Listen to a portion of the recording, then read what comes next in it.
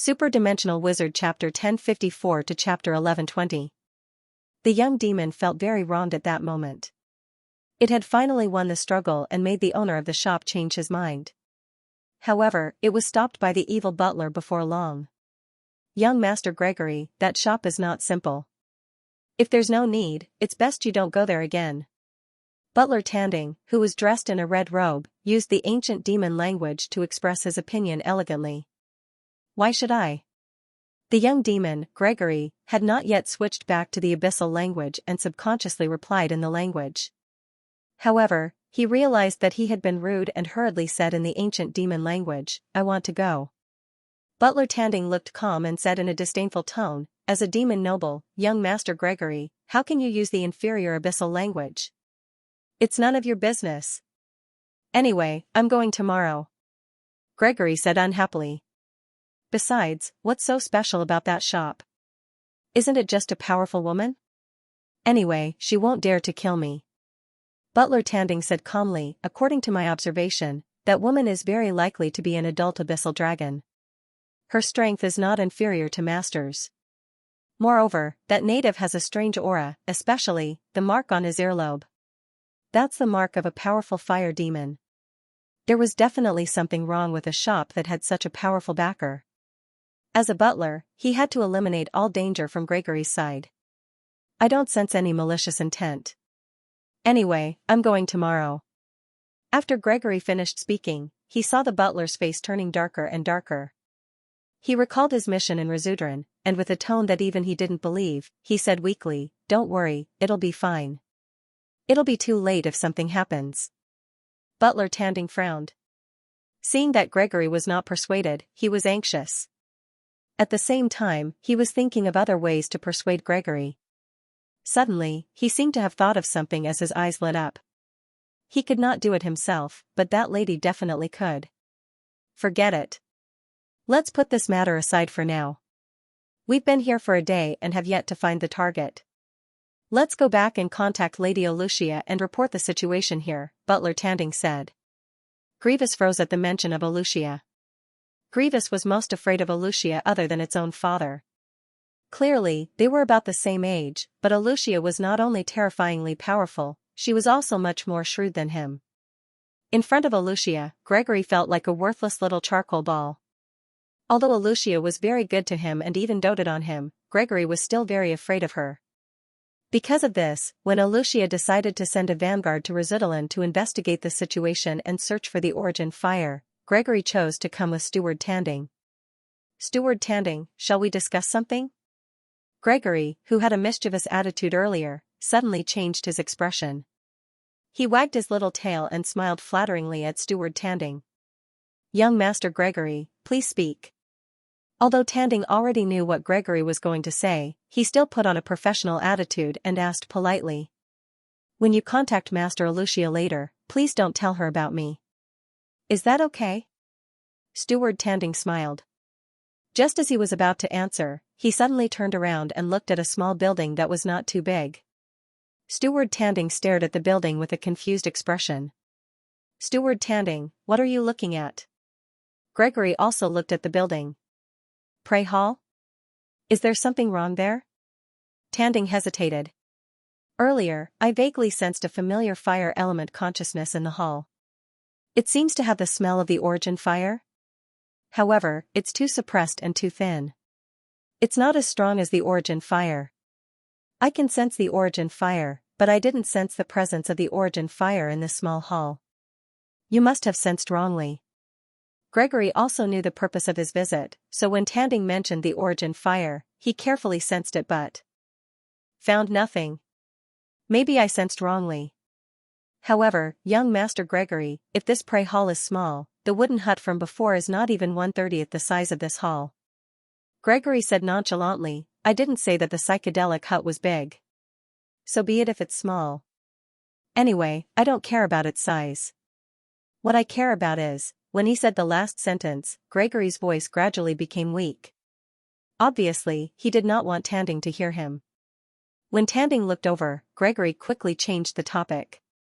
"You haven't answered the matter I discussed with you just now. Don't tell Master Olucia about me." Steward Tanding said, even if I don't say anything, based on Master Alucia's attitude towards you, she'll ask.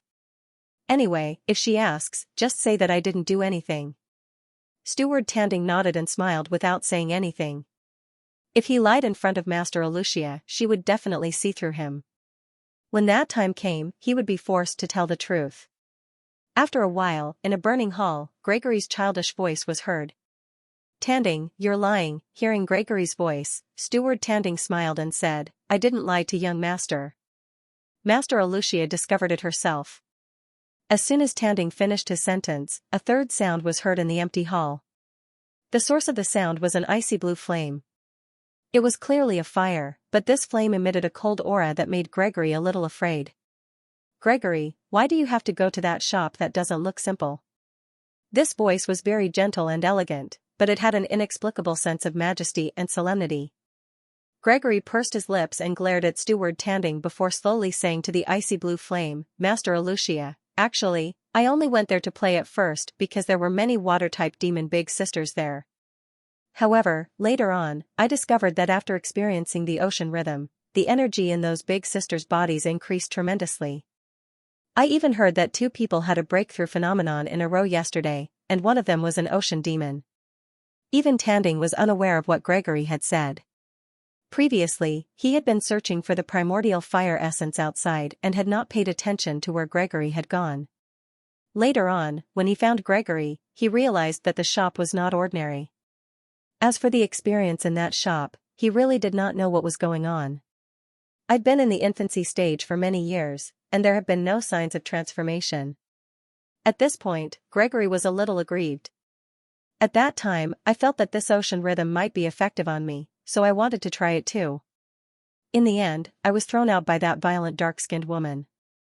Later on, I don't know if it was because I was unwilling or what, but I kept thinking about going.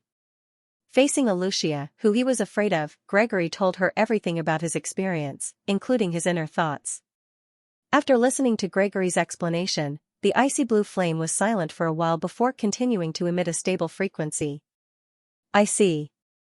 However, my dear Gregory, since the owner of that shop has already said that you might be seriously injured if you experience the ocean rhythm, it's better that you don't go. But, I've already agreed. If I don't go, wouldn't I be looked down upon by that native? Alucia's gentle voice carried an irrefutable attitude. Your current mission is to sense the location of the origin fire. Only when you find the origin fire can you open that passage. Now, I've already received news that there seems to be a human targeting me, so I can't go to the surface for too long. I can only rely on you. But... Juvenile flame demon Gregory lowered his head with a look of displeasure. The shop you mentioned, when I go to Rizutran, I'll help you take a look. If it's really useful to you, I'll tell you then. It won't be too late for you to go then.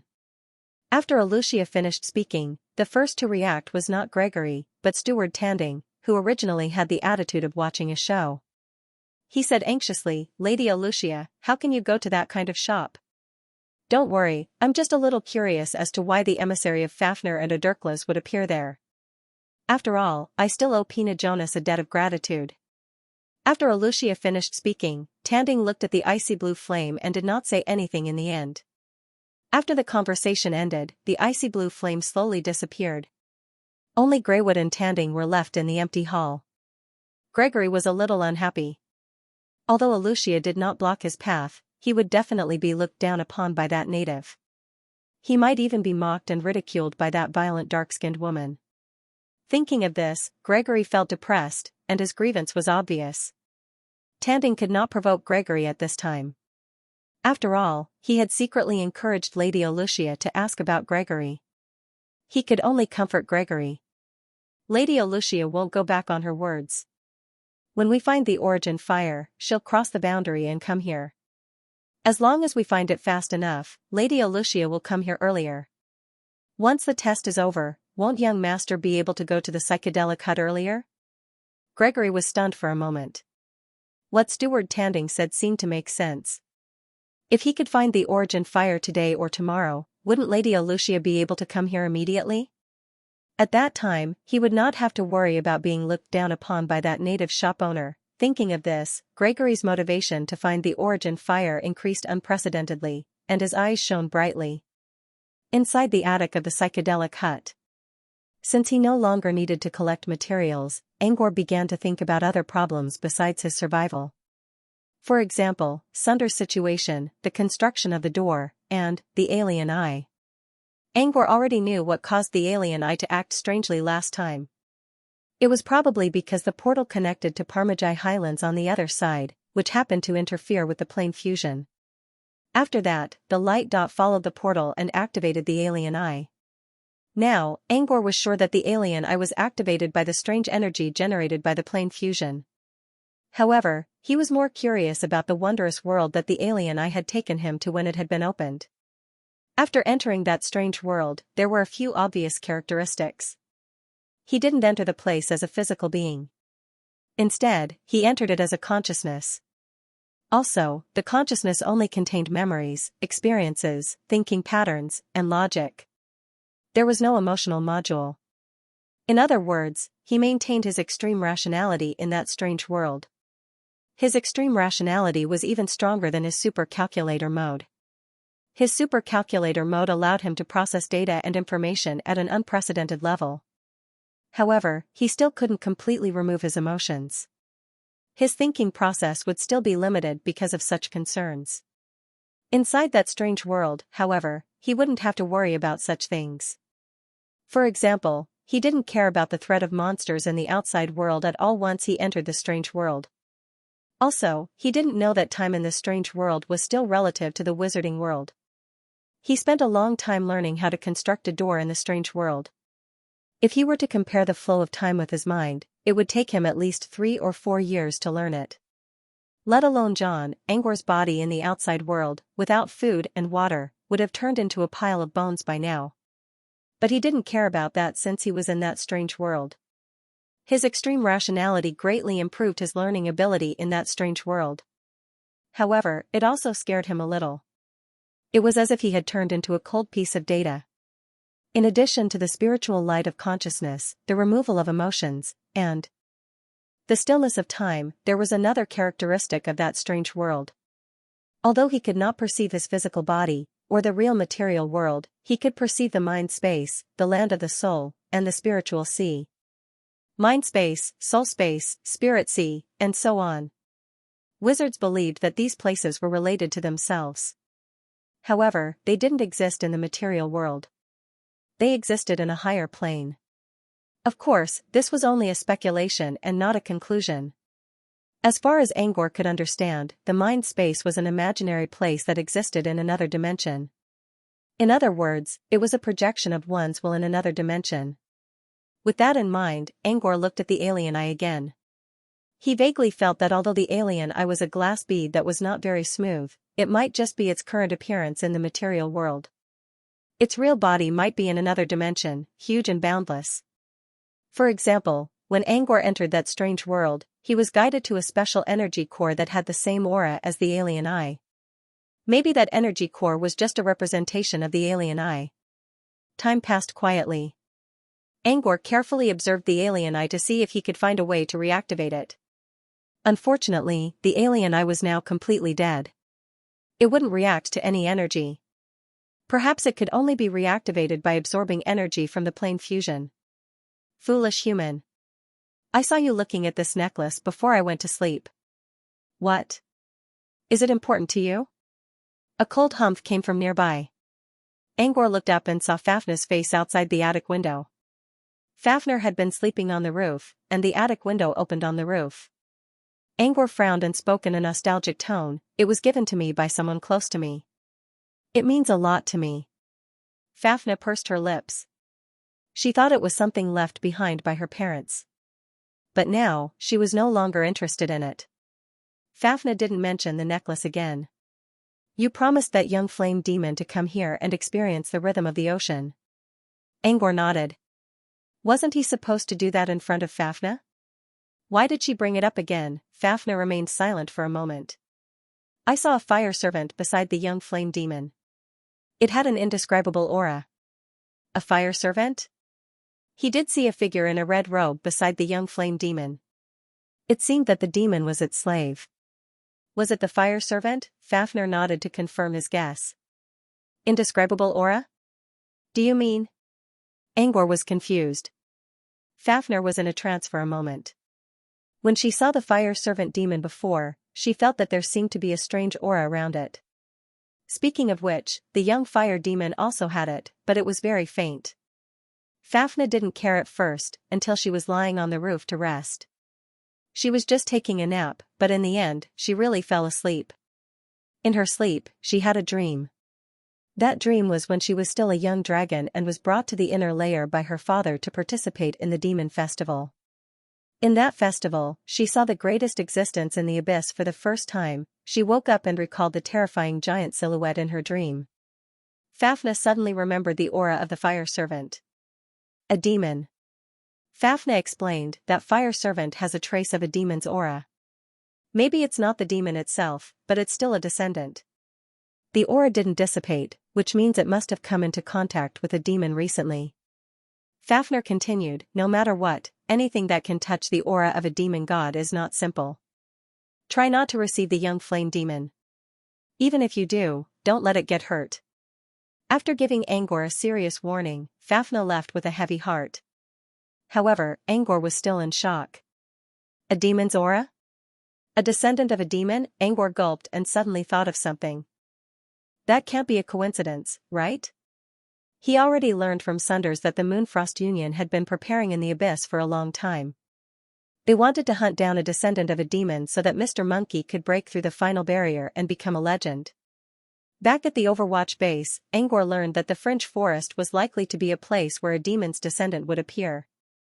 He only came to the abyss to ask Sunders to help John. He didn't want to cause any unnecessary trouble. However, the arrival of the Pilgrim of Misfortune eliminated the possibility of a demon's descendant appearing. Angor only felt a little relieved. However, not long after that, he came to Lesudran for a mission and ran into a demon with a demon's aura.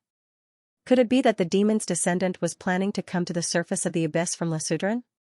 That can't be, Angor mumbled to himself as if trying to convince himself. Suddenly, he heard a crisp tinkling sound coming from the wind. It was the wind chime he set up outside the yard. Angor walked down from the attic and opened the gate to the backyard. It was Kanan who was ringing the wind chime. Kanan was leaning against a tree. Angor could only see her side profile, but he could see that she looked satisfied. Its hair was no longer tied up like before. Instead, it was completely loose. When the wind blew, its aqua blue hair was lifted up and danced in the air. Coupled with the sharp blue horn on her forehead and her sparkling eyes, she gave off a bright and moving feeling in the backlight. Kanan's change was not just her hair. For some reason, her plain dress was stained with dark red spots. It was like a drop of red in the snow. It was unusually bright and dazzling. Kanan turned around when she heard Angor coming down the stairs. Angor also saw the other half of Kanan's face covered in blood. Now, Angor knew what the red spots on Kanan's dress were. They were probably blood stains too. Kanan's face was covered in blood. She laughed so happily that she almost went crazy. After a while, she finally stopped and spoke to Angor. "I'm back, mister. And, thank you, don't mention it." Angor walked to the yard and set up another illusion. "Since you're back, let's open the shop." Kanan nodded. "Aren't you curious why I'm thanking you, mister?" Angor stopped. "You must have your reasons." "Why should I ask?" "Clean up and get ready to serve today's guest." Kanan was going to tell Angor that she finally got her revenge and defeated the snake-tailed demon, all thanks to Ocean Rhythm. She was grateful that Angor gave her a new life. However, Angor's nonchalant answer surprised the bird a little. It swallowed its words in the end. "All right." Jianan smiled sweetly, and it seemed as if she'd completely swept away the dust of the past. Following a flash of blue light, the blood stains on Kanan's dress were all gone. She was about to return to her shop. However, Angor suddenly called out to it. "Hey, Kanan. Did anything big happen in Resudran recently?" Jianan asked doubtfully. "Something big? What do you mean, mister? Like a big shot coming to Resudran? Or Demon City going into lockdown?" Angor asked. Kanan considered and shook her head. I didn't hear anything like that. Angor nodded and told Kanan to go about her business. He then returned to the attic. Angor sighed in relief after hearing Kanan's answer. Since Razudran didn't show any reaction, it meant that his guess was wrong. The demon god's descendant might not show up in the near future. Or maybe he was just scaring himself. There was no such thing as a demon god's descendant. Anyway, he would only stay in Razudran for 3 more days. Even if the demon god's descendant did show up, it would have nothing to do with him. With that in mind, Angor relaxed a little. However, there was one more thing he had to do. It was about the juvenile flame demon. Fafnir told him to be careful when dealing with the juvenile flame demon, so he had to take it seriously. Since he promised to let the demon experience ocean rhyme today, he couldn't go back on his word. He had to think of a way to satisfy the young flame demon as much as possible without really hurting it. Angor considered for a moment. Since the immature demon never experienced the ocean rhythm, he could use other illusions to replace it with another one. With a general idea in mind, Angor began to think about what kind of illusion he should use to deal with the demon. As time went by, the wind chimes in the yard rang more than once. Angor also went downstairs from time to activate ocean rhyme for the customers. However, he was a little puzzled that the immortal flame demon did not appear during this process. Angor sighed in relief, but at the same time, he was also puzzled. Judging from how annoying the demon was, it shouldn't have given up so easily. Did the fire servant demon persuade it to stop? If so, thank you very much. In just half a day, Angor received 5 batches of customers, each with 30 people. In other words, he earned more than 45,000 demon gold coins. This was an unimaginable number. Kanan, who had been living in Demon City for 10 years, never saw such a huge amount of money. Among the 5 groups of guests, there was a half-blood demon and 2 imps who had triggered an anomaly. As a result, more and more people were paying attention to the illusion hut, and its popularity was still rising. Because of the obvious income, even the customers could see it. Many people had their eyes on the illusion hut. Although they were already very ostentatious right now, if they continued to do business today and earned 9,000 demon gold coins per batch, perhaps they wouldn't just be targeted. The envious demons would probably disregard everything and start preparing to act. Angor decided to close the shop. He already earned enough money, and he didn't want to waste his demon gold coins. Besides, he was worried that the demon might show up again. Closing the shop as soon as possible would give him an excuse.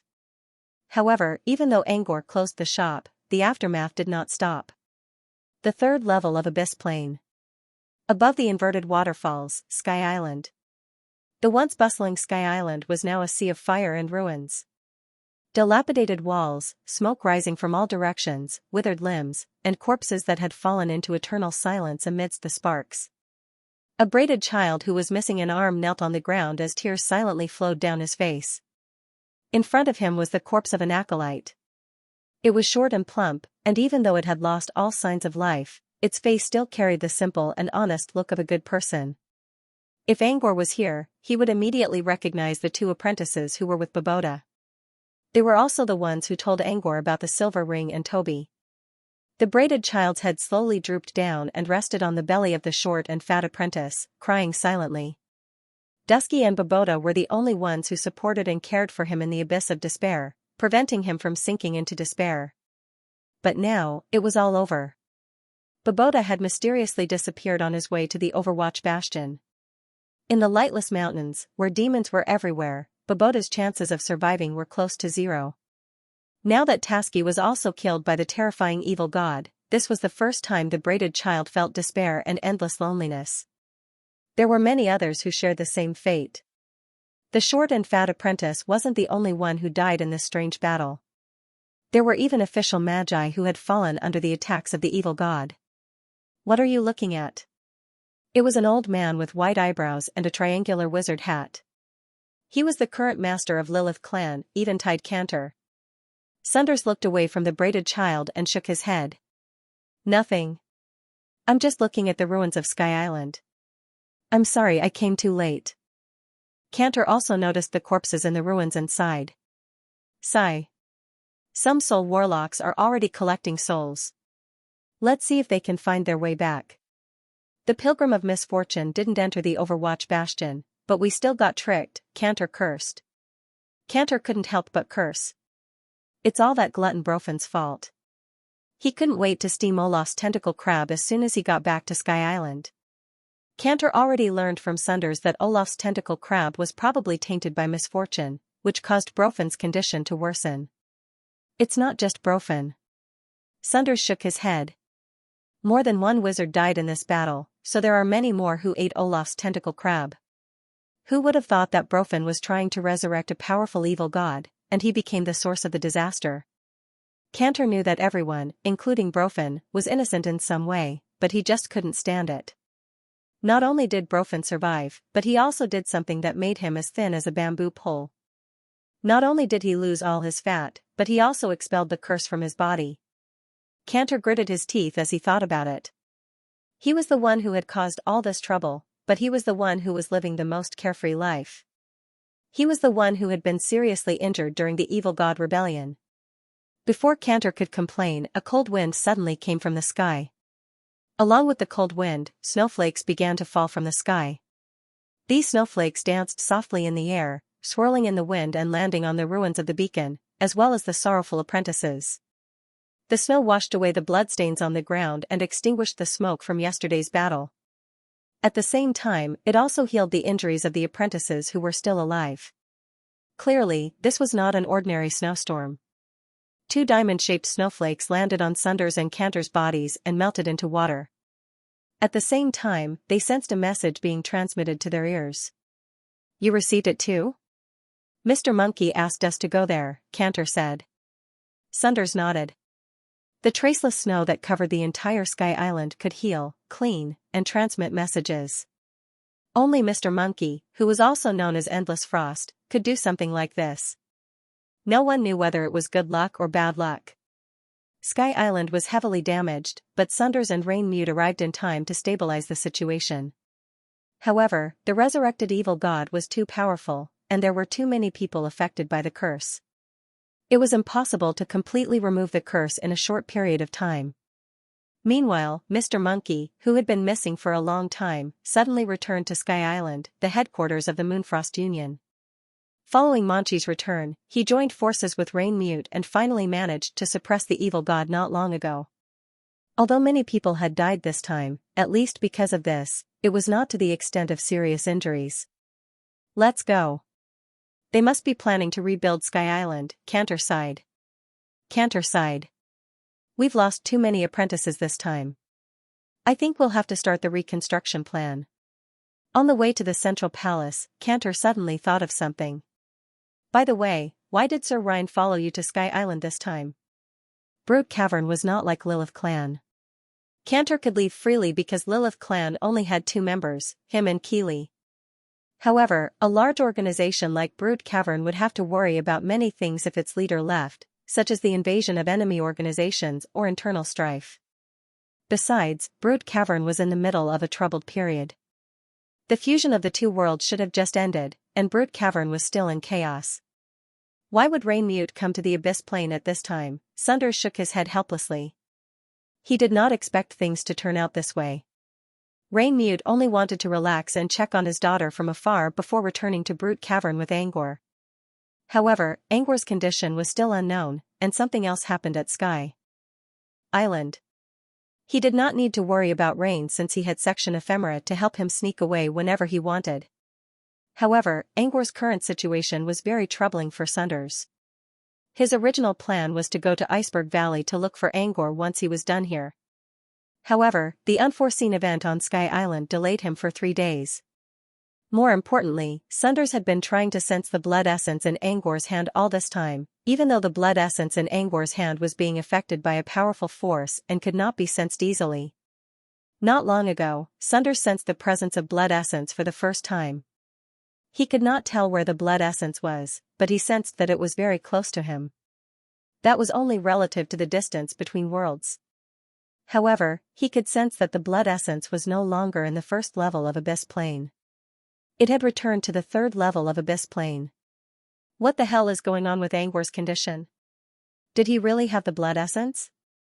If so, why did he return to the third level of Abyss Plane, or was Angor brought back to Windwhisper Valley by that powerful being? Because of these questions, Sunders decided to discuss with Rain. As for the plan to rebuild Sky Island mentioned by Cantor, Sunders was not going to participate in it. When they arrived at the central hall of Sky Island, they saw that they were not alone. All the surviving wizards of Sky Island had gathered here. The central hall was now in ruins. The sorcerers were either resting or fighting. Some were on high ground, while others were on low ground. Although it looked like a mess, none of the sorcerers present made a sound. The atmosphere was filled with sadness because of the chaos caused by the evil gods. Sunders and Cantor found a spot to look at the center of the hall. His Excellency Mon Chi was standing on the tattered red carpet with a solemn expression. Beside him was Rain Mute, who looked bored to death. The ruins were dilapidated, and only a few large candlesticks were still burning. Sparks of fire rose into the air and drifted away in the snow. Wizards stood on the walls, leaned against the broken walls, and crouched in the dirty pits. They all remained silent in the ruins for a long time. Thinking back to the prosperity of Sky Island not long ago, and looking at the current dilapidated state of Sky Island, even the coldest of sorcerers would feel a tinge of sadness. The wind lifted their clothes, and some snow fell on their hats. They felt like they had been through a lot. Someone began to hum a soul-calming song, which spread to every corner of Sky Island along with the smoke and wind. When the song ended, the wizards in the ruins slowly recovered from the sadness. Mr. Monkey, who was standing in the center of the ruins, spoke for the first time. "I'm very sorry."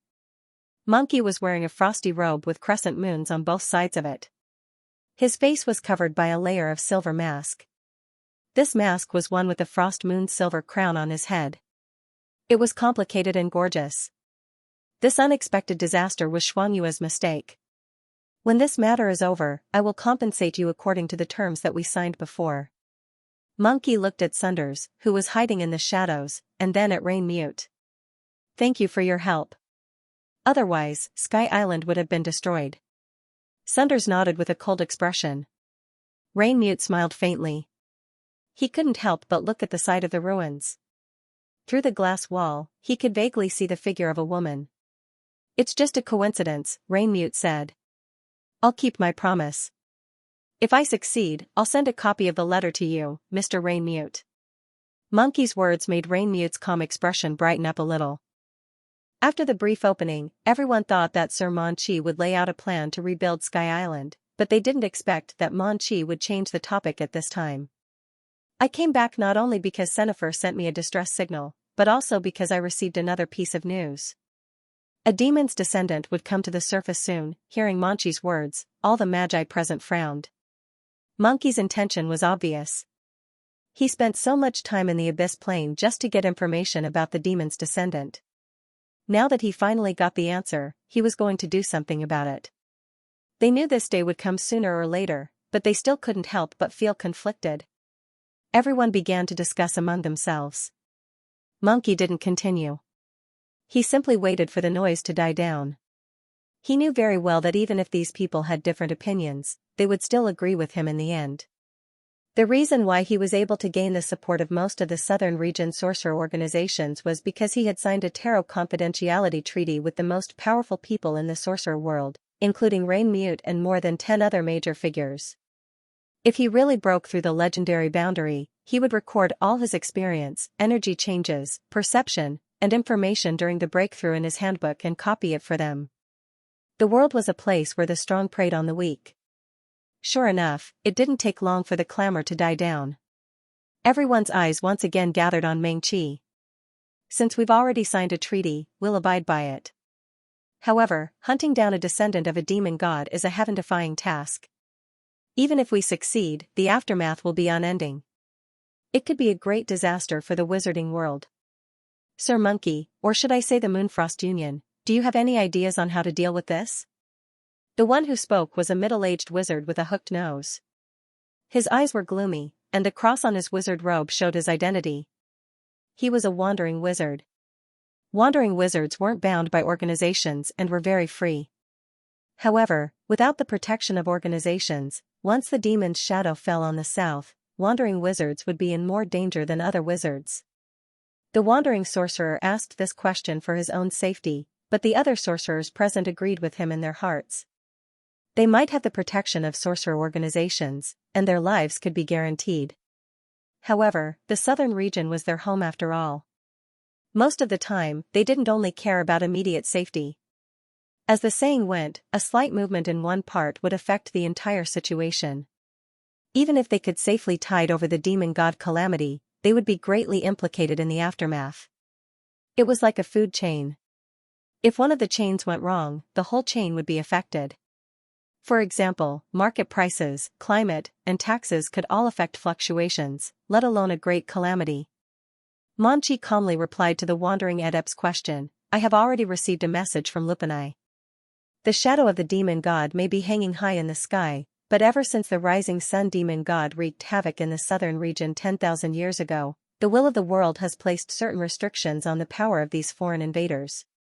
Even if the rising sun demon god were to descend upon the southern region, it would not be so easy to overturn the continent and turn the mountains into rivers. Moreover, Lupanai also said that the demon's calamity may not truly descend on the south. Manchi's last sentence stunned all the magi present. How could hunting a descendant of a demon god not infuriate a demon god? However, looking at Manchi's posture, it didn't seem like he was lying. Moreover, Lupanai was the immortal Starcrest, the true leader of the Starcrest Church. He couldn't be wrong, could he? Would the demon's calamity really not descend? Monkey narrowed his eyes. Lupanai did say that the demon's descendant might not descend on the south, but that didn't mean everything would be fine. At least, Lupanai's worries were not lessened at all. In fact, he was even more worried than Monkey thought. However, Monkey couldn't say it out loud right now. After all, his goal was to become a legend. He would put everything else aside for now. However, Monkey didn't completely disregard the south. He still had some backup plans, such as the mystery item from Song of the Deep. Senifer also stepped up and explained in detail that if the demon's descendant really did descend on the south, the Moonfrost Union would intervene and compensate them. Her words calmed the wizards down a little. Monkey then began to assign tasks.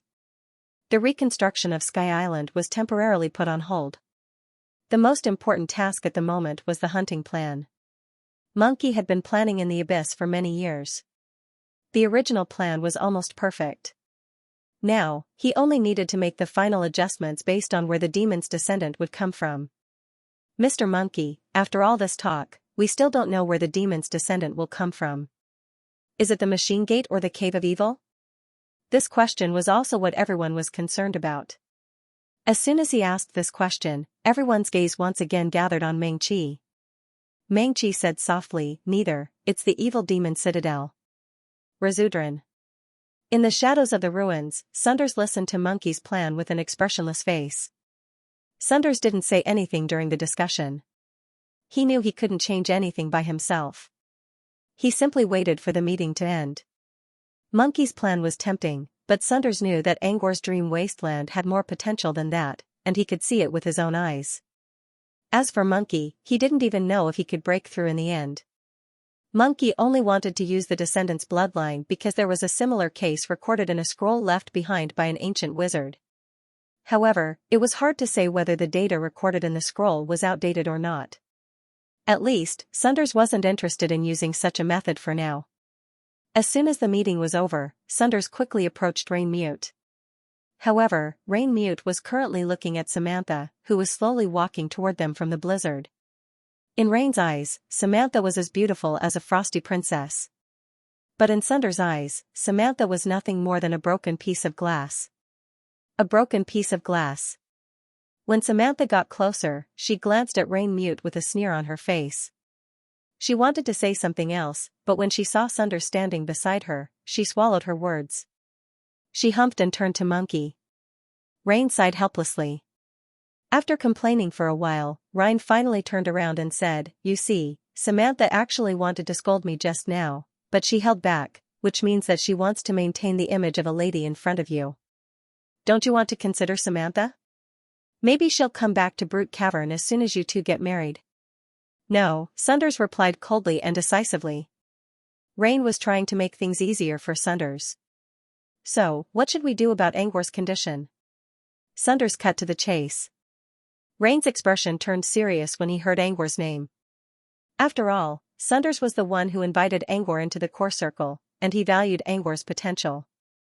Sunders explained how he sensed the blood essence in the third level of Abyss Plane. If Angor is still safe, he's probably not in Ice Gorge right now. But even if we know that he's in the third level of the Abyss, we still don't know where exactly he is. He couldn't decide whether to go to Iceberg Gorge or to look for Angor on level 3. Rain considered for a moment. It's hard to say. But there's still a way. A moment later, Rain led Sunders to a corner of Sky Island. It used to be a spacious area next to the inverted waterfall. Not long ago, this place was a popular waterfall viewing spot. But now, a large number of tombstones were erected here. Most of the people who had died in the chaos of the evil gods were buried here. In this newly built cemetery, there was an old man with a walking stick. He was facing the wind and snow as he slowly walked between the tombs. As the old man walked, he used the old walking stick in his hand to touch the new tombstone. As the walking stick touched the tombstone, a faint shadow emerged from the ground. Sunders was familiar with the old man's behavior. A spirit seeker who used a crutch to awaken slumbering souls. So this old man is a soul warlock? Rain walked to the old man. They seemed to be old friends. They were talking about something in front of a newly erected tombstone. A moment later, Rain brought the old man back to Sunders. Bosch is an old friend of mine. Rain sighed. It's been 1,000 years since we last met. I never heard anything about him. I didn't expect to see him here on my trip to the Abyss frontline. The hunchbacked old man, Bosch, lowered his head. Mr. Phantom. Bosch was an old friend of Rain's from 1,000 years ago, but he was weaker than Sunders. It seemed he was only a level 2 wizard who had yet to become a truthfinder. It might be much older than Sunders, but it still had to refer to Sunders as Mr. Sunders nodded to Bosch and looked at Rain with a puzzled look. He didn't know why Rain had brought him here to find a soul warlock. Rain's mouth twitched, and Sunders felt a message covered in energy rings reaching his ears. The energy rings only disappeared after Sunders accepted the message. This was Rain's method of transmitting messages, which no wizard could decipher yet. It only took him a moment to read all the information Rain sent him. Rain sent Bosch's information to Sunders, and Sunders finally understood Rain's intention. Don't underestimate Bosch just because he was a soul warlock. In truth, he was a magus with dual talents in the occult. Apart from that, he also had the rare talent of prophecy. According to Rain's information, Bosch also had 2 talents. Bosch also had 2 talents. Because he had 2 innate talents, he had advanced incredibly quickly. Moreover, through the prophecy, he had obtained a large amount of resources and became a sorcerer in a short period of time. However, his 2 talents limited his future. Bosch was confident that he could use both talents to become a truthfinder at the same time, but he failed in the end. It was difficult for him to make a choice, which led to him wasting time later. Back then, Rain had advised Bosch to take one path first, and then slowly merge with it in the future. In the end, Bosch didn't listen. After going around in circles, the geniuses of the past were replaced by generations of descendants. It wasn't until 200 years later that Bosch joined the Moonfrost Alliance as a soul walker and gave up his title of soul prophet. Instead, he focused all his energy on the soul and hoped to embark on the path of truth. Sunders couldn't help but think about Angor again. According to Tree Spirit, Angor was also a dual-element occultist just like Bossy. However, Tree Spirit didn't know what Angor's talent was. While Tree Spirit couldn't go deep into Angor's spirit sea to check his talent, he never found out about it. Sunders knew how difficult it was to train with 2 talents, so he didn't tell Angor about it. Sunders was planning to tell Angor after he became a wizard. But now that he saw Bosch's condition, he decided to wait until Angor became a truthfinder. Of course, Sunders was only thinking about it. Once Angor became a wizard, Angor's spirit sea would become much more useful. Sunders didn't need to tell Angor that he had 2 talents. Sunders sighed. No matter what, he did not want Angor to follow Bosch's footsteps. Mr. Rain has told me your request. I'll need your help next. Sunders walked to Angor as soon as he finished digesting Bosch's information. Mr. Rain has told me your request. Sunders knew Bosch was going to use prophecy to locate Angor. He smiled bitterly. That student of mine has an item that can block prophecies. I'm afraid you won't be able to find him with prophecy, Mr. Bosch. Sunders also told Angor not to remove the crimson veil. Now, he couldn't use prophecy to find Bosch. Both Bosch and Rhine were surprised by Sunders' words. Seeing Bosch's doubtful look, Sunders continued, previously, phantom thinker Gauss failed to see through Angor's prophecy, and he was the one to blame for it. Gauss was one of the 18 Watchers of Starliege Temple, one of the top prophets in the southern wizardry region. If he couldn't see through Angor's prophecy item, Bosch couldn't either. Bosch gave Rhine a doubtful look. Rhine looked calm on the outside, but he was also surprised inside. Rhine could tell that Sunders wasn't lying. An item that could block Gauss' prophecy had to be of a high level. He didn't know about this at all. Also, Rhine was curious about why Gauss, who lived in Starliege Temple all the time, would use prophecy to spy on Angor. Rhine gave Sunders a thoughtful look. There must be something else that Sunders didn't tell him. Of course, Rhine couldn't ask in front of Bosch, so he ignored Sunders and asked, "Is there any other way?" Naturally, Bosch understood what Rhine was trying to say. Bosch considered for a moment before saying, "If you don't want to use Angor as the prophecy point, how about using Mr. Phantom as the prophecy? I'll use your choice as the will of my prophecy." Obviously, Bosch was going to make a choice of fate. My choice? You mean, the inquiring bell's good luck? The so-called good luck referred to the inquiring bell style of prophecy. It meant that between two conflicting choices, the asking bell would give you a choice that you liked. It sounded like a blessing for those who were in trouble, but it wasn't a prophecy at all. It was just a recommendation given by a large amount of processed data. Sunders understood. Of course, Sunders understood this as well. Luck spells did not necessarily mean good luck. Bosch shook his head. I believe in the River of Fate, one of the 3 mainstream schools. The choice I'm talking about isn't a good luck spell. It's guidance of fate. Guidance of fate? He didn't know much about prophecy spells, but he had heard of the famous guidance of fate spell before. It was a high-level prophecy spell that allowed one to interfere with future events in the River of Fate. There was a saying in the field of prophecy, seeing the future is easier than telling it. Interfering with it is even harder than telling it. Those who could use guidance of fate were usually at the level of the observer of Starliege Temple. Sunders finally looked at Bosch with a more serious expression. Bosch's ability to cast guidance of fate already showed how talented he was when it came to prophecy. Thank you, sir, Sunders said in a serious tone. Bosch nodded and closed his eyes. He began to construct the spell model in his mind. His aura was obscure and ancient. Shadows of his younger self began to appear behind his stooped body. Time seemed to be moving around Bosch's body. After an unknown amount of time, Bosch suddenly moved. He tossed the cane in his hand and chanted something about the River of Fate. Then, the cane landed in front of Sunders' face. For a moment, Sunders felt as if he was standing on the bank of the River of Fate. He could hear the roaring of the river, and every syllable carried endless meaning. Now, Mr. Phantom, you may speak your mind. Fate will guide you in the correct direction. The image in front of Sunders changed again. The River of Fate turned into a fork in the road. There were 2 road signs on the left and right, and Bosch's walking stick was standing in the middle. Following his thought, a line of words appeared on the road sign on the left, Abyss 1, while the blurry one on the right, Abyss 3. When the words appeared on the road signs, the walking stick in the middle began to tremble as if the waves of the River of Fate were washing over it. After a while, the walking stick moved and landed on the ground, pointing to the right of the fork in the road. At the same time, the road sign on the right dissipated like a puff of smoke.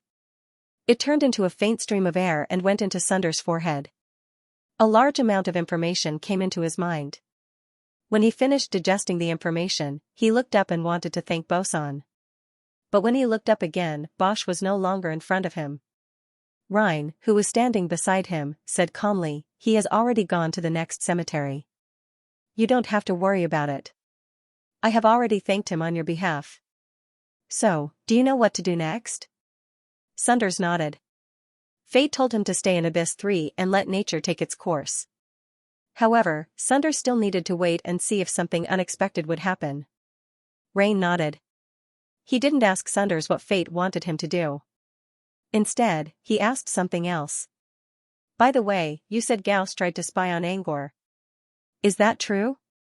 Meanwhile, Razudran was still as peaceful as ever. However, no one knew that a hidden storm was about to reach this place. On a street near the southern outskirts of Razudran, juvenile flame demon Grievous and his butler, Tanding, were standing in front of a hunting hall. Obeying Urusha's orders, they searched for the primal flame in Lasudran. But what puzzled them was that even after they had searched the entire Lasudran, they still couldn't sense the presence of the primal flame. While he was at his wit's end, Tanding recalled that he had vaguely sensed the scent of a source fire in the prey hall not long ago. Although Gregory had directly stated that it was impossible, they had no choice. After going around in circles, they still came to this prey hall that was not too big for them. Last time, I sensed the aura of the primordial flame. I don't know if it was an illusion. Young Master Gregory, shall we go in and take a look? Gregory hesitated for a moment before nodding his head. Previously, it did not feel anything when it was here, but now that it had returned to the prey hall, it had an inexplicable feeling. Gregory felt that its flame seemed to have become more lively than before, as though it was faintly anticipating something. With this strange feeling, Gregory and Tanding walked into the prey hall. Passing through the cold black and white checkered floor, the candlelight was dim and yellow. Grunwood even felt a chilling wind blowing through the hall, causing the flames on its body to flicker like embers. Tanding frowned. The atmosphere in the prey hall was too empty and cold. It did not seem like an environment where the primordial flame could grow. It was Tanding who suggested coming here, but now, he could not help but ask himself, is there really the primordial flame here? On the other hand, Gregory, who said without hesitation that there was no aura of the primordial flame, had his big round eyes turned into an inverted triangle due to his frown. He muttered repeatedly, this place is very strange. He had a feeling that the primordial flame that Orlucia was looking for might be here.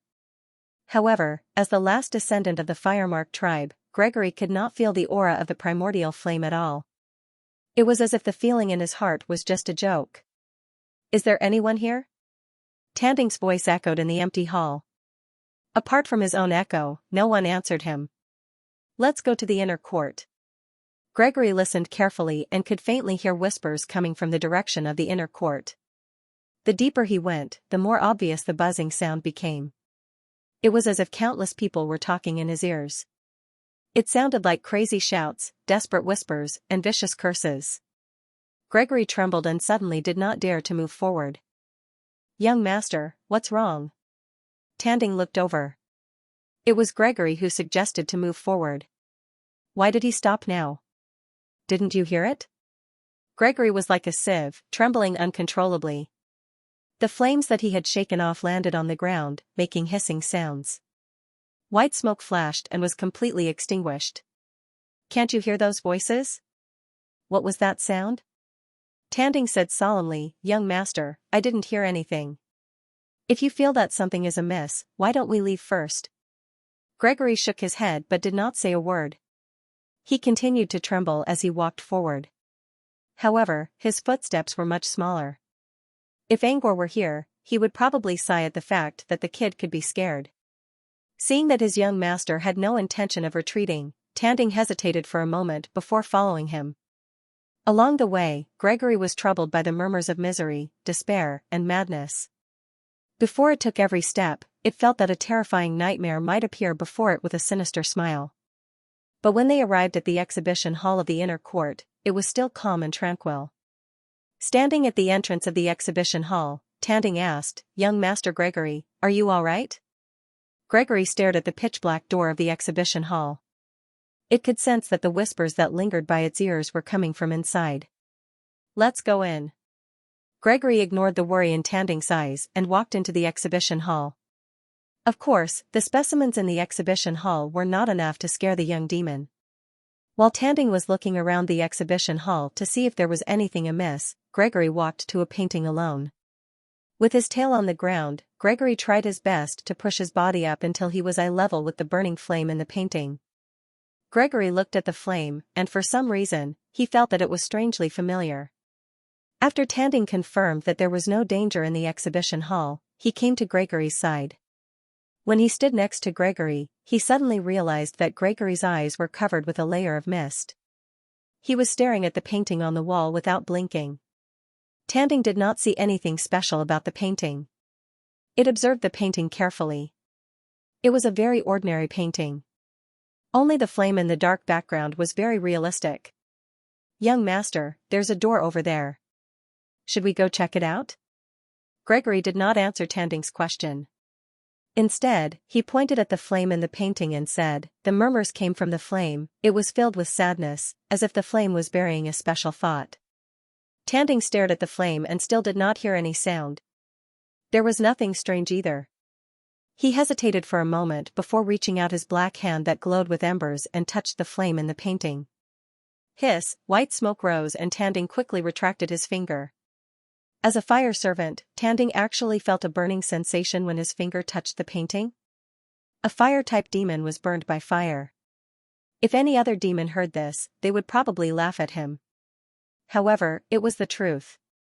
While Tanding was puzzled, Gregory suddenly shouted, "The painting changed." Tanding looked up and saw that the flame in the darkness in the center of the painting suddenly increased. In a short time, the flame in the center completely covered the darkness. Originally, the darkness in the painting was more than 80%. Now, the flame actually showed signs of fighting. Why did the flame in the painting suddenly increase? While Tanding was still puzzled, Gregory suddenly said in an excited tone, "I feel the aura of the origin fire. It's in this painting." Gregory's words stunned Tanding. The origin fire they had been searching for was in the painting. While Tanding was still wondering what was going on with this painting, the painting changed again. In the center of the painting, where the flame burned the most, a ripple suddenly appeared. With the appearance of the ripple, the flames on Gregory's body seemed to sense some frequency as images drilled into Gregory's mind. These images were all flames, or rather, they were all flames under the night sky in the painting. However, it wasn't just flames. The flames were also burning different targets. There were natives who had just given birth and were still lying on their beds, half-blooded demons with dog legs, humo beasts that had been tamed by the natives, tree demons from the abyss, and magical creatures that followed the flames. These lives were all burned by the flames. They let out miserable cries and sorrowful melodies. Gregory suddenly understood that the whispers he had been hearing before might be the last lingering sounds of these burned creatures. At this moment, when Gregory looked at the painting on the wall, he no longer felt that it was just darkness and flames. There was more information hidden in the painting, but it was all buried by the night and burned by the flames. The ripple was still expanding on the painting, like a stone thrown into a calm lake, causing circles of ripples. When the ripple spread to the entire painting, a tall figure suddenly appeared from the flames in the center of the painting. When he saw the figure, Tanding immediately pulled Gregory behind him and looked at the opposite side with vigilance. It was the half-blood demon that walked out of the painting leisurely. Its hair was burning and the lines on its face were distorted, but its expression was cold and calm. It was only a half-blood demon, but Tanding felt an inexplicable fear. It was a pure-blood demon, but it actually felt fear toward a half-blood bastard? It simply couldn't believe it. While Tanding was on high alert, the half-blood demon finally turned its attention to them. "I thought it would be him." The half-blood demon lowered its brows and muttered in a low voice, "So it's just two lackeys." Tanding said, "You mean you knew we would come? Who are you?" While Tanding was asking, the young flame demon, Gregory, suddenly came out from the other side. He widened his eyes and stared at the half-blood demon. After a while, he said, "The aura of the origin flame is on him, but it doesn't seem to be fully awakened." Tanding was surprised by Gregory's words. The origin fire was actually born in a half-blood demon. This was something that had never happened before in history. "How is this possible?" Tanding muttered. "Why is the origin flame on a half-blood demon?" The young demon did not care about the difference between a half-blood and a pure-blood. Instead, it wanted to finish the task as soon as possible, so it quickly spoke to the half-blood demon. "I'm Gregory. I'm here to find the origin flame on behalf of Lady Arusha." The half-blood demon looked down at the fireball in the air and spoke in a cold tone, I'm the owner of this place, Night." While the demon was talking to Night, Angor was busy constructing the model of a door in his mind space. Finally, Angor let out a sigh of relief when the new pattern was successfully installed on the model. At the same time, the wind chime in the yard began to ring. He stretched his back and checked Toby's condition inside his bracelet.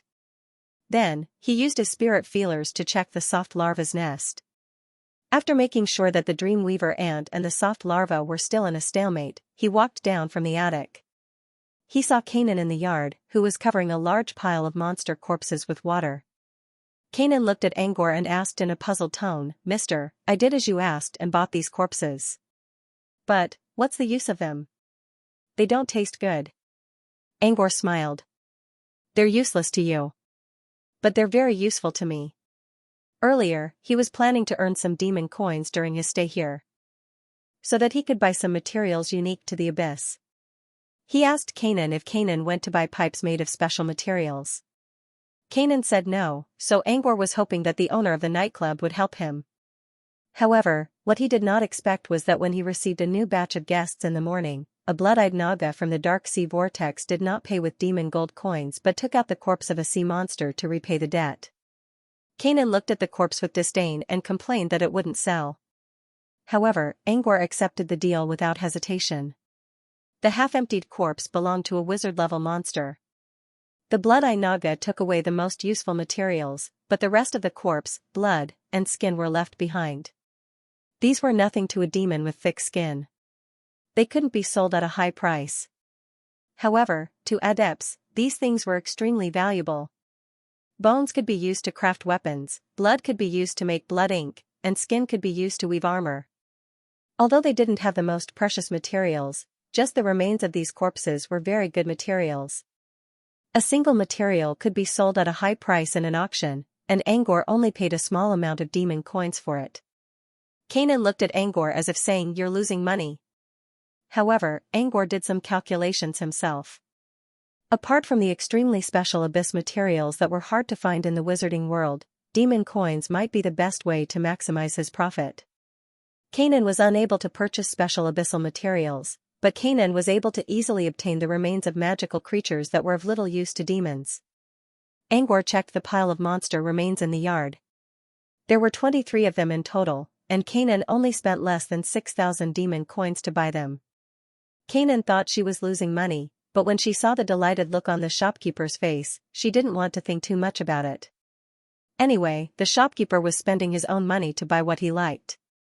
It wasn't a big deal anyway. "Are there any more outside? Can I buy more?" While checking the materials, he couldn't help but ask Kanan greedily. Demons rarely hunt such high-level monsters. First of all, there aren't many of them, and second of all, they don't have any special needs to hunt them. So, this is all we can buy. Kanan sighed. He had traveled all over Resudran and only managed to buy these 23 demon corpses. Angor was a little disappointed to hear Kanan's words, but he was still satisfied. If he were to sell the corpses of the demonic creatures in front of him at an auction, they would definitely be worth more than 10 million magical crystals. Wizard-level monsters were rare, after all. If someone wanted to get so many monster remains at once, they would probably have to go to Demon Citadel. You can't buy monster remains outside, but some demons should have some in their private pockets, Kanan mumbled. Angor pondered for a moment. Angor cleaned up the yard, removed the useless parts, and put them into his bracelet. Among them, bones, skin, and tendons were easier to preserve. After processing, they could be directly placed into the bracelet. However, he did not have a suitable container to store his blood and organs. Fortunately, he thought of something. He took out a teardrop-shaped light blue crystal from his bracelet.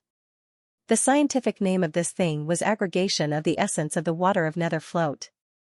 In layman's terms, it was Propa's tear. Previously, Propa, who had the bloodline of the little demon Yufu, had come to their shop. No one knew what he was thinking, but he was so scared that he cried. The tears that flowed out of his eyes turned into these crystals. According to Fafnir, the nether floating water had the function of preserving freshness and enhancing flavor, and the essence of the nether floating water was even more effective. He didn't want to waste anything, so he collected all the blue crystals. Originally, he wanted to use it to exchange for something when he met a gourmet adept in the future, but he didn't expect it to come in handy so soon. The condensation of the essence of nether floating water could produce a pool of nether floating water the size of a small pond. Angor only used about half of the blue crystal to preserve the remaining blood and organs. The effect was even better than he expected. He put all the materials into his bracelet in a good mood, then happily ran to the door and added another wooden board under the shop's rules. If you don't have demon coins to pay, you can use the corpses of high-level monsters. According to Kanan, the shop was out of stock, but the demons might have some, so Angor decided to use the booklet. Demon coins did not have much purchasing power in the outside world. However, the corpses of wizard-level monsters, even if only their skeletons were left, were still very valuable. When Angor lured the 3 monsters out of Shadow Cave, the Overwatch base sent so many wizards to hunt them. They all wanted to get a share of the loot. But now, Angor did not need to do anything. He could use a small amount of demon coins to buy the materials that the wizards were so eager for. He now somewhat understood why adepts loved to conquer barren plains, especially high-energy worlds. The price difference between other people's arsenic and other people's honey was crazy. It was only because there were so many people in the business of reselling time and space. After adding the new rule, Kanan asked curiously, "When will we reopen the shop, Mr.?" Angor received 2 groups of customers in the morning, so he closed the shop and told Kanan that he needed to rest. Kanan was also sent out to buy materials. She had rested for almost 3 hours now, so she wondered if the shop would reopen today. "We'll reopen in a moment." Angor pointed at the new rule and spoke to Kanan with a serious look. "Remember to tell our guests about this rule when they come. We'll take the monster corpses first." "Got it?" Kanan was a little surprised. She still nodded. "Okay. Don't worry. You won't lose anything." Angor took out a small pouch containing 50 demon coins from his bracelet and tossed it to Kanan. "Here's the money for running errands for me." Kanan weighed the pouch and her delicate eyebrows curved into 2 crescents. The money was equivalent to her salary for a whole season. Sure enough, choosing to work here was the right decision. Angor asked Kanan to clean up the yard so they could reopen the shop. Angor went back to the attic. While Kanan was busy receiving customers, he decided to study the parchment that recorded the method of making a fire relayer. After all, once he got the fire relayer fragment, he would have to prepare to make a fire relayer. Angor wanted to slack off a while ago, so he secretly asked Nightclub Master if he could let Knight make the fire relayer for him. Knight's reply was, "I've never refined a fire relaying stone before." Knight knew how to make a fire relayer, but it did not need to do it. Nor was it interested. Besides, according to the parchment, even the fire demon did not have a high success rate. Angor decided to do it himself. At least the alchemy method on the parchment would greatly improve the success rate. About an hour later, the wind chimes hanging in the yard began to chime. "So fast?" Angor muttered to himself as he walked down the stairs. When he reached the first floor, he did not see Kanan. Instead, he saw a female demon sitting in front of a round table with her head lowered. The female demon was completely naked. On her smooth back, there was something that looked like a bone or a pipe that curled up to the top of her head. This coiled pipe even tied up the demon's light pink hair into a very unique hairstyle. Angor looked around. She was the only demon in the shop, and there were only a few customers sitting in the yard. It did not look like the shop was full at all. "What's Kanan doing? Didn't she say she'd call me when there are 30? Angor walked to the yard in confusion. When he was halfway there, he heard a seductive voice. "I'm curious.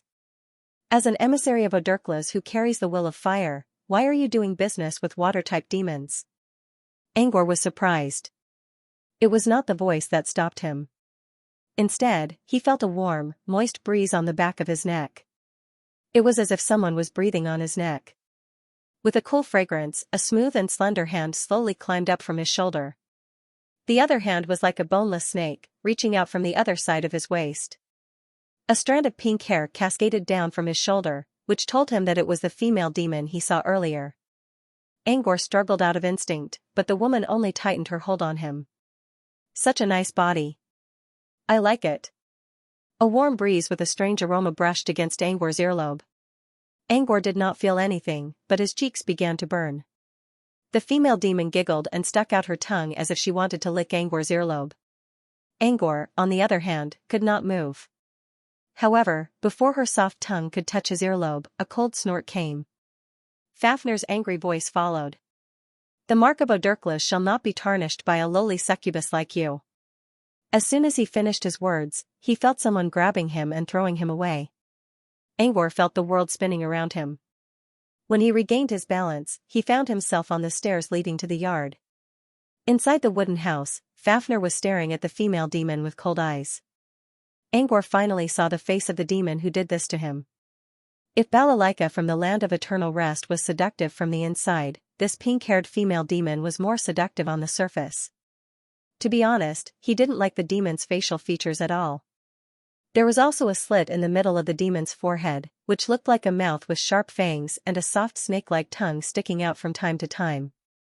Angor did not feel strange at all when combined with the lips and tongue on her forehead. In fact, she looked quite exotic. Just like the images Angor saw from his hologram tablet, the Asians and Caucasians on Earth had completely different facial styles.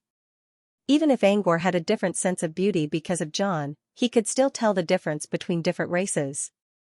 This female demon was the same. She had a different sense of beauty, but Angor could tell that she was one of the prettiest demons in the world. She was completely different from Balalaika's plain face. Succubus? That was what Fafnir called her. Angor was no stranger to succubi. Back then, Ness almost injected him with the blood of a succubus just so he could study something about gender. Later, Angor learned from various sources that many witches liked to fuse with the blood of succubi. However, Angor was a little confused. He had seen pictures of succubi before. Most of them had bright red hair, curvaceous bodies, and a sexy black tail with a hint of red on their backs. But this succubus was different. Her body was not even comparable to Fafnir's. She did not have a tail either. She did not even have the typical spiral horns or hoof-like feet. Is that really a succubus? Shoo, Kanan suddenly showed up beside Angor and shushed him. Mister, that's a water-type succubus. She's related to several demons from Razudran. Don't talk bad about her behind her back. Panasi succubi were the embodiment of jealousy, greed, and lust.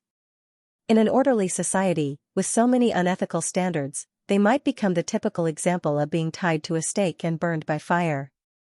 However, in the world of demons, all of Panasi succubi's virtues became a part of their beauty. The more wicked they were, the more attractive they were. This was not only a demon's idea of beauty. Even some virtuous humans would suppress such desires. She's related to several big demons? Angor looked at Kanan in surprise.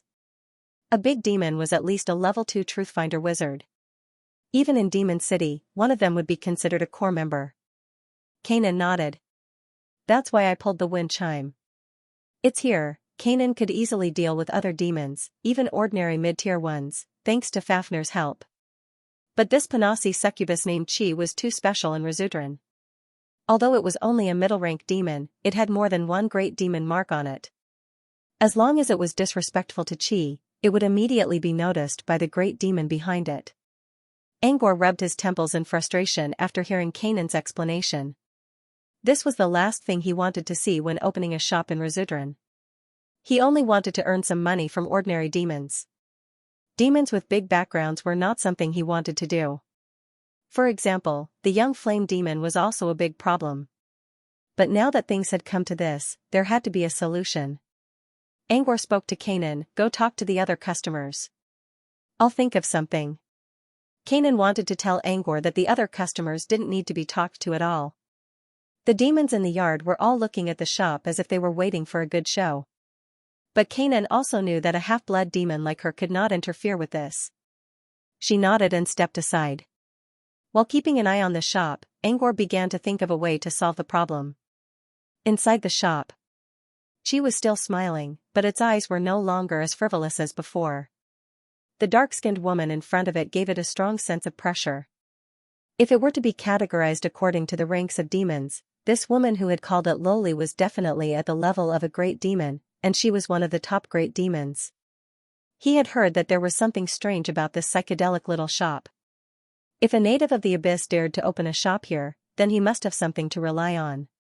Was it this woman? She rolled her eyes and her fragrant tongue circled around her lips.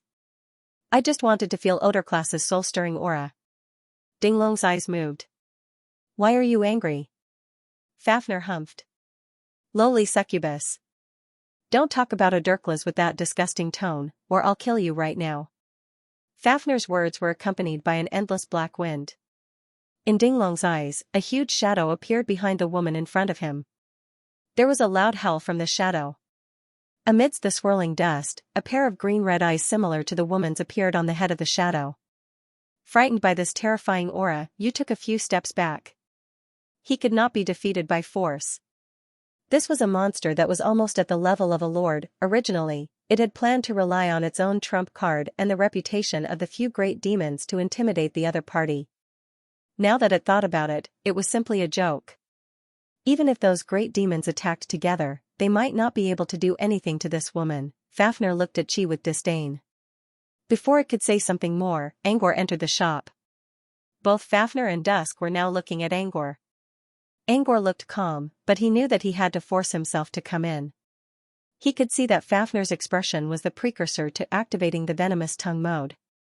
Once the venomous tongue cannon was fired, if Curly replied at that time, it was estimated that it would cause an unpredictable follow-up. Even if Chi didn't talk back, Fafnir would still find all kinds of excuses to teach Chi a lesson. On the other hand, Angor could tell that Chi wasn't someone who would back down easily, especially in front of a woman who was stronger and stronger than her. The succubus, who was blinded by jealousy, wouldn't give up easily. If a fight really broke out, Angor would be the one who would have a hard time dealing with it. This was why Angor chose to enter the shop. First of all, Fafnir had already vented some of his anger and could be considered to have vented his anger. It was rational and had the upper hand in the situation, so it wouldn't be too unhappy about Angor's presence. Meanwhile, Chi was still frustrated. But it should have realized the difference in strength between them, and it wasn't a wise choice to fight with force. Angor's presence could help it get out of the situation. Kanan, who was standing in the yard, gave him an admiring look. Of course, Kanan would not worry about the future. It only felt that the owner of the shop was too brave to walk in so calmly under such a situation. Kanan always knew that Angor wasn't that strong. Even Prappa from the Prey Hall was stronger than Angor. However, Kanan knew that even if it was stronger than Angor, it wouldn't dare to get involved in such a tense situation. It wasn't just Kanan. All the other demons in the yard also saw Angor's image much better than before. However, Angor wasn't as calm as he looked. He resisted the urge to run away and bowed to Fafnir first. He walked to Fafnir and spoke using a voice transmission spell. Mr. Fafnir, we don't have much time left here. Don't get mad at Chi. Angor repeated that they were going back to Iceberg Valley soon, and he would tell Fafnir about how Fafnir tried to protect Odurkla's reputation. Fafnir understood Angor's intention. It was up to the succubus to decide whether it would harm Chi or not. Fafnir knew that Odurkla's wouldn't react much to Angor's flattery, but it was better than nothing. In the end, Fafnir nodded and humped at Dusk. It then sat on the windowsill to show its attitude. Angor sighed in relief after dealing with Fafnir. He walked to Dusk with a smile. Sir, you can't get a discount even if you tease Angor. If you want to join the tour, you'll have to pay in advance. Angor glanced at Fafnir behind him to make sure it didn't react. Then he looked at Dusk. Dusk was still in a daze. It didn't seem to understand what was going on. Angor narrowed his eyes. He didn't want to cause more trouble, but he wasn't afraid of it either. If Dusk didn't give up, he wouldn't try to stop Fafnir. Even if something went wrong, he could just find Night and get the remaining pieces of fire relaying stone and run away. It took Dusk a while to recover from the shock. Dusk quickly understood Angor's intention. As a succubus who always mingled with other powerful demons, it didn't take long for it to realize Angor's intention. Dusk put away its awkward smile and looked at Angor with admiration. Sure. Angor sighed in relief. He looked at Kanan and said, Kanan, go collect the bill outside. I won't wait for everyone this time. I'll start the tour right away. He looked at Dusk and said, 300 demon coins. Or, you can use the corpse of a high-tier monster as payment. Dusk flipped her pink hair and poked at Angor's chest with a slender finger. She then returned to the table with a seductive smile. How about I pay with my own money? Next, Dusk opened its mouth and licked Angor's face with its snake-like tongue. The seductive atmosphere was quickly blocked by the sharp fangs on Dusk's forehead. Angor held back his disgust and took a step back. I'm sorry. We don't accept other payment methods. That's a pity. Angor didn't find it a pity at all. Since you're looking for monster corpses. Speaking of which, Ayada gave me a monster corpse a few days ago. It tasted good, but I got sick of it after eating half of it. If you want, I can give it to you. As Taichi spoke, the huge mouth on its forehead suddenly began to expand. It opened wider and wider until it was several times bigger than Taichi's head. It was even scarier than the monsters Angor saw in the hologram tablet. As the giant mouth opened, bones were spat out and thrown into the yard. Some of the bones were still stained with blood and saliva. Speaking of which, the saliva that was foaming at the mouth also carried a little bit of the fragrance of the hoe's body. However, the scene was too disgusting. The scent only made Angor want to vomit. After the bones were spat out, a relatively intact piece of skin also flew out of the mouth. It looked like a small mountain of bones had been piled up in the yard. The mouth burped and slowly shrank until it returned to its original size. At first, Angor thought the succubus looked quite exotic.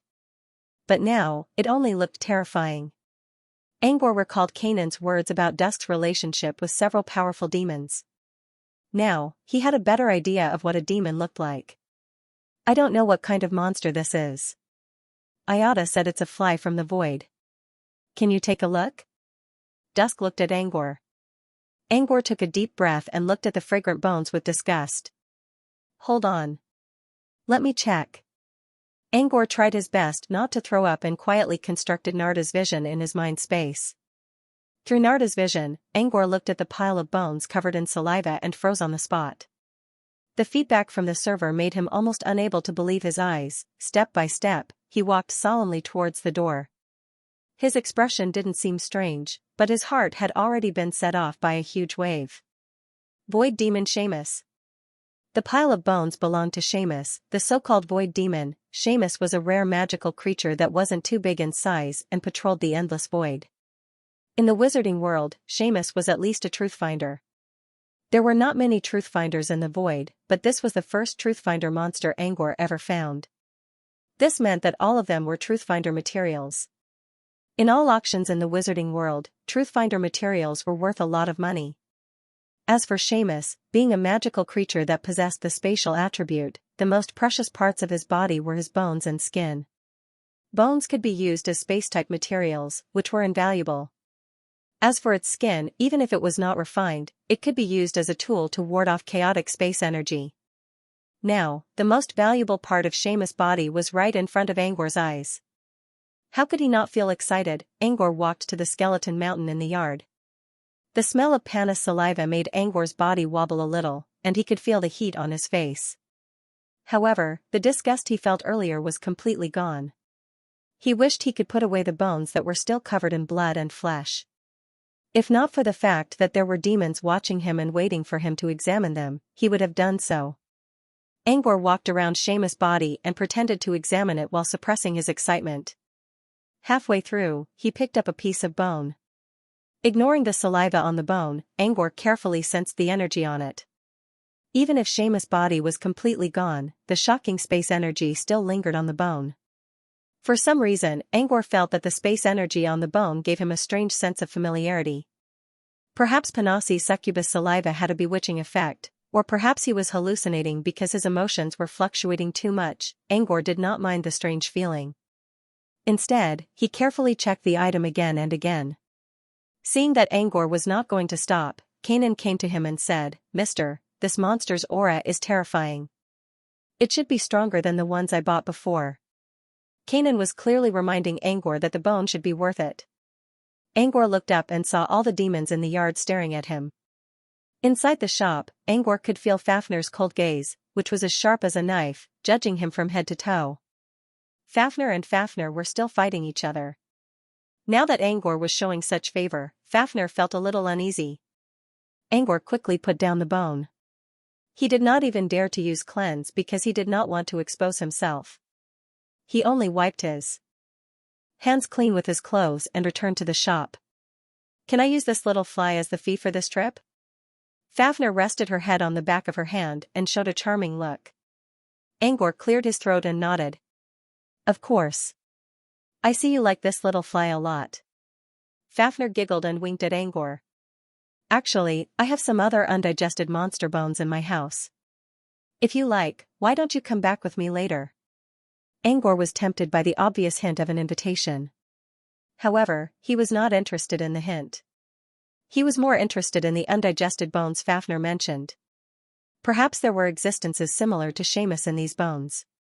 After all, Fafnir's lovers were several powerful demons. If those demons wanted to please Fafnir, they would definitely offer something valuable. Angor was very tempted, but he still rejected Fafnir's offer. Apart from the fact that he would either die or be skinned alive. More importantly, he would attract the attention of other great demons. No matter how tempting the idea was, he still shook his head.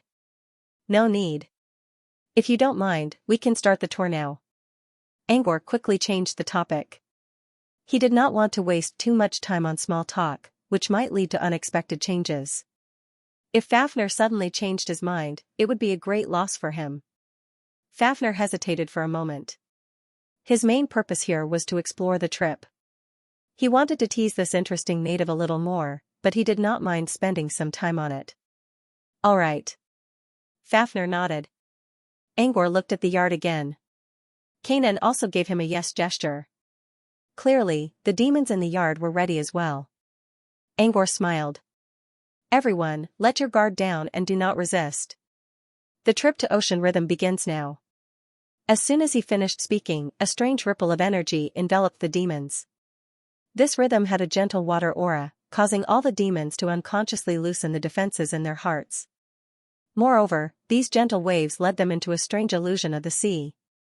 After making sure all the demons, including Fafnir, had entered the ocean rhythm, Angor could no longer hold back his smile.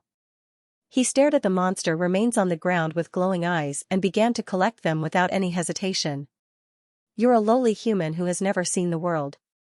You're so happy with these little mosquitoes?" Fafnir's cold humph came from behind. Angor did not mind Fafnir's sarcastic remark at all. He even complained in his mind that Xianxia was a fly, and Fafnir immediately called him a mosquito. "As a lowly human, I hope I can collect as many of these little mosquitoes as possible." Angor's eyes curved into crescents. Fafnir humped again and muttered something about being a lowly human. However, his eyes showed that he was thinking. On the other hand, Kanan was pretending that she did not exist in the yard. She automatically ignored the word human in their conversation. She already knew that the shop owner was a human. However, humans were not allowed to exist in Razudran, so the shop owner had to be a native. "Do you need me to clean them up, mister?" Kanan remembered the look of disgust that flashed across Angor's eyes when he first saw the bones on the ground. "No need." Angor did not care about the succubus saliva on the surface of the bones at all. Aside from his subjective opinion, Panassi's saliva was also a rare material. Water-type succubi were very rare. At least, Angor did not see any records about them in the wizarding world. According to the analysis of Narda's eye, the saliva that carried a cooling fragrance could be refined into a special fragrance. In the circle of witches, the rarer something was, the more valuable it would be. If a witch knew that the saliva was made from a rare water-type succubus, its value would skyrocket. Also, even if it was not made into a fragrance, it could be made into an aphrodisiac potion with some other materials. Angor did not think too much about the aphrodisiac potion at all. Instead, he focused on studying it like an academic.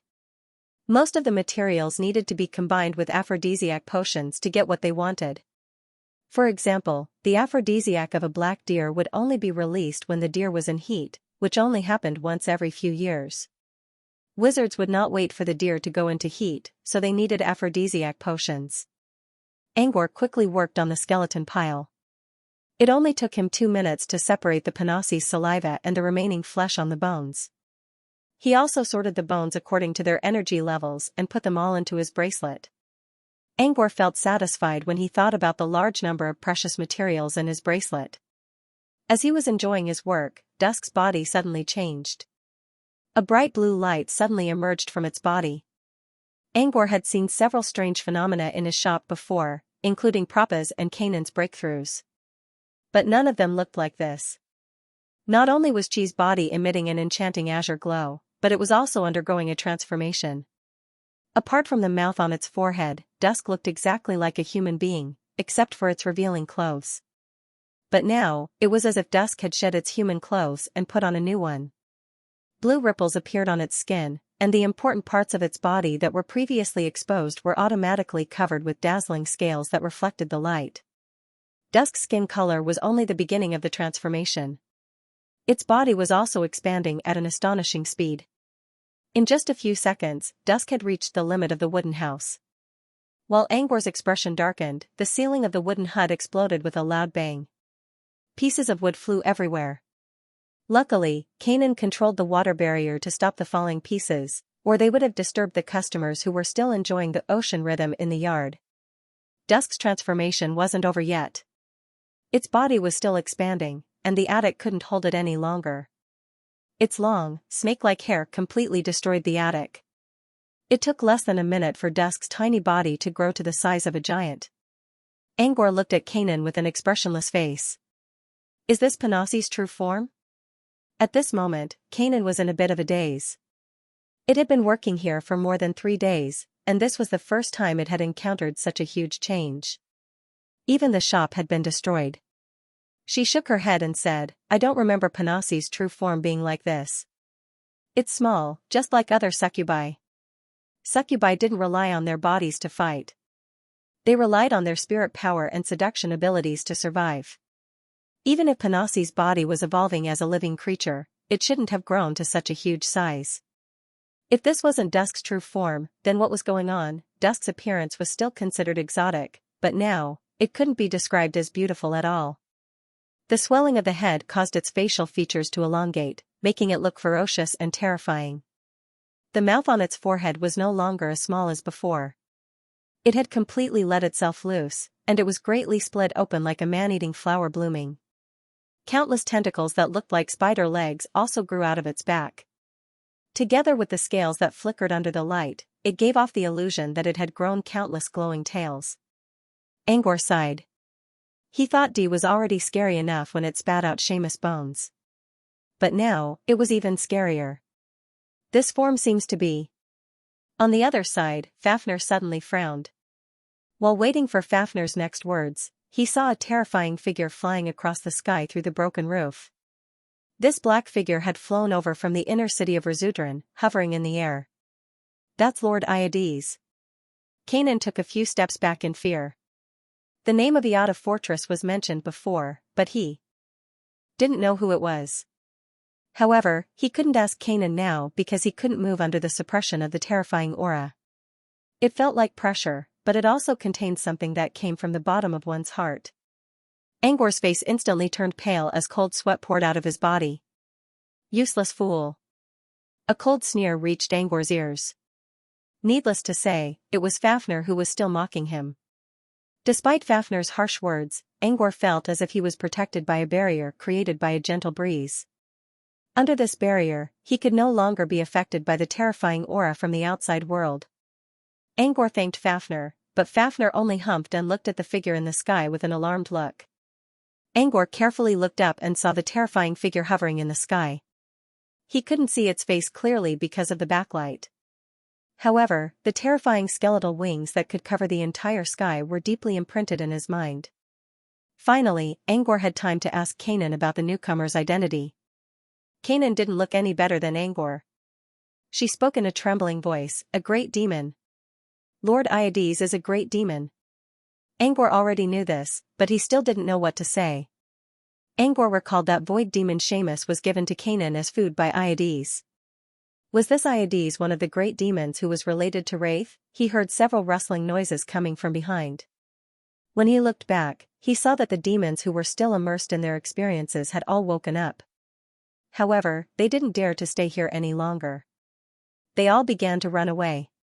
Only Angor and his companions were left within several kilometers of the illusion hut. However, although there were no creatures nearby, it did not mean that this place had lost its focus. Instead, more demons cast their gazes from the distant land to the small forest in the southern suburbs. Iades didn't land on the ground. Instead, it quietly observed the changes while glancing at Fafnir from the corner of its eyes. As for Angor and Kanan, Iades didn't even bother to look at them. 2 minutes later, Fafnir's transformation finally stopped. Following a melodious giggle, Fafnir finally opened its eyes. The first thing it did when it opened its eyes was to look at its perfect body in fascination. It let out a series of giggles, indicating the joy in its heart. I thought I'd have to wait a long time for this day to come. But it's already here. Fafnir revealed a narcissistic look. After a few more laughs, Fafnir suddenly looked at Angor again. Fafnir lowered its head and stretched its neck like a snake. Fafnir slowly moved toward Angor from a height of more than 10 meters. It wanted to get closer, but Fafnir's wind barrier forced it to stay a meter away from Angor. I was very happy with the experience I had before. You stuck out his tongue and turned it around his lips. Well, it was the tongue in the mouth below his nose. Then he spat out a faint watery fragrance. However, the goddess of the ocean looks very uncomfortable, but the handsome men around her are very much to my taste. Angor's lips twitched. He almost forgot that he created the ocean's rhyme for Lady Mirror. The goddess of ocean depicted in the book was surrounded by many handsome men. Many of them were big shots in the wizarding world. If one day Fafnir met a human wizard and saw those naked men in the ocean's rhyme, Angor suddenly felt a chill down his spine. It's my job to make my customers happy, Angor said in a neutral tone. But I hope you won't break the roof of my shop again. It'll cause me a lot of trouble. Fafnir didn't expect Angor to care about a rundown wooden house. She giggled. What should I do? I'm liking you more and more. Even so, I'll still compensate you for the damage, Angor replied in a serious tone. As Angor talked with Fafnir, he sensed something rippling above them. Fafnir. This was a guttural voice with an echo effect, coming from the figure in the sky against the light, Iades. Yu was still smiling, but at this moment, she frowned and looked at the sky. Oh, Iades. Fafnir's expression was much more serious than before. You're a precious descendant of an ancient demon. You're degrading yourself by speaking in the language of abyss. Iades slowly descended from the sky and floated in the air. I'm speaking in the language of abyss. You have to understand it first. Iades glanced at Angor with disdain. But when he saw the flame symbol on Angor's earlobe, he frowned. Odurkla's flame symbol. Iades then looked at Fafnir. Abyssal Wind Dragon, Lady Fafnir. It seems that this shop is indeed very interesting. Fafnir's body slowly shrank and returned to its original form. Of course it's interesting if it can help me awaken in such a short time. I should thank you. If you didn't send me here, I wouldn't have awakened in the first place. More importantly, the monster Fafnir used to pay the bill was also a gift from Iades. Fafnir and Fafnir might have a little conflict, but it was still a good deal for Angor. So it's Abyss awakening, huh? Fafnir suddenly spoke up. She already had her suspicions. Now that Fafnir admitted it, her doubts were cleared up. However, knowing that Fafnir's previous form was an Abyss awakening only made her even more confused. She glanced at Angor, who was still in a daze, and sighed in her mind. Does he know what kind of monster he just created? Angor was still in a daze. After Iades arrived, all the monsters began to speak ancient demon, and he couldn't understand a single word. The only thing he could feel from time to time was that they would look at him with cold gazes. Angor wanted to ask Kanan, but Kanan was already hiding behind a tree in the yard. Her pale blue robe was still trembling when she came out from behind the tree. It was obvious that she was scared out of her wits. Angor did consider hiding for a while, but he was in Razudran, and there were so many powerful demons around. It wasn't safe for him to hide anywhere. He might as well stay here. With Fafnir around, he should be safe. But that was only a relative safety. Fafnir suddenly pointed at Angor and said something in ancient demon to Iades. Iades looked at Angor. Iades' face was covered by a black bone armor. Angor couldn't see the monster's face, but he sensed something dangerous from it. Iades suddenly raised a hand and released a beam of black light at Angor's face. The sudden attack was completely out of Angor's expectation. By the time Angor realized what was going on, the attack was already in front of his face, and he could only see darkness. Angor's body didn't even have time to react. His pupils shrank. At this critical moment, the wind barrier around Angor suddenly gained new strength as if it was injected with new energy. When the black light reached Angor's face, it felt like a cannonball hitting a thick layer of rubber. It bent a little, but it couldn't go any further. "How dare you attack an emissary of Odurkla's in my territory?" Fafnir's cold voice echoed in Angor's ears. Finally, he felt his surroundings returning to normal. His heartbeat returned to normal, and the silence around him turned into noises again. Even his blurry vision became much clearer. He looked up and saw Fafnir not far from him. He didn't know what happened or what Fafnir was talking about, but he knew it was Fafnir who blocked the attack for him. Angor wanted to thank Fafnir, but he didn't have the chance to do so in such a tense situation. Iades, who had retracted his wings and was now wearing black bone armor, said something, and Fafnir's aura instantly increased. Fafnir's red and green eyes glowed faintly. Lines of dragon scales slowly emerged on its oily black skin. A terrifying shadow of a dragon slowly appeared behind Fafnir's back. It was Fafnir's wind dragon form. The atmosphere seemed to have reached a freezing point. Angor's mind raced as he tried to figure out what he should do now. However, before he could do anything, a gust of black wind suddenly appeared under his feet. Angor froze for a second before the gust of black wind swept him away and sent him flying in a parabola. When Angor finally regained his balance and tried to control Night Dash to get rid of the black wind, the gust of black wind disappeared on its own. At the same time, Angor landed in front of a large building. He saw a familiar signboard, Hall of Prey. Of course, Angor knew that the gust of black wind was Fafnir's doing as well. If he stayed here, Fafnir would have to divert some of his attention to protect him, which would prevent him from doing anything. The Hall of Prey was the safest place in the whole of Rizoutran. At least Angor wouldn't have to worry about Fafnir's safety. Angor stood at the entrance of the hall and looked toward the woods in the south. He could only see vague shadows and the energy vortexes in the sky. Fafnir's attack already.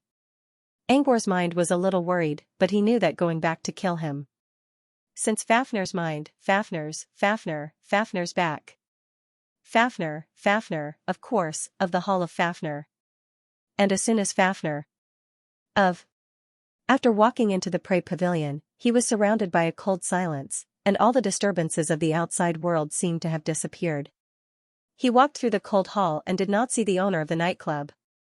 And Angor didn't get too close. He stayed far away from Night's back. While waiting for Night to come back to its senses, Angor looked at the painting that shared the same name as Fafnir's. Angor's pupils shrank when he looked at the painting.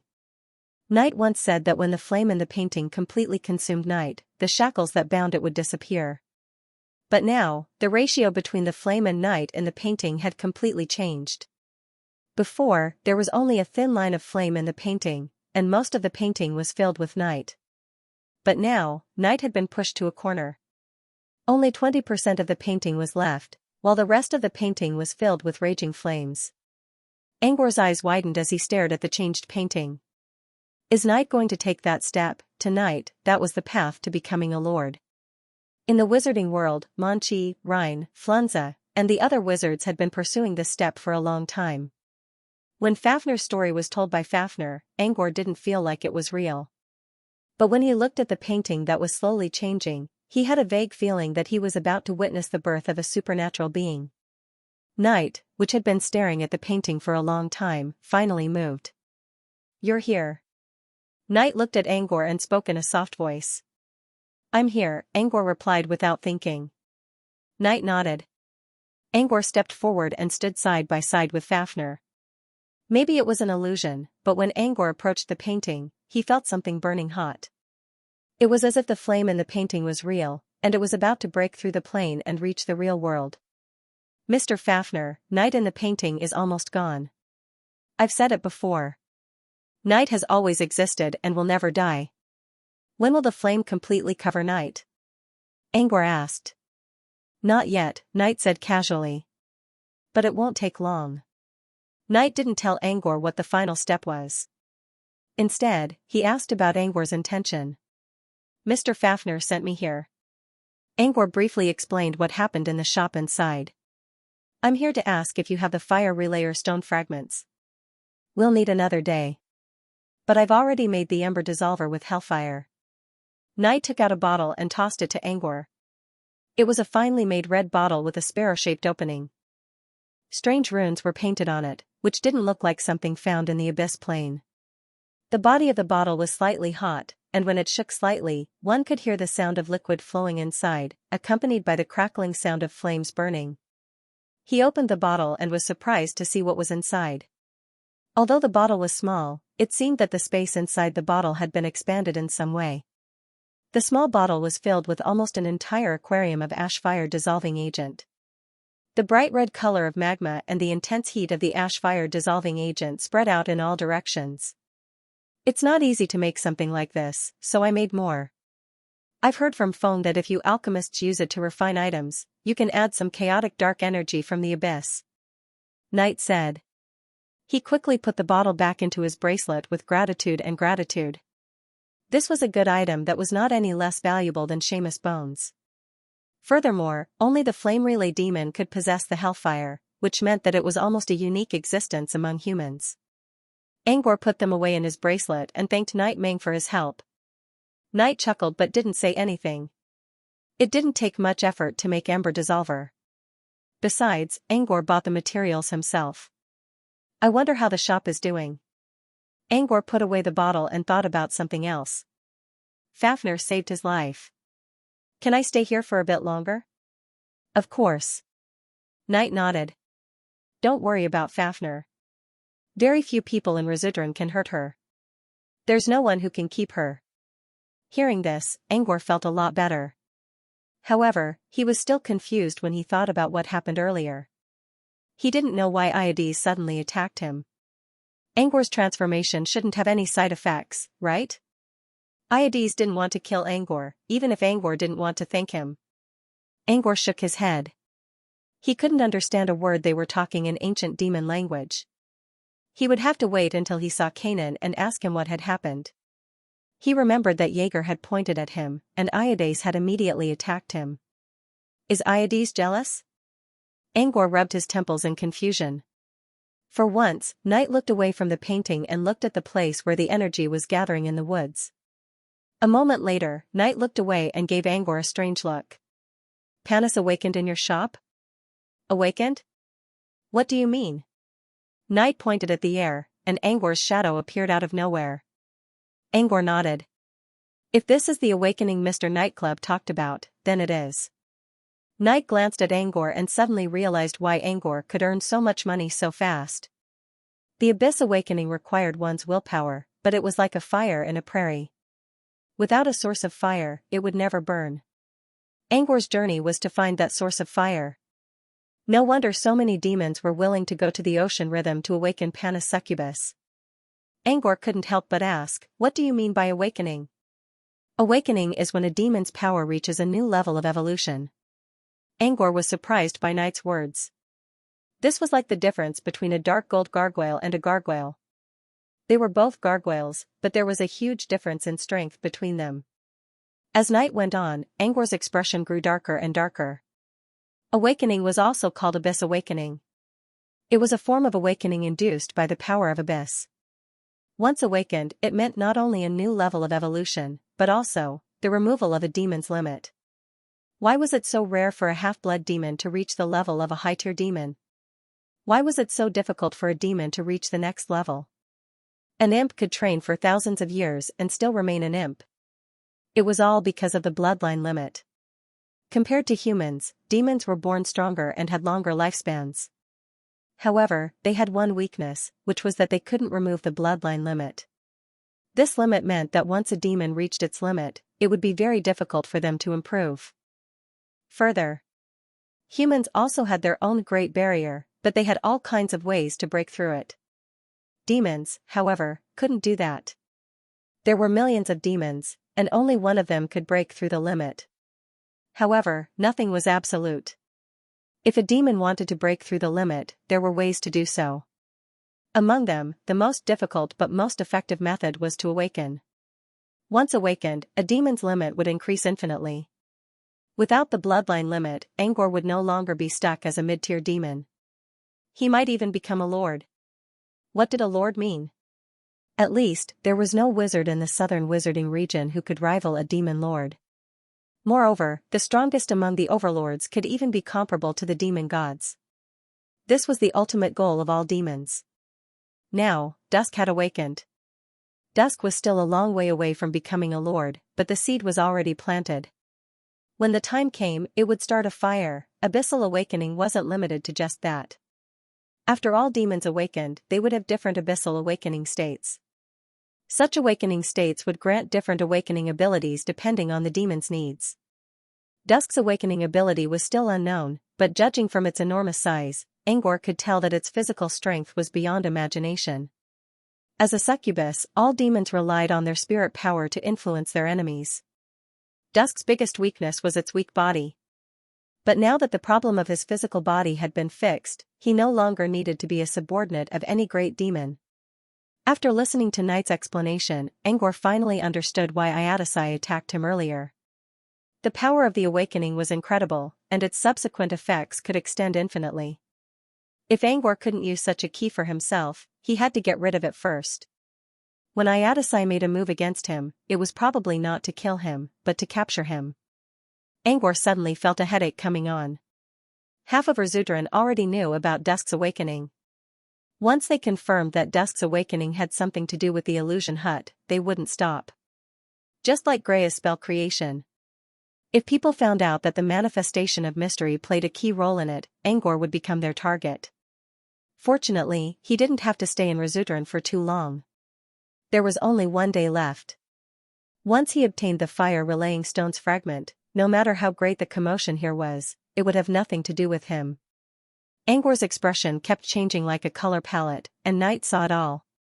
At Night's level, it could easily control its desires and curiosity. For example, when it saw Angor and Fafnir for the first time, it already knew who Angor and Fafnir were. A human and an abyss dragon. Such a strange combination would arouse anyone's curiosity. But Night only listened to Angor's purpose and didn't care about anything else. Night didn't care much about the outside world, but she was still curious about Angor's background, as well as the secrets behind Ocean Rime. If it wasn't for the fact that the fire in the painting was more urgent, Night would have followed its desire to find out the truth. The awakened one still needs some time to ferment and ferment. You don't have to worry too much. You have Fafnir with you, so it shouldn't be a problem.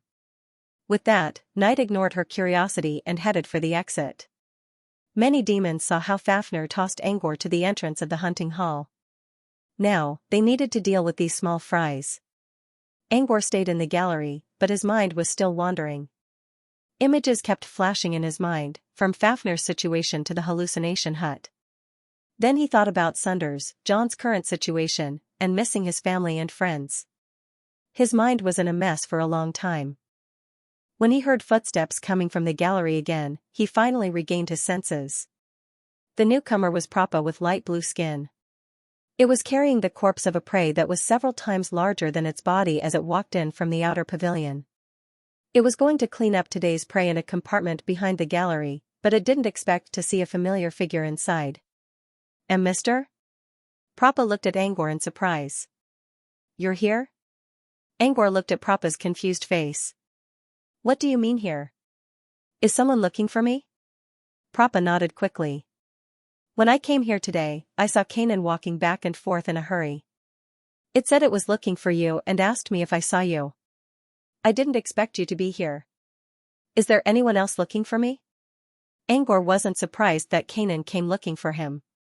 He was more concerned about whether other demons would come looking for him, as well as what happened to the awakened ones. No. Prappa shook its head. Then what did you see inside the hallucination hut when you came here? I didn't pay attention to it. I only saw it from afar. Nothing strange. Prappa was confused. Did something happen, mister? Prappa suddenly had a look of realization. Did a demon come to cause trouble? Prappa lowered its head and mumbled to itself, that's right. It's a great experience, so it's normal that some evil demons came looking for you. Evil demon? Angor was speechless. Did you forget that you're a demon too? After muttering for a while, Prappa raised his head. Shopkeeper, if there's anything I can help you with, please let me know. If it weren't for you, I wouldn't even be able to defeat a half-blood demon. Prappa was still a low-level imp, but it was still much stronger than before. And it was all thanks to the man in front of it. Prappa's sincere gratitude made Angor sigh in his mind. If the demon knew that Prappa was the human it hated the most, it would probably fight him right now. By the way, I do have a favor to ask of you. Angor considered for a moment. Under Prappa's serious expression, he took out several money pouches from his pocket and handed them to Prappa. Take 100 demon gold coins as payment. Use the rest to find the owner of the nightclub and ask him to buy some materials for me. Actually, Angor already planned to give the demon gold coins to Prappa in the first place. The hallucination hut's business wasn't doing well before. Thanks to Prappa's promotion, the business became better. Prappa took the money pouches and left the showroom with a blank look. After Prappa left, Angor began to think. Prappa just came to Razudran from Nimin Lake, so it was understandable that he didn't know about the Awakeners. But according to what Prappa said, the psychedelic hut seemed to be peaceful. Did the battle stop? What is the situation in Fafnir now? Coincidentally, when Angor was thinking about Fafnir, he heard a familiar snort. You can come back now. I have something to tell you. It was Fafnir's voice, and he could tell that it was coming from Fafnir. But now was not the right time. Would a demon imitate Fafnir's voice and trick him into leaving the prey hall? Since the nightclub owner was guarding the place, no one would dare to come in. This was the only way. Angor's concern was reasonable. However, he forgot one thing. How many demons would dare to use voice transmissions to enter the prey hall? Besides, they were only a few hundred meters away from the hallucination hut. No demon would dare to imitate Fafnir's voice in such a short distance. As he hesitated, Angor noticed something. Lowly human, are your guts made of needles? Along with the sound of footsteps, Fafnir appeared in the prey hall with a dark face. Angor felt a little embarrassed to see Fafnir here. It seemed he was overthinking. Come with me. Fafnir snorted, and Angor quickly followed. When they left the exhibition hall, Fafnir looked back at the painting on the wall with a trace of fear in his eyes. Nothing happened along the way, and they returned to the dilapidated psychedelic hut. Judging from the scene, there shouldn't be any violent fights after Angor was sent to the prey hall. At least, the ruins of the prey hall looked the same as when he left. Not long after Angor returned, Kanan also came running back with a frightened look. Are you all right, mister? Thank goodness. Angor nodded to Kanan and took out several demon coins from his bracelet. Help me fix up the shop. No need. Just make it look the same as before. Without waiting for Kanan's response, Angor walked around her and went to the backyard. Fafnir was sitting on the trunk of a large tree. The mottled light illuminated her beautiful face. Dear Lady Fafnir, are you all right? Angor quickly realized he was asking nonsense. Fafnir didn't look like she was in any danger. As expected, Fafnir snickered. You think a lowly succubus and a pile of bones can do anything to me? Can you tell me what happened, Lady Fafnir? Angor asked carefully. Fafnir remained silent for a moment. Do you know about the Abyss Awakening? Angor nodded. The owner of nightclub told me about it. Then you should know how big of a disturbance you caused, Fafnir said with a serious expression. That's why Iades attacked you. Fafnir's explanation was more or less the same as what Angor thought. The only difference was that Angor wanted to take Angor away, while Iades wanted to kill him. After Fafnir sent Angor away, the two sides engaged in an energy battle. In the end, Fafnir won. However, she still managed to drive Iades away, which didn't stop the aftermath. At that time, almost half of Razudran's attention was focused on this place. Even now, there were still demons casting greedy glances at this place. Fafnir wasn't afraid of these demons, but she still needed to be prepared for the possible consequences. Latest website, www.Xianxia. Info. Fafnir didn't say it out loud, but Angor knew that she was referring to the demons lurking in the dark. She's a patient one. It took her 3 hours to get here. Angor narrowed his eyes but didn't do anything. He heard some rustling downstairs, which meant the guests were already inside. Still, Angor didn't stop thinking. He waited until the crisp sound of the wind chimes reached the attic from the yard. Then, he slowly went downstairs. As soon as he showed up, he sensed several curious gazes directed at him. While discussing the accounting with Kanan outside the yard, he also glanced at the direction where he was looking at. He didn't know much about demons, and most of them had strange appearances. He couldn't tell which one of them was inside. But judging from their aura, they were all at least mid-tier demons. However, he was not completely unfamiliar with it. There were also exceptions. There was a demon among them. A name popped up in his mind. It was a skinny, white-skinned demon, which was quite small compared to other demons. It had no wings, and its tail looked like a pig's tail. No other demons dared to approach this seemingly weak demon.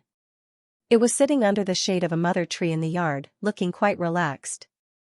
Moggenheim. Angor muttered the name in his mind. In the Moonfrost Alliance, or rather, in the entire wizarding world, this name was enough to make people tremble in fear. The reason why he was so famous was that Moggenheim had once fought a long and recorded battle with the strongest sorcerer in the southern region, Monchi. In that battle, Monchi won and Moggenheim ran away. The fact that Moggenheim was able to fight Monchi for several days and escape in the end proved how powerful he was. Angor recognized Moggenheim at first sight because Moonfrost Union already published Moggenheim's appearance.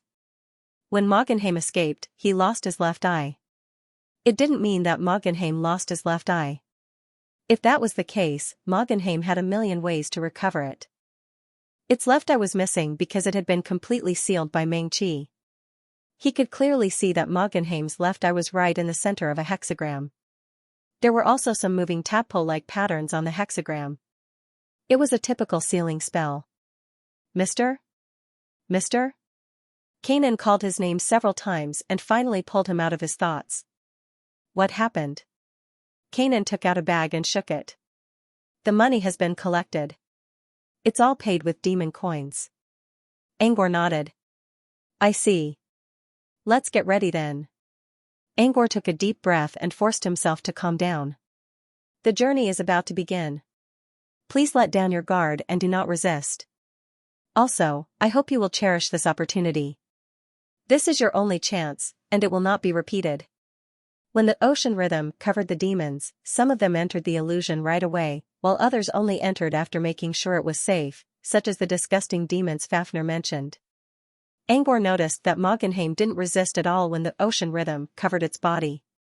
However, its sealed left eye was still open, and its eyeball was still moving around. Moggenheim even glanced at Angor with its left eye. It was as if Moggenheim's left eye had been separated from its own consciousness.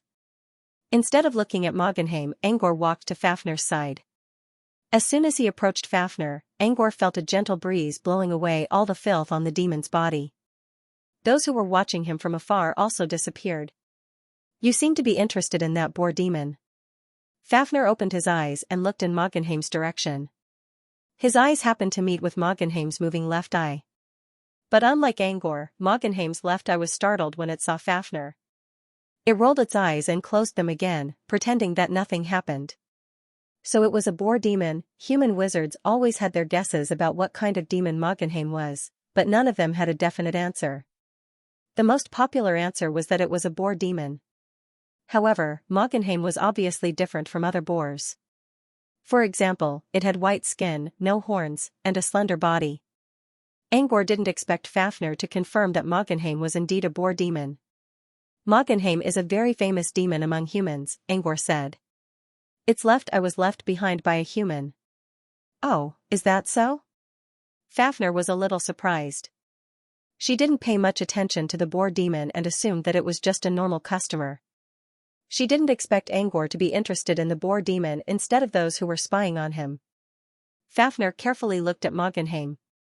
Suddenly, her lips curled into a trace of interest. Interesting indeed.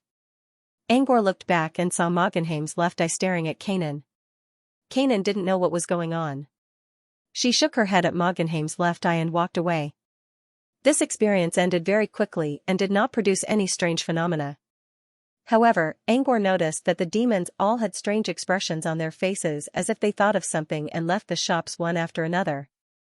I thought there'd be another fight, Angor mumbled.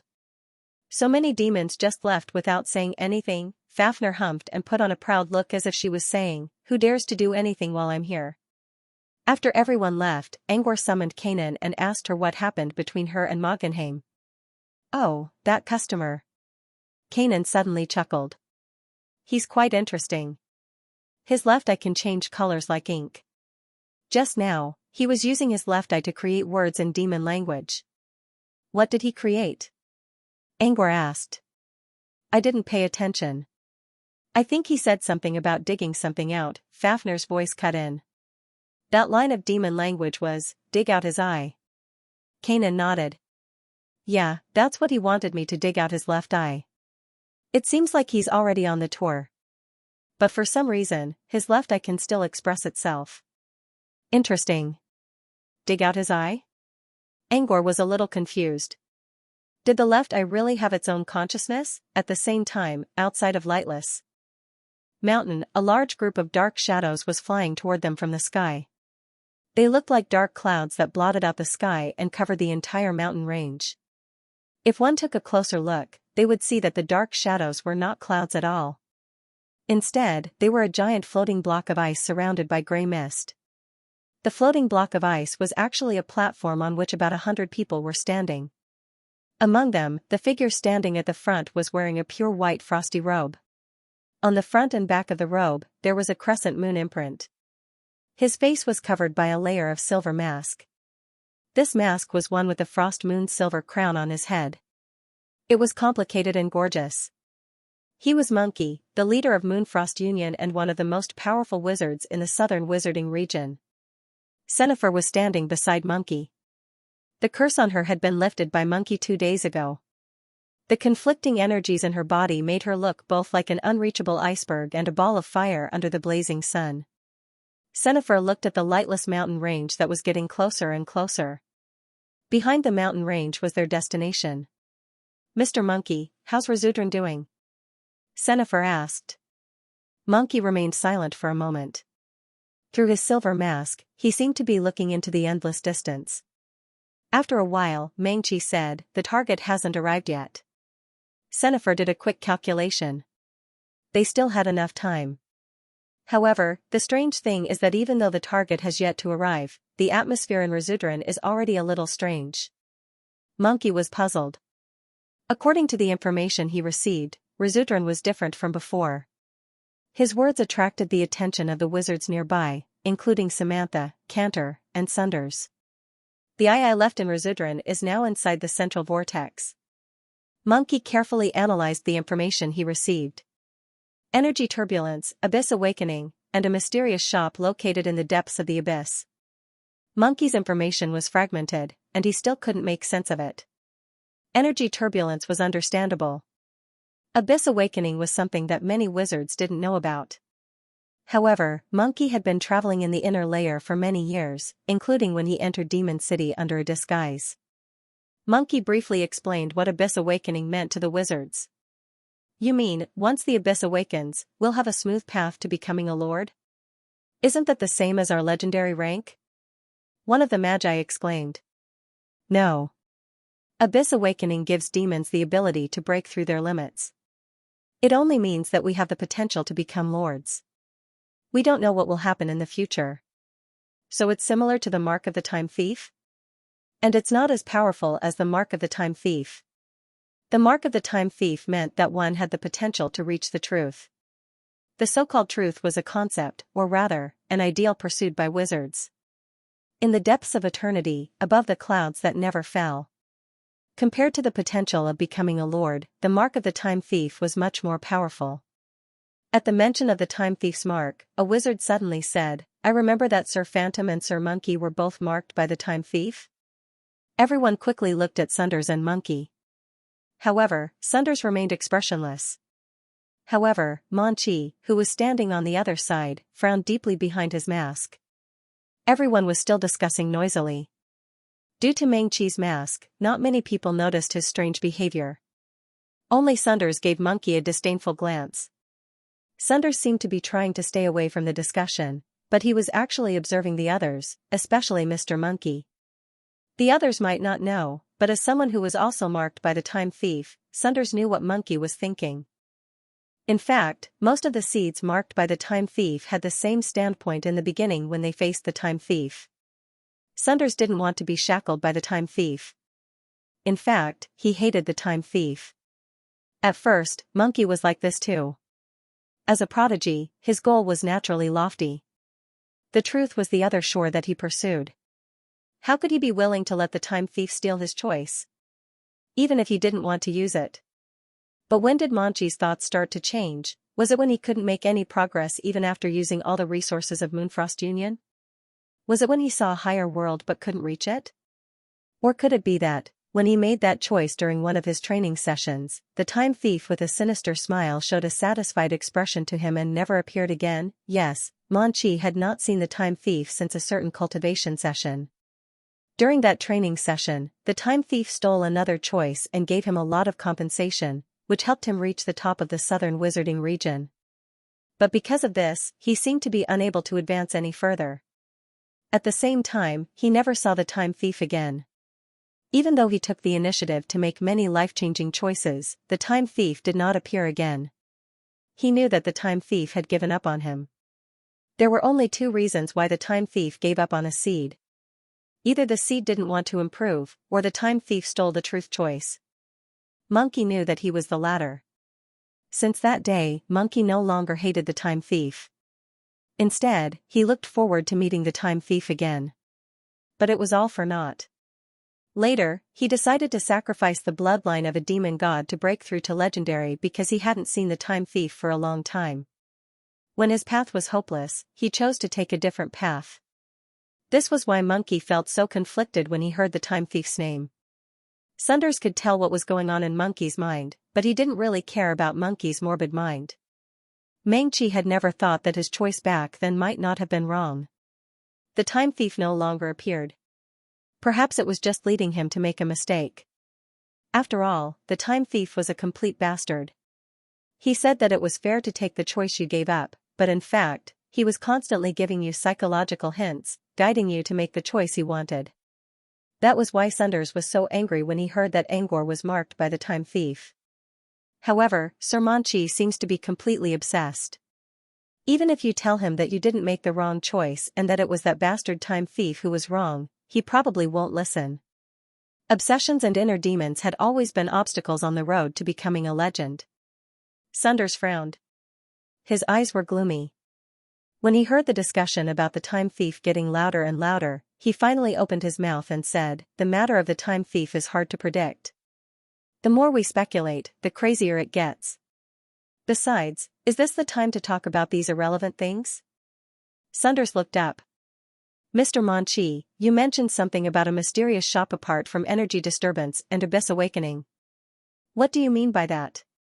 Sunders' words successfully diverted everyone's attention. Indeed, the time thief was too far away from them. At most, he could be regarded as a topic of conversation after dinner.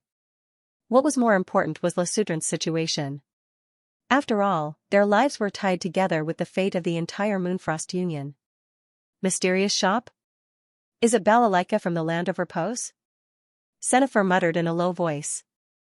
Manqi finally regained his composure and gave Sunders a thoughtful look.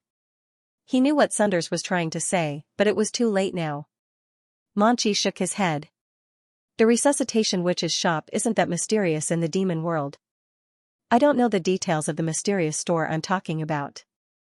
It seems to be a store that Resudolin suddenly opened 2 days ago.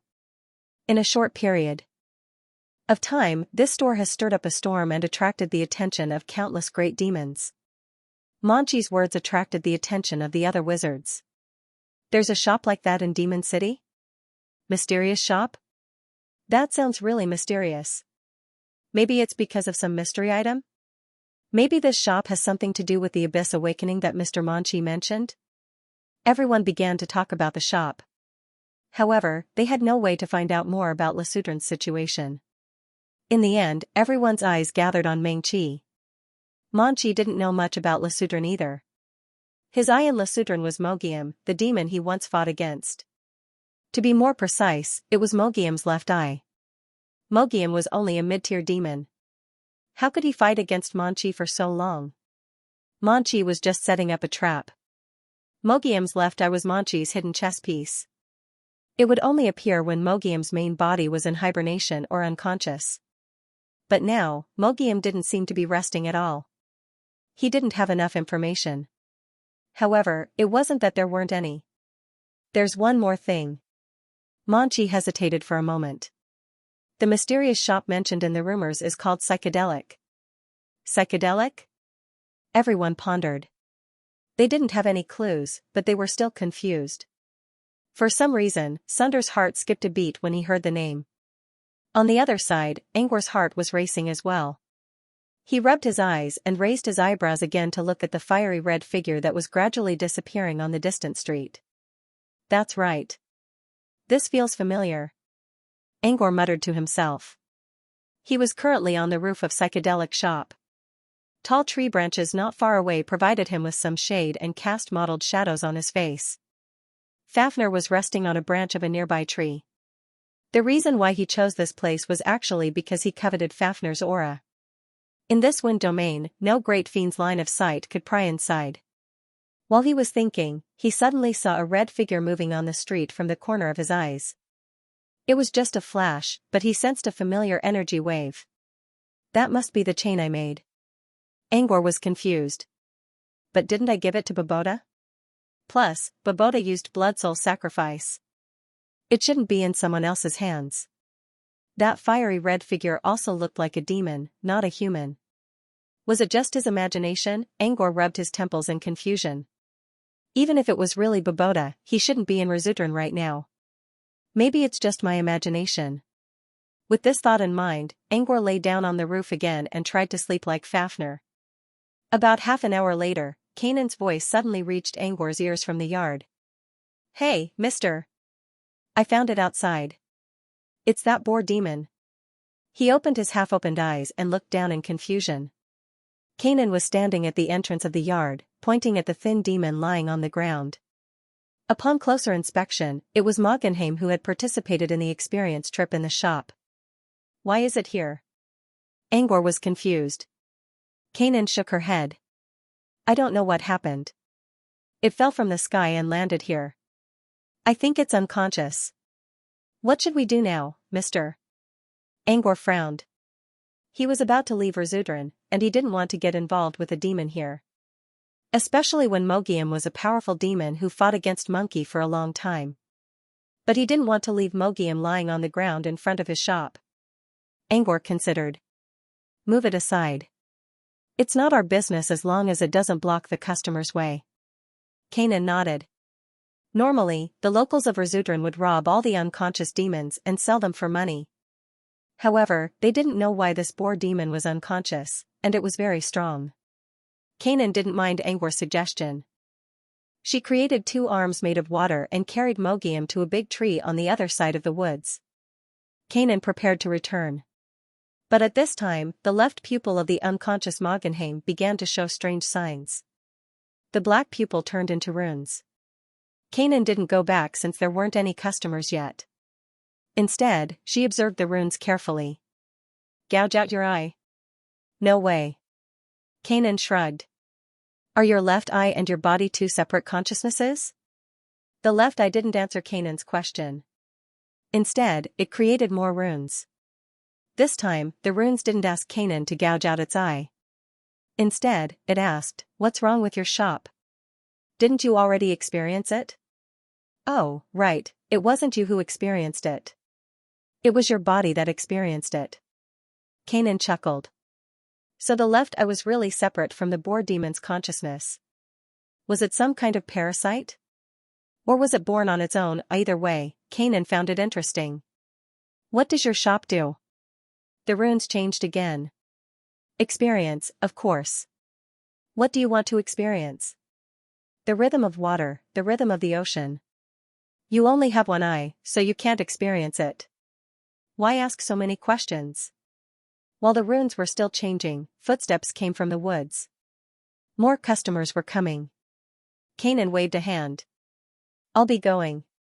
A giant floating ice floe was still drifting in the sky above Lightless Mountain. The wizard slowly calmed down after entering the mountain range. They were not far from Razudran now, and a battle could break out at any time. Sunders was now standing at the front of the floating ice floe. Almost all of the strongest combatants were here, including Monkey. Sunders. Cantor was standing on the other side of the ice floe. He sneaked to Sunders' side. I'm facing the wind. My nose is all red. You're the best. Cantor's nose was red. His nose was already flat, but now it was even more obvious. He looked like an old winemaker in a fairy tale. You can activate the barrier. But it's too much energy. Cantor sighed. I've removed all my physical defenses except for the most basic spirit barrier. I shouldn't have chosen that place. It'll be so embarrassing if I catch a cold. Actually, Cantor didn't need much energy to maintain his body's defenses. Cantor had asked for it. Sunders didn't bother to comment on Cantor's ridiculous story.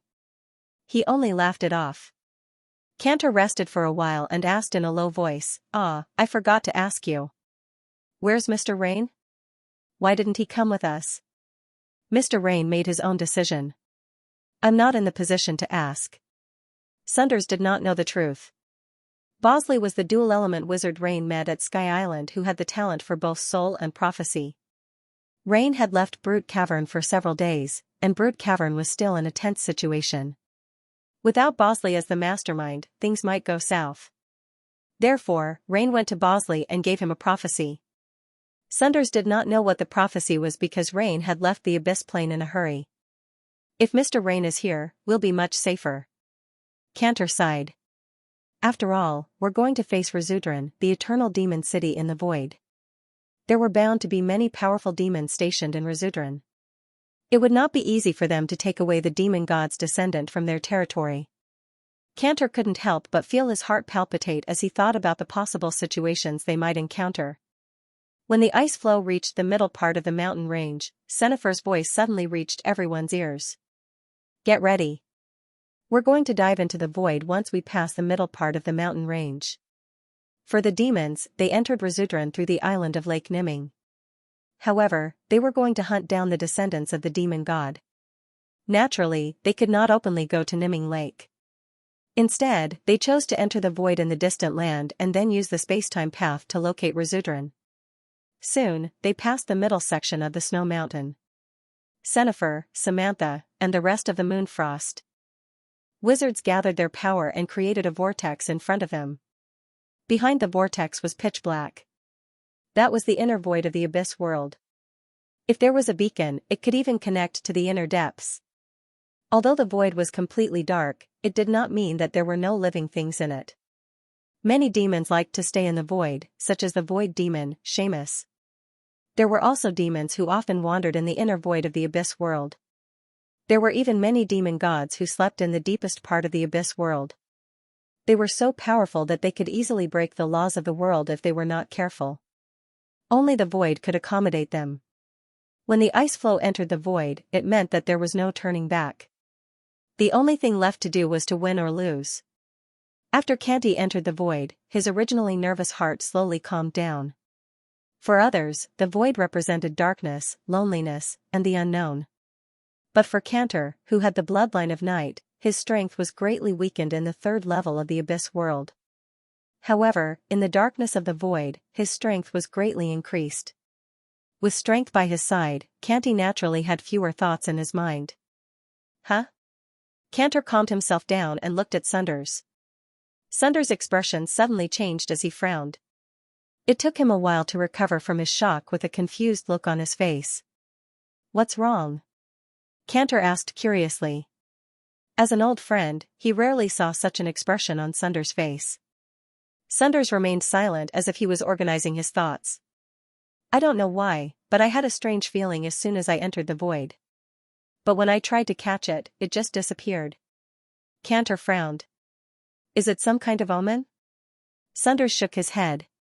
He was about to continue when Monkey, who was leading the way, began to locate Resudlin's position. Monchi's method of locating Moggenheim was still through the eyes he left on its body. Soon, Monchi sensed Resudlin's location. At the same time, he also received new information from Moggenheim's left eye when he located the coordinates. Is there a new message? When the news spread, the wizards all looked at Monchi. Sunders also stopped thinking about irrelevant matters. The horn of war was about to sound. The more they knew about the enemy, the better. Resudlin is still under the control of that mysterious shop in the depths of the rumor, Monkey explained. Meng-Chi sorted out the information he had just received and slowly said, that small shop called Psychedelic operates a unique experience. It's related to the Abyss Awakening that shook the demon realm of Resudlin not long ago. When Meng-Chi said this, everyone's expression became somewhat unsightly. A mysterious shop could awaken a demon from the Abyss Awakening? Didn't that mean more demon lords would be born in the future? Demons and humans were natural enemies. If more demon lords were born, it would be harder for them to gain a foothold in the Abyss plane. What kind of experience does the shop offer?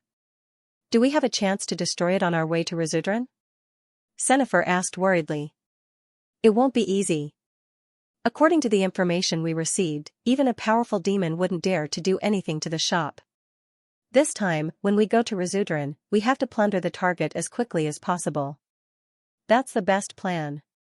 It's best not to provoke such an unfathomable existence. Monkey's target was the descendant of a demon god. It was not wise to provoke such a powerful enemy. Monkey paused for a moment. As for what the shop offers, it's said to experience the rhythm of water and the rhythm of the ocean. But I don't know the details. Rhythm of water and the rhythm of the ocean? The sorcerers were confused, but they had no idea what this was. Sunders was the only one who suddenly frowned. The rhythm of the ocean? Sunders couldn't help but think of a certain figure. Monkey's explanation was over. The floating ice slowly moved forward in the darkness. What are you thinking about? It was Cantor who asked. It had been an hour since Monkey finished, but Sunders was still frowning. Are you still thinking about that strange feeling? Sunders shook his head. No. I'm thinking about the rhythm of the ocean. Ocean rhythm? Cantor took a while to react. Was this the experience of the storm Monchi was talking about? What's so strange about it? Do you remember Angor's first advanced item? Sunders asked another question instead of answering the question. Yes. Didn't he say he made it at Devil's Water? Everyone in the southern wizarding region was shocked. Cantor looked at Sunders doubtfully. Does it have anything to do with the rhythm of the ocean? Sunders shook his head. I don't know. But Angor's item is called Rhythm of the Ocean. It's just a coincidence, isn't it? Sunders didn't say anything. He didn't know why he suddenly thought of Angor. It wasn't a big deal to have the same name. It was just a way of saying something. However, Bosch's prophecy told Sunders that Angor was in the third level of the abyss, which made him more cautious. It's just a coincidence, Sunders said. But he didn't completely dispel his doubts. He suddenly regretted not trying to experience Angor's rhythm of the ocean. Maybe he could learn more about it now. Angor didn't seem to want to talk about the rhythm of the ocean when he first learned about it. Even when Sunders brought it up, Angor would always try to avoid the topic. Sunders had never seen or experienced the rhythm of the ocean, so he couldn't be sure if the shop Monkey mentioned had something to do with Angor. Somewhere far away from Resudlin, there was an endless amount of darkness. Nothing could be seen here, and no sound could be heard. It was just like the legendary land of oblivion. Suddenly, a door of light was opened. The slender figure flapped the enormous wings on his back and flew into the chaotic void. Lord of Flameless, your loyal servant is calling for you to wake up. Accompanied by a long murmur, in the pitch-black world, a huge eye slowly opened. Its huge eyes flashed with a green, lustrous light. It looked like a ghostly fire that was slowly burning in the darkness. No one could have imagined that there was such a huge existence in this seemingly empty darkness. From the size of its eyes, it could be seen that its body was unimaginably huge. I know what you want to say, Galil. The voice was like a ripple that could travel to an endless distance. The kneeling figure lowered its head to the great being in the darkness. Please tell me what to do. Urusha's destination is Asgard. It will eventually find its way there. Angor was doing two things right now. The first thing he did was to lie on the roof and look at the mottled shadows of the trees, feeling the gentle breeze around him. Fafnir's natural wind field was meant to block the vision of the demons. Angor chose to stay inside to prevent the demons from seeing through his disguise. Since he had nothing else to do, he decided to use his senses to sense the whispers of the wind around him. Soon, he sensed the secrets of the wind element around him. Or rather, Fafnir's control over the wind was exquisite. They were like strands of soft lines. They seemed to be swaying gently in the wind and rain, without any aggressiveness, but in fact, they had already encompassed all areas. Using the light breeze as the thread, they weaved a curtain of wind. However, Angor believed that if he sensed anything strange, the gentle lines would turn into sharp steel blades, and the wind would turn into fierce blades. Angor couldn't help but indulge himself in the process. He wanted to learn more about the wind. Of course, Fafnir noticed Angor's attempt. If it were someone else, Fafnir would have turned the intruder into a pile of bones. But Angor was Odurkla's messenger, so Fafnir frowned and let him be. It was not like he could learn anything with his current strength anyway. Just like a domain, a force field was something that only Truthfinder wizards could learn about. Angor couldn't find anything useful inside the wind force field. Still, he did learn something. Perhaps no wizard in the entire wizarding world had the honor to see Angor's wind journey. Even if they did, they would only see it on the battlefield, where the wind field they faced was not a gentle breeze. Angor's experience in this unique journey was quite wonderful. He still didn't know much about wind, but he did learn something about the elements of the wind sequence. The sequence of wind was actually similar to the rhythm of water. They were both tidal and periodic manifestations of the elements. Learning the wind sequence was a way to improve one's affinity with wind. This would help him a lot in learning and casting wind spells in the future. Of course, Angor didn't really learn the wind sequence. He only learned something about the elements of the sequence. It was a kind of feeling. If he spent some time on it, he might be able to turn it into a part of his own system. This could be considered an unexpected gain. Apart from that, there was something else he needed to do. Now, his every move was likely to fall into the eyes of other demons. Under such circumstances, it would not be easy for him to construct the model of the door or learn knowledge like before. Since he couldn't learn, he had to find something for himself to do. For example, he split some of his attention into the bracelet to observe the situation in the soft worm mother nest. Previously, because the soft larva queen didn't have time to rest, the nutrients it absorbed were used to quickly hatch ordinary soft larvae to fight against the dreamweaver ants. Or rather, it was one-sided feeding the dreamweaver ants to prevent itself from being eaten. Later, he accepted Cantor's suggestion and adjusted the frequency of their fights. This led to a new change in this asymmetrical battle. The dreamweaver ant was forced to rest for a few days every once in a while. This allowed the soft larva queen to no longer be in such a pressurized environment. At the same time, it began to think of a way to break out of this situation. How could he avoid being slaughtered by the dreamweaver ants? Ordinary soft larvae were obviously not enough. Ordinary soft larvae were basically laborers without any combat ability. To break out of this situation, the soft larva queen needed new soldiers.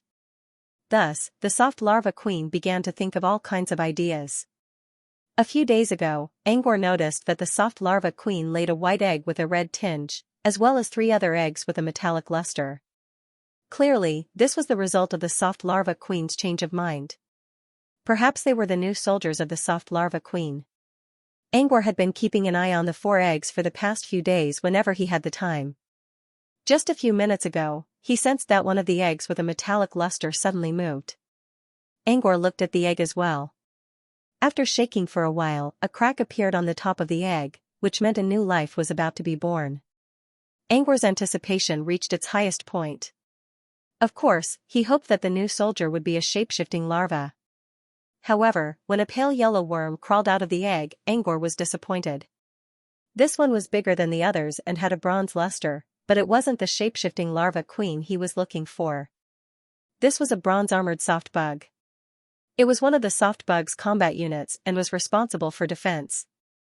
Considering the soft larva queen's current situation, it made sense that it would give birth to a bronze larva as soon as possible because the dreamweaver ant was constantly threatening its life. It wasn't the shape-shifting larva queen he was looking for, but it was still a rare soft larva queen. Its molted skin could be used as a good defensive material. At least he didn't lose too much Akiso's blood. The bronze larva queen began to protect the soft larva queen. Angor didn't keep watching. The other eggs didn't show any signs of hatching yet, so he had to put them aside for now. Without distracting the soft larva queen, Angor focused on sensing the wind field. Time passed in silence. After an unknown period of time, the highest point of Rizudran, which was the void tower in the center, suddenly began to move. Rizudran was called the Nightless City because there was a bright ball of light at the top of the void tower, which illuminated the entire city for eternity. But now, the light at the top of the void tower was slowly fading away. Normally, the light would dim a little at night to distinguish between day and night. But even if it was a little dim, the light was still very dazzling. At most, it was the difference between early summer and midsummer. But now, the light was fading away at a visible speed. In less than 2 minutes, the entire city of Rizudran turned from bright day to dark night. The light at the top of the void tower didn't go out completely. Instead, it was still glowing like a piece of fluorite. From Angor's point of view, it looked like a full moon. What's going on? Why is the sky turning from day to night? Angor stood up and looked at the void tower in confusion. He wasn't the only one. Most of the demons in Rizudran had the same question. A large number of demons flew to the sky and looked at the void tower. Kanan, whose body was glowing with a watery blue light, also flew out from the yard and landed on the roof. Do you know what's going on? Angor asked Kanan. Kanan shook her head. I've been in Rizudran for almost 10 years, and this is the first time I saw the light of the void tower go out. What's going on? Angor also asked Fafnir, who didn't even look up. She didn't care about the change of day and night. Besides, she preferred the night to the bright day. Could it be that the void tower's light ball has run out of energy? Kanan shook her head. The void tower is the core of Rizudran. If it runs out of energy, Rizudran will collapse as well. Angor was surprised by Kanan's words.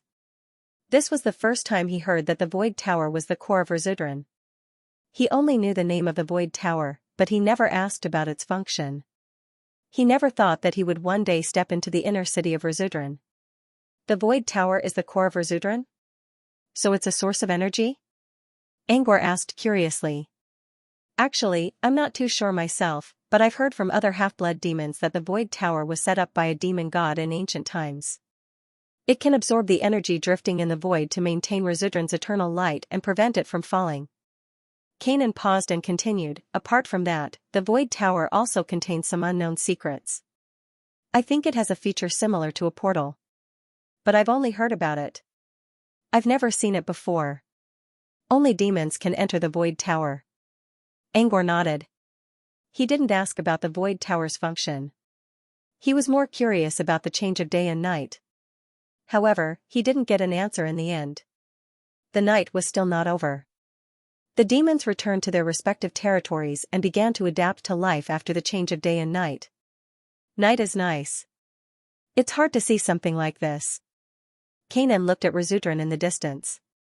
The once magnificent buildings were all covered by the darkness, leaving only a few lights. It looked like a beautiful starry sky.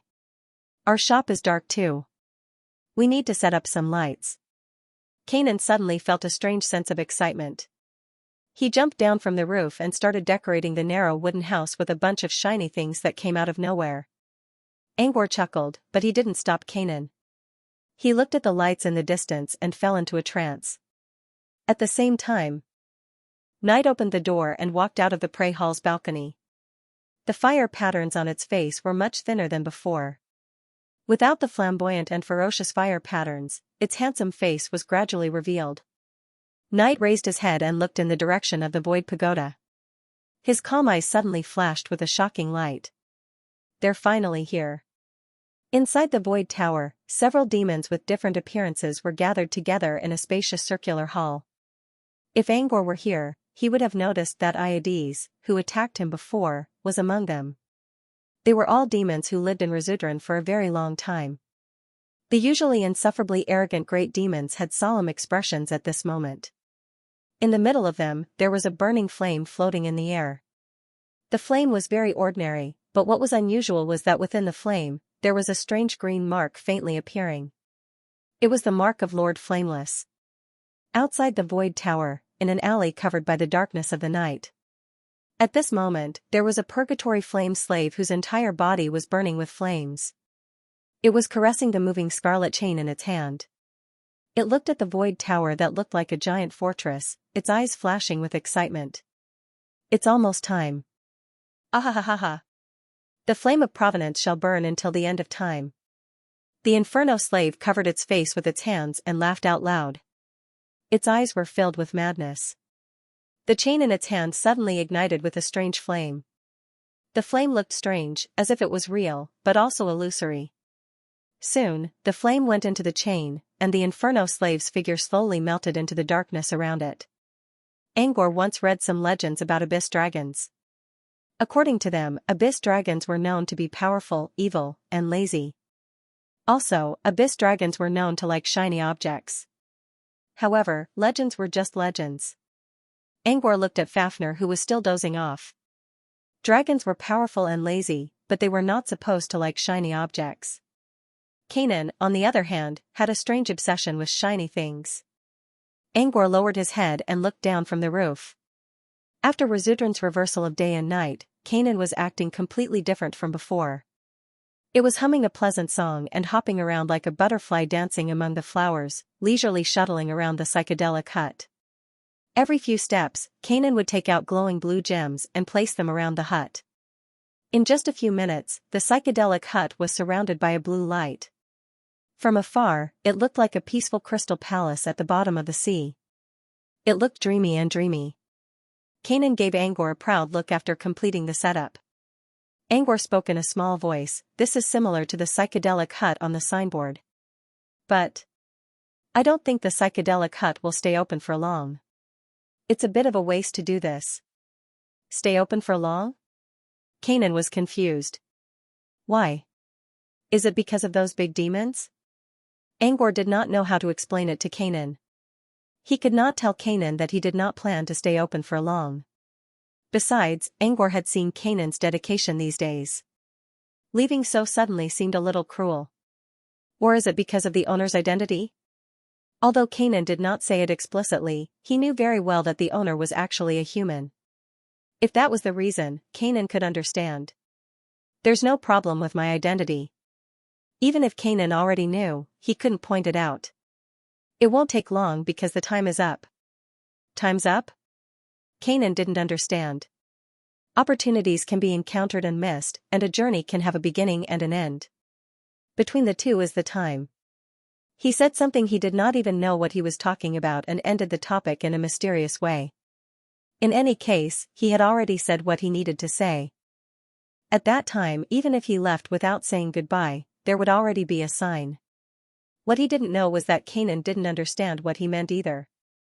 But Kanan remembered his words, and when a demon asked Kanan about the location of the psychedelic hut, Kanan told him about it. Sometimes, the more mysterious something was, the more popular it would be. The illusion hut, which stood in the depths of legends, could awaken a demon. This was already proven. However, this mysterious little shop disappeared at the peak of its popularity, like the sound of a zither that suddenly stopped at the climax, leaving behind endless imagination. Besides, Kanan's incomprehensible words made many low-tiered demons think that the illusion hut was just a legend. In this world where information was limited, rumors could only go to two extremes. Either they got worse, or they got more beautiful. The illusion hut, on the other hand, was always glorified in demon rumors because it had a precedent of abyss awakening, had a large number of people who experienced it, and cheap price. And it would continue to spread in the future demon world for a long time. This was something Angor didn't expect. Kanan was still thinking about what Angor said in the yard. It didn't understand, but it could tell that the owner had already made up his mind.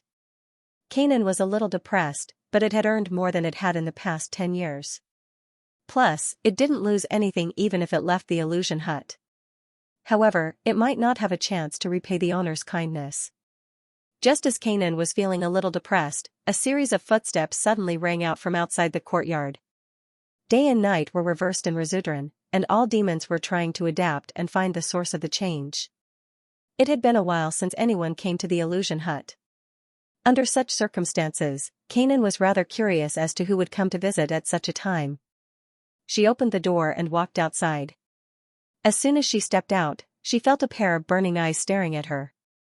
Kanan looked around and saw that Mogiam, the demon boar she moved outside, was still unconscious. The gaze came from Mogiam's left eye, which wasn't under its control. The left eye was shining brightly, as if it was calling for Kanan. However, Kanan didn't have time to pay attention to it. She looked at the dark path in the woods, where the footsteps came from. Soon, a figure in green showed up in front of Kanan. The figure was panting heavily as it tossed a big sack on the ground. Prapa? Using the aqua stone on the door, Kanan recognized the figure. It was Prapa from the Prey Hall. Kanan came to the illusion hut because of Prapa. What are you doing here? Kanan was confused. She remembered that Prapa already experienced the ocean rhythm once. According to the rules, Prapa couldn't do it again. Prapa pointed at the sack on the ground. The nightclub owner asked me to bring this to you. Nightclub owner? The mysterious owner of the Prey Hall? Angor jumped down from the roof and landed beside Kanan while Kanan was still trying to figure it out. I asked Prapa to do something for me, Angor explained to Kanan and looked at the sack on the ground.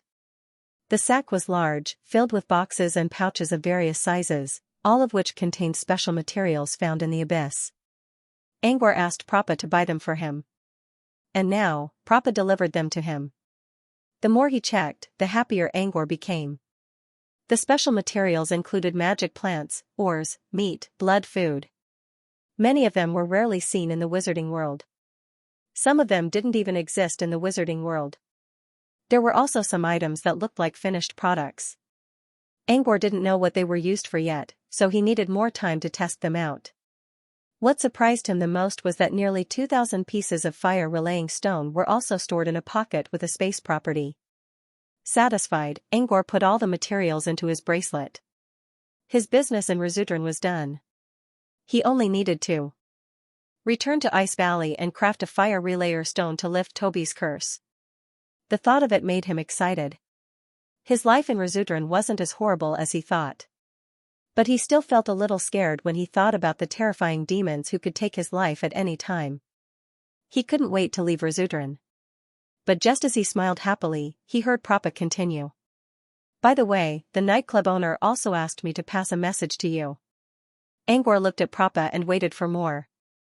Mr. Nightclub said that you should not leave the House of Illusions for the next 2 days, and do not leave Mr. Fafner's side. Prapa's words made Fafner, who was resting on a tree, look up. Why? I'm leaving Resudran already. Angor was confused. You're leaving Resudran? Prapa was surprised. Don't you know that all the exits are sealed? Sealed? Following Prapa's explanation, Angor finally understood why the light source of the tower suddenly dimmed. When the light came on, it meant that the path to Nimming Lake from Resudran was open.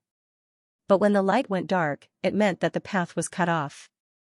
The reason why the light in the Void Tower suddenly dimmed was because the demons who led Resudran to this place had jointly issued a martial law. The entire Resudran was now under martial law, and the light in the Void Tower would only come back after the martial law ended.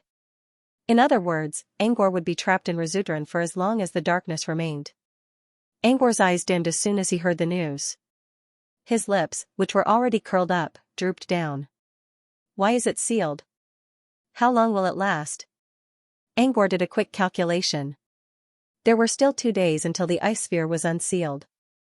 Once that happened, Toby's bad luck would come back. I don't know. Prapa didn't know anything. He just received the news himself. He was planning to give the items to Angor and rest at the bottom of Nimming Lake. However, he couldn't leave now because of the sudden martial law.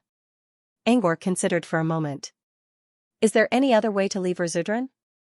Kanan and Prapa both looked at Angor in confusion. They didn't understand why Angor was so insistent on leaving. The martial law won't last long. Why are you in such a hurry, mister? Can't you wait for a while? Kanan asked. It's time. I have to leave. Angor didn't know how to explain. He then looked at Fafnir to see if he could find a solution. According to Angor's plan, Fafnir should be able to open a space tunnel and leave this place. However, Fafnir's answer was still no. It's not hard to open a space fissure. But I can't guarantee where it will lead. Fafnir shrugged. She was a wind dragon, not a void dragon. Her understanding of space was limited to the surface. Rizudran had a tunnel leading to Niming Lake, but it didn't mean they were really close to the lake. They were only connected by spacetime markers. Therefore, no one knew where Fafnir would end up after tearing through the void. Is there a way to leave Rizudran then? Yes. Fafnir pointed at the ground. The space below Rizudran is connected to the inner layer. You can go to the inner layer and use another tunnel to get to the surface layer. Angor's eyes brightened up. The inner layer was more dangerous than the surface layer, but they should be able to survive with Fafnir's help. However, he didn't know how long it would take to go to the inner layer and use another tunnel to get back to the surface layer. 2 weeks at least, and the journey had to be smooth. It would be too late in 2 weeks. Furthermore, with the power of Toby's misfortune, it would be a problem for them to even leave the inner layer of the abyss. Angor frowned.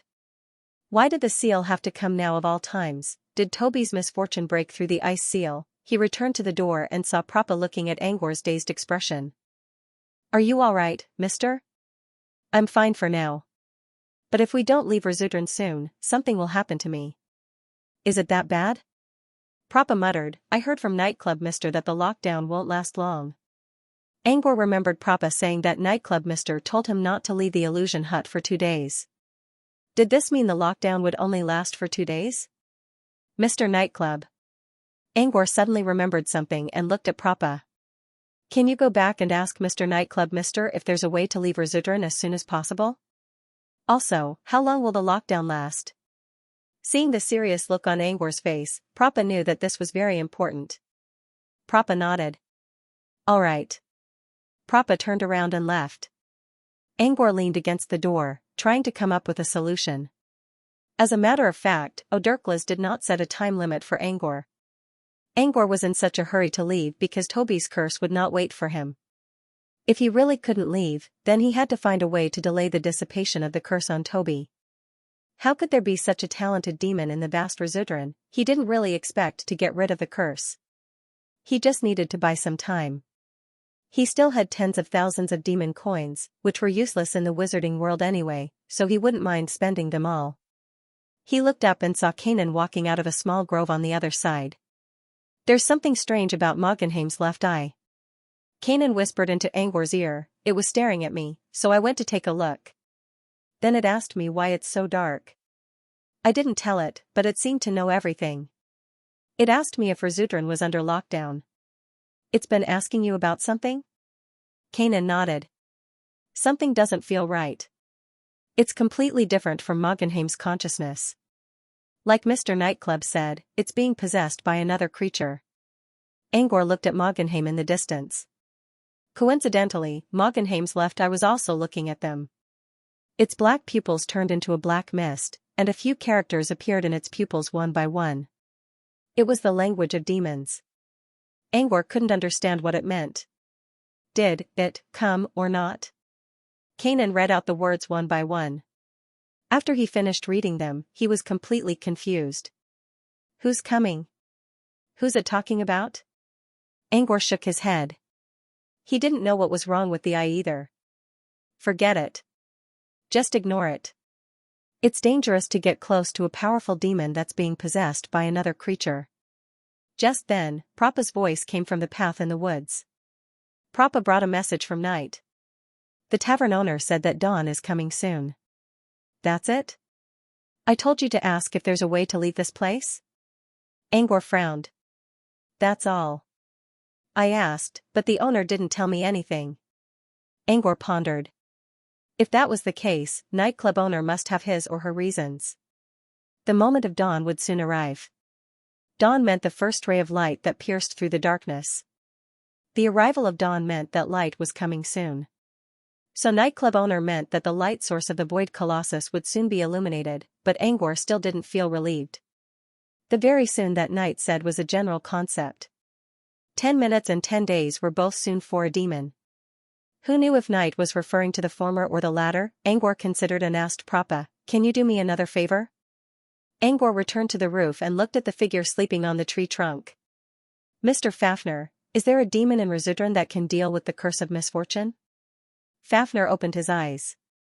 "There are demons who are good at curses. But it's hard to say if we can find one here." Angor sighed and prayed that Prappa could find a demon that could do something about the curse of misfortune. Earlier, he summoned Prappa so that he could ask Prappa for help. As long as Prappa could find a demon that could temporarily block the curse, Angor's current problem would be solved. As he looked forward to Prappa's success, something strange happened in Resudran. Again. Streaks of fiery runes appeared in the darkness of the night. It was as if an invisible flame was burning the night sky. Once again, the sky above Resudran was filled with demons trying to find the source of the strange phenomenon. However, they were like headless flies, flying here and there in the sky. In the end, they still could not find the source of the phenomenon. On the other side, Angor stared at the burning darkness in shock. The strange phenomenon was very similar to the night painting he saw in the Hall of Prey. It was as if the world in the painting overlapped with the real world. What's going on? Angor glanced at the Hall of Prey. Did the flame in the painting completely cover the night sky? Is nightclub owner going to remove the shackles tonight and take the final step? At the same time, in a corner of Resudran, in a palace burning with ghostly fire, a fireball and a red-robed fire servant demon stood respectfully in front of an ice-blue ghostly fire. That icy blue flame was slowly expanding, and in the end, it became a full 2 to 3 meters tall. When the flames of the nether flame gradually turned green, a black shadow suddenly appeared in the center of the nether flame.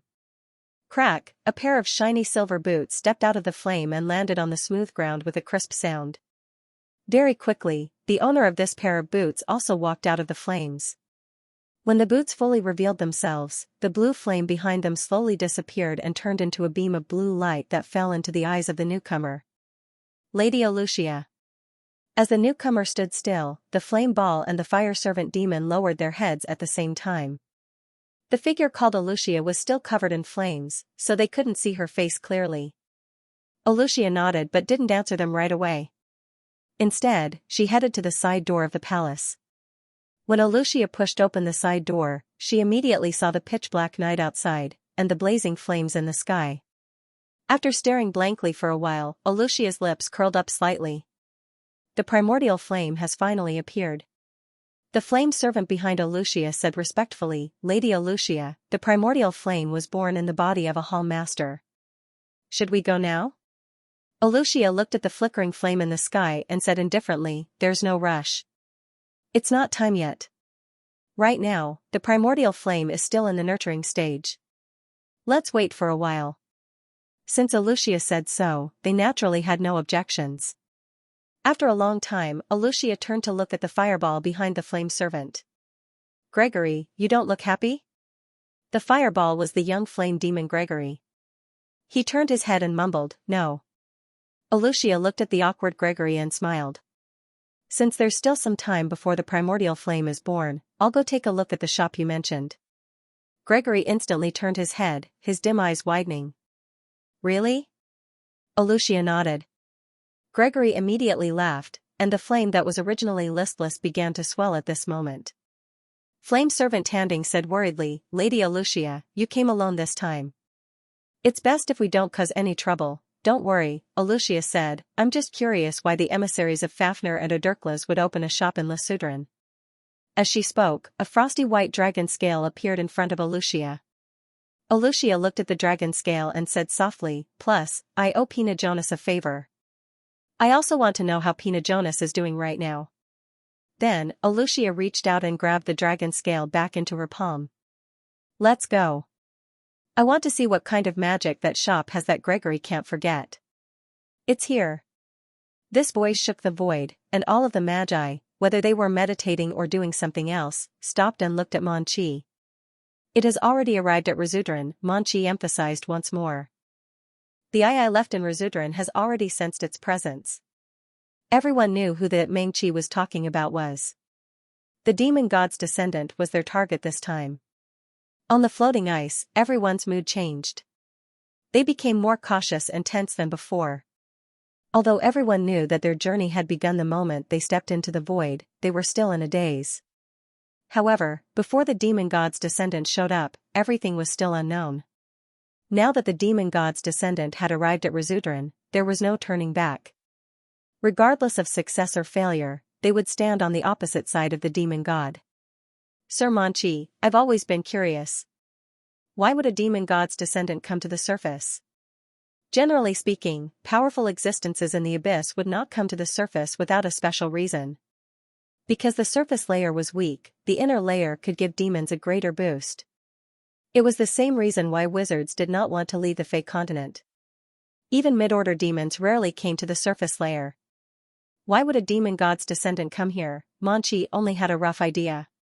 When he was traveling in the abyss, he heard a rumor that the demon god's descendant was looking for something, and that something was said to be in the surface layer. Later, Manchi went to the Starliege Church to seek answers. However, it was difficult for prophets to cross planes and explore the abyss world line. Moreover, Manchi wanted to find the descendant under the shadow of the demon god. In the end, the only thing he could confirm was that the demon god's descendant would come to the surface layer. I've looked into many secrets. The demon god's descendant came to the surface layer in search of something. However, I don't know what it is exactly. However, Lupanai once prophesied that the demon god's descendant was looking for something that would not affect our mission. At this point, Mengqi suddenly paused, his brows tightly knitted together. Sir Manchi, what is it? Fire patterns appeared in the sky above Razudran. It's as if the entire sky is burning. What's going on? Could it be that this phenomenon is caused by its arrival? Huh? The eye left in Razudran saw it. Manchi said suspiciously, that descendant of the demon god went to that mysterious little shop, the psychedelic hut welcomed a guest. The newcomer was a rare humanoid demon. She was even taller than Angor by 2 heads. Even when sitting down, she gave off an oppressive aura. He was wearing a set of complicated silver and blue armor with strange runes on it, which attracted Angor's attention. Although it was in the shape of a human, its body under the armor was completely white, like the best quality white porcelain. Not only was it streamlined and smooth, but it was also full of elegance and charm. He did not know if this was due to the creature's natural skin color or a layer of shell. His face was also as white as porcelain, which did not look real. What was worth mentioning was that his eyes were squinting and smiling, like crescent moons. Below his right eye, there was a light blue diamond-shaped mark. The mark looked like a clown's eyes, but it did not look funny at all. Instead, it gave off a mysterious feeling. Kanan said she was going to investigate the reason for the lockdown in the central sector, so Angor did not expect anyone to come to the shop. Angor did not expect a guest to show up, so he had no choice but to step forward. Sir, if you want to go on a tour, please wait for a moment. While speaking, he couldn't help but look at the runes on the monster's armor. They looked familiar to him. The demon did not say anything. Instead, it studied Angor carefully. Soon, he heard a chuckle. Angor noticed that the demon's lips did not move even when it laughed. Did it mean that the porcelain white shell on the demon's face was not real skin? Was it a mask? You seem interested in these runes? A gentle voice reached Angor's ears. Angor looked at the demon in front of him in surprise. Unlike the other demons he met before, this demon's voice was unusually gentle, like a gentle breeze blowing across the center of a lake. However, this kind of gentleness was not pure gentleness. There was a hidden sharpness, or rather, a sense of majesty. It was like a silent string that slowly bound one's hands and feet with its words, making one unconsciously follow its words. Also, the demon was speaking Abyss language. Angor knew that pure-blood demons despised Abyss language, so he was prepared to not understand it. However, the demon did not seem to mind the language at all.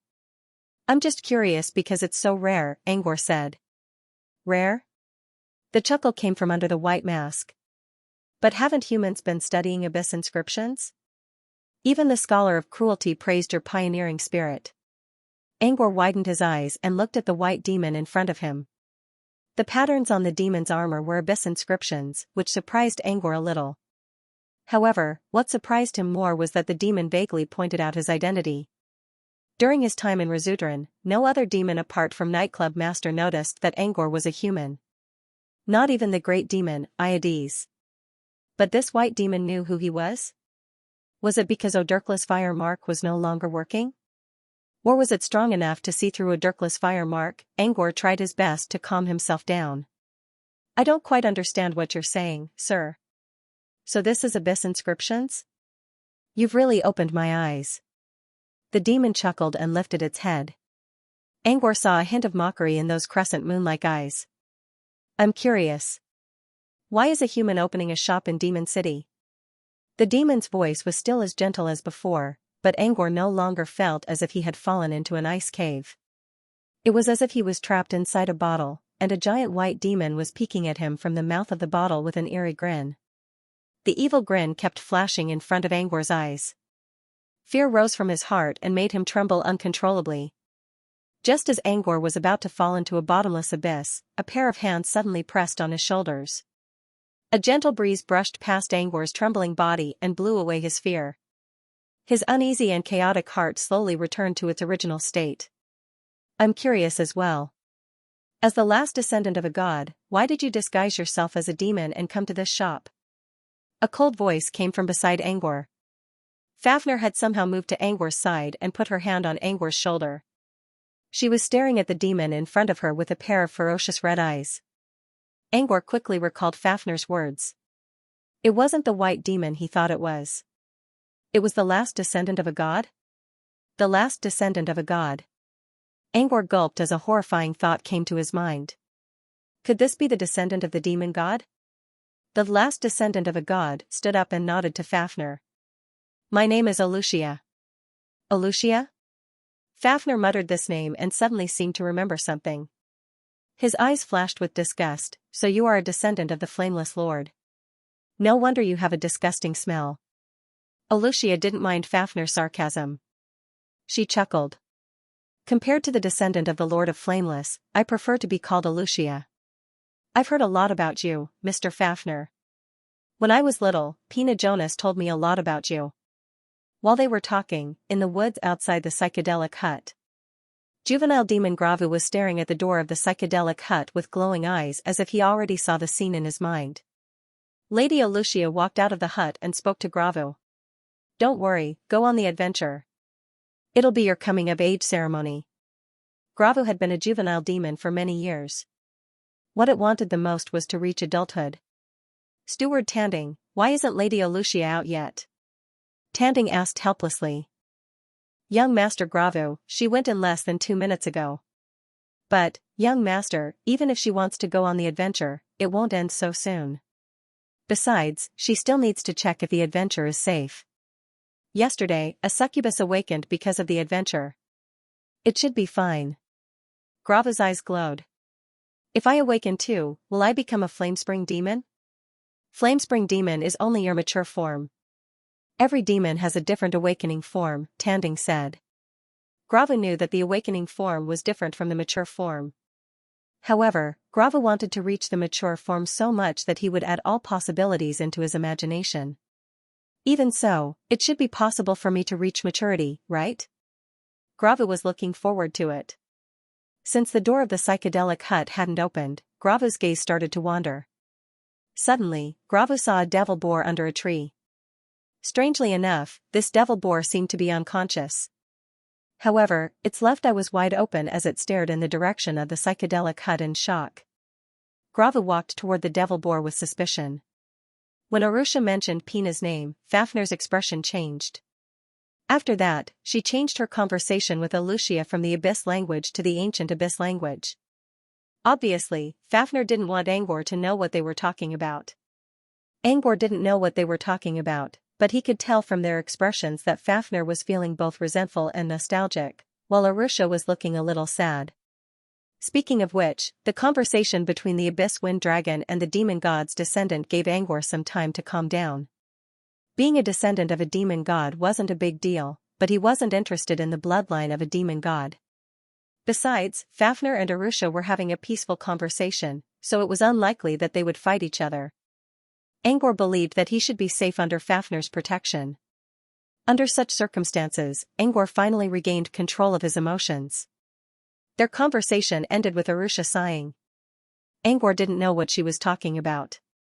Enough about that, Arusha. You haven't answered my question. What are you doing here? To scare this human? Fafnir switched back to Abyss language and looked at Angor curiously. Arusha crossed her long, porcelain-white hands and narrowed her eyes. I came here for 2 reasons. First, I want to know how Pina is doing. She's my savior, after all. Secondly, I have a descendant that I love very much. It admires the experience of this shop very much. This made me very curious about what the experience of this shop is, so I came here. A favorite descendant? Angor immediately thought of a naughty child. You mean the immature demon? It was Fafnir. She had the same thought as Angor. That's right. Alucia glanced at the window. In the pitch-black forest, Gregory's flaming figure was extremely obvious. The experience has nothing to do with me. It's his idea. Fafnir pointed at Angor. Lady Arusha, the experience is just a small trick to improve one's affinity with water. Those who aren't of the water element won't have much of an effect, and they might even get hurt. That's why I rejected that bear. Young fire demon's application. Alucia nodded. Everything Angor said was already written on the signboard outside the door. I'll make my own judgment after I experience it for myself. However, what I'm more curious about is why a human like you would open a shop in Lesudran. A glint flashed through Alucia's eyes. According to Gregory, you haven't even been open for a week. It's very suspicious that you chose to open a shop here at this time. What's suspicious? It's just a coincidence. Angor shrugged. Really? I've heard that some of you human magi are interested in my bloodline. News of the Moonfrost Alliance's actions in the Abyss had long since reached Alucia's ears. However, Alucia didn't think that human wizards from the Barren Plain could pose any threat, so she didn't pay much attention to them. But now was not the right time to do so. Once it was ignited by the origin fire, its consciousness would be entangled with the fire. If Alucia didn't pay attention to it, she might really lose her life. Now that a human was opening a shop in Lesudran, Alucia couldn't help but become cautious. Do you think I'm strong enough to get involved in this matter, Lady Arusha? Angor asked calmly, but his mind was filled with uneasiness. If he were in Alucia's shoes, he would find his appearance very suspicious. However, he knew that he came to Lesudran by accident. He didn't have any other intentions. Besides, he didn't have the right to do so. But he didn't have enough power to do so. Angor could see the doubt in Alucia's eyes, so he had no choice but to look at Fafnir for help. Fafnir gave him a cold look. He's here for Odirklas's mission. It has nothing to do with you. If you say so, Mr. Fafnir, I'll listen. Alucia nodded with a smile. But Scholar of Cruelty once told me that coincidences are fictitious. Any coincidence is just a funny joke. Alucia's words were vague. She didn't say whether she believed Angor or not. However, she quickly glanced at the sky outside and changed the topic. I won't be staying in Lesudran for long, so I'll cut to the chase. I'm going to try out the adventure that Gravu has been longing for. Alucia was confident that Angor wouldn't refuse. As a matter of fact, he didn't refuse. Instead, he opened his hand and showed it to Alucia. Both of them looked at each other without saying anything. Angor frowned. Wasn't his intention clear enough? Under Alucia's confused gaze, Angor curled his hand up. Seeing that Alucia still didn't understand, Angor had no choice but to speak up. Dear Lady Alucia, my shop is a small business. Please accept 300 demon gold coins. After a moment of silence, Fafnir suddenly laughed out loud. For the first time, Fafnir found this lowly human quite interesting. Alucia reached out a hand and searched around her body. She didn't bring any demon gold coins with her. It did not carry any demon gold coins with it. It wondered if it should send a message to Tanding to come in. Why would a descendant of a great demon carry a coin with another demon god's miracle's name on it? Fafnir spoke in a soft voice, "Why don't you ask for something else and pay for it instead?" Fafnir was right. Olucia wouldn't be carrying a demon gold coin with the true name of the crown clown on it. However, that didn't mean Olucia's follower didn't. Since Fafnir already told Angor to ask for something else, Olucia decided not to send a message to Tanding. She wanted to know what this human wanted from her. Fafnir explained that everything was just a coincidence, but Olucia wasn't going to believe that. This human was weak, but who could prove that there was no one behind him? Olucia looked at him calmly and waited for his request. Angor's eyes lit up when he heard Fafnir's suggestion that Olucia should pay with something else instead of demon coins. Fafnir's words were like a godsend. Now was the time for him to ask for something. Angor glanced at Olucia and saw that the creature didn't object. It even made a "whatever you want" gesture. Angor spoke without hesitation. "Lady Olucia, is there any way to get rid of the Pilgrim of Misfortune's curse?" This was what Angor wanted to know the most right now. Olucia didn't expect to hear such a request. She gave Angor a thoughtful look. "There are many ways to get rid of the curse. I learned a lot from Mr. Fafnir, but most of them don't work for me. I just want to know if there's a way to get rid of the curse right now." Olucia frowned. "There's someone here who's cursed?" He considered and decided to take Toby out of his bracelet. "My dear friend, he accidentally ate something with the curse of misfortune." Angor briefly explained the situation. "The freezing spell will break at any time, so I hope you can get rid of it as soon as possible." When Angor finished, he noticed that Olucia wasn't listening to him at all. Instead, she was looking at Toby with a curious look. "What a strange creature. It doesn't seem to have any roots, but it's somehow related to the abyss," Olucia muttered. But now wasn't the time for that. Olucia suppressed her curiosity and spoke to Angor. "It's almost impossible to get rid of the curse right away. However, if you simply want to extend the time it takes to break the seal, it's not impossible. This is Pina Jonas' freezing spell. As long as you have Pina Jonas power, you can keep it going." While explaining, Olucia took out a dragon scale that was emitting a frosty aura. For example, a dragon scale. Olucia had only mentioned this method casually, but she hadn't expected that the human opposite her would thank her solemnly after thinking about it for a while. Did he have Pina Jonas' dragon scale? Olucia didn't ask further. Fafnir, on the other hand, was staring at Angor with a doubtful look. Was the dragon scale she asked Angor to give to Adurklas was still with him? "The deal is done, Mr. Olucia. I'll arrange a trip for you right away." "Please don't refuse," Angor said in a soft voice. With that, Angor secretly activated Oceanic Rhyme. Following the light of the water, Olucia clearly felt that her body was being pulled.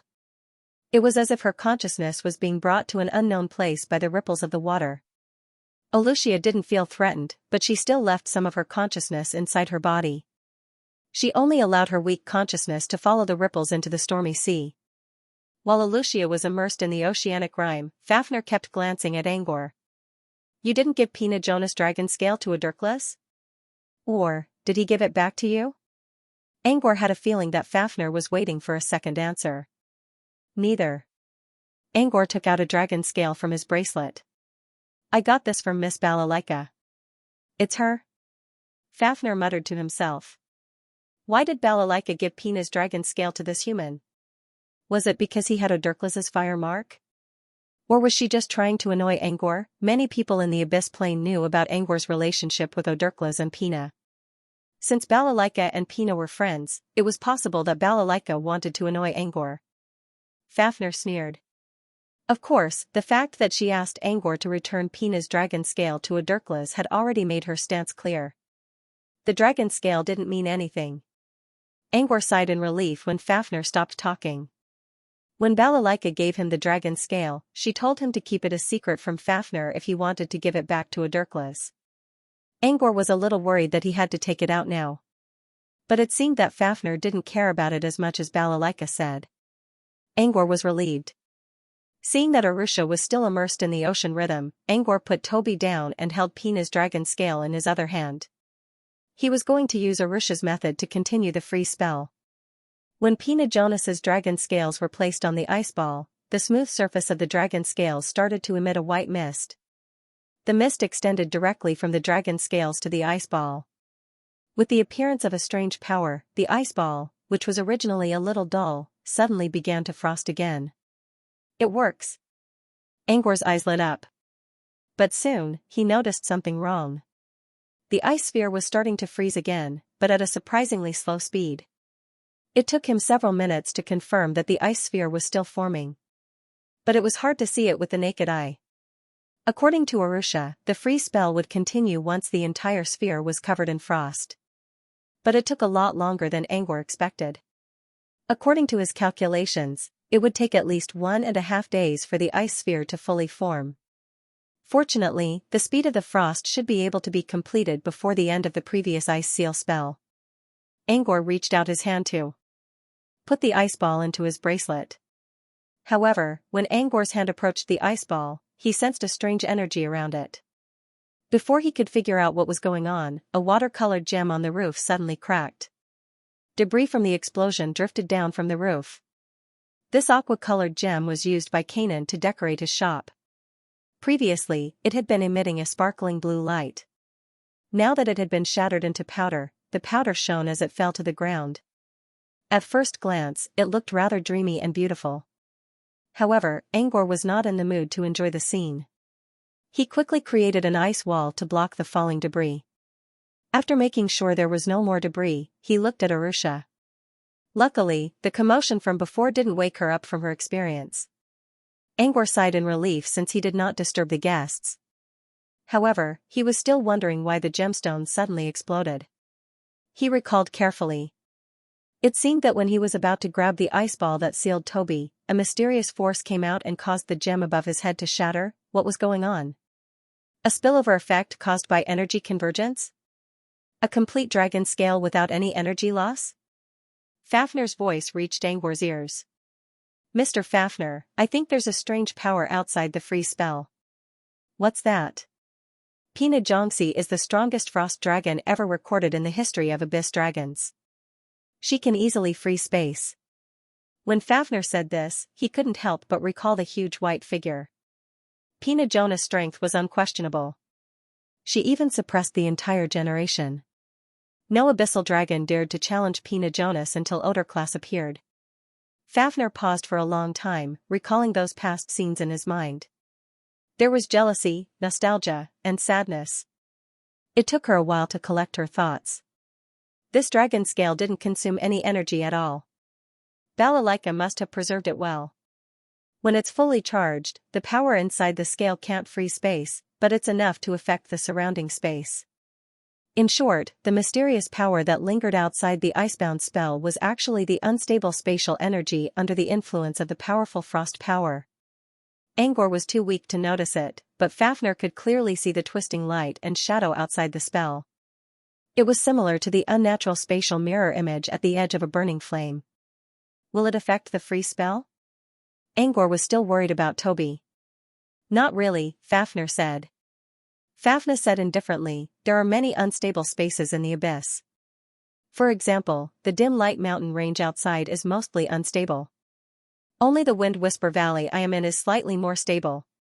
Then the power that came out, that's just an accident.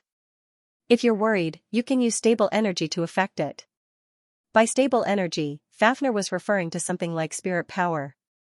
However, Angor did not have such a strong spirit power. If he tried to use his spirit tentacles to touch the spell, they would be cut off in no time. In the end, Angor used a small alchemy cantrip called Hand of Spell to solve the problem. However, he soon noticed another serious problem. Mr. Fafnir, didn't you say it won't affect anything? Angor looked at Fafnir with a bitter smile. He held the ice ball in the air and floated it up and down, releasing frost energy. Isn't that normal? The space energy around the freeze spell is affected. It's normal that you can't put it inside when it's unstable. Angor looked at the ice ball and then at his bracelet with a helpless expression. He was planning to put the ice ball inside his bracelet and wait for the frost to finish. But Fafnir told him that he couldn't put it inside his bracelet. If he forced it inside, the space inside the bracelet would completely collapse. What should he do then? Keep holding it? When the freeze spell is completed, the space around it will stabilize, Fafnir sneered. What? You can't even wait that long? Angor kept his mouth shut. Fine, 1.5 days it is. As Knight said, he should stay in the illusion hut. With Fafnir here, he should be safe. If he waited for 1.5 days, it wouldn't matter if Razutran was lifted or not. He could always take a detour back to Ice Valley. Angor carefully controlled the hand of spell to float the ice ball above his right shoulder. It looked like a floating ornament. Not long after, Alucia woke up. Or rather, Alucia had been awake all this time. She had divided her consciousness into 2 halves.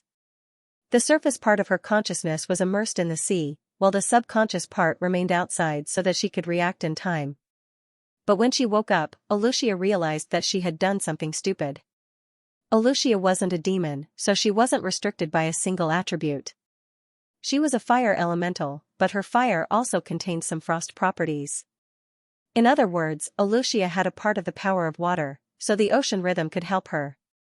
However, the experience this time did not give it much of an improvement. However, this was all because of its own doing. It had split its consciousness into 2 halves and entered the rhythm of the ocean. Although it could sense the rich rhythm of the water around it and constantly cleanse its consciousness, it was only its consciousness after all. The things it could comprehend were limited. If Angor did as he said and allowed his mind to enter the rhythm of the ocean and enjoy the journey, Angor would be able to gain much more than it did now. Esteemed Lady Alucia, the experience is over, Angor spoke in his usual tone. Alucia felt a little disappointed. She gave Angor a complicated look. Not bad. So, this is the alchemy work of a human wizard? It seemed that Angor didn't manage to fool Alucia by using the ocean rhythm in secret. Sort of. Angor nodded. Do you plan to sell it? Angor shook his head. Not yet. Alucia didn't say anything.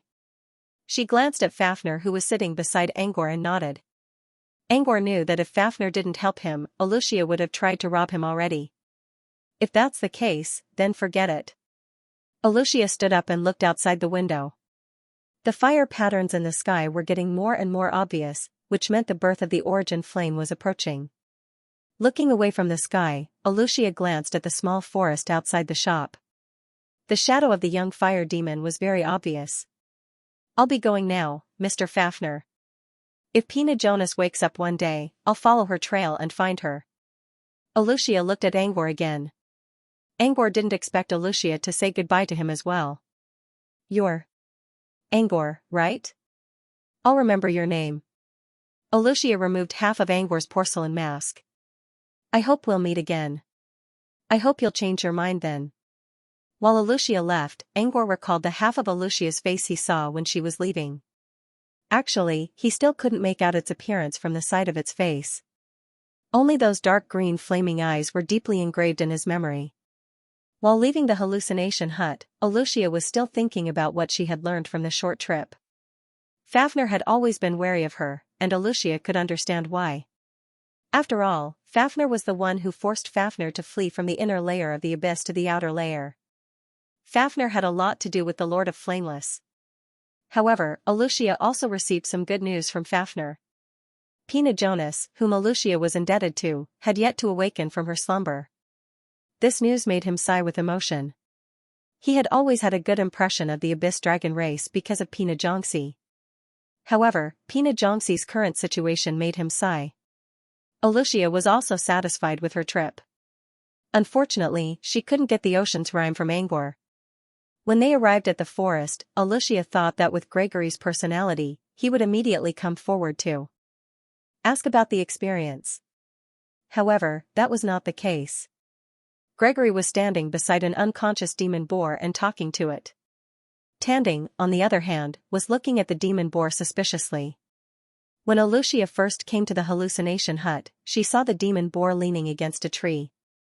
However, she didn't pay much attention to it since it was unconscious. But now, Gregory was able to strike up a conversation with an unconscious devil boar. That was rather strange. Alucia approached Gregory with a puzzled look. You're so slow at changing the characters. You're asking me who I am? I'm the great fire rune demon. Well, I'm still a young demon, but I have a bright future ahead of me. You can call me young Master Gregory. What do you sell in the hallucination hut? I don't know. But I'll tell you later. When the master comes out, I can join the trip right away. I heard from other demons that it's a wonderful experience. It's like an illusion, and you'll be awakened before you know it. Tanding couldn't help but speak up, young master, the chance of awakening isn't 100%. That succubus Panis woke up, right? The other demons haven't awakened yet because it's not time yet. Tanding rubbed his temples. Apparently, Gregory had already treated the psychedelic hut as a reassuring elixir. He could not be bothered to argue with Gregory. Sigh, I hope Master will bring good news. Gregory looked at the devil boar again and found that the runes in its left eye had changed again. Who is the lord I'm talking about? Of course it's Lady Xianxia. Gregory was only halfway through his sentence when the head of the devil boar suddenly exploded. Viscous brain matter sprayed all over the place. Body fluids and organs were scattered all over the place with the devil boar in the center. The ground was covered in white, red, and yellow, and there were also pieces of torn skin.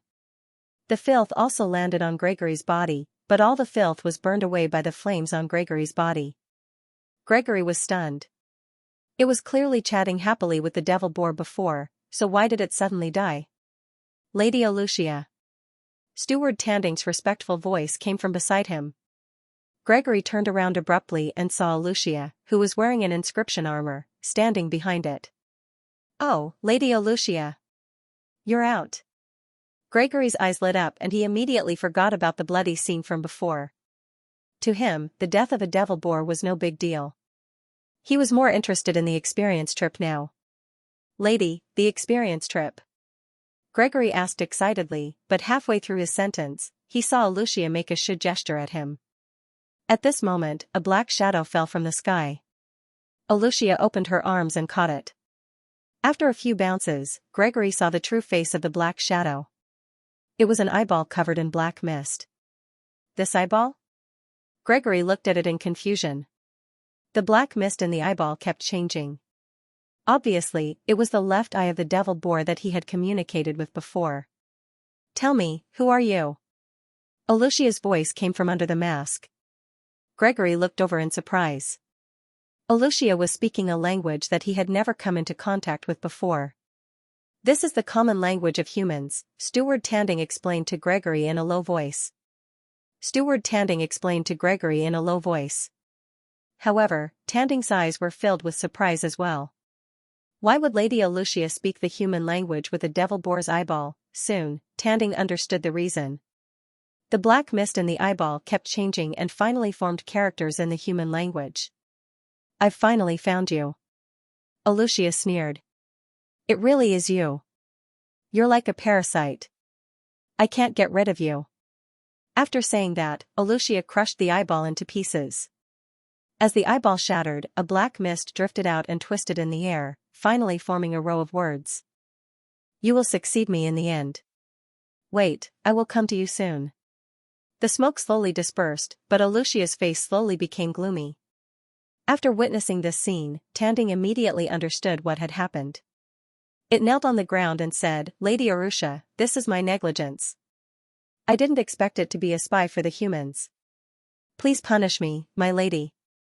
Xianxia shook her head. This has nothing to do with you. Before it asked me for information, I couldn't be sure of its identity. The words that it said in the human language were actually just a bluff. Get up. Tell me, what did it ask? Tanding said truthfully. Other than the previous questions, there was also the change of day and night, the fire patterns in the sky, and the information about the demons in the Void Tower. Xianxia looked at Gregory and frowned. You answered all these questions? Gregory lowered his head and said uneasily and guiltily, apart from the matters related to the primordial fire, I've already said everything. I thought that since it's not a secret and everyone knows about it, I just said it. Although Xianxia was wearing a white porcelain mask and his expression couldn't be seen, Gregory could still sense a faint gloomy aura from him. After a while, Xianxia said, those humans are probably going to find us soon. Whether they can reach Rizudran in a short time or not, we have to be prepared. Normally, Xianxia wouldn't even care about these lowly humans, But these bugs chose to appear now. Once they were ignited by the origin fire, they wouldn't have time to care about anything else. What do you mean, lady? Contact the great demon of the Void Tower before the origin fire shows up. Alucia's expression was gloomy. She had originally planned to go alone, but now that things had come to this, even if the chances of the humans barging in were slim, she still had to consider the possibility. If the humans really did show up when she was ignited by the origin fire, her safety would become the biggest problem. And in Resudran, the great demon of the Void Tower was naturally the first choice to organize a resistance against the human adepts. Let's go. To the Void Tower. Tanding immediately responded as soon as Alucia finished speaking. Only Gregory looked at Alucia with pitiful eyes. My journey of experience. I awakened and matured. Gregory stuttered a bunch of words that didn't make sense. I've experienced it. The journey of experience is quite interesting, but just as the owner said, it's not suitable for you. It might even bring you harm and hinder your maturation. Alucia's words instantly made Gregory's expression turn gloomy. Alucia shook her head and prepared to leave. Before leaving, she turned around and looked at the small wooden hut standing in the darkness. The aqua gem's blue glow made the hut look dreamy in the dark. Alucia suddenly thought of Angor's figure. She believed Fafnir's words that Angor didn't come for her. She also saw the left eye of the boar demon asking questions. It was asking about the owner of the illusion hut. Clearly, the boar demon and the human inside didn't belong to the same faction. So far, it seemed that Angor really came here by accident. Under her mask, the corners of her lips curled up slightly. However, I never believe in coincidences. What role will you play in this? In the dark void, Meng Qi's figure suddenly swayed. In the next second, a red ribbon covered in silver runes began to burn without warning. The flame slowly rose into the air, scattering sparks everywhere. In the end, the burning red ribbon fell into the void and disappeared completely. Due to the special nature of this hunting mission, Monchi's every move was seen by all the magi. When the ribbon started burning, it was immediately noticed by others. What's going on, Mr. Monkey? Someone asked. The eye I left in Resudran is broken. The red ribbon was connected to the sealing spell on Moggenheim. Once it burned, it meant that Moggenheim's left eye was destroyed.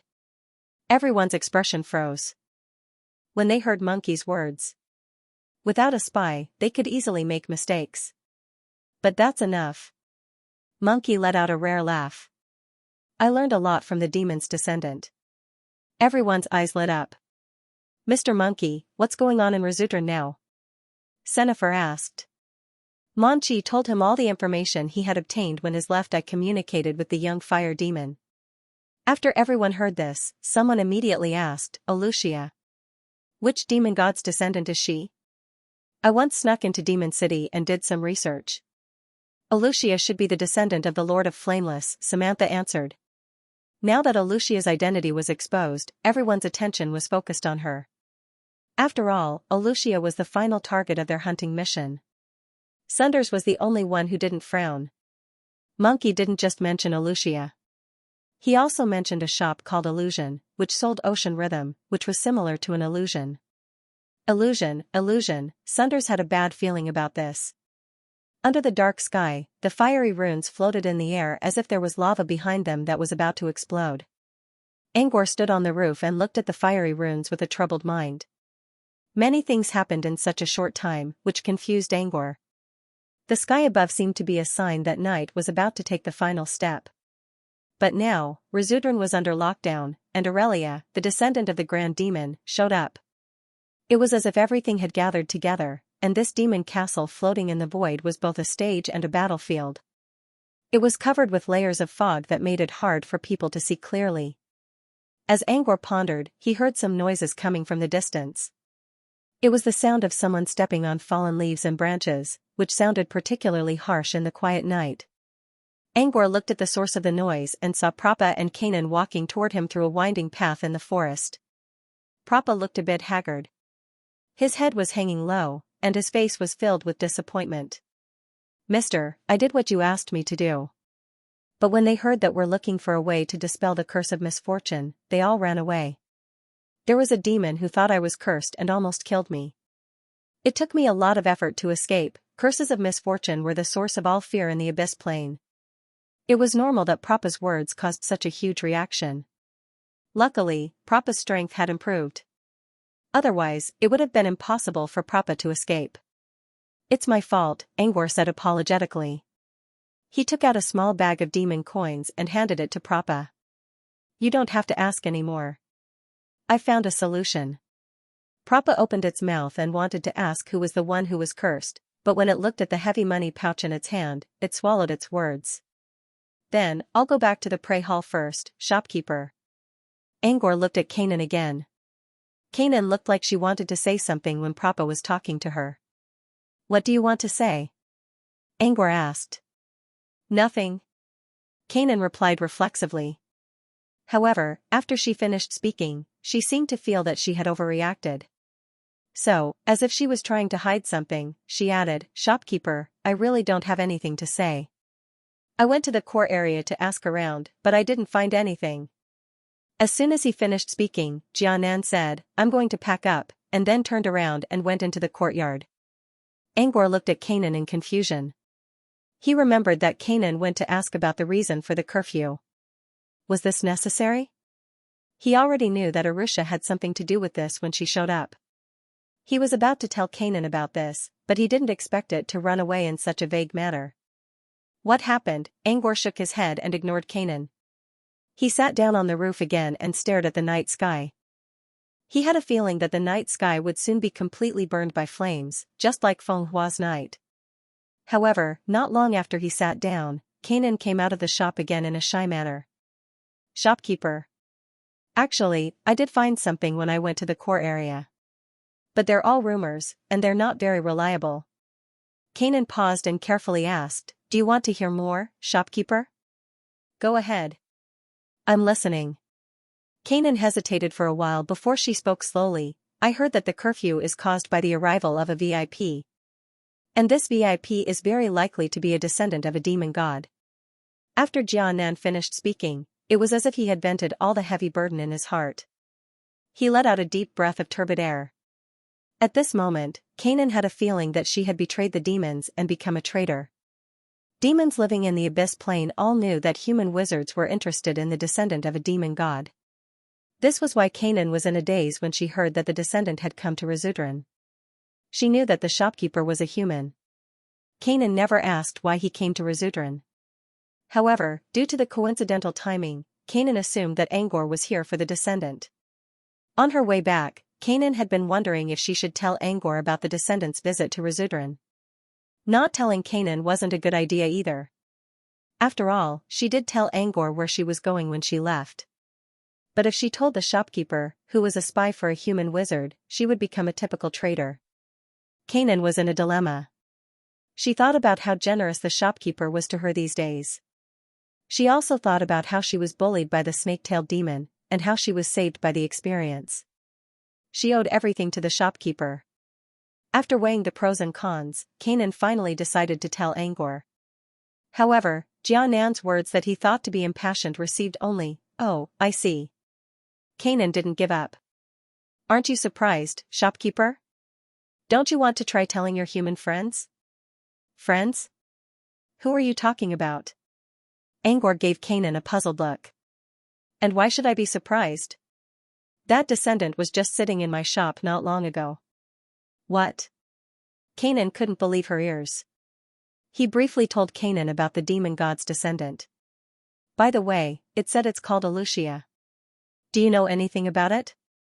Kanan looked at him in bewilderment. Kanan nodded like a robot. Xianxia is the descendant of the Lord of Flameless. He already heard about this from Fafnir. What he really wanted to know was more information about Arusha and this Lord of Flameless.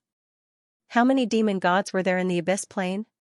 Angor wasn't sure, but he did know that all Abyss Plane demons were at least legendary. According to the classification of demon gods, they were divided into 3 categories: Great Demon Gods, and Ordinary Demon Gods. Great Demon Gods stood at the top of the hierarchy. For example, the Crown Clown who pursued balance in all things, and the Lord of Abyss who pursued sacrifice in all things. Both of them were great demon gods who brought glory to thousands of planes. They were the most powerful forces in the abyss plane. Great demon gods were slightly inferior. For example, the wicked play who loved to toy with people's desires, the cruel scholar who created abyss inscriptions, and the rising sun who almost destroyed the wizarding world 10,000 years ago were all on the same level. As for ordinary demon gods, Angor didn't know much about them. However, he knew that each of them was extremely powerful. The Lord of Flameless is a great demon god. Kanan still had a blank expression on her face. She still couldn't accept the fact that the descendant of a demon god came to her house when she was only gone for half an hour. Although Kanan was still in a daze, he did not stop talking. Moreover, he spoke of all the information he knew in detail. As Kanan explained, Angor gained a general idea about Xianxia and the Lord of Flameless. The Lord of Flameless was a great demon god who could control fire. His goal was to burn eternally until he reached the end of the world. There were no flames that could cause space to collapse. You couldn't see any flames around Lord Flameless, nor could you sense any fire elemental essence. However, you were already in flames. This was why he was called the Lord of Flameless. As for Xianxia, Kanan never met her before. According to rumors, Xianxia didn't follow the path of the Lord of Flameless. She seemed to be trying to find her own path. Another thing worth mentioning was that Xianxia had been looking for something related to a great demon god who existed before the fall of the gods. However, this was only a rumor. There was no proof. Still, Kanan's words made Angor think about something. Xianxia must have come to the surface of Rzutran for a reason. She must have sent out the Inferno demons and fire servants to scout the way. Could it be that its goal was something that Xianxia had been searching for all this time? Now, it just so happened that night was about to make a breakthrough. Could there be some sort of connection between the two? Angor couldn't come up with a reasonable answer, so he decided to put it aside for now. Anyway, the answers to these questions were only to satisfy his curiosity. They did not mean anything else. After sending away Kanan, who was still in a daze, Angor looked at the night sky again. Before he knew it, the floating fire patterns in the sky were getting brighter and denser. They looked like a spider web that wrapped around Rzutran. But at the same time, they looked more and more ferocious, as if endless flames were about to fall from the sky. Does this fire really have something to do with nightclub owner? Angor muttered to himself as he stared at the floating fire patterns in a daze. The night sky covered by fire patterns, the city of demons, and the lonely wind in the sky. This scene was completely imprinted in his mind. There were no stars in the night sky, but it was beautiful. Angor suddenly felt his earlobe getting hot. He quickly woke up from his daze and saw the flame mark on his ear, releasing streaks of fire element on its own. The fire elements formed a dense cluster of flames that floated around Angor's body. What's going on? Angor realized that he couldn't control the flames around him. However, the flames didn't seem to be going away.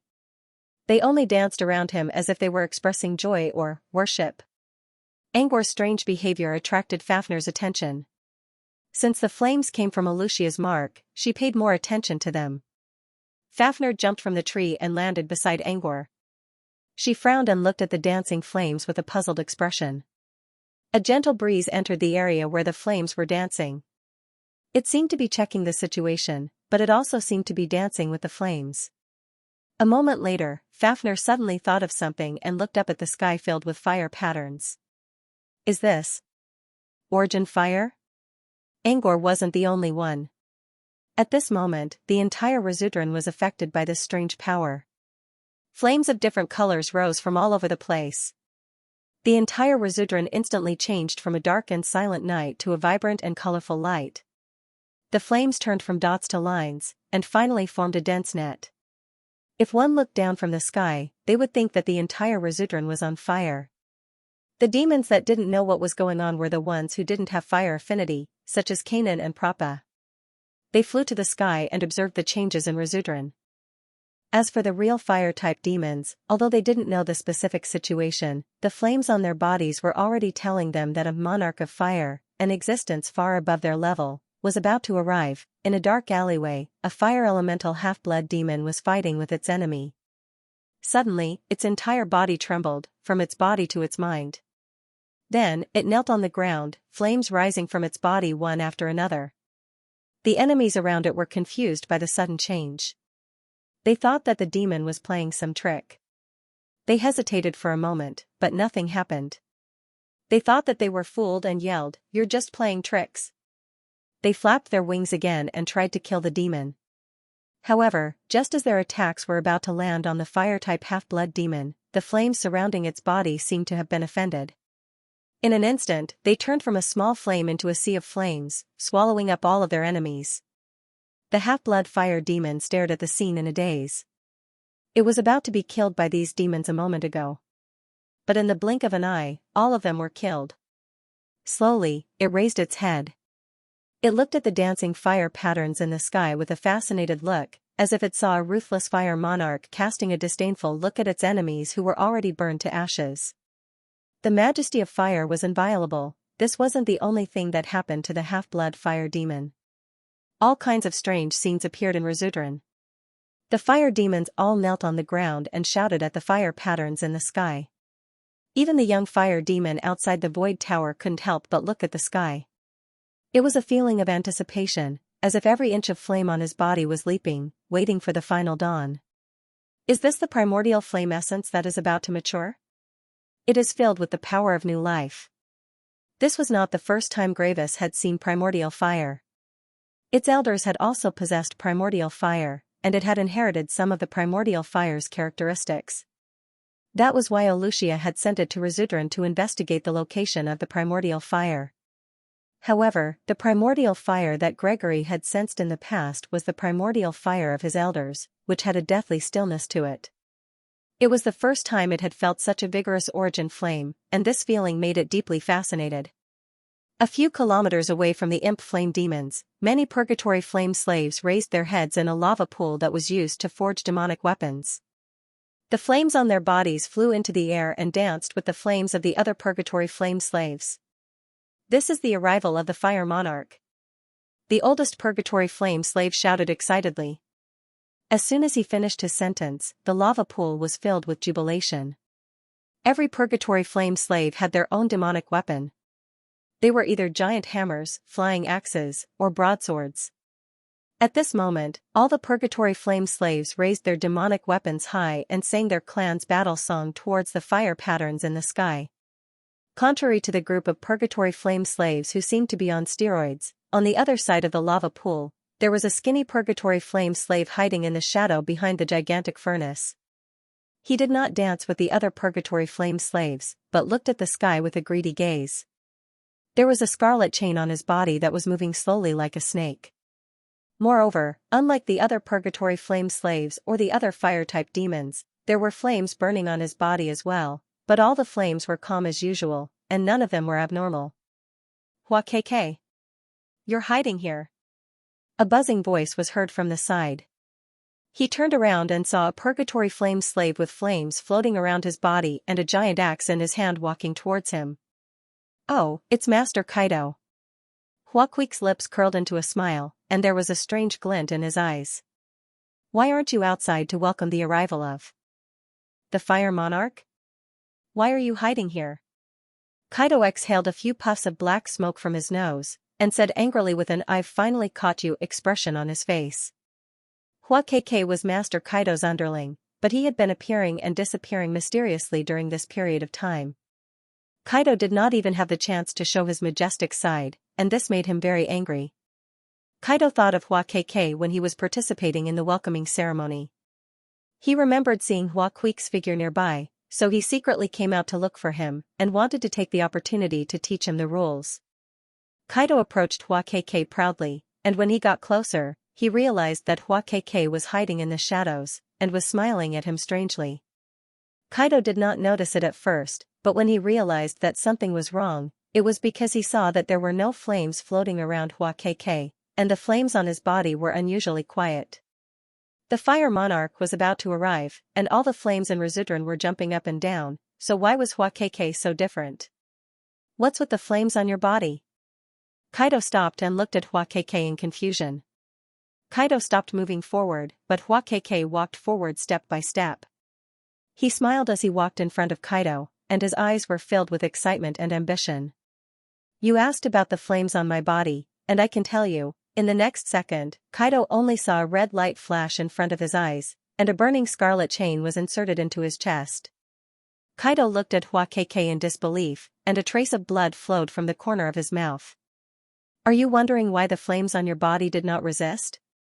Huaqueque's lips curled up, and he laughed like a madman. That's because I am Baiyuan. Kaido could no longer hear Floret Sparrow's voice. He had completely closed his eyes. He couldn't believe that Floret Sparrow, who looked so weak, would suddenly attack him. When the chain pierced his chest, he couldn't move at all. He could only feel the strange chain wantonly destroying his body. How could a purgatory flame slave with a female name and a female weapon kill him? Also, why did the chain give him the feeling that it was alive? This was the last remnant of Kaido's consciousness, but he could never get an answer, and he fell into silence. After Huakeke killed Kaido, the chain made a clanking sound, and moved around Huaqueque's body intimately. Time's up, and I was worried that my power would not grow, so here comes a plate of snacks. Huaqueque's face was filled with madness, and he shook the chain. Go, you still need to grow, to let the fire of Baiyuan reappear in the world. Following Huaqueque's words, the scarlet chain immediately wrapped around Kaido's body. The chain seemed to contain a strange power, which slowly eroded Kaido's body until it was completely digested. Along with Kaido's disappearance, the scarlet chains became darker and darker. At the same time, Huaqueque's body suddenly doubled in size. The feeling of power. This is the feeling of power. Yahahaha. Hua Qiao laughed loudly. However, when he turned around and looked at the other side of the chain, his laughter came to an abrupt halt. At the end of the chain, there was a strange circular pattern. It was a circle of light that emitted mist. Inside the circle, there was nothing but darkness, as if there was a total solar eclipse. If Angor was here, he would have noticed that the pattern was exactly the same as the one he saw in Floating Mech City. It was called the Deep Mark. On the other hand, Olucia, who just came out of the Void Tower, was not angry at all. Instead, she felt happy. Once the essence flame was born, its fire would naturally suppress all other types of fire. Even Olucia could not avoid it. If not for the fact that Olucia was a descendant of a demon god and had an innate ability to control fire, she would have been led by the nose by her own flames just like the other demons. Lady Olucia. Gregory and Tanding had been waiting outside the Void Tower. They quickly greeted Olucia as soon as they saw her. Lady Olucia, did the demon here ask for anything? Tanding asked. As far as he knew, a demon would not accept something for no reason. No, Olucia replied. To be more precise, the demons did not dare to ask for anything. Olucia didn't expect Galil to send a message to the Void Tower. Galil was the strongest demon lord under the Lord of Flameless command. This time, Galil was the one who controlled the Void Tower to turn off the light source. With Galil's presence, these demons would not dare to ask for anything. Let's go. It's almost time. We should go see it. Olucia said softly. I heard it's a half-blood demon? Interesting. It's rare to see a half-blood demon like that. The fire runes in the sky did not only affect Residulan City. In the dark void, some people on a piece of floating ice were also affected. As they got closer and closer to Residulan, all the wizards entered a state of alert. The first to notice the abnormality was still Manchi. Almost every wizard knew some fire spells. Although Manchi was an ice wizard, he had dabbled in all types of spells. At first, Manchi noticed that the torches on the floating ice were moving. The burning sparks did not dance with the wind in the void. Instead, they were all moving in one direction. That was Resudran. Manchi was confused and took the initiative to cast a fire spell. Then, he realized something was wrong. The flame actually broke free from its control and fell into the void of its own accord. Seeing this, Manchi turned to everyone and said, "There's a change in Residulan. All wizards, try not to cast any fire spells." The implementation of this measure was a huge blow to magi who specialized in fire element magic. Fire elemental magi made up the majority of elemental magi. At least 30% of the magi on the floating ice were fire elemental magi. Monchi's words meant that 30% of the fire wizards had lost 80% to 90% of their combat strength. Don't you want to know what happened in Rizudalan? Cantor looked at Sunders, who seemed to be lost in his thoughts. His expression was cold and indifferent. His eyes did not even look at the flying sparks around him. He was especially conspicuous among the group of sorcerers with ugly expressions. I'm more interested to know if that guy went to cause trouble again. Cantor could sense the anger hidden behind Sunders' calm expression. Who's the guy you're referring to? Cantor wondered. Who else but Angor could cause such a drastic change in Sunders' emotions? Sunders glanced at Cantor. You're not talking about Angor, are you? Sunders nodded and muttered, Ocean rhythm. Illusion. These were both clues given by Mr. Monkey's informant. Considering Bosch's prophecy, Sunders began to feel more and more confident. Even if Angor wasn't the one behind the mysterious shop in Rizudalan, Sunders believed that Angor had something to do with it. Cantor frowned. Sunders already told Cantor about Angor's disappearance in the Abyss Plain. Cantor was worried about Angor's safety, but he didn't expect Angor to go to Demon City. Besides, Angor went to Rizudalan to stir up trouble, which didn't fit Cantor's image at all. A gentle, quiet, handsome, and scholarly wizard, that was how Cantor saw Angor. Also, Cantor did not understand why Sunders used the word again when he heard Sunders mentioned again. What did Angor do in the past, apart from almost creating a mystery item, discovering Isabel's return, crafting a high-tier item without leveling up, being the author of the Forest of Time, the creator of Shadow Cave, and so on? What else? Cantor didn't know what to say. Now that he thought about it, Angor's experience was like a tidal wave in a storm. Wave after wave, the waves wouldn't come back down. Cantor suddenly felt sorry for his old friend. He thought about his beloved disciple. Apart from being a little autistic, Keely was a wonderful girl. Of course, that was if Angor didn't run into a disciple of the god of sea. What Cantor didn't know was that Sunders didn't really care about Angor's troubles. Cantor didn't know what really annoyed Sunders. Cantor understood Sunders' concerns, but he still didn't believe that Angor would go to Rizudalan. I don't think so. Angor's an alchemist. Do you think those demons know how to do alchemy? If he had gone to Rizudalan, he would have been torn to pieces by the demons immediately. How could he have caused trouble there? He might have even opened a shop and stirred up trouble in Rizudalan. Sunders understood Cantor's point. Angor couldn't possibly do that. However, there was one more variable, the powerful being who took Angor away from Windwhisper Valley. The energy was so strong that Angor couldn't sense his blood essence. If Angor was under the influence of such a powerful being, he might be able to do something like that. But who was that absolute powerhouse?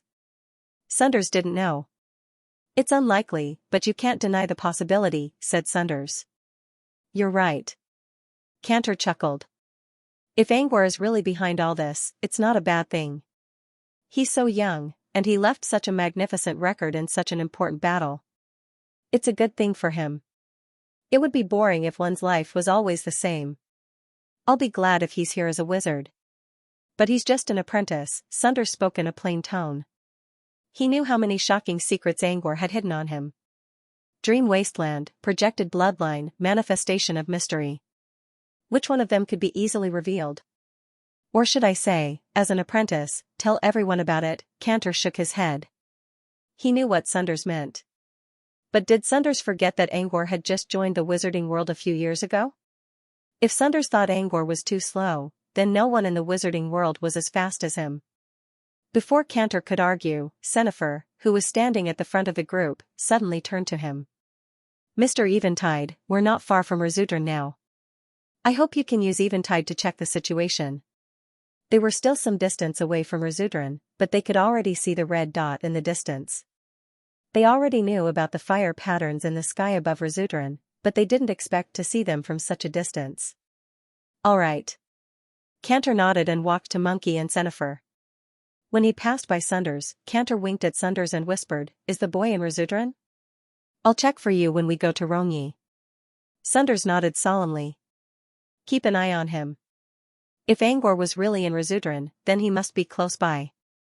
Although Canty's night bloodline was silent after he merged into the darkness, he would still be suppressed by an expert's rank. Understood. Cantor nodded at Mon Chi and Senifer and entered the bloodline of night, which instantly changed his appearance. Cantor now looked like a messenger of the god of night, who lifted the curtain of darkness and gave off a solemn and sacred aura. After a long while, Cantor opened his eyes. Under the expectant gaze of the crowd, he said, "I saw it." Origin fire? Angor looked at Fafnir in confusion. The flames that came out of the fire mark surrounded him, but he couldn't control them. Was it because of the origin fire? Fafnir didn't explain, instead turning her gaze to the other side. In her line of sight, she saw the prey pavilion, as well as Night standing in front of a painting. Night seemed to have sensed Fafnir's spying. He raised his head and smiled in Fafnir's direction. Night's current situation was very strange. The fire tattoo on his face was like a burning thread, crossing the plane and emerging from his skin. It then faintly connected to the outside world, forming a fire tattoo that covered all of Razudran. Without the hideous fire pattern, Night's face was fully revealed, which made him look as handsome as ever. Even by human standards, he had the best facial features. Coupled with the exposed abdominal muscles, if Lady Mira were here, she would probably immediately put Night into the handbook of handsome men. Fafnir withdrew her gaze. Her expression was one of shock and horror. She already felt that there was something strange about this nightclub owner. He looked calm and indifferent, but there was a hidden sharpness in him that made people want to stay away from him. Therefore, Fafnir had only seen Night when he first arrived, and after that, he almost never saw Night face to face. She didn't even follow Angor to the hunting hall when he went to look for Night. Her natural omens warned her that Night was dangerous enough to threaten her life. She didn't expect Night to cause such a huge commotion. And, he was going to take the final step of the origin fire. Fafnir glanced at Angor, who was still observing the flames around him with a cautious look. The fire won't hurt you. It's just that the origin fire is about to be born. It can't control itself even if it doesn't have intelligence, Fafnir explained. What do you mean by origin fire, Lady Fafnir? Origin fire. Fafnir didn't explain what the origin fire was. However, Angor remembered something when he heard about the origin fire. Once, he traveled with Bogula's student, Shadow Diablo, in Fairy World. Shadow told him about a race that went extinct in the long river of history, which was called Bayuan. The Bayuan people were last seen in Akasoya, which was the destroyed Serpent Nation. The sacred ground of the Serpent Nation was the abandoned village under the ground, Pakrti. Angor found Dodoro in Pakrti, which was why he thought Dodoro was a Bayuan person. Later, he did some research about the Bayuan people. There was an interesting explanation about the origin of the Bayuan people. A group of favored children of the world was born beside the origin fire. They were the Bayuan people who chased after the origin fire. Yes. Could this primordial flame be the primordial flame that Fafnir had mentioned? You've been to the hunting hall several times. What do you know about Night? Fafnir changed the topic and no longer mentioned the origin fire. Instead, she asked about something she had been too lazy to ask about. Although the origin fire did not have much to do with her, it might be of great help to Adirklas. Fafnir didn't explain it clearly, but Angor understood something. It seemed that the origin flame really had something to do with Night. According to Fafnir, the flames that appeared from the flame imprint were because of the floating flame patterns in the sky, which was the origin fire. In conclusion, the current situation was indeed caused by the owner of the nightclub. Angor thought about the painting he saw earlier. The fire had almost completely consumed that night, which meant nightclub owner was about to take the final step to break free from his shackles. The final step of nightclub master nightclub had led to the fire pattern phenomenon in the sky, which also led to the birth of the primordial flame. According to Kanan, Arusha had been looking for something. Now that Arusha came to Razudran from Inner Plane, it probably knew where it was looking for. However, Angor couldn't think of anything else that fit the current timeline. There was only one answer left. The origin fire. Arusha was here for the origin flame. If that was the case, then the disappearance of the Void Tower's light source and the sealing of the spatial passage made sense. After connecting all the dots, Angor felt like he was weaving a spider web with his own hands. He might have guessed some of these things, but he believed that the answers were mostly correct. However, there was still one missing piece. If Arusha, the descendant of the demon god, was Monkey's target, then would the human magi also become a thread and become part of the spider web? Maybe. At that time, would he be able to see familiar faces, such as Cantor? Senifer? Brofen? Angor's mind was filled with questions. He slowly shifted his attention from the others to himself.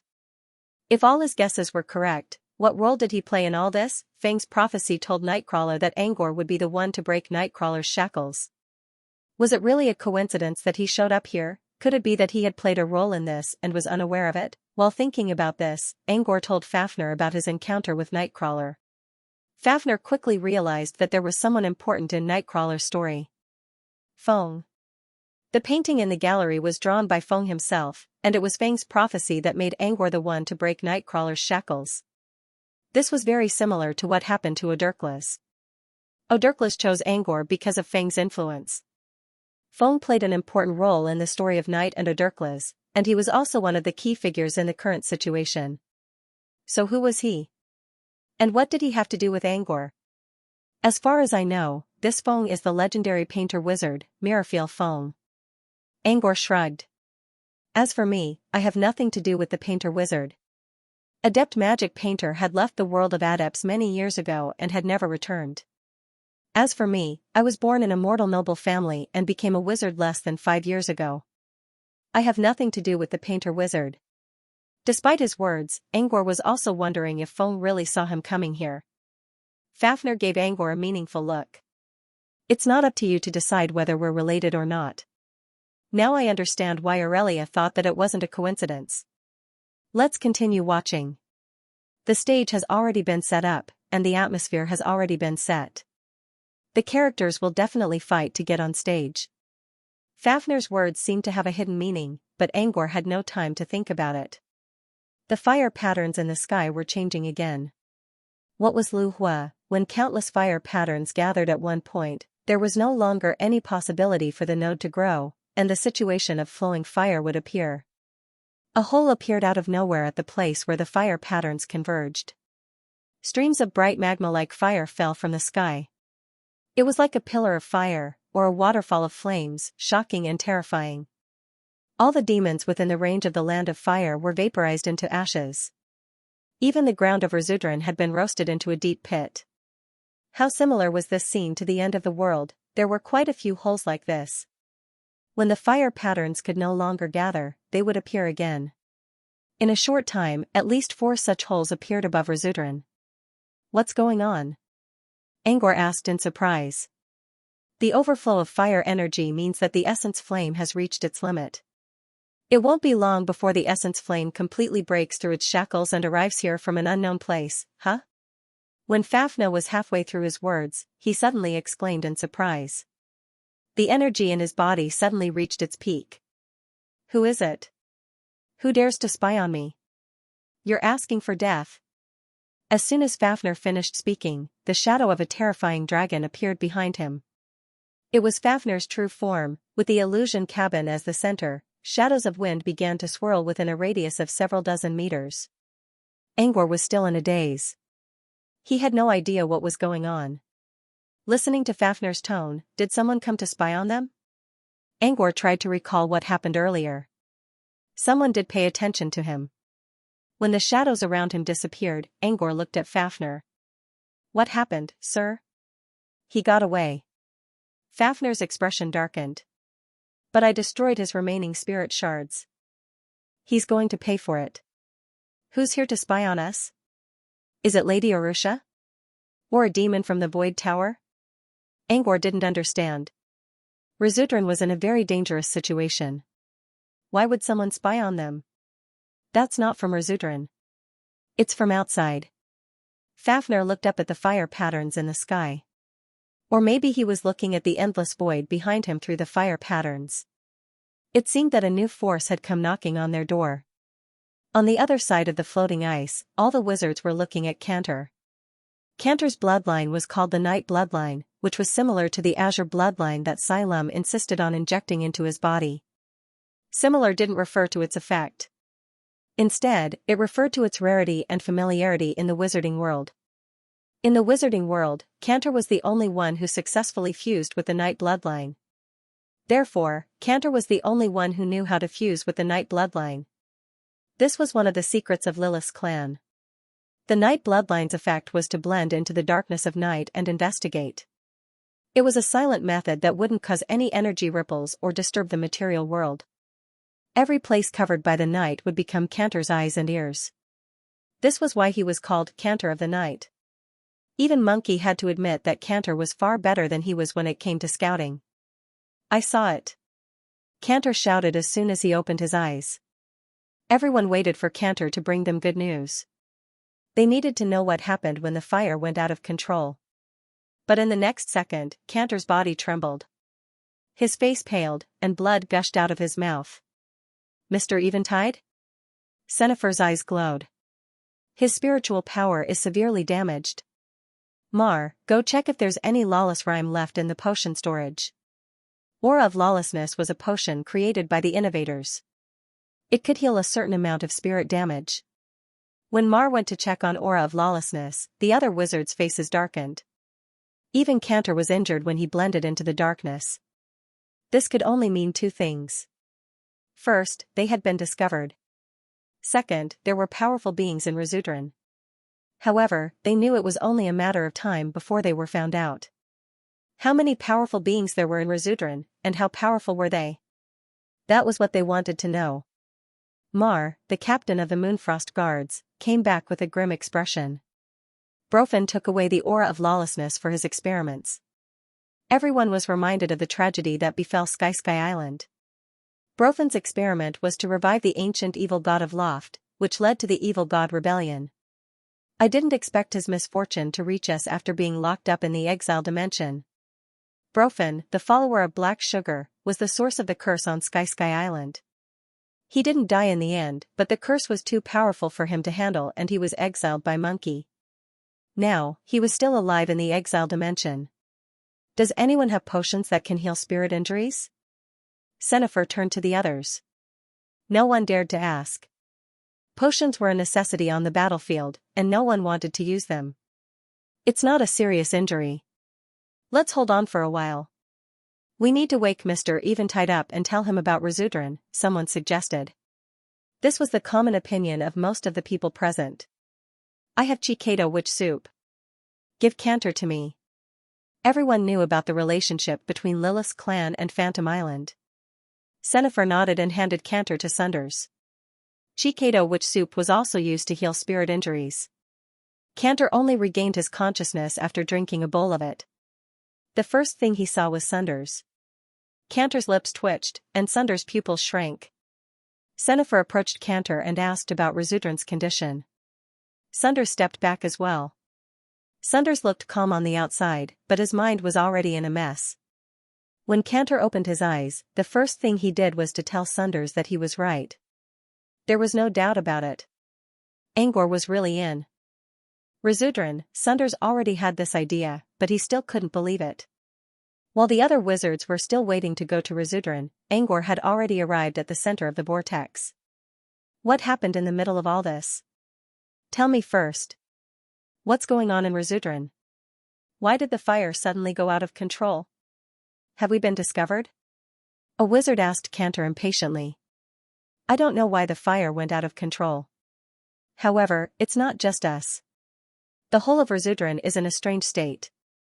Not only is the sky full of flames, but there are also streams of fire pouring down. All the fire demons on the ground have gone crazy, and the flames on their bodies have gone out of control. Cantor paused. As for where we are, I don't think we've been discovered yet. Then how did you get hurt? Monkey suddenly asked. When I went to check out that mysterious shop you mentioned, I was discovered by a dark-skinned woman.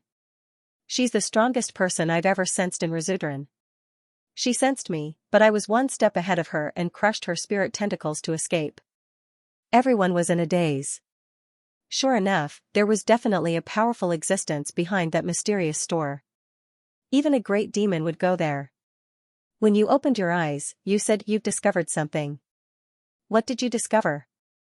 When Monchi asked this question, Cantor's expression turned solemn. I discovered that the fire pattern in the sky is connected to an unremarkable building in the southern suburbs of Rizudran. More importantly, I saw Lucia enter that building. At this moment, Angor was still looking at the sky. As soon as the wildfire appeared, pillars of fire fell from the sky like a sieve with holes. Most of the buildings in Rizudran were destroyed by the fire. As more and more fire patterns gathered, the entire sky was set ablaze. Before, he could still see the curtain of darkness, and the fire patterns were only a supporting role. But suddenly, everything turned upside down. Just like Fang's painting in the Hall of Prey, the fire covered everything, and the darkness was gone. At this moment, many hidden truths were finally revealed. It's the origin fire. It's the origin fire. The demon floating in the air suddenly shouted. It's not just the origin fire. This means a new lord is about to be born. Who is it? Komodo? So far, it's the only fire-type demon in Rizudran. The matter of the primordial flame was like gunpowder that had been ignited, instantly spreading throughout Rizudran. Every demon was excited, especially the fire-type ones. Angor didn't know how important the origin fire was to these fire-type demons, but he saw them all flying into the sky. They wouldn't fall down even if the wildfire fell. For a fire abyss devil, even a wisp of origin fire aura will be greatly beneficial to them, Fafnir's voice sounded. What's the origin fire? This was the second time Angor asked about it. Last time, Fafnir didn't answer. But this time, she finally spoke. She only explained in a casual manner, the origin fire is the origin fire. I'm not a fire type, so I don't know the details. But I know that it has always existed. It attaches itself to the origin of a civilization and burns in an unknown world. It's extremely difficult to bring it to the world. It needs a catalyst, a seed, and a seed to be born. The origin fire attaches itself to a civilization? Does she mean the tinder of a civilization? Angor wondered. Was it the same as the origin fire of the origin worshippers? Fafnir paused for a moment, then said in an emotional tone, every time the origin flame descends, it means that a new fire monarch will be born. Fire monarch? You mean Nightcrawler? Angor was a little surprised. Fafnir nodded, and his eyes flashed with envy. It should be him. As far as I know, the only fire monarch in the barren face is the ancestor of the fire mark demon. Night's arrival will completely change this situation. The ancestor of the fire mark demon? He thought about Gravu. Once it matured, it would turn into a fire rune demon. What about the flameless lord? Is it the fire monarch? Fafnir stared at Angor as if he was looking at an idiot. After a while, he spoke in a disdainful tone, demon god is a higher level. For example, the flameless lord could be called the god of fire. Of course, one could not completely assume that the fire monarch was weaker than the fire god. It all depended on one's strength. There were also powerful demon lords that were comparable to demon gods. Fafnir's explanation shocked Angor even more. He knew Nightcrawler was powerful, and that he would become a demon lord once he broke through his shackles. But he never thought that Nightcrawler would become the fire monarch in such a way. Not only did Angor push all this forward, but he was also lucky enough to witness Nightcrawler's ascension. After the initial shock, Angor began to feel complicated. He felt lucky to witness all this, but at the same time, he also felt pressured by the endless new forces in the Abyss world. Aside from the nightclub master who was about to ascend to the throne, just the people around him, such as Fafnir, Icevale's Odglas, and Balalaika from the Land of Rest, were all geniuses. And this was only the weakest barren face of all the Abyss world. It was hard to imagine how powerful the other face of hell was. Fafnir looked at the sky full of fire demons and grinned. Dawn is coming. Looks like the peace is coming to an end. At first, he didn't understand what Fafnir meant. But when the fire-type demons in the sky started fighting each other, he finally understood what Fafnir meant by peace is coming to an end. The ownership of the origin flame was decided from the very beginning. There won't be too much origin flame left in the air, and there are so many fire demons here. What will happen in the end is already decided. What Fafnir didn't mention was that even if the demons in the sky didn't do anything, Komodo from the Void Tower would. This was a classic example of the law of the jungle. Only by weakening or even eliminating more competitors could one obtain more and grow stronger. Once the battle in the sky was triggered, it would be like a lit fuse that would go out of control. Also, any demon who dared to fight for a seat in the sky couldn't be weak. Angor stood on the roof and watched the chaotic battle. Almost every demon in the sky was stronger than Angor. The longer he watched, the more he felt cold sweat dripping down his back. The energy in Resudolin began to go haywire. The fire demons weren't the only ones affected. Some of them were forced to join the battle to avoid getting hurt. For now, the only ones who didn't join the battle were the outskirts of the city and the Void Tower in the core area. Some demons came to fight, while others fell to the ground. Many of them died in the battle. Angor watched the battle in the sky with great fear. But when he saw the demon corpses falling all over Demon City, he couldn't help but feel disappointed. Demon corpses weren't as valuable as monsters, but they were still worth a lot of money. However, when a burning demon corpse fell from the sky and hit the forest outside the cabin, Angor finally gave up on the idea. As soon as the corpse hit the ground, it turned into a giant fireball and burned everything within several hundred meters into ashes. The cabin itself was also affected. If Fafnir didn't set up a wind barrier, it would have been destroyed as well. But even so, the environment changed drastically. The forest was gone, and the tranquility was gone. Everything turned into a sea of fire. Angor stood on the roof. Even with the wind barrier protecting him, he could still feel the scorching wind blowing at his face. Angor didn't even dare to imagine what would happen if this continued. Resudolin would be turned into a sea of fire before the essence flame could be born. The great demons in the Void Pagoda probably didn't expect things to escalate to this extent. At this moment, the Void Tower was in an uproar. It's time to stop this. If this continues, Resudolin, which has stood strong for tens of thousands of years, will be destroyed, said a female demon with a long skirt. The female demon who spoke was called Nitotep. She was a water elemental demon, and her body was the largest among the 7 great demons of the Void Tower. The reason for that was that there were countless terrifying and ferocious barbed tentacles under her skirt. Nitotep's upper body was no different from a normal human's, petite and beautiful. However, the tentacles beneath her skirt were extremely thick, each of them resembling the tentacles of a tyrant octopus. Her appearance made the originally spacious inner chamber of the void behemoth cramped. Nitotep, you're only saying that because you're on your side. Resudolin will never disappear. It will be reborn from the ashes. After being burned by the flames this time, it will become even fresher. It was a cannonball demon with the head of a salamander. He wasn't big, but he was the only fire-type demon among the 7 seats, Komodo.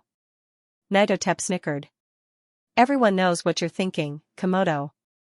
The more demons you kill, the more you'll gain.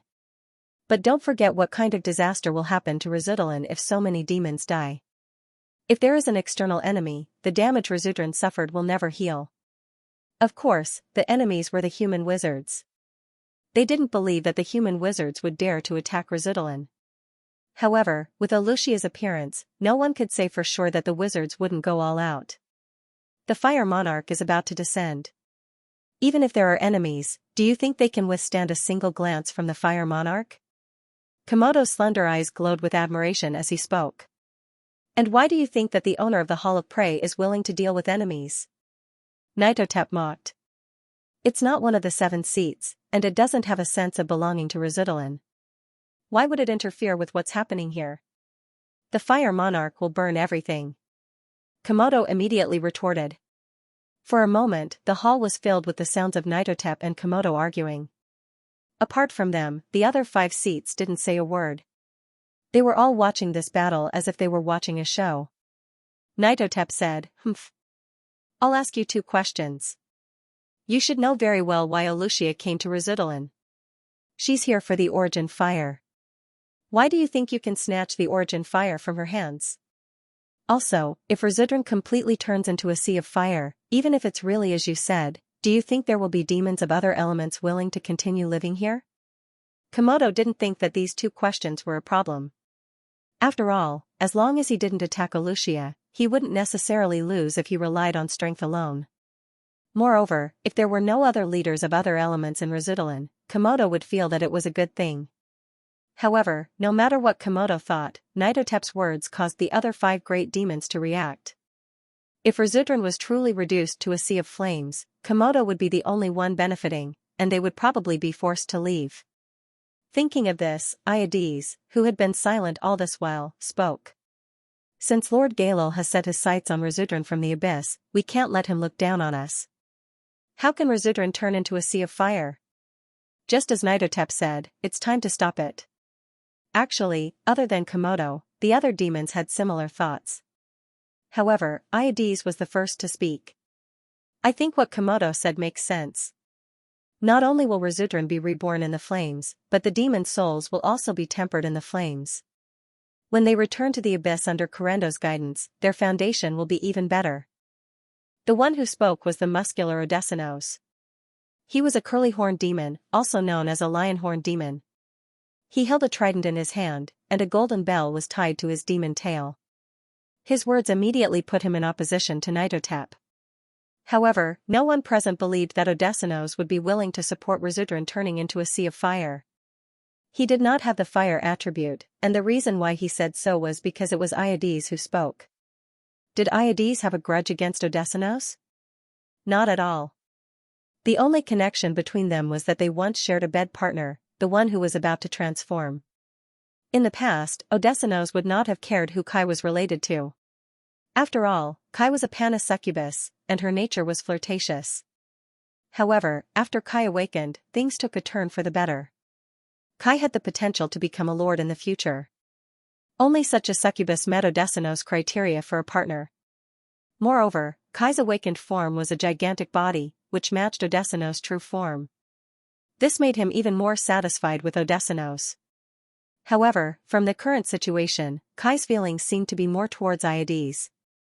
Therefore, Iades instantly became a thorn in Odessinos' side. However, was Kai really more towards Iades? In fact, anyone with a discerning eye could see that Kai had never cared about her bed partner. However, this did not matter to the blindfolded Odessinos. Edesinos and Iadesai had already been at odds with each other during the Void Behemoth's discussion of the light sources. It was no surprise that they were at odds again. However, Odessinos' logic of using his lower body to think was not accepted by the other demons. Not only did Nitotep express her dissatisfaction, the other demons who had been watching the show also showed disdain. We have to make a decision now. Should we interfere or not? If we continue to ignore it, the subsequent situation will be difficult to predict, and we won't be able to explain it to Lord Galal. Nitotep said, if you choose to continue to ignore them, then I can only go to the top floor to open a passage and leave with my men. The demons looked at each other. Even though Nitotep had threatened to give up, there were not many who were willing to take a stand. Odessinos and Komodo stood on one side, while Iadesai and Nitotep stood on the other. None of the remaining 3 archdemons were the first to break the balance. If this continued, the outside would indeed become a sea of fire, which would be disadvantageous to them. However, the situation was not yet irreversible. They all had their own plans. Although they were leaning towards Nitotep's side, none of them said anything immediately. Nitotep looked around the hall with a dark gaze and said coldly, if you ignore Lord Galal, aren't you afraid that the Flameless Lord will blame you? If the human wizards break in at this time, how can we keep our alliance with Arusha? Even the Flameless Lord was brought up, which caused the hall to fall silent. Komodo then said, the void passage has been sealed. Do you think the humans will be able to break in? What about the void? Nitotep looked over. Arusha has just arrived in Lasudran. Even if the humans get the news immediately and sneak into Lasudran through the void, it will take at least 3 to 4 days. Arusha will have left by then, Komodo said. Are you sure there are no careless mistakes? Nitotep raised an eyebrow. The tentacles under her skirt began to retract, like a ladder supporting her upper body. Nitotep's upper body did not move at all, and she was pushed to the window of the hall by the tentacles. The scene outside the window was like the end of the world. The sky was burning with flames, and the ground was turning into a sea of fire at a visible speed. Nitotep turned around and looked at everyone, look outside yourselves. Do you really think Lasudran can be reborn from the flames? The demons looked at Nitotep. Her figure was outlined by the flames outside the window.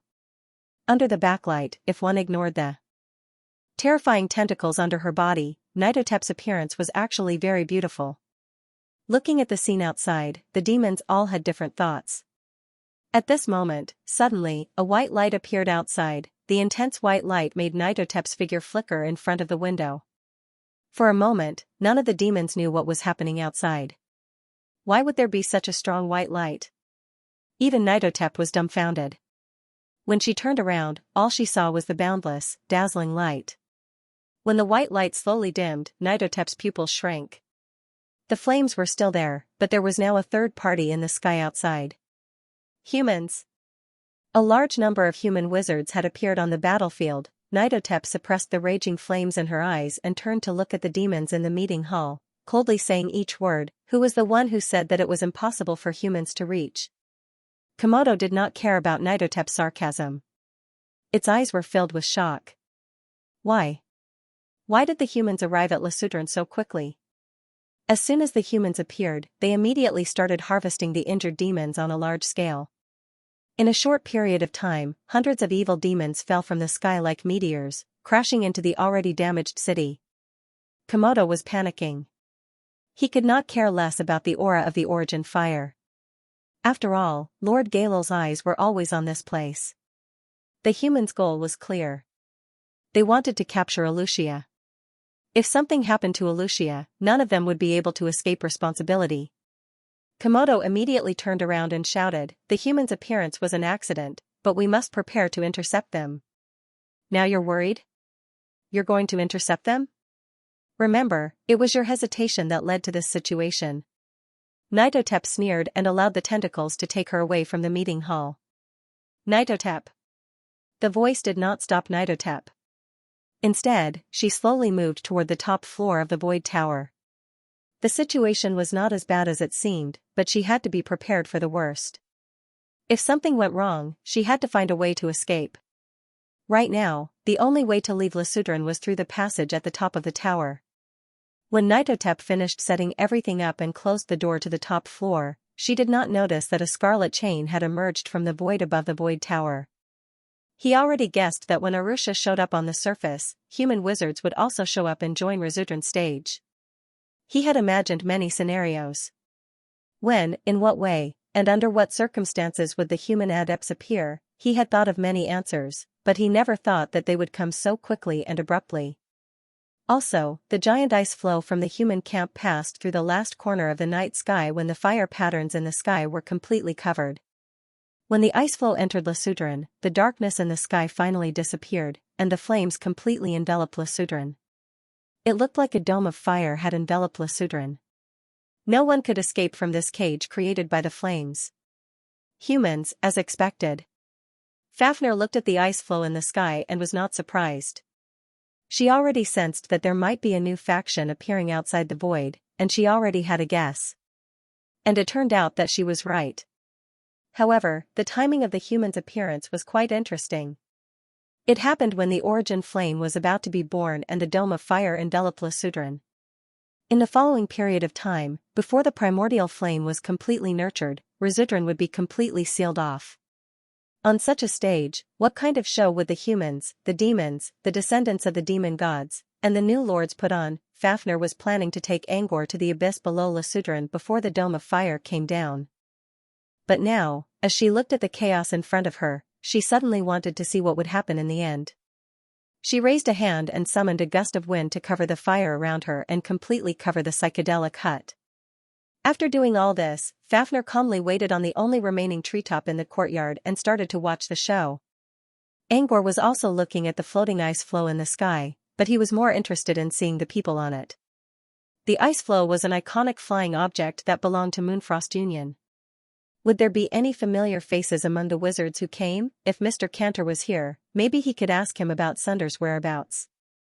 Ever since Sunders disappeared in the space tunnel, Angor had been worried about him.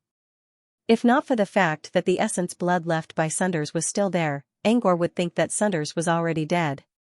Speaking of essence blood, Angor suddenly thought of something and took out Sunders' essence blood from his bracelet. When he saw the essence blood in his palm, he was surprised. At this moment, it was shining with a faint brilliance, looking like a bright gemstone. This was the first time Angor saw something like this. He curiously probed the blood essence with his spiritual power, and in the next second, a hazy voice suddenly sounded in his ears. Goo, Angor looked at the essence blood in confusion. Was he hallucinating? Did he hear Sunder's voice? He tried to talk to the essence blood. Professor, is that you? Where are you? But even after a long time, there was no reaction from the blood essence. What was going on? His blood was reacting to Sunder's presence, which meant he wasn't far away. Angor looked up at the floating ice in the sky. Was Sunder's up there? But if Sunder's was up there, his voice would not be so muffled. This was the first time Angor encountered something like this. He didn't know how Sunder's was doing, but he felt a little relieved. If he could sense Sunder's presence through his blood, it meant Sunder's came out of the portal safe and sound. The demons in the sky were all shocked by the sudden appearance of the floating ice. They didn't expect humans to come to Resudran just when the Fire Monarch was about to ascend to the throne. Why did they come here? What did they want? The demons didn't know, but they did know that the humans didn't come here with good intentions. In just a few minutes, the powerful airflow brought by the floating ice killed countless demons. When the floating ice stopped in the air, the masked man in a luxurious robe at the front of the floating ice waved his hand, and a large number of wizards flew out from behind him. They were like birds that had escaped from their cages, instantly covering the burning sky. There were many demons, but there were even more wizards. The power of the demons was very strong, but the magi were even better at using their power. If the wizards also had their alchemy tools, the demons would have a hard time dealing with them. The only advantage the demons had was that they could recover faster than human wizards in the Abyss Plane. However, the wizards didn't come to Resudran to fight a war of attrition. They knew they would lose in a war of attrition. Their goal was the same. Nothing else mattered as long as they could capture Xianxia. When the Magi personally took action, it was like a swarm of locusts passing through. The demons in the sky were unable to organize themselves into a team, so they threw away their armor and fled in a short period of time. For a moment, the sky that was originally filled with demons was now empty. Looking at the defeated demons, the Magi on the floating ice were overjoyed. However, their joy didn't last long as they heard Manchi say, "The ones fleeing are all imps, and many of them are even half-bloods. We can't let our guard down." Monkey was right. Imps were the most common type of demon in Resudran. The demons they dealt with so easily were all imps. The middle rank and above abyss devils were all watching the battle from afar. They stared at them with malicious eyes but didn't attack.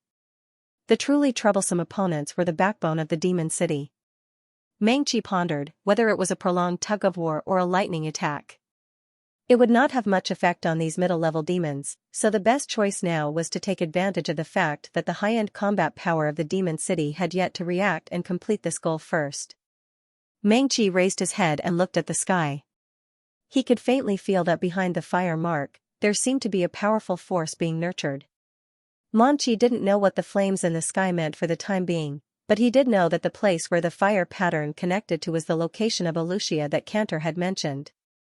Manchi followed the concealed fire patterns and finally locked onto a building in the southern suburbs of Resudran. Speaking of which, the area around this building was completely empty, completely different from the other areas that had been turned into a sea of fire. It was so quiet that it was like an isolated hermit. "Samantha, control the ice to go over here." Both Cantor and Sunders were looking at the same direction. "Hey, I saw Angor in the wooden house in the woods there," Cantor frowned. "But that place is now a sea of fire. Where did he go?" Sunders also looked in that direction and saw a pool of burning lava. Judging from the fierce flames, at least a mid-tier fire demon must have died there. There was no sign of life in the sea of fire. Sunders' heart skipped a beat as he began to worry about Angor's safety. But he quickly calmed down. The flames were fierce, but Angor should be able to escape with his speed. Besides, he should have a black-skinned woman with him. She was a powerful fighter, so he should be safe. Ah, so he's really in Resudran. What's he doing here, anyway? Also, what's up with that woman beside him? Don't tell me, he's going to betray my darling Keely? Sunders gave Cantor a cold glance and ignored his nonsense. He closed his eyes and tried to sense the location of the blood essence. If Angor was still in Razudran, would he be able to send a message to Sunders? A moment later, Sunders frowned. He could vaguely sense that Angor was nearby, but he could not locate him. Angor's position was erratic, like a feather in the wind. There was no place for him to land, and there was no place for him to settle down. Sanders heaved a sigh, thinking he had failed again. However, a voice suddenly reached his ears when he was about to cancel the connection. "Is that you, Professor? Where are you?" Angor's voice sounded like a teenager's. It was clear, pleasant, and easily recognizable. Sunders' eyes glowed when he heard Angor's reply. He quickly tried to contact Angor again to find out where he was.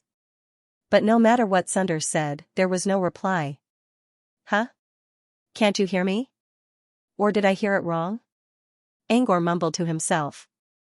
"That's not the professor talking to me?"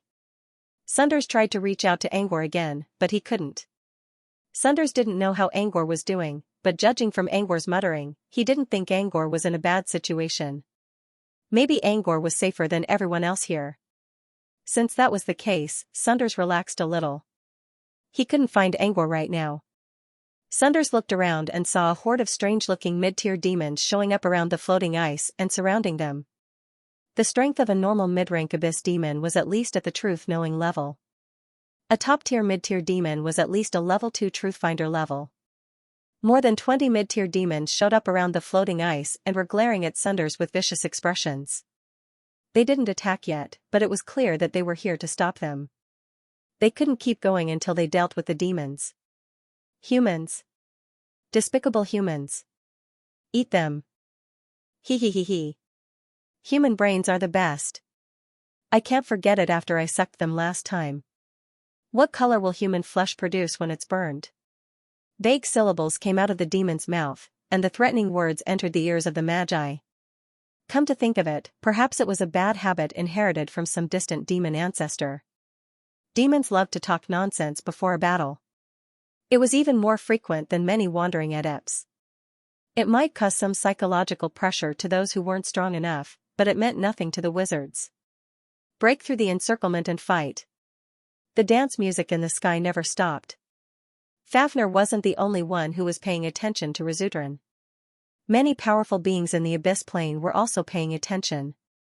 The beautiful sound of a harp and a seductive female voice echoed in the graveyard of the Land of Eternal Rest. All of a sudden, the music stopped abruptly. Inside a tavern in the center of the graveyard, Balalaika, who was playing her harp, suddenly stopped.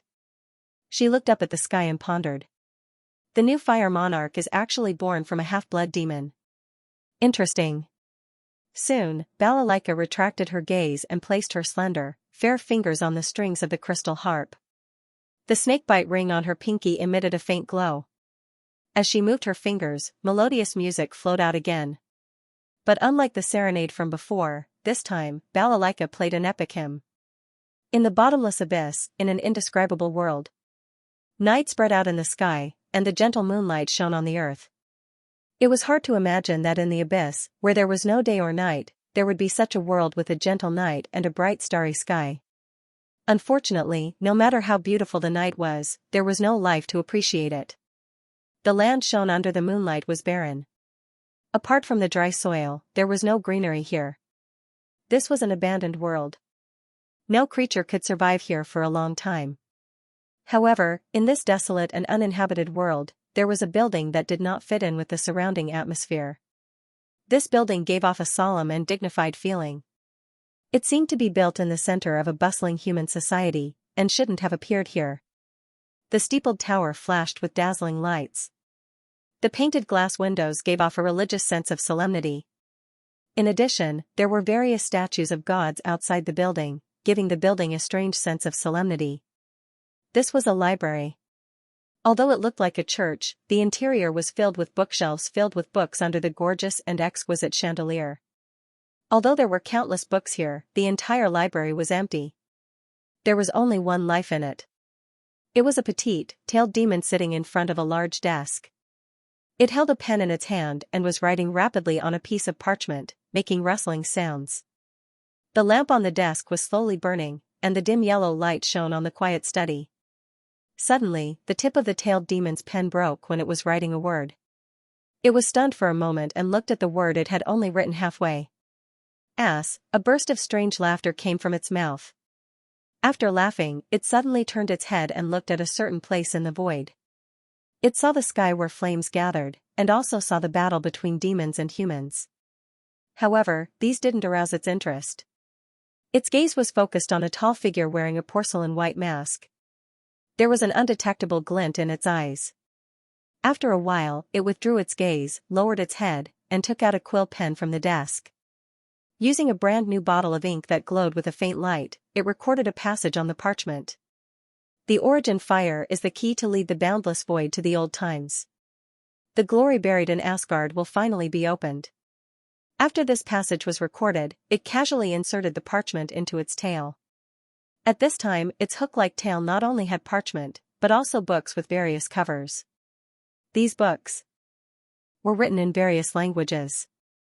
On the spine of one of them, there was a row of words clearly written in human common language: research and improvement of abyss inscription literature. The battle situation in Resutern was changing rapidly.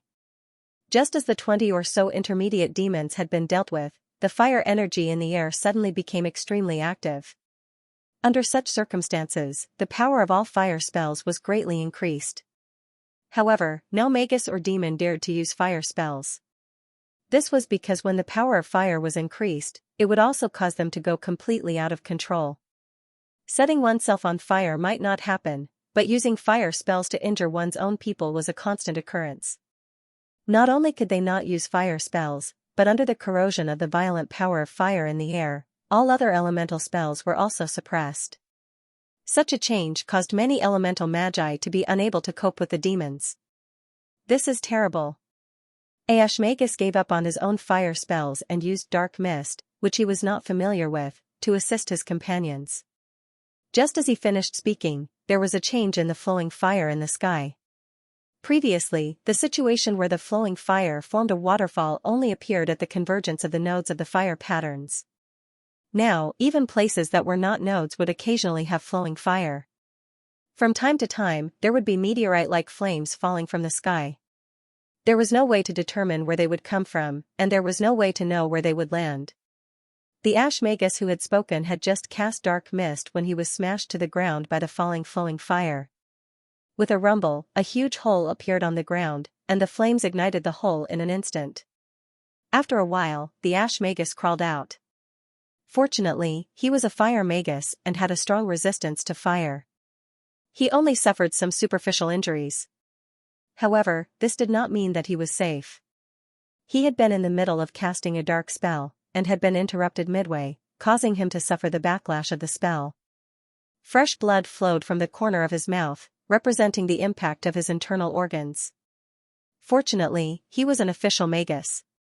If it had been an acolyte, not to mention the flowing fire, just the backlash of the spell would have been enough to turn him into ashes. The Ashmagus had endured it with great difficulty and was about to fly back to the floating ice to recover. However, just as he raised his head, his pupils suddenly shrank. Accompanied by a fragrant wind, a gentle and charming figure appeared in front of him. It was a Panasi succubus with a cherry-like mouth on her forehead. She looked at him with a charming smile, her eyes filled with flirtatious emotions. Wizard Ash quickly calmed himself down. He knew that the scariest thing about succubi was their allure, so he had to guard his mind. Otherwise, once it was lost, it would be beyond redemption. Fortunately, it's just a succubus. Sorcerer Ash muttered to himself. A succubus was not much of a threat to a sorcerer, but if it were other demons, he would have a hard time dealing with them. However, Adept Ash found that when he adjusted himself to a state of complete rationality, the succubus opposite him did not use any seduction spells on him. Instead, the succubus giggled and instantly expanded. Her body, which was comparable to that of a giant demon, appeared right in front of him. Her originally charming facial features were elongated, making her look ferocious and terrifying. The small mouth on her forehead also began to let loose, blooming passionately like a man-eating flower. Its skin shone with a metallic luster under the light of the fire. How was this a succubus that used mental power to seduce people? He was a living god of war with a physical body. Moreover, this succubus was not an imp at all. The energy waves emitted from her body had directly reached the peak of a middle-ranked demon. Almost instantly, Adept Ash was completely entangled by the gigantic succubus in front of him. The tentacles on her back that were like spider legs grabbed him from the edge of the fire pit and threw him violently into the sky. In the next second, countless bone spikes pierced through his chest and abdomen. In the last second before Adept Ash died, what he saw was not the terrifying succubus, but the floating fire patterns in the sky. Also, there were many more middle-ranked demons than before, heavily surrounding the floating ice of the Moonfrost Moon. Adept Ash's death was only a small microcosm in this sudden war. No one cared about his death because it was not only him. When more middle-ranked demons rushed towards the floating ice, the number of corpses falling from the sky exceeded that of demons for the first time. After the succubus killed Adept Ash, she did not hesitate to swallow him into her stomach. Delicious indeed. Much better than the little flies sent by Iades. However, this little meat is not enough to fill the gaps between my teeth. A soft voice came from the succubus's mouth. Her snake-like tongue licked her cheek, then she looked at the floating ice in the sky, and the mouth on her forehead cracked into a terrifying arc. The perfect body of the succubus curled up slightly, like a cannonball that was about to be fired, aiming directly at the floating ice in the sky. However, at this moment, a slender figure wearing black bone armor blocked in front of her. Chi, the strength of the humans has not been exhausted yet. It will be very dangerous to go now. Chi looked at Iades with a trace of disdain in his eyes, but he did not show any resistance. Instead, he chuckled, and his body slowly shrank back to its previous ordinary form. Iades' eyes flashed with relief, but in the next second, he saw Chi turn around and leave. Where are you going? The owner of the psychedelic hut is just an ordinary native. In such a situation, he can't hold on for long. Since he has made me, I naturally have to repay this favor. Chi's voice came into Iades' ears. Iades frowned. The psychedelic hut was not within his range of thinking at this time, not to mention the existence of Fafnir in the psychedelic hut, so there was no danger at all. When he was about to remind Chi had already disappeared into the depths of the billowing sea of fire. Chi was indeed going to the southern suburbs, but he was not going to the psychedelic hut. The conversation with Iades before was just an excuse. His goal was Prey Hall. Chi looked at the sign of the Prey Hall from afar and smiled charmingly. Prey, I like this word. Whose prey will I be? Or should I say, who will be my prey? A burst of laughter was hidden in the billowing sea of fire. The situation in the sky was indeed critical. The floating ice was surrounded by hundreds of intermediate demons. Even Manchi felt that it was very troublesome. Sir Manchi, 10 Moonfrost wizards have lost their vital signs, and 3 are missing. They should have fallen to the ground. Mar, who was usually cold, had red eyes. Those missing adepts could basically be linked to their deaths. Moreover, this was only the Moonfrost Union's wizards. It didn't even include the wizards from other organizations. Tell the soul warlocks to collect their souls, Manchi spoke in a low voice. Mar immediately ordered his subordinates to inform the soul warlock.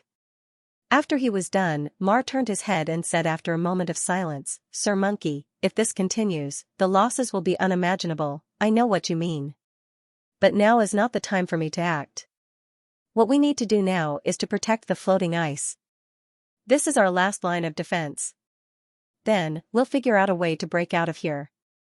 By the way, did Sennefer send us a message? Mar shook his head. Miss Sennefer is still on her way to the southern suburbs. But I think she's been spotted by the demons. I saw a fight on the street below. Manchi knew that fighting in the sky was the most disadvantageous for them, so he had a backup plan. Sennefer was one of them. She was sent to scout the building in the southern suburbs. As long as she could locate Arusha's location, the airship would be back in their hands. Keep an eye out for Sennefer, Manchi said. Where's Sunders? Mr. Phantom and Mr. Eventide are fighting the demons outside the floating ice. Manchi nodded. Send Samantha to help them. We can't let the demons break through the barrier. Outside the floating ice. Cantor returned to Sunders' side, panting heavily. His eyes were filled with envy. He was covered in dust, but Sunders still looked perfectly fine. There was not even a wrinkle on his black gentleman's suit. More importantly, Sunder's black and gold cloak, which was more for decoration than practicality, was not damaged at all. It was still fluttering in the wind, which made him look so handsome. "Why is there such a huge difference between us?" Cantor mumbled as he tossed an unconscious imp to Sunders. This was an exploration-type little demon. It looked like a flying dandelion and had a small handle at its bottom. Not only did it have the function of recording images, but it could also detect all kinds of information. Sunders put the imp into his gravity garden. Since he had a personal sorcerer's garden, Sunders was not only going to use it as a fighting force, but also as a stowaway. These little demons who were weak but had special effects were the targets of his stowaways.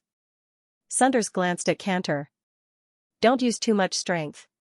It's not the time to go all out yet." Sunders looked at the void tower in the distance, which looked majestic and enormous in the bright light. He knew that Razudran's true master was inside, and he was their greatest threat in this battle. Cantor chuckled. "I want to, but I can't do that against a mid-tier demon." As Cantor spoke, he sensed a faint fragrance coming from behind. Out of instinct, Cantor turned around and attacked. When he released Knight's stinger, he realized it was Samantha. Samantha blocked Knight's stinger and didn't comment on Cantor's attack. "Cantor, Mr. Monchi wants to see you." When Cantor heard this, he immediately let out a long sigh. As long as he didn't run into the dark-skinned woman, it would be much easier for him to stay outside. Cantor quickly ran back to the floating ice. Samantha looked up. "Mr. Monchi wants me to help you." Sunders nodded and pointed at Samantha's back. "Watch your back." Samantha didn't even look back. A demon that tried to ambush her from behind realized that its attack had failed. Not only that, the demon's arm was dragged into a glass world. This glass world, which was distorted by light, was slowly dragging it in. Samantha didn't look back until the demon was dragged into the glass world. "You don't look surprised at all?" Samantha raised an eyebrow. "You're the one who told me about this idea." Sunders looked at the distorted light behind Samantha's back and spoke in a cold tone. "My original idea was to create a glass paradise that folds all light and changes the tides of the universe. Not the one in front of me. Space of broken glass." Samantha's smile froze. Her expression turned grim. Sunders didn't care about Samantha's feelings at all. But Mr. Rain should be relieved after seeing this. Now that his daughter can take care of herself, he won't have to worry about anything. Samantha had two taboos. One was that she hated hearing about broken glass, and the other was that she didn't like people talking about her relationship with Rain Mute. Sunders clearly knew what he was talking about. He spoke in a serious tone with an indifferent look in his eyes, but Samantha felt that he was provoking her. Samantha kept taking deep breaths to suppress the violence in her heart. This was not the time for internal strife or quarreling. "I hope you can see for yourself whether this is a space of broken glass or a glass paradise one day." She snorted and looked at the demons who were eyeing her like tigers watching their prey. Fortunately, she had these punching bags to vent her anger on. Samantha charged at the demons. The glass world was like a butcher sharpening his blade, grabbing the weaker demons and dragging them into the glass world to be executed. In a short time, blood and flesh flew everywhere, and demon limbs fell from the sky. Sunders sighed. He didn't say it was a space of broken glass, but he was actually quite impressed. How should I say this? As expected of Rain's daughter, Sunders thought to himself. Both her strength and talent were top-notch. The glass paradise he came up with was only a concept. He didn't expect Samantha to actually create it and use it to become a truth finder. Even though Monkey knew Samantha's identity, he still couldn't help but want her to join Moonfrost Union.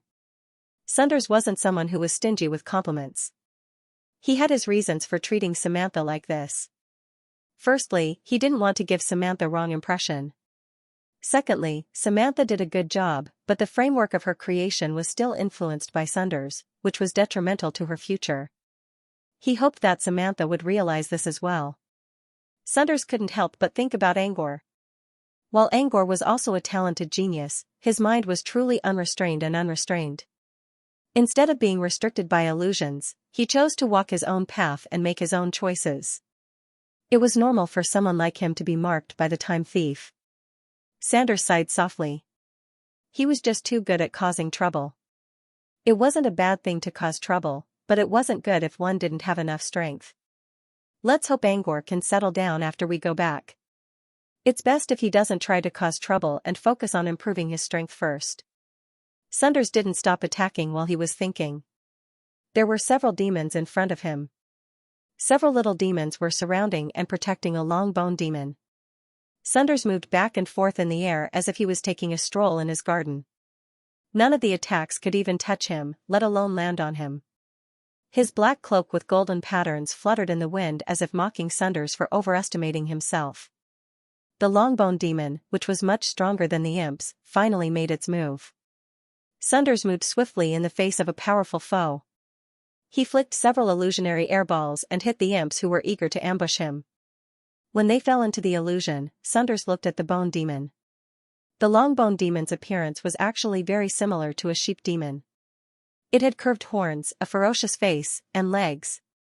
It was called long bone in the past because it really had an exoskeleton on its chest. The exoskeleton was its strongest weapon. It could be stretched and extended at will. It was also flexible and could be curled up at will. It could also control the sharpness of the exoskeleton. It wasn't just an exoskeleton. It was also a powerful weapon for both offense and defense. The exoskeleton on the demon's chest was stretched more than 30 meters long. It also curled up into a set of rings like a whip and wrapped itself in the center. The barbs on the exoskeleton were spinning wildly. As long as the long-boned demon got close to its target, the barbs would turn the target into a pile of bones even if it didn't do anything. The rings could both defend itself and attack the enemy. This was the long-boned demon's best exoskeleton mode. Even Sunders had to take several steps back in the face of such a huge attack and defense. The bone demon was pleased with himself. However, Sunders only did one thing after stepping back. He took off the delicate white noble glove on his right hand. Next, he looked up. His right hand turned into a giant hook that looked like a scythe. When the wind blew, the edge of the scythe began to vibrate at a speed that couldn't be seen with naked eyes. It formed an illusion that looked like a crescent moon. Sunders' cold expression also changed. A wicked grin appeared on his face, and he disappeared from the demon's sight in the blink of an eye. When the long-boned demon realized what happened, it saw Sunders moving behind it and using an illusion-enchanted imp as a stepping board. Sunders' black leather boots stomped on the imp's dizzy head and used the momentum to rush at the demon at an even faster speed. He's not afraid of the barbs on the exoskeleton? The long-boned demon was still puzzled. It saw Sunders moving the scythe in his right hand. With a light push, the demon's exoskeleton was immediately shaken away by a terrifying force. How is that possible? The long-boned demon stared at the scythe-shaped right hand in bewilderment. However, its confusion didn't last long. Sunders had already reached its side. The long-boned demon quickly retracted its exoskeleton and tried to use it as a defense. However, its exoskeleton was too long, and it was too slow to retract it. Sunders flashed and sliced the demon's neck with his scythe. The exoskeleton fell down. Sunders appeared several meters away with his back facing the demon. The scythe in his right hand disappeared and turned into a palm again. Sunders slowly took out the white glove from his chest pocket and put it on. As soon as he put it on, the long-boned demon behind him mumbled something in demon language. This is the scythe arm of a phantom mantis. In the next second, the demon's head was separated from its neck. Blood splashed everywhere, and its broken limbs fell from the sky. After dealing with the long-boned demon, Sunders planned to check if any other wizards needed help. However, when he looked back, he saw that most of the demons near the floating ice were already wiped out. Samantha's glass world was indeed a great killing machine. All the demons, even some of the middle-rank demons, could not escape the fate of being executed. Sunders was happy that he didn't need help. As long as he guarded his position, he could leave the rest to Samantha. While waiting, Sunders took out his blood essence to see if he could contact Angor. Before he could say anything, he sensed a ripple coming from the blood essence. "Professor, I see a floating ice in the sky. That's Moonfrost's flying vehicle, right? Are you on it?" Angor's voice reached Sunders' ears. Sunders gave an affirmative answer. But just like before, Angor didn't seem to hear him at all. he was still muttering to himself. However, it wasn't hard to tell that Angor wasn't in the sky right now. He was on the ground. And seeing the floating ice meant that he wasn't at the north side of Razudran. There was a mountain and a void tower to the north, so he couldn't see the floating ice. In other words, Sunders looked down at the broken ground and raised an eyebrow. So he's down there somewhere? Since Angor wasn't far from him, Sunders considered for a moment. Should he send his location to Angor right now? There were many ways Sunders could send his location to Angor, such as using his nightmare domain or using a wide area illusion spell. All of these should be enough to let Angor know where he was. But so what if Angor found him? Considering Angor's current strength, he would be killed by the demons if he tried to fly to the floating ice in the sky from the ground. Besides, Sunders was also worried about the powerful being who was with Angor. According to Cantor's report, the being was definitely not a human. Sunders had to figure out the reason why the being was following Angor. If he couldn't figure it out, the being might bring disaster to everyone on the floating ice. Sunders considered and decided to wait until the real battle began before going down to the city to look for Angor. As for now, the sky was too dangerous. Judging from Angor's words, Sunders was probably in a much safer situation. Having made up his mind, Sunders prepared to return to the floating ice and wait for further instructions. However, as Sunders turned around, a wisp of smoke slowly approached him from not far away. Following the smoke, a dark figure slowly walked out of it. Following the appearance of the black shadow, the smoke slowly dispersed and finally disappeared. Angor was safe, just as Sunders had expected. The house was surrounded by a sea of fire, but the house was protected by a wind domain, which prevented any fire from reaching the yard. From time to time, Fafnir would even catch a few roasted demons from the sea of fire outside as food. It could be said that he was very satisfied. Of course, Angor was safe inside the house. However, his mind was focused on the floating ice in the sky. He had a feeling that Sunders was on the ice floating in the sky. The thought of it made him nervous. I won't stop you from leaving. But do you really think you can fly to the sky safely? Fafnir picked her teeth and mocked Angor with a hoarse voice. She had been watching the show, but she still noticed Angor's actions. Angor's expression darkened. Indeed, he was self-aware. Normally, those demons wouldn't do anything to him. They allowed him to open the shop because of Fafnir. But if he flew to the sky now, he would be torn to pieces without Fafnir's protection. Besides, he was not sure if his assumption was correct. Maybe Sunders was not on the floating ice, and he would only get himself into trouble if he went there. There was something else that stopped him from worrying. Angor looked at the ice orb floating on his shoulder. Pina Jonas's dragon scale was still charging freeze, so he could not put it into his bracelet yet. If something happened to Toby while he was away, he would be in big trouble. Therefore, Angor decided not to do it. As long as he knew Sunders was not killed in the space tunnel, they would meet again someday. As he was thinking, he heard a loud noise coming from outside. The source of the noise was very close to him. Angor's heart skipped a beat and his hair stood on end. Angor calmed himself down and looked at the source of the noise. Less than 200 meters away from the psychedelic hut, there was a pitch-black hole. There were two figures standing on each side of the hole. This was the main road that led straight to the core area. However, after the meteor and the demon corpses fell, the place turned into a sea of fire, which burned everything in the area, including the woods outside the house. Angor tried to see through the fire, but the flames kept moving and blocked his view. The only thing he could see were the two figures confronting each other outside. Both of them had great figures, which meant they were women. And both of them looked familiar to Angor. Angor really wanted to see what was going on outside. However, he couldn't reach out with his spirit feelers because of the wind domain. Instead, he turned to look at Fafnir, who was still sitting there lazily. Honorable Mr. Fafnir, this lowly human has a request. A moment later, Angor's body was covered in a thin layer of wind, which he got from Fafnir. When he reached his spirit feelers out of the wind domain, they would not trigger the defensive mechanism of the wind domain. In front of Fafnir, there was a pile of food Angor brought from the wizarding world, such as devilish meat, beauty shellfish, gourmet wizard's special barbecue seasoning packs, milkberry sap, and several bottles of fine wine given to him by Leon. Angor knew that Fafnir was watching the battle in the sky like a stage play. Since it was a show, there must be something delicious to accompany it. Using these items, Angor managed to get a ticket to watch the show. Previously, he could only raise his head to look at the sky. However, with the cover of the flames and wind domain, he couldn't see clearly. Now that his spiritual tentacles could pass through the wind domain, what he could see was much clearer than before. He impatiently reached out his spirit feelers.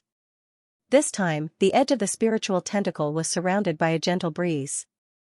As expected, the wind domain was no longer obstructing him, and he was able to reach out smoothly. Angor wanted to see some familiar figures, but the first thing he saw was several tall figures flying out of the void tower in the distance. A noble woman with terrifying tentacles under her skirt, a burning lizard, a female demon with 3 faces, and a black figure covered in smoke. Among them was Iades, who was covered in black bone armor.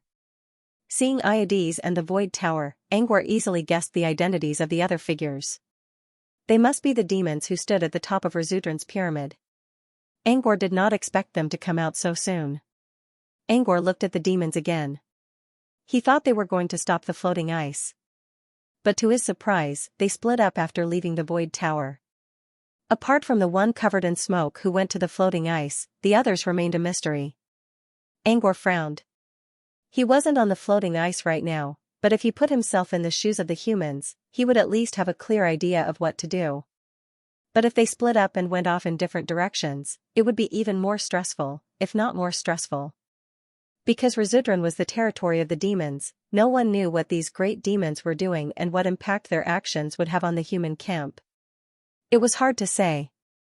It was already difficult for humans to fight in the Abyss Plane, not to mention that they were in the demons' territory. They were already at a great disadvantage.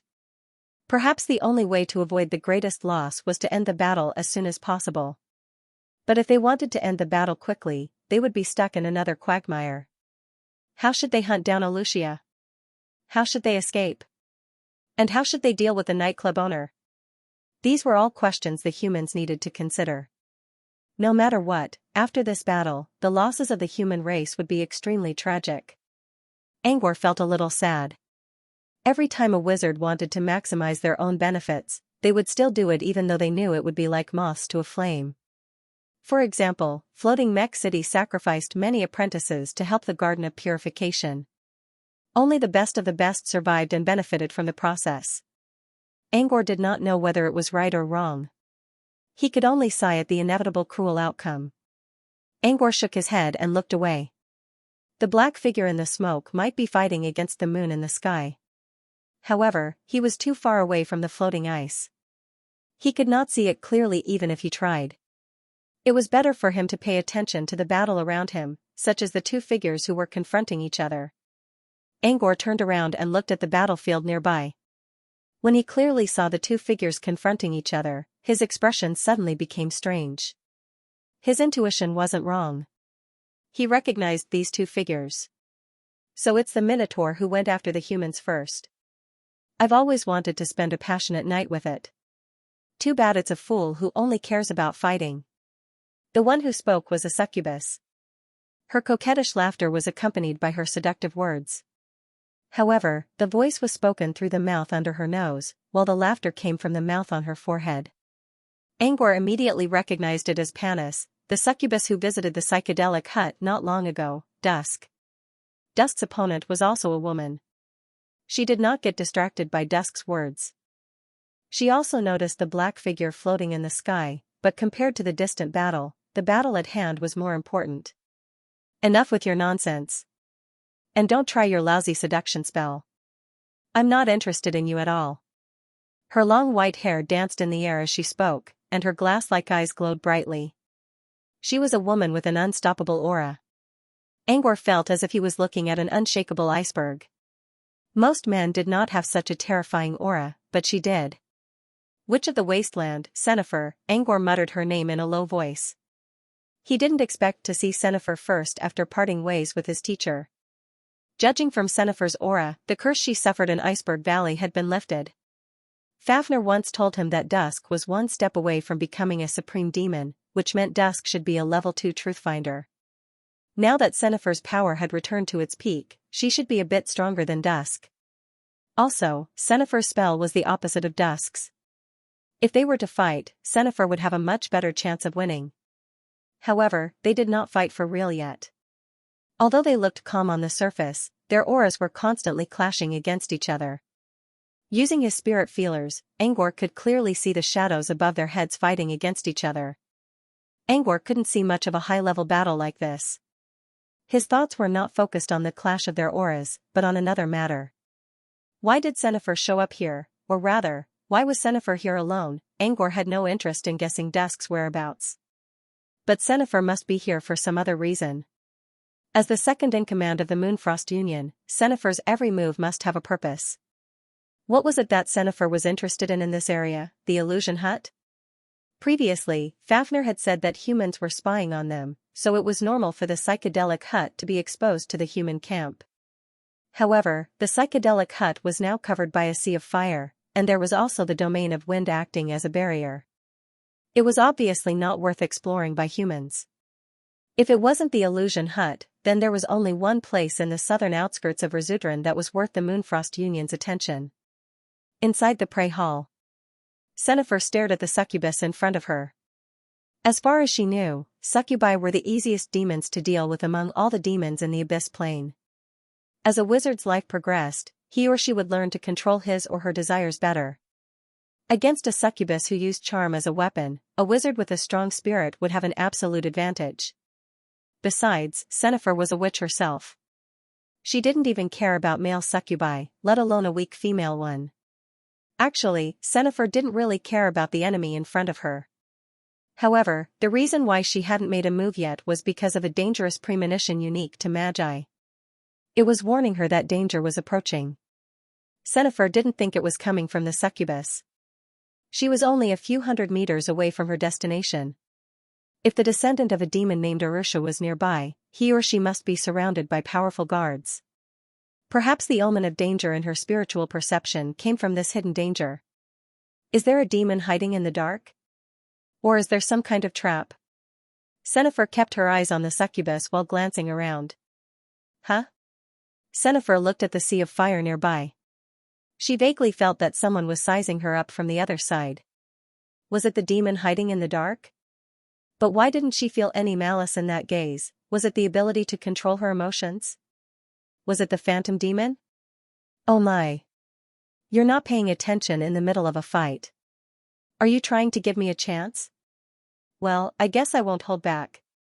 The succubus's lips curled into a seductive smile. A pink aura rushed toward Sennefer's face. The mist carried a sweet fragrance. Sennefer could almost see pink petals dancing in front of her eyes.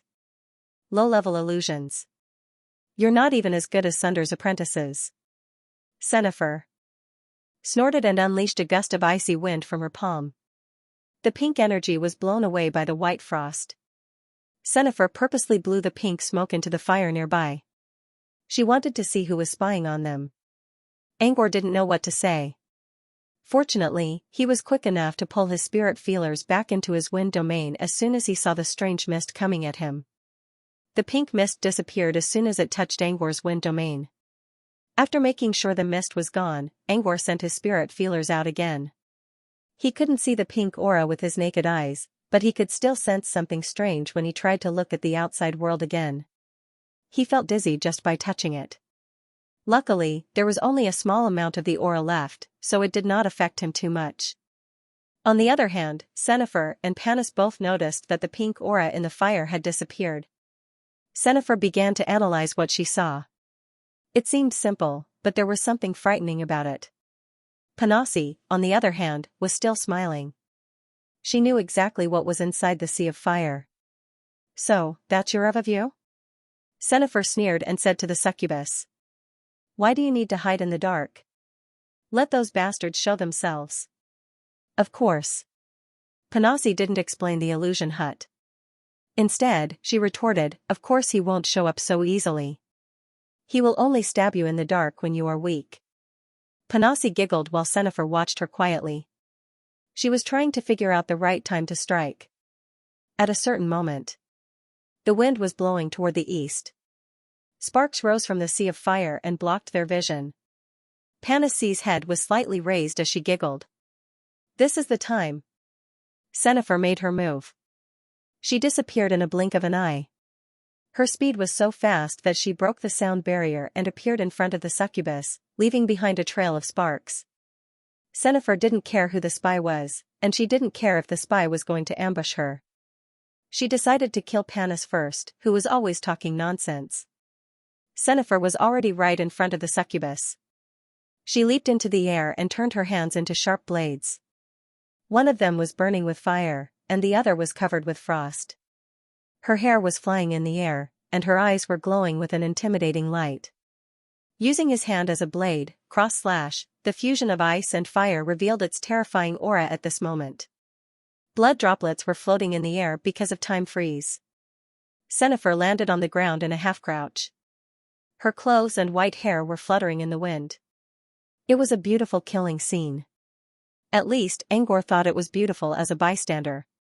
However, the two parties involved had different emotions. Xianxia landed gracefully on the ground, but the look on her face was gloomy. Earlier, she had unleashed her full power in an instant, using the two polar opposites of ice and fire as her means of attack. However, at the most crucial moment, when she wanted to completely sever the succubus' neck, something unexpected happened. Panasi was surprised by Xianxia's sudden attack. But when Xianxia attacked, the succubus' expression changed into a wicked grin. Xianxia didn't realize what was going on until she noticed that Panis had dodged the critical hit when the Frostfire Cross reached its climax. Panasi moved so fast that she almost looked like a blur. She only needed to lean her body slightly to mitigate 95% of the damage. The blood dripping down from the sky was only a minor injury. Xianxia stared at the succubus in bewilderment. The succubus opened her mouth and licked the wound that Xianxia had inflicted on Panis with a pink, snake-like tongue. His only injury disappeared at a speed visible to the naked eye. Are you surprised? Panasi glanced at Xianxia. I'm a water-type succubus. Not only can I seduce men, but I can also heal. Xianxia was a bit annoyed by the way Panasi winked at her. She wasn't surprised by how fast Panasi was recovering. Wasn't a succubus supposed to have a weak body? Why was it able to dodge close-range attacks? Its reaction speed was even faster than that of the goat demon, whose physical strength was limitless. Xianxia stood up. The ground was covered in spidery patterns due to the impact of the fall. For the first time, Xianxia didn't underestimate the succubus anymore. This succubus was definitely not an ordinary succubus. Xianxia even had a feeling that the danger she sensed earlier wasn't from the prying eyes, but from the succubus in front of her. Xianxia stopped underestimating the succubus and focused all her attention on the succubus. In a flash, Xianxia attacked the succubus from afar with all her skills.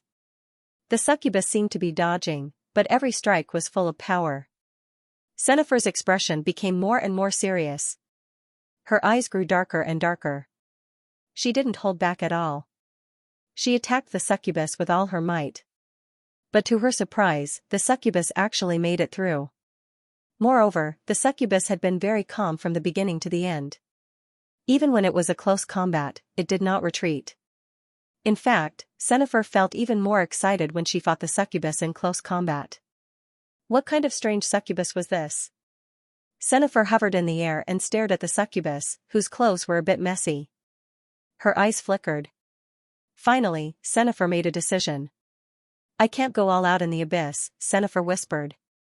Xianxia whispered.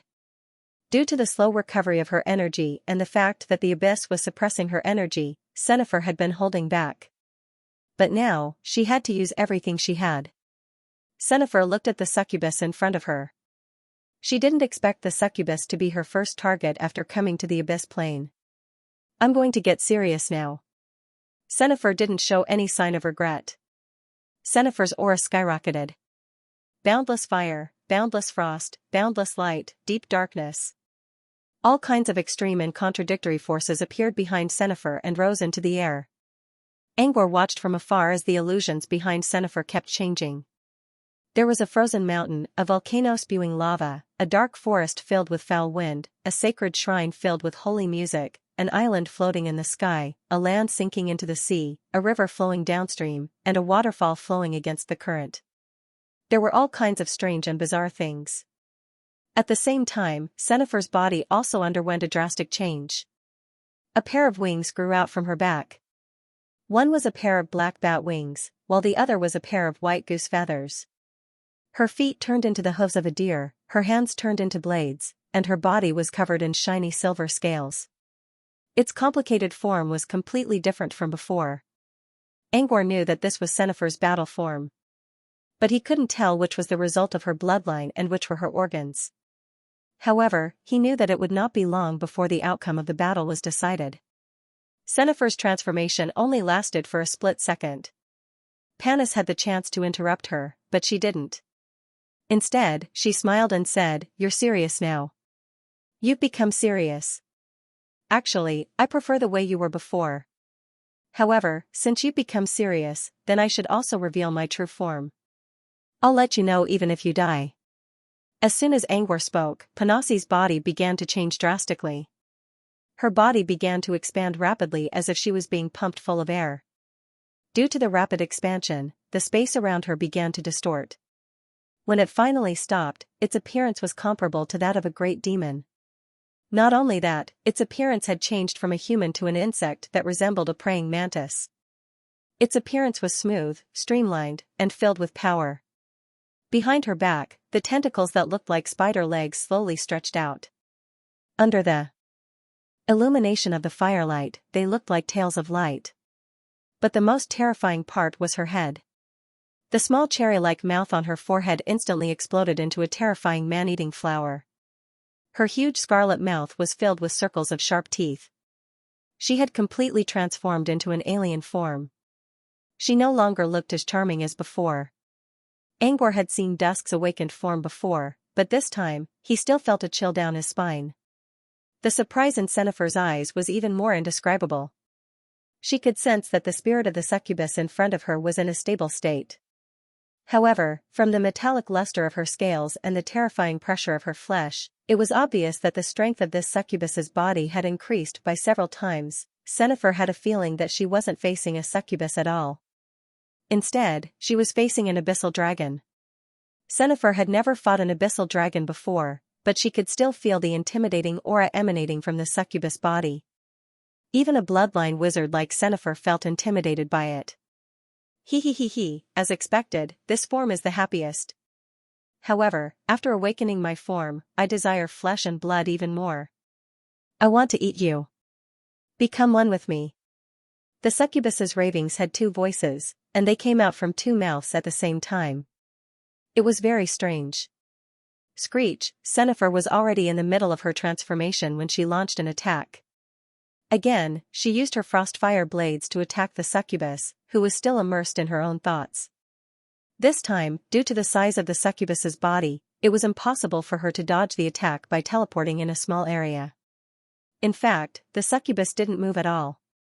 It simply let the terrifying attack land on its scales. It also wanted to use this chance to test its scales' defensive capabilities. The ear-piercing sound of zzzt brought about flying sparks. The succubus's streamlined body took the blow head-on. There was only a slight trace of blood, but it didn't cause any further damage to the succubus. Xenifer's eyes widened. She spread her wings and retreated. The succubus did not pursue him.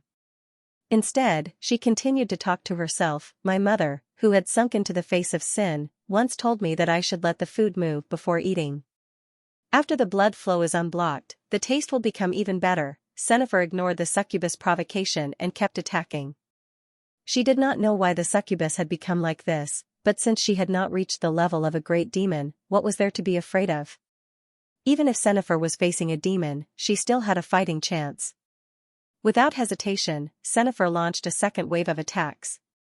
This time, the succubus finally moved.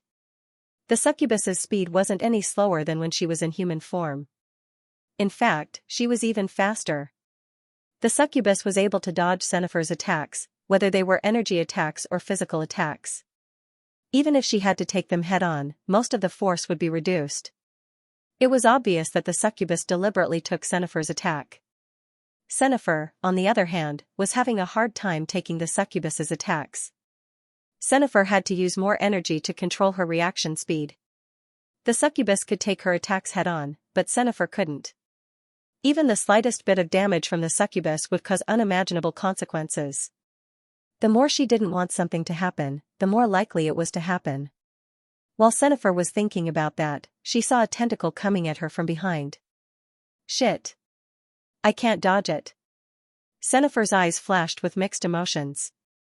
She'd been too careless. She'd been so focused on dodging the succubus attack that she'd forgotten that the succubus didn't just have a terrifying body. It also had countless tails of light on its back. Sennefer was caught off guard and was hit by one of the tails of light. She had to take it head-on. Gritting her teeth, Sennefer tried her best to twist her body in the air so that the tail of light would hit her waist instead of her heart. She felt a tremendous force coming from her abdomen. Even though he had deflected the force and had a passive defense, his internal organs still felt like they had been crushed at the same time. Sennefer's body was in extreme pain. Sennefer's fiery eyes turned crimson. She quickly chanted some unknown spell. Black tadpole-like patterns appeared on the wound on her abdomen. It was a secret technique that could temporarily suppress her pain. Sennefer didn't back away. Instead, she gritted her teeth and dodged another tail of light. Then she kept attacking the succubus. Lights and shadows flashed everywhere. Angor was dazzled. It was rare to see a fight of this level. Even if he did, he probably wouldn't dare to watch it from such a close distance. Compared to Fafnir, who didn't care about the outcome of the fight, Angor was more nervous. Naturally, he supported Sennefer. He didn't like Moonfrost Union as a whole, but they were all human beings. Besides, Sennefer and Flora were close friends, which meant that Sennefer had a better relationship with Phantom Island. Therefore, he hoped that Sennefer would win the battle. Angor watched nervously. Both sides were fighting back and forth, and both sides were injured. It was hard to tell who would win in a short time. Sennefer is supposed to be stronger than Lucian. She's not going to lose, is she? Angor frowned. He didn't see any sign of victory yet, but he knew that the demons had the upper hand in the Abyss Plane. A long, drawn-out battle wasn't going to end well for the humans. While Angor was worrying, the battle was getting fiercer and fiercer. Terrifying rumbling sounds continued, and the succubus's movements caused a huge commotion. The earth trembled, and the flames were sent flying. Sennefer used her law to weave through the flying rocks. It was as if time had stopped. Every time her feet landed on the rocks, they wouldn't cause any dust to rise. Sennefer seemed to be able to move with ease, but she was getting more and more anxious. This wasn't a succubus. It was a meat tank. Sennefer had never fought a melee battle like this before. Even when she was sparring with Monkey, she didn't feel so tired.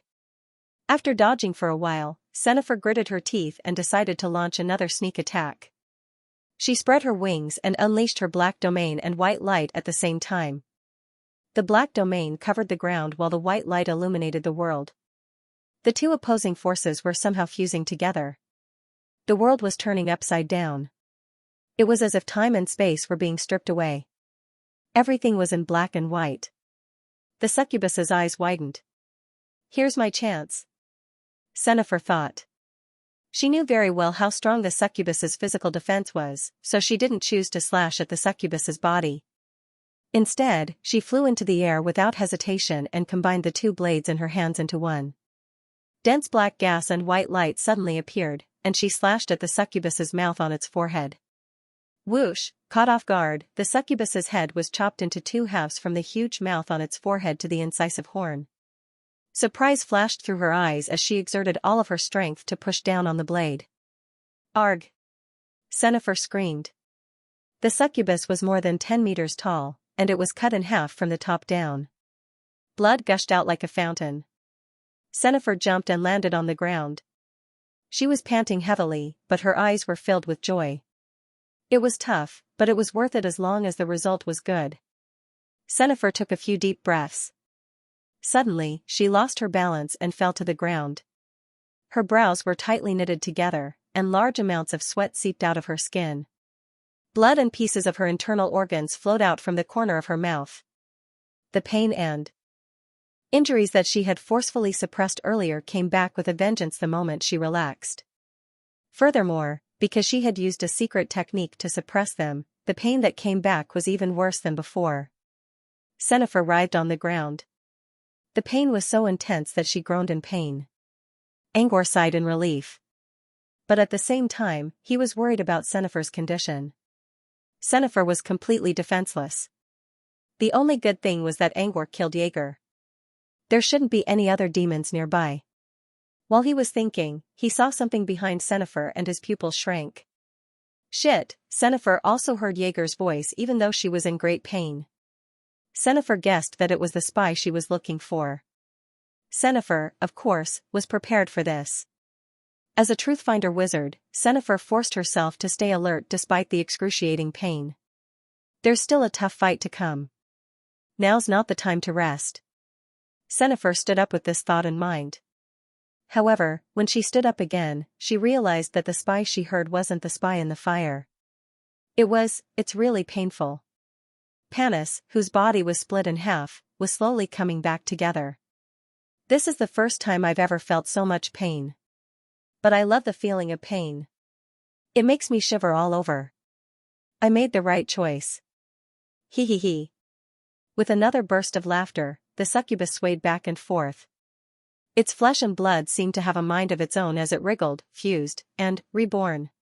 How is this possible? Xianxia stared at the succubus in horror. She had just killed it. How did it come back to life again? Xianxia was still in shock. The succubus put on an enchanting smile. Don't you find it hard to believe? Let me tell you. My awakening ability is undying. Immortality? Awakening ability? Awakening. Xianxia suddenly remembered the message Monkey had given her earlier.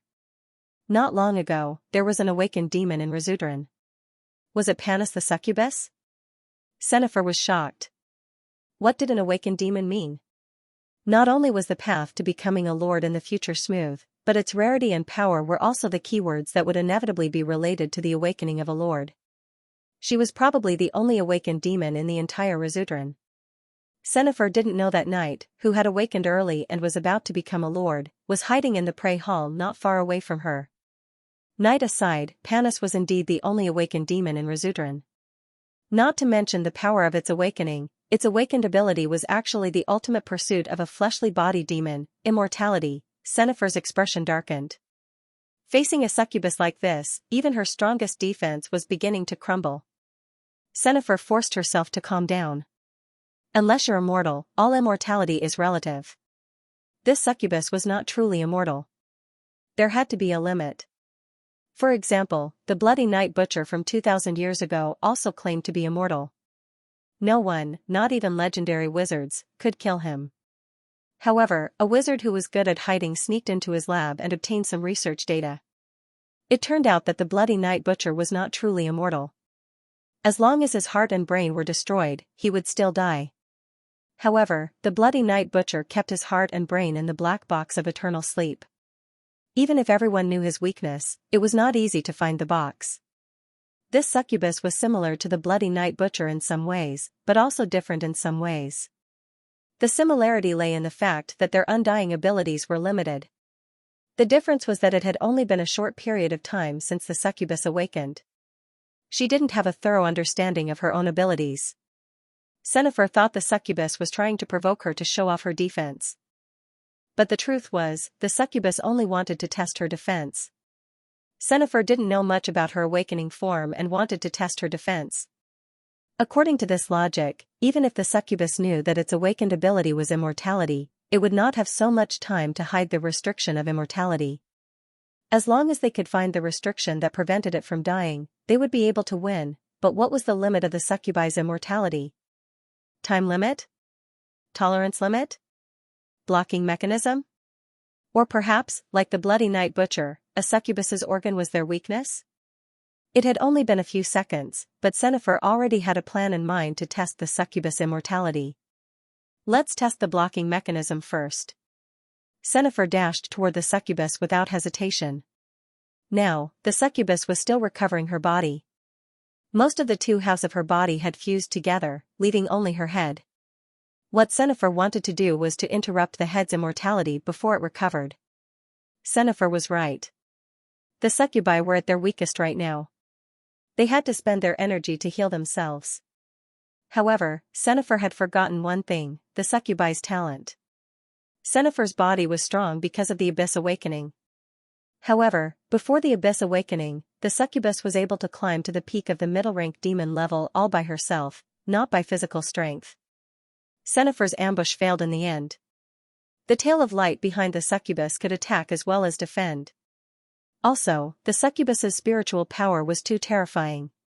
Xianxia was caught off guard and got hit by the spike. Xianxia was in a terrible state right now. Her organs were damaged, her veins were damaged, and her mana was almost depleted.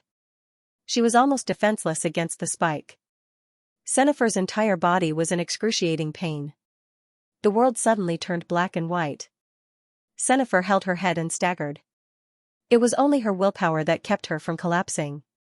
At this time, she wanted to test the blocking mechanism, but she had failed. The succubus's head was completely healed. There was no trace of injury on her body. Her streamlined body was full of power. So this is the power of rebirth. The succubus was intoxicated. It was the first time she'd regained her form through immortality. She couldn't help but indulge in the vitality that came from the depths of her flesh. One was full of health, while the other was on the verge of death.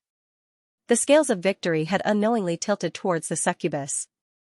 After a moment of self-indulgence, the succubus finally looked at Xianxia. She licked her lips with a greedy look. Mother was right. What a wonderful feeling. It's time for me to take a bite. Xianxia's eyes were heavy. She watched as the succubus slowly approached her. She slowly put a hand on her chest. There was a frost-colored crescent moon pendant there. It was something Monkey had left for her as a protective item. Back in the land of repose, Balalaika said she had something she could use as an exchange. This was one of them. This crescent moon pendant was his trump card. Not only was it Xianxia's trump card, but it was also the trump card of the entire Moonfrost Union. If Monkey was going to hunt down the descendant of a demon god, he must have prepared a trump card. However, Moonfrost hadn't revealed any of her trump cards yet. Xianxia smiled bitterly. She didn't expect that she would be the one to reveal her trump card first. She clenched the crescent moon pendant. A trump card in exchange for an abyssal potential demon seed, it wasn't a loss, not to mention, after using this trump card, His Excellency Mon Chi would naturally discover what was happening here. At that time, she could preserve her life. Xianxia calmed down a bit. All she had to do was wait for the succubus to get close enough to reveal her trump card.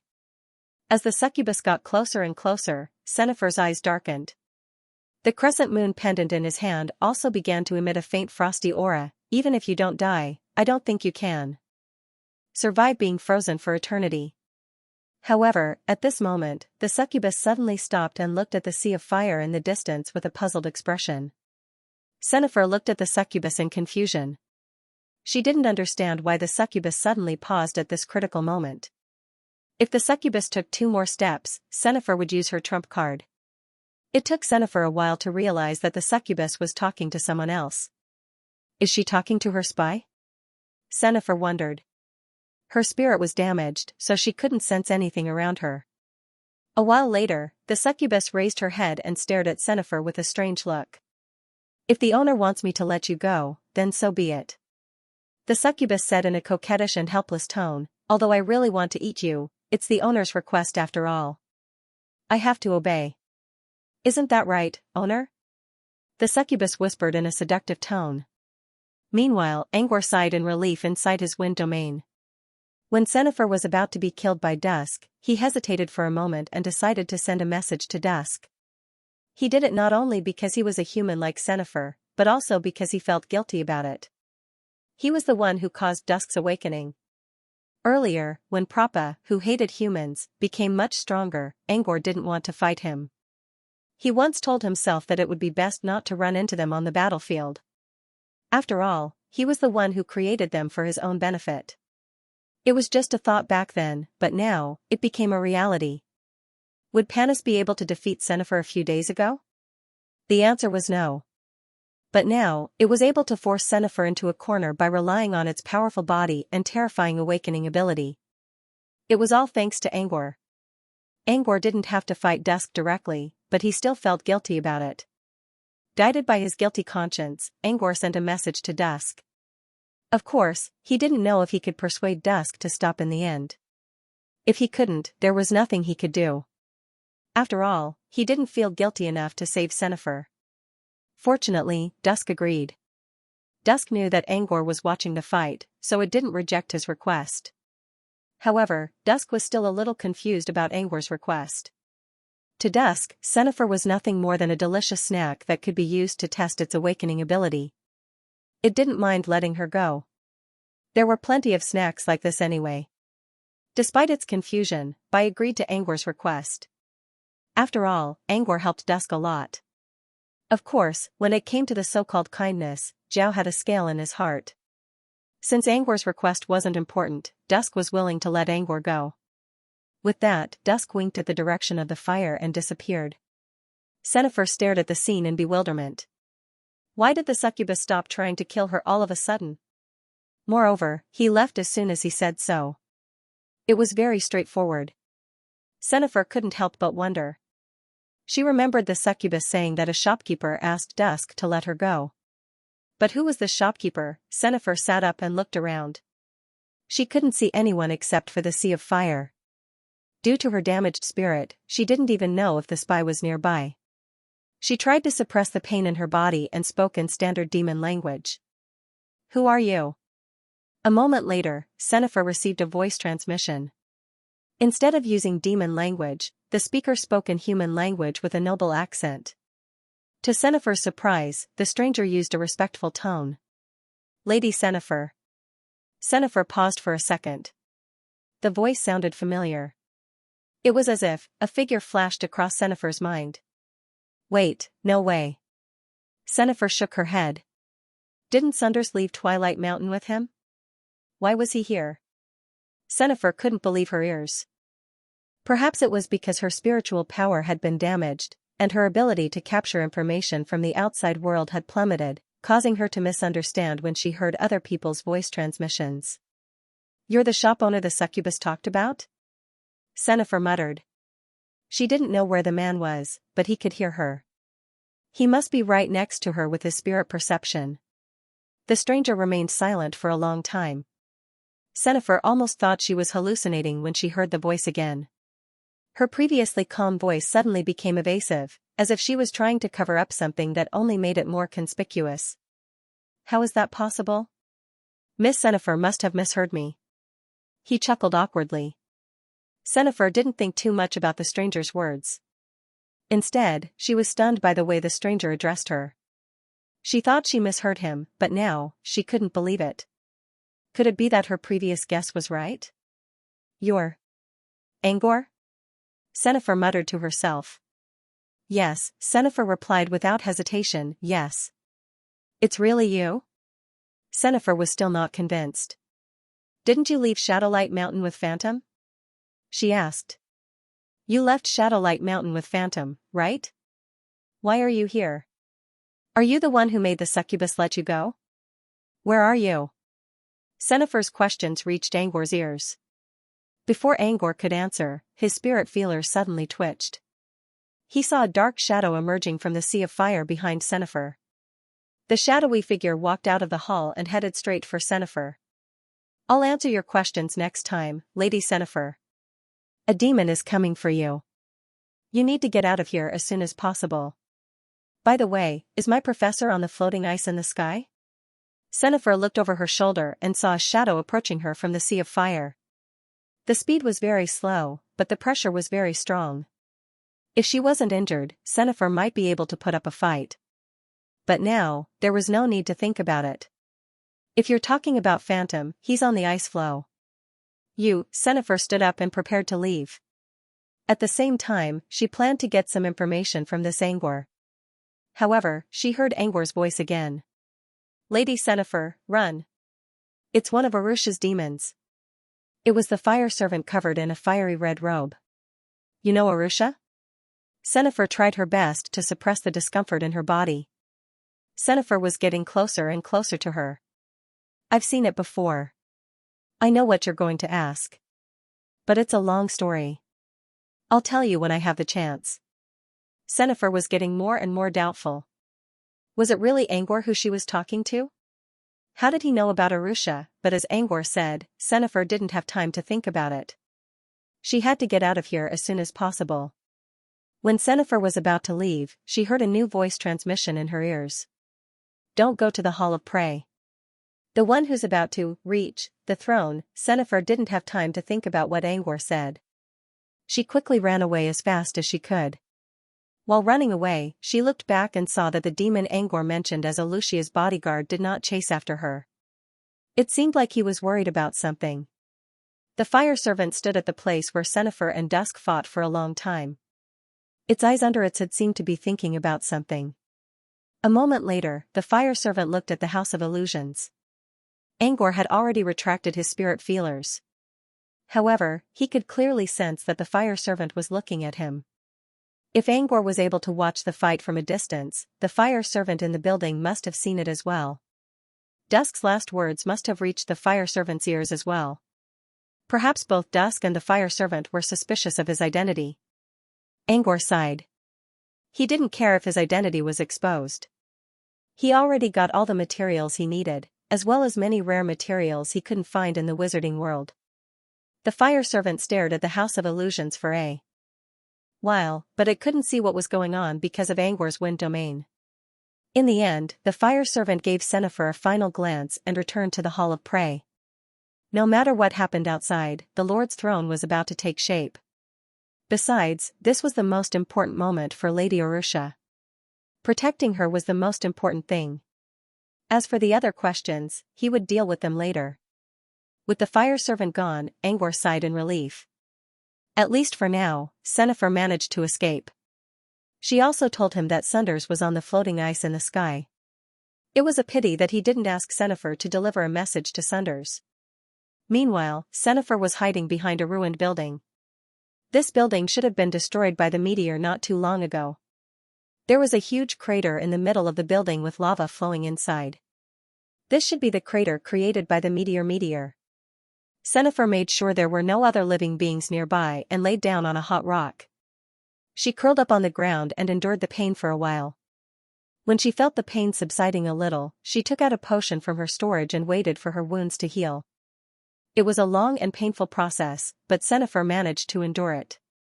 When she finally calmed down, Sennefer finally remembered the message she received from Angor. She didn't want to think about whether it was really Angor or not.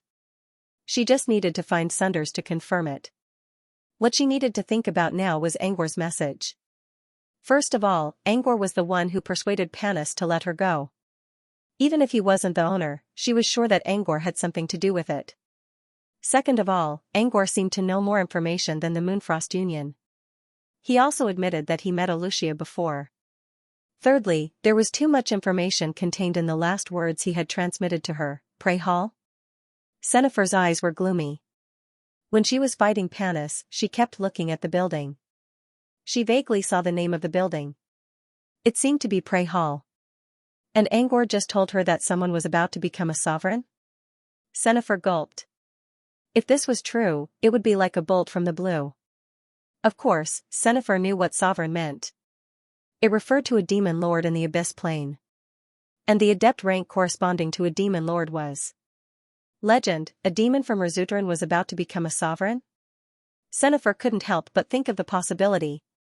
She quickly took out a communication device from her space storage and tried to contact Mr. Monkey. However, the wizards and demons were still fighting outside the ice, and the chaotic energy around them blocked her communication channel. Sennefer thought for a moment and constructed a distance sound spell in her mind space. Telepathy was a very low-level cantrip, and the furthest it could reach was about 1 kilometer or so. However, once it was used with a communicator, it could strengthen the stability of the communication channel and even make the sound travel further. This was the flexible application of spells, which had been used by wizards since tens of thousands of years ago. Whether it was in daily life, research, or battle, it was a common practice to use spells flexibly. Sennefer quickly reinforced her new channel of communication. Finally, she heard a man's low, raspy voice. "Is that you, Lady Sennefer?" It was Mar, the captain of the Moonfrost Union's guards and a core member of the Moonfrost Union. He was in charge of contacting Cenifer. Mar, give the communication device to Mr. Monkey. I have something important to report. On the floating ice, Mar didn't hesitate as he quickly made his way to where Monchi was. Monkey was paying attention to the battle outside. A terrifying demon had come out of the Void Tower and was madly attacking the ice. Most of the Truthfinder wizards had been sent to stop it. Even so, the great demon's terrifying power still shocked everyone. Monkey even thought that he might have to make a move if things didn't work out. Mr. Monkey, Lady Cenifer has something important to report. Mar quickly came to Monkey and handed him the communication device. Monkey immediately picked up the call when he heard it was from Cenifer. Mr. Monkey, I was attacked by a succubus when I was on my way to the target. I've used up most of my energy. I'm afraid I won't be able to continue the mission, Cenifer said after hearing Monkey's voice. However, I've received some important information. Monkey wasn't the only one who was paying attention. The other wizards who were resting on the ice also listened carefully. Cenifer's voice sounded weak. It was clear that she wasn't in a good condition. She said she was attacked by an awakened demon. Although it was a casual statement, everyone could hear the danger and bloodshed behind it. Monchi noticed Cenifer's hesitation, but he didn't ask her about it right away. What is it? Cenifer nodded in agreement. Before I tell you, I hope you can tell us more about his student, Angor, Sunders said as he shook his head. Ask Sunders to explain the current situation of his student. Cenifer's words surprised everyone. Wasn't she supposed to tell them something important? Why was she talking about someone she didn't know, Angor? Most of the wizards here had heard of him before. He was a genius apprentice from Phantom Island. Due to the alchemy videos he made, people began to talk about him as the alchemist who was closest to reaching mystery level. Now, he was a rising star in the alchemy world. As far as Angor's achievements were concerned, he was a very talented young man. His alchemy skills were already on par with formal wizards. But even if Angor was a talented alchemist, what did he have to do with the information? Why did Cenifer bring him up? Monkey was the only wizard who didn't know much about Angor. He spent most of his time roaming the Abyss Plane and only paid attention to the big news. Angor was just an apprentice, so he didn't really care. Angor, Sunders' student? Monkey asked in confusion. Angor? Who is he? In response to Mengqi's question, someone immediately told him what they already knew. As Monkey learned more about Angor, he began to form a vague image in his mind. Still, he was getting more and more confused. Angor was a good student, but he was still an apprentice. What was Cenifer trying to do? Mengqi immediately voiced his doubts. Cenifer's serious voice came from the other side of the communicator. Angor is closely related to the information I'm about to tell you. His current situation will determine whether I'm going to tell you or not. Can you tell me why? Monkey asked again. Next, Cenifer revealed something that almost made everyone feel ridiculous. Because he's the one who told me the information. Angor told Cenifer the information? Wasn't Angor just an apprentice? The wizards were shocked. There were no apprentices on the floating ice this time. Demon Castle wasn't something an apprentice could handle. But now, Cenifer said Angor was in Razudran? And he told Cenifer something important. When everyone heard this, they felt that it was a fantasy story. Are you telling the truth? Monchi couldn't help but confirm. He called himself Angor. Also, I almost used my trump card against the awakened succubus. But at the critical moment, the succubus stopped. I guess it has something to do with him. The new news was even more shocking. What did an apprentice do to make an awakened succubus listen to him and stop? But Cenifer didn't sound like she was lying. Monkey was just as confused as the other wizards. He looked up and saw Sunders fighting a big demon. Judging from his expression, the man seemed to be getting more and more excited. Now was not the time to ask Sunders for an answer. Yes, Angor is in Lasudran. Someone suddenly spoke up. Angor is in Lasudran. Everyone looked over. The one who spoke was the previously silent Cantor. Sir Eventide, is what you said true?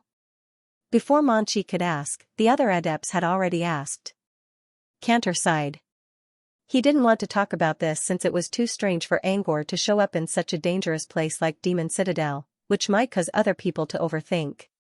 Originally, Cantor planned to find Angor once Sunders was done with his business. But now, Senifer showed up in front of Angor and told him something important. Cantor decided to tell Senifer about Angor's condition after careful consideration. Everyone was looking at him, including Monkey and Senifer. They were all waiting for his answer. Cantor sighed and nodded. About half a month ago, when the Overwatch base was moving to Sky Island, Sunders took Angor back to the Wizarding World. Back to the Wizarding World? The energy tide of the portal has just passed. How are we going to return to the world of adepts? Someone mumbled, but that was what everyone else was thinking. Cantor glanced at the speaker and whispered, "Section Ephemera." Monchi nodded and added on Cantor's behalf, "When Sir Ryan came to the Abyss, he also used the Section Ephemera to come." How to explain it across realms? Everyone had different feelings. Everyone knew how valuable Section Ephemera was. Since Sunders used such a precious item to send his apprentice back, it was obvious how much he valued his apprentice. Then why did Angor show up in Razudran? Monchi asked. Cantor shrugged and explained how Sunders was trapped in the spacetime maze. He said that Angor was waiting for him at Windwhisper Valley. When Sunders finally got free, he had to return to the Wizarding World first, which left Angor stranded in Abyss Plane. When Sunders and Rain returned to Abyss Plane, Angor was already gone. According to the information left behind, Angor was taken away by a powerful being. Sunders has been looking for Angor's whereabouts since then. At this point, everyone had a general idea of what happened. However, Cantor didn't go into detail about certain details, which didn't affect the main point. Angor was taken away by a powerful being, then showed up in Razudran. It sounded strange, but it wasn't impossible. Then how can you be sure that Angor is in Razudran? Monchi asked. Because I saw him. When I used the Bloodline of Night to check Razudran, I saw Angor. He was in that mysterious store. The reason why I was injured was because a dark-skinned woman in that store attacked me. So, Angor's information is correct. He has a powerful being by his side. Before anyone could figure out what Cantor said, Senifer's firm voice came from the other side of the phone. I knew it. He's related to that mysterious little shop. Senifer quickly explained what the succubus had said before she left. It said that the shop owner asked it to let me go, so the shop owner must be the one who awakened it. Senifer paused for a moment before she continued, I thought he might have something to do with the mysterious shop. Maybe he's the owner of the shop. The shocking news was like a thunderclap that constantly struck everyone's minds. They didn't ask why Cantor didn't tell them that he saw Angor earlier. If Senifer was right, then Mr. Monchi's information was that there was a human behind the mysterious little shop that caused chaos in Razudran. Most importantly, this human was an apprentice sorcerer? How was that possible? Even if everyone had their doubts, the truth was right in front of them. They had no choice but to believe it. There must be more to this. We need to find out more about Angor's relationship with that mysterious being. Monchi had encountered many surprising things, but his reaction was relatively calm. However, he was deeply moved by the fact that an apprentice could do such a thing. If Angor was nearby, that mysterious being must be nearby as well. Maybe it didn't attack me because it didn't want to get involved in the fight? Senifer wondered. It's hard to say. Either way, we still need to be careful. Monchi paused. Now that we know for sure that Angor is in Razudran, what did he tell you? Everyone was still in a daze, but they still paid attention to Monchi's question. Angor said he's seen Arusha before. Senifer threw out another bolt of lightning. Monchi nodded calmly. I'm sure about that. My spy in Razudran saw Arusha going to that mysterious little shop. If he's really related to mysterious little shop, then he must have met Alucia before. He also told me that a demon is about to ascend to the throne in the place Mr. Monchi asked me to explore. Senifer spoke in a calm tone. She was talking about something that was going to cause a huge commotion. However, this calm tone made everyone feel even more shocked, as well as the hidden impact behind his words. At this moment, all the magi trembled. Wizards from the southern wizarding region feared the most when they wandered around the Abyss Plane. This was because a demon lord was in existence comparable to a legendary wizard. Even Manchi would have no power to resist against one. But now, a demon was about to ascend to the throne in Razudran? While everyone was still trying to figure out what was going on, Manchi couldn't sit still any longer.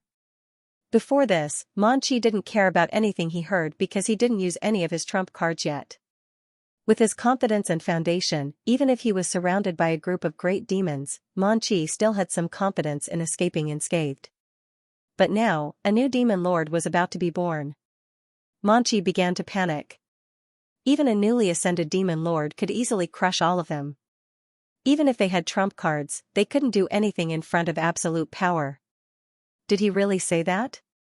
Manchi's voice was calm, but everyone knew that it was just a facade. I'm sure. That's why I need to know more about him, said Xianxia. Manchi's expression darkened. Through his mask, he looked at a building in the southern outskirts of Razudran. All the fire patterns floating in the sky came from that building. Earlier, he felt something strange about Razudran. Why was there fire in the sky? Now, he finally had an explanation. But this explanation put a lot of pressure on him. Was the fire monarch really going to be born? But now? What a coincidence, Manchi thought for a moment and felt that perhaps this was not a coincidence.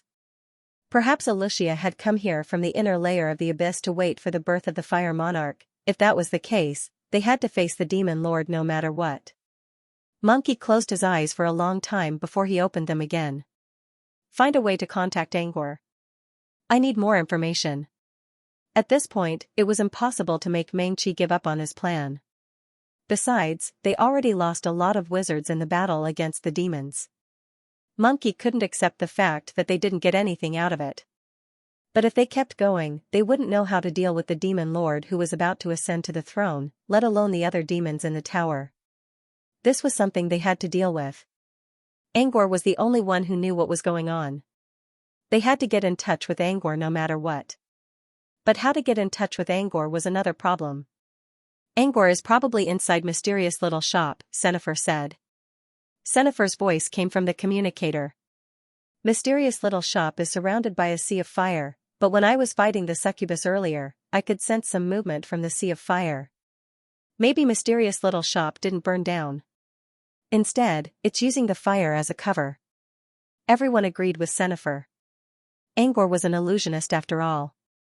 He might have set up a fire illusion to hide the location of the wooden house. Xianxia had talked to Angor before, so it was best to send her there now. However, Xianxia's mana pool was almost empty. If she ran into a demon, she would be in great danger. Who would be the best candidate for Xianxia? Sunders, of course. Angor wouldn't have cared if it was someone else. However, Sunders was Angor's teacher. Judging from what the others said, Sunders cared about Angor a lot, which was rare. So Sunders was the best choice. However, when everyone looked at the situation outside the floating ice, they all sighed. Sunders was fighting the Minotaur demon. Both the demon and Sunders were in a frenzied state. Samantha was supposed to help Sunders, but she couldn't do anything now. She could only watch the battle from afar. Judging from Sunders' condition, Sunders would be distracted as soon as they tried to talk to him. The consequence of being distracted was that the Minotaur would find another Magus. No one was as strong as Sunders. Even Samantha wouldn't be able to stop the Minotaur's attack. Sunders couldn't send anyone to look for Angor right now. Manchi muttered to himself for a moment before looking at Cantor. In fact, Cantor was as strong as Xianxia, and his bloodline of night also helped him to conceal his presence. More importantly, Cantor was the only one who was close to Angor in this place apart from Sunders. So, Cantor was the best choice. However, Mangchi also had other worries. Cantor was a good man, but he wasn't on Moonfrost Island's side. Lilith Clan and Phantom Island had been allies for a long time, so Cantor was definitely on Angor's side. Cantor clearly saw Angor's trace in Razudran, but he chose not to report it to Angor. Angor could easily tell Cantor's bias. Even if Cantor found Angor and learned something, he wouldn't tell Sunders everything he knew. After some thought, Manchi said, "Cantor, why don't you go there?" Cantor had already guessed this before, so he nodded his head in agreement. But a new demon lord is about to be born. Arusha and her guards are nearby. Let's do this for safety reasons. Since Sunders and the Minotaur are busy fighting, Samantha has some free time. Tell Samantha to go with you. Cantor's eyes flashed. How could he not know what Manchi was thinking? He said it was for the sake of safety, but in reality, he was just worried that the information wasn't complete. Still, Cantor didn't mind. He couldn't hide anything from Sunders in such a dangerous situation. Besides, his spell was more of a support spell, which wouldn't help him much in battle. He was worried that he wouldn't have enough strength to go alone. But with Samantha's help, he didn't have to worry. Her Glass Paradise was definitely the most powerful retribution spell in the area. All right. Cantor nodded and accepted the task. Samantha was summoned back to the floating ice. She was also surprised when she heard about Angor's death. She also had many questions like the other wizards. However, now wasn't the time to think about it. The flames in the sky were getting stronger, so Samantha didn't waste any time and followed Cantor down the floating ice. Bring Angor back, Monkey said. Just try your best, Monkey added. Don't worry, Angor had a powerful enemy on his side. Angering the enemy would only worsen the situation. After Samantha and Cantor left, Manchi sighed softly. He already considered the variables when he came up with the plan to hunt down the demon god's descendant. For the sake of these variables, he even went as far as to recruit people from major organizations in the wizarding world. Many of the Moonfrost Union's trump cards were prepared for these variables. For example, the demons from the Void Tower were scattered all over Rizudran. No one knew what they were going to do or what kind of influence they would bring. And this was the variable that Manchi had considered. However, Manchi didn't expect that the variables he encountered in Rizudran this time would deviate so much. The arrival of a sovereign, this was something that would only happen once in thousands of years. If this didn't happen at such a critical moment, Monkey would try his best to observe it. After all, a lord was the equivalent of a legendary being, which might give him some inspiration in the future. But it just so happened. Let's hope everything goes well, Monkey muttered. Your Excellency Manchi, that quasi-feudal lord hasn't been officially promoted yet. Why don't we first? Mar gestured a beheading gesture. Manchi shook his head. The path of a demon overlord is different from the path of us magi. No one can stop a sovereign from becoming one. Not only will the consciousness of the abyss plane notice us, but there might also be something even greater. If we try to stop it, we'll become the target of the abyss plane's hatred. Monkey knew that many demon gods would recruit demon lords as their subordinates. For example, Lord Flameless' strongest subordinate, Galil, was a demon lord. Usually, those great beings would not care if humans were jumping around in the abyss. However, if they were to stop this kind of thing, then humans would be targeted by them and might even be purged. Now, Monkey only hoped that the demon lord didn't belong to the Lord Flameless faction. Otherwise, they would suffer a great loss when hunting down Arusha. It seemed that Arusha had already reached the demon lord's territory, but Monkey still hoped that something unexpected would happen. If that didn't work, they would have to resort to a thunderous method. However, it wasn't the worst moment yet. The most important information they had right now was Angor. It was too much of a coincidence that Arusha chose to come to Rizudran at this time. Now that they thought about it, Angor's appearance here was also a coincidence. Why was Angor taken away by a powerful being at Windwhisper Valley? What role did he play in Rizudran? Also, who exactly was that absolute powerhouse? Monkey looked at the silent crowd and asked, "Do any of you know more about this Angor?" Monkey felt that Angor was also a suspicious person. From the way he spoke, it didn't seem like he was imprisoned, but he didn't seem to want to return to the team either. For now, they couldn't tell if Angor was telling the truth or not. They needed to wait for Samantha's confirmation. Before that, Monkey hoped to gather more information. The more the wizards told him about Angor, the more surprised he became. At first, he only thought that Angor was a rare alchemist. But now, he had a better impression of Angor in his mind. Manchi wasn't the only one. The other wizards were also curious about Angor's experiences.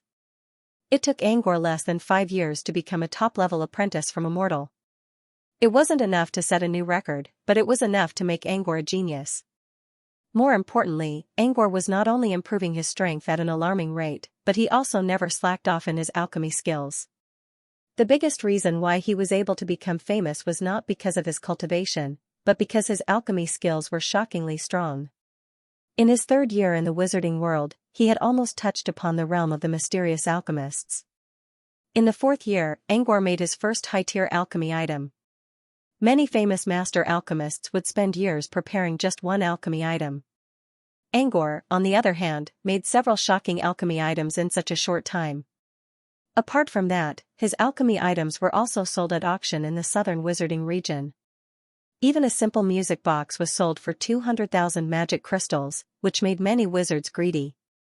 Angor even almost got published in the most authoritative book in the wizarding world, The Forest of Time. The more they learned about Angor, the more they realized how terrifying his potential was. Monkey now understood why Rain followed Sunders to the Abyss Plane. It was probably because Rain valued Angor. If Angor keeps growing, he'll be the one who will shake the wizarding world. This was what all the wizards on the scene agreed.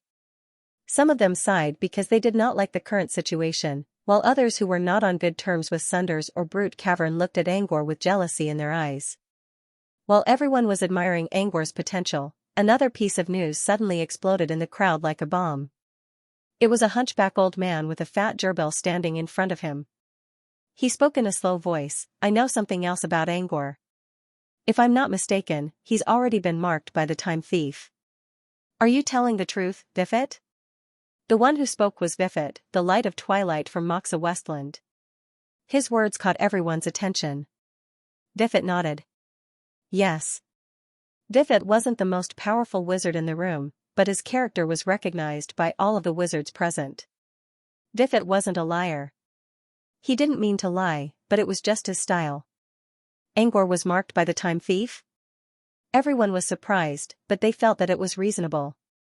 Angor's progress in alchemy was incredible, and he was close to discovering the secrets of mystery. Everyone knew his potential. It was only natural that the Time Thief would take him seriously. Wow, the Phantom Clan is going to prosper. Sunders was chosen by the Time Thief, and his first student, Sumesh, just became a truth finder. And now there's this Angor. Someone sighed. Sunders had a better eye for students than anyone else in the room. The wizards were all amazed by Sunders' luck. Only Monkey, who was standing at the front of the group, didn't say anything.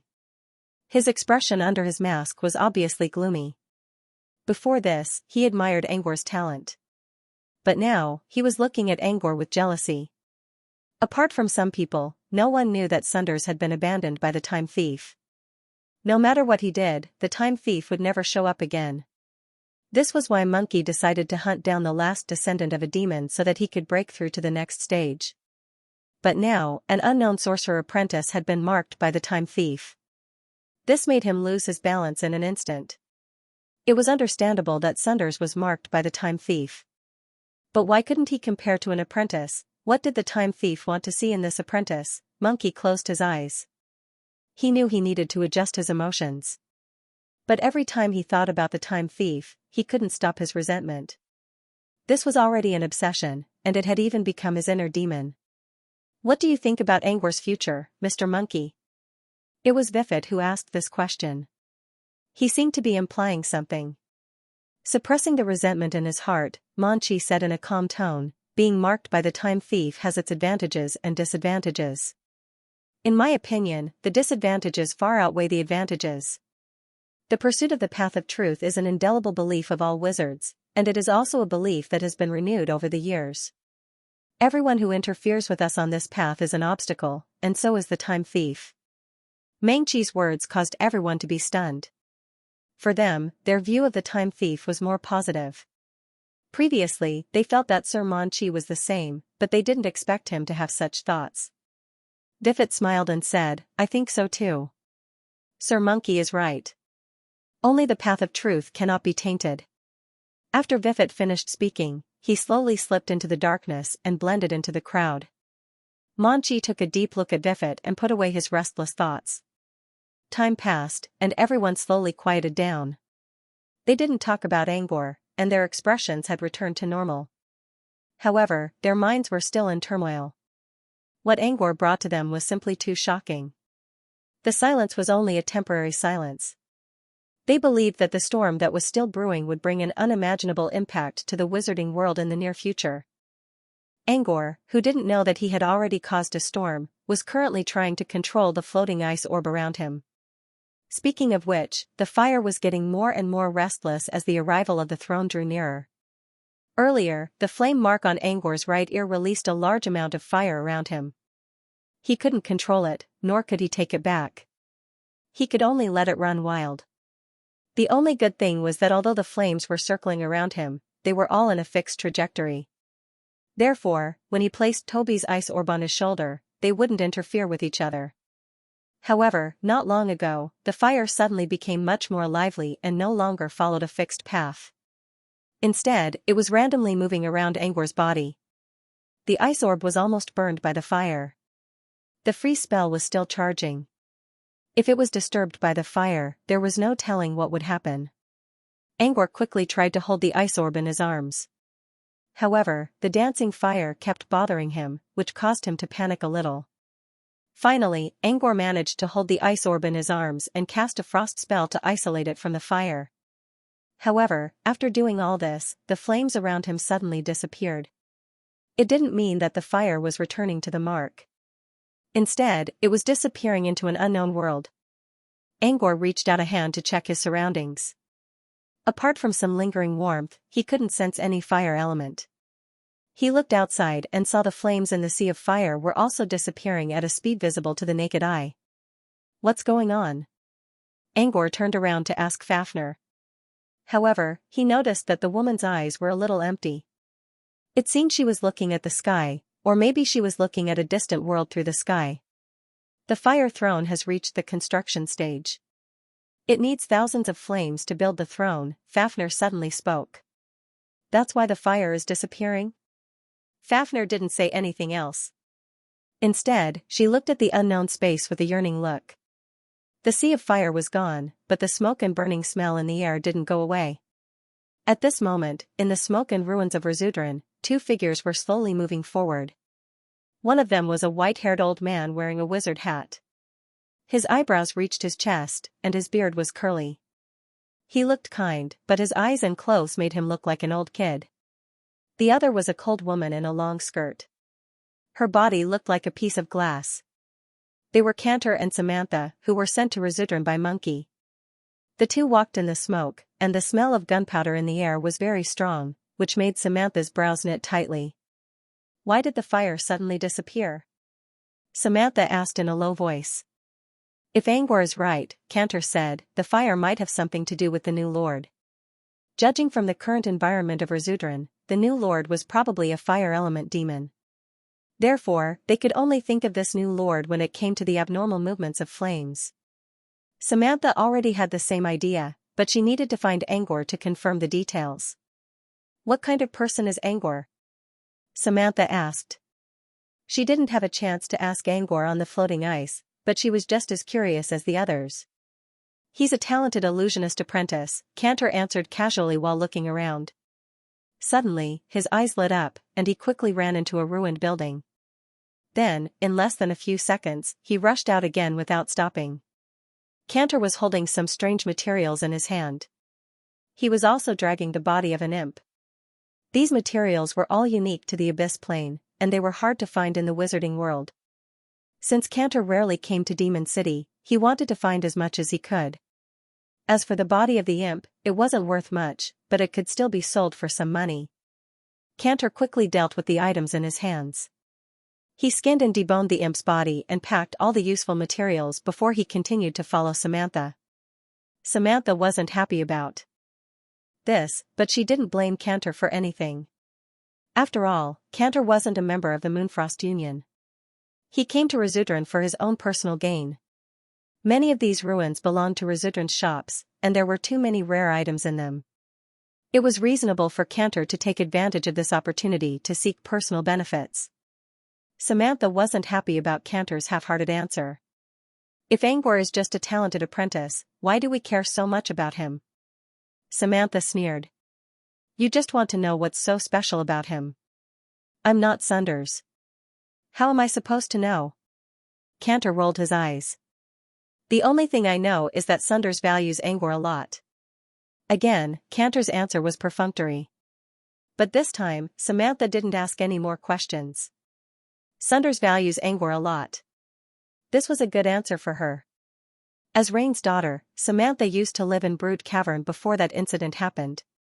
She knew Sunders very well. Sunders was a cold-hearted man. It was not that he was completely heartless. It was just that his pursuit of truth was stronger and more stubborn than any other wizard. Because of this, he never cared about anything that had nothing to do with his pursuit of truth. Angor must be special if Sunders valued him so much. So Angor is a nightmare form? Samantha pondered in her mind. As someone who grew up with Sunders, she knew about the nightmare form. She also knew that one of Sunders' biggest regrets was that he once destroyed the half-passage that connected him to the nightmare realm in order to become a wizard. Because of this, Sunders had to find Greya and use the twisting protozoa to enter the nightmare realm. The only thing that could make Sunders change his mind was probably the nightmare form. Samantha was right. What she didn't know was that Sunders only cared about Angor's nightmare form at the beginning. But as Angor went on causing trouble and flipping tables, Sunders began to accept Angor as a person even though he was still cursing Angor on the surface. Drip, just as Samantha was pondering, a strange sound of dripping water suddenly entered her ears. After the fire disappeared mysteriously, the grayish-black smoke completely covered Rizuteran. Samantha and Cantor were not far from the southern outskirts, in the central area. This area had been hit by the meteors and suffered the most damage. Almost all the buildings were in ruins. This was why they chose to land here. First, it was closer to the southern outskirts, and second, it was to avoid being discovered by the demons. But all of a sudden, Samantha felt her hair stand on end. Cantor, do you hear the sound of water dripping? Samantha lowered her voice and asked Cantor with a serious expression. Cantor was counting the loot he had just obtained. He turned back and asked, "Why is there water dripping here?" "It's the sound of burning tar, right?" Samantha did not know what the sound was, but ever since she heard it, she had been in a state of unease. She felt that there was a pair of sinister eyes spying on them. As the smoke grew larger and larger, Samantha's vigilance was raised to the extreme.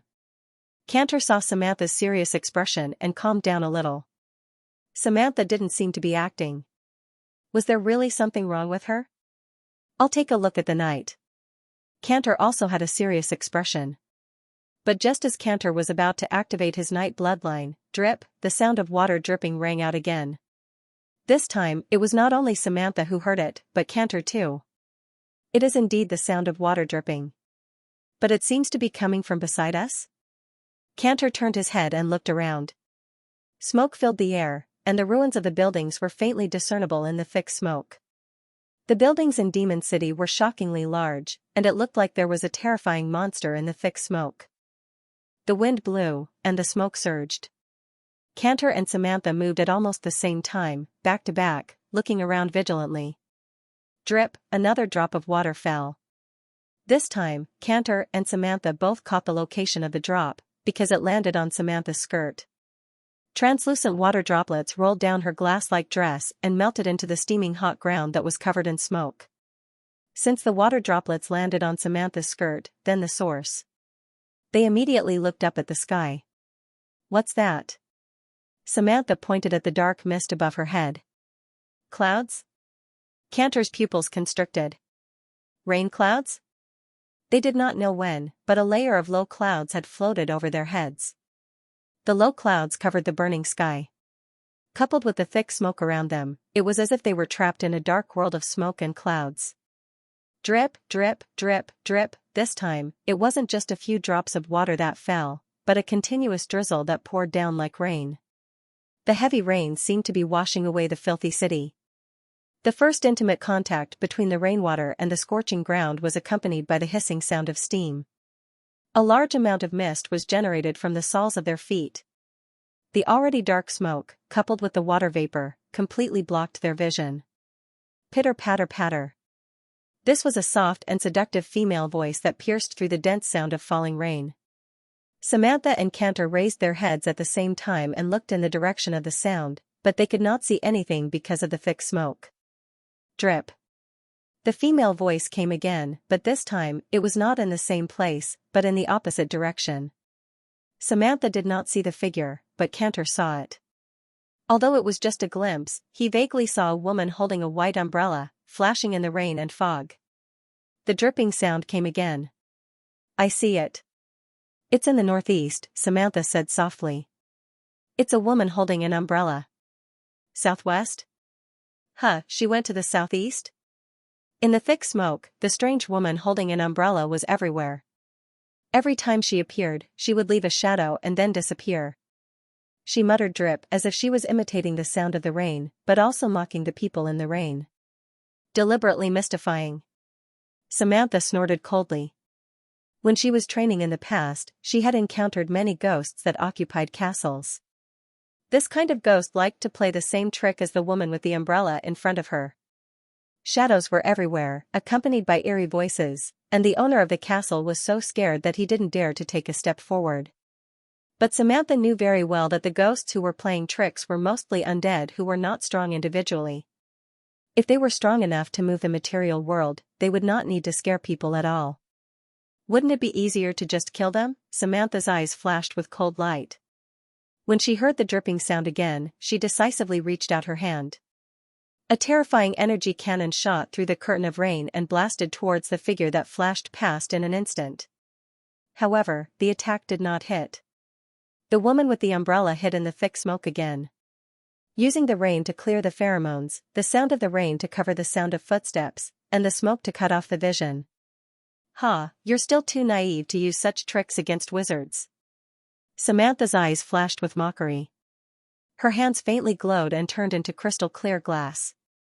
Then, she reached out her hands and pressed on the ground without hesitation. The black ground immediately turned into crystal clear glass. And with Samantha as the center, it spread out rapidly and crazily. Glass realm. As long as she was within the range of the glass realm, Samantha could grasp all the information. If the woman with the umbrella still wanted to set up a deceptive formation and create some ghostly shadows, it was absolutely impossible. Samantha thought confidently. However, just as Samantha expanded the area within a radius of several hundred meters into a glass barrier, the pitter-patter sound rang out again. Moreover, the sound came from right in front of them. How is this possible? Samantha cried out in surprise and raised her head. Not far in front of them, in the white mist, a noblewoman in a luxurious robe stood on the glass ground with an exquisite white umbrella. Her appearance could not be seen clearly due to the cover of the umbrella, but the dripping sound came from within the umbrella. Why can't I sense her aura at all? Samantha's eyes flashed with shock. She was clearly standing in front of her, but the glass realm did not give her any feedback. It was as if there was nothing in front of her, just an illusion. No, even if it was an illusion, there should be energy fluctuations. The woman with the umbrella in front of her did not stir up any smoke or fire from the glass realm. There were only two possibilities. This was a silent projection. Or rather, she was not in this world at all. There were many wizard spells that could allow one to escape into another dimension. For example, the phantasmal body could transform into phantoms and not be in this world. Another example was divine concealment, which was the most powerful concealment spell at the moment. Samantha guessed that the woman might have escaped into another dimension. As for which dimension, it was hard to say. The wizard world had many different dimensions, and the abyss had even more. In the face of such an enemy, Samantha's first reaction was, ignore her. Let's leave immediately. Escaping into another dimension was not easy to deal with, so there was no need to waste time. After all, the woman could not attack the main world from another dimension. Thinking of this, Samantha and Cantor immediately split up, bypassing the woman holding the umbrella in front of them and running into the distance. When they passed by the woman with the umbrella, Samantha secretly glanced at her. She still could not see the woman's full face, but she could see the lower half of her face, especially her lips. As they ran past the woman and were about to enter the thick smoke, a gentle and seductive female voice rang out again. Pitter, pitter, pitter. Samantha's intuition moved as soon as she heard the voice. She had not cancelled the glass barrier yet. At this moment, she suddenly sensed a terrifying movement beneath the barrier. Samantha was taken aback. Not good. There's something underground. Be careful. But it was too late.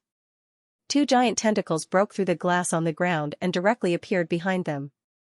Samantha used all her strength to flip over and pointed at the coordinates of the glass barrier in the air. She stepped on the ground and landed not far away. On the other hand, Cantor heard Samantha's call very late, but he was very good at staying alive. With a thought, Cantor's clear silhouette turned into an illusory shadow as if it had been smeared with water. It was as if he had gone from a three-dimensional world to a two-dimensional one. The shadow moved a few steps horizontally and dodged the tentacle's attack. Only then did Cantor's body turn from a shadow to a real one. The two of them displayed their respective abilities and safely dodged the sneak attack. However, their complexions did not improve. That was because the woman in front of them had finally revealed her ferocious claws from the dense cloud of suspicion. The rain was like a curtain, showing no signs of stopping. When the rain fell on the ground, it was accompanied by a crisp sound. The ground kept breaking open and countless tentacles drilled out of the ground. These tentacles were incomparably large, with barbs and compound eyes. They looked like the tentacles of some overlord in the deep sea. At this moment, Samantha and Cantor were surrounded by countless tentacles. They now understood why the woman with the umbrella kept appearing and disappearing around them. It was because she was building a cage made of tentacles. As the tentacles broke through the ground, the woman with the umbrella slowly rose into the air with a string of laughter. Or rather, she was surrounded by countless tentacles in the air. Because the woman had no legs under her skirt, she was actually a terrifying tentacle. It was only then that Samantha and Cantor saw the other party's identity. It was a great demon. Previously, when they were on the floating ice, they clearly saw this great demon with tentacles leave the void tower and disappear to an unknown location. They did not notice it before because she had hidden her tentacles underground. Now, with her fangs bared, she had completely revealed her body. She was huge, terrifying, and filled with endless pressure. The strange sound came again, but this time, Samantha and Cantor finally realized that it was not the great demon that spoke, but the umbrella in her hand. The umbrella opened its mouth, which was full of sharp teeth. The soft and gentle female voice came from this mouth. Samantha and Cantor weren't the only ones who were facing a terrifying demon. A second one also appeared on the floating ice in the sky. Sunders and the Minotaurus were still engaged in a fierce battle. The Minotaur was a battle maniac. There were many chances for it to break out of the encirclement and attack the floating ice, but it didn't. Instead, it chased after Sunders and attacked like crazy. Sunders was also trying his best to stop the Minotaur's footsteps. Coincidentally, the Minotaur had the strongest physical strength among the 7 demon seats in the Void Tower. However, its spirit power was the weakest. Sunders couldn't fight the Minotaur head-on, but he could use illusions to stall it for a long time. However, the Minotaur's physical strength was so great that even if it couldn't break through illusions, it could still defeat all of them with brute force. Relying on its terrifying strength and peak blood chi, the Minotaurus's attacks could always cause spatial energy to become chaotic. It could also disintegrate the illusion nodes attached to the stabilizing spatial energy field. However, Sunders was a phantom master. If one illusion failed, he could always cast a second one. Plus, he also had nightmare illusions. Therefore, the Minotaur and the Minotaur were evenly matched. However, Sunders was probably the only one who could do this. However, if the battle went on like this, the Minotaur would eventually shatter the stable space around it, and Sunders would have to keep casting illusions to lose the battle. Sunders had to consider his next move in this situation. I'll use the mystery domain of Black Tower to trap it. With my remaining strength, I can hold it there for at least 5 minutes. Sunders finally turned around and spoke to everyone on the floating ice. I hope everyone can work together and kill it in 5 minutes. Dragging this out wasn't a good idea. Sunders decided to use the nightmare domain of Black Tower to trap the Minotaur while he still had some energy left. He hoped that everyone could work together to get rid of this big problem. Being able to trap the Minotaurus for 5 minutes was indeed a good opportunity to kill the Minotaurus. Monkey nodded at once. He knew that the key now was to cut the Gordian knot. There were too many variables in this tug-of-war. Mon Chi began to assign people to prepare for the beheading operation of the Minotaur. However, when Sunders was about to release his nightmare domain, a gust of hot wind came from his side, accompanied by a whistling sound. Sunders didn't know what was going on, but his rich battle experience allowed him to react quickly. He gave up on using the nightmare domain and drew a mysterious line in the air with his black cane. Mana surged out of his fingertips, and a spell was formed in the air. The mana ripple produced by the spell fluttered his black cloak, which made a loud noise in the wind. Aiming for Sunders' neck. Mr. Phantom, be careful of a sneak attack. The Magi on the floating ice cried out as they saw the scene. However, by the time they spoke, they were already half a beat too late. The axe was getting closer. There was no way to escape. Suddenly, a horse-shaped monster covered in scales and burning with black flames rushed out from Sunders' cane. It neighed loudly and stomped on the ground. A strange magic array appeared under the horse's feet. Next, the flaming horse turned into a streak of black light and appeared beside the Minotaur. When the axe was about to chop down on Sunders' neck, Sunders' eyes darkened and he quickly uttered an incantation. The next second, Sunders' body vanished. What replaced him was the Minotaur. Nightmare Substitute. A wizard recognized the spell. It was the truth-finding spell that made Sunders famous. The purpose of the Nightmare Substitute was to change coordinates. It looked like a support spell, but it was actually both offensive and defensive. Just like the current situation, Sunders was already in danger. But when he switched coordinates, not only did he find himself safe, but he also made Minotaurus the target of attack. Killing two birds with one stone. Not only was the danger gone, but it also brought trouble to the enemy. This was only one of the basic uses of Nightmare Substitute. Back then, when Sunders rescued Boko from the space fisher, the Nightmare stand-in also came in handy. It could ignore all terrain and dangers. Even if it was a space crack, the Nightmare Substitute could enter it. This was why it was a powerful support spell when used in a rescue situation. Now that Sunders was safe, he finally had time to observe the enemy who ambushed him. It was a bull-headed demon with a blood-stained axe in its hand. It was a bull-headed demon with an incomparably large body. The Minotaur only had a tattered leather skirt around its waist, revealing its muscular body covered in black hair. Its legs were also unimaginably thick. The horns on its head were pitch black. Under the illumination of the flames in the sky, they reflected a sharp glint. The most eye-catching thing about the Minotaur was the strange, filthy black smoke behind it. Inside the smoke, there seemed to be countless faces struggling in fear. Sunders and all the other wizards looked grim when they saw who it was. They saw the Minotaur flying out of the void tower with their own eyes. However, no one knew where it went. Now, it came to the sky battlefield and ambushed Sunders. Without a doubt, it was a supreme demon. They were already struggling when fighting the Minotaur. How could they be happy when facing a second supreme demon? The only thing they prayed for was that the great demon could kill the Minotaurus that had been replaced by the Nightmare stand-in. However, it did not. When the axe was about to land on the Minotaur, it suddenly stopped with a squeak. The Minotaur managed to stop the axe's momentum by swinging it at a high speed. It was obvious how strong the Minotaur's body was. Although the Minotaur realized that something was amiss, the Minotaurus, who was plagued by illusions, didn't realize that something was amiss. It continued to use its powerful strength to destroy the illusion around it. When it sensed a heat source around it, it didn't hesitate to throw a punch. The Minotaurus sensed something familiar, but it thought it was some kind of illusion used by Sunders to fool its senses. The Minotaur's attack landed on the Minotaur's belly. The force was so great that a giant vortex appeared on the Minotaur's belly, black blood gushed out of the Minotaur's mouth. The Minotaur widened its bell-like eyes in disbelief.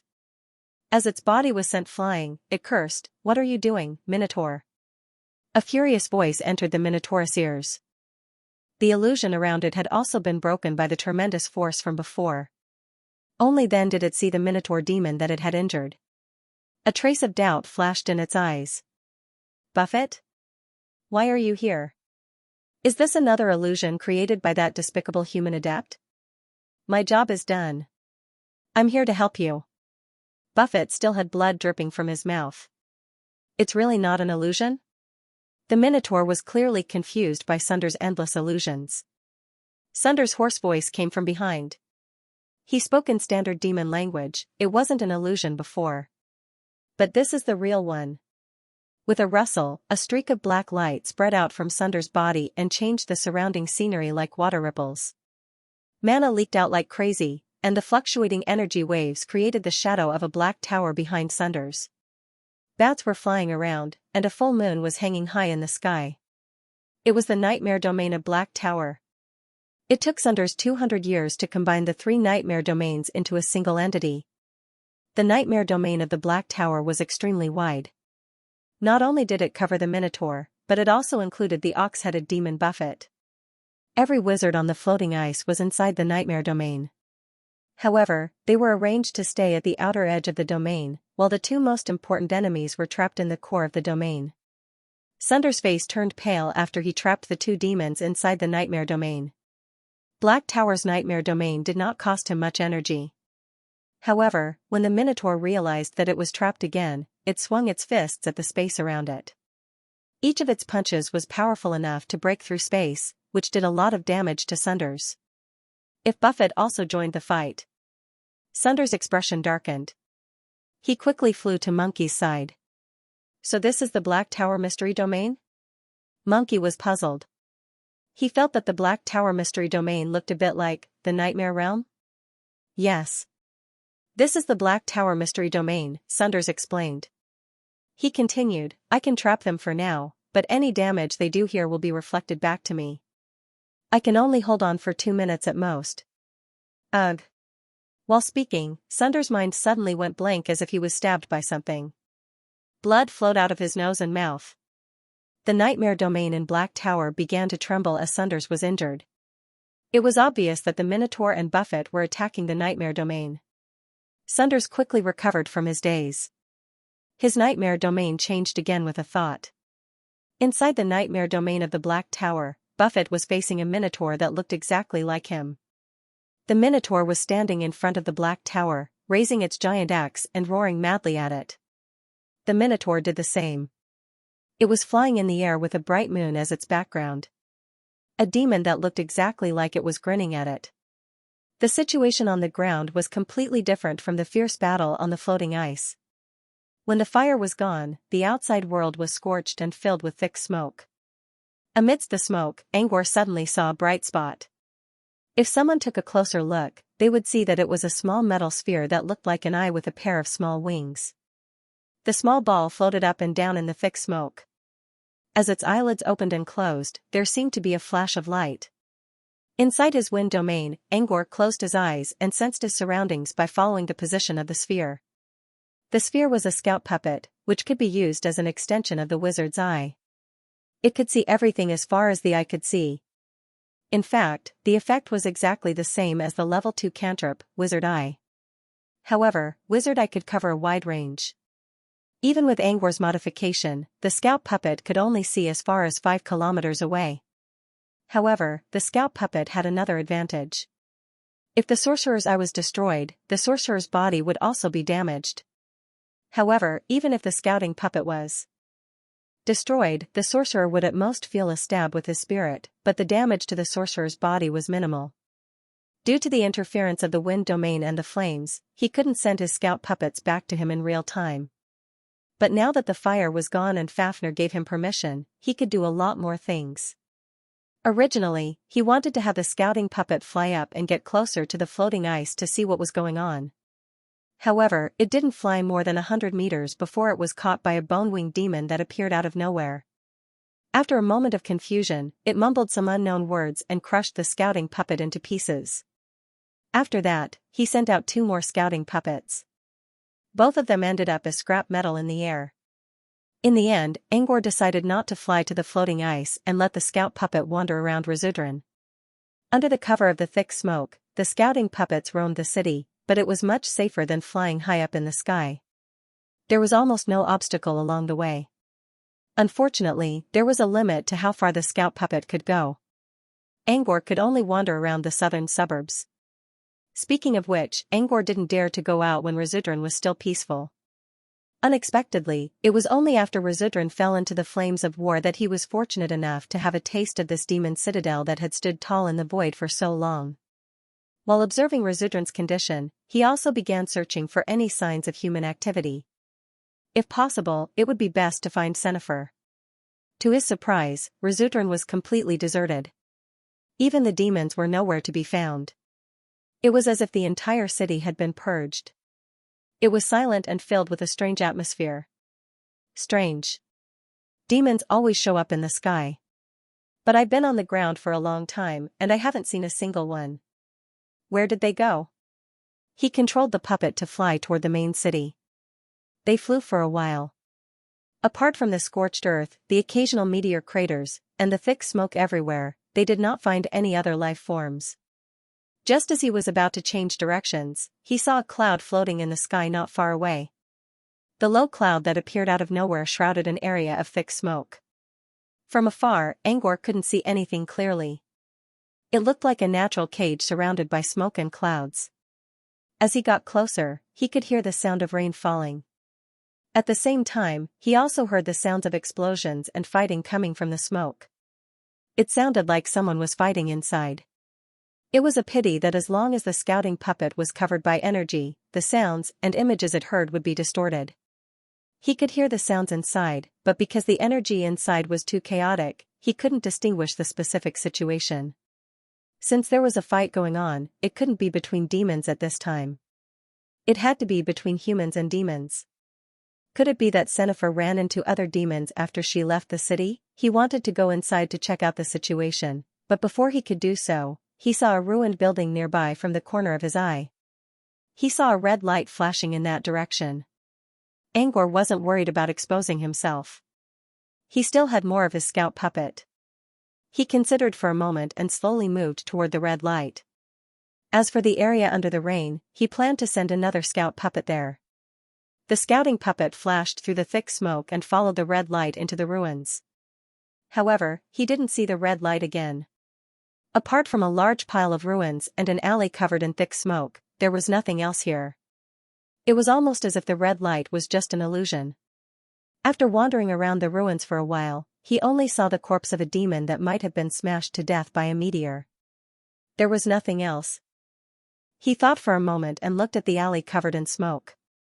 Since there weren't any ruins, the only way to get here should be this alley. Perhaps he could find something in the alleyway. With that in mind, the scout puppet entered the alley. It wasn't long. Angor soon reached the end of the alley.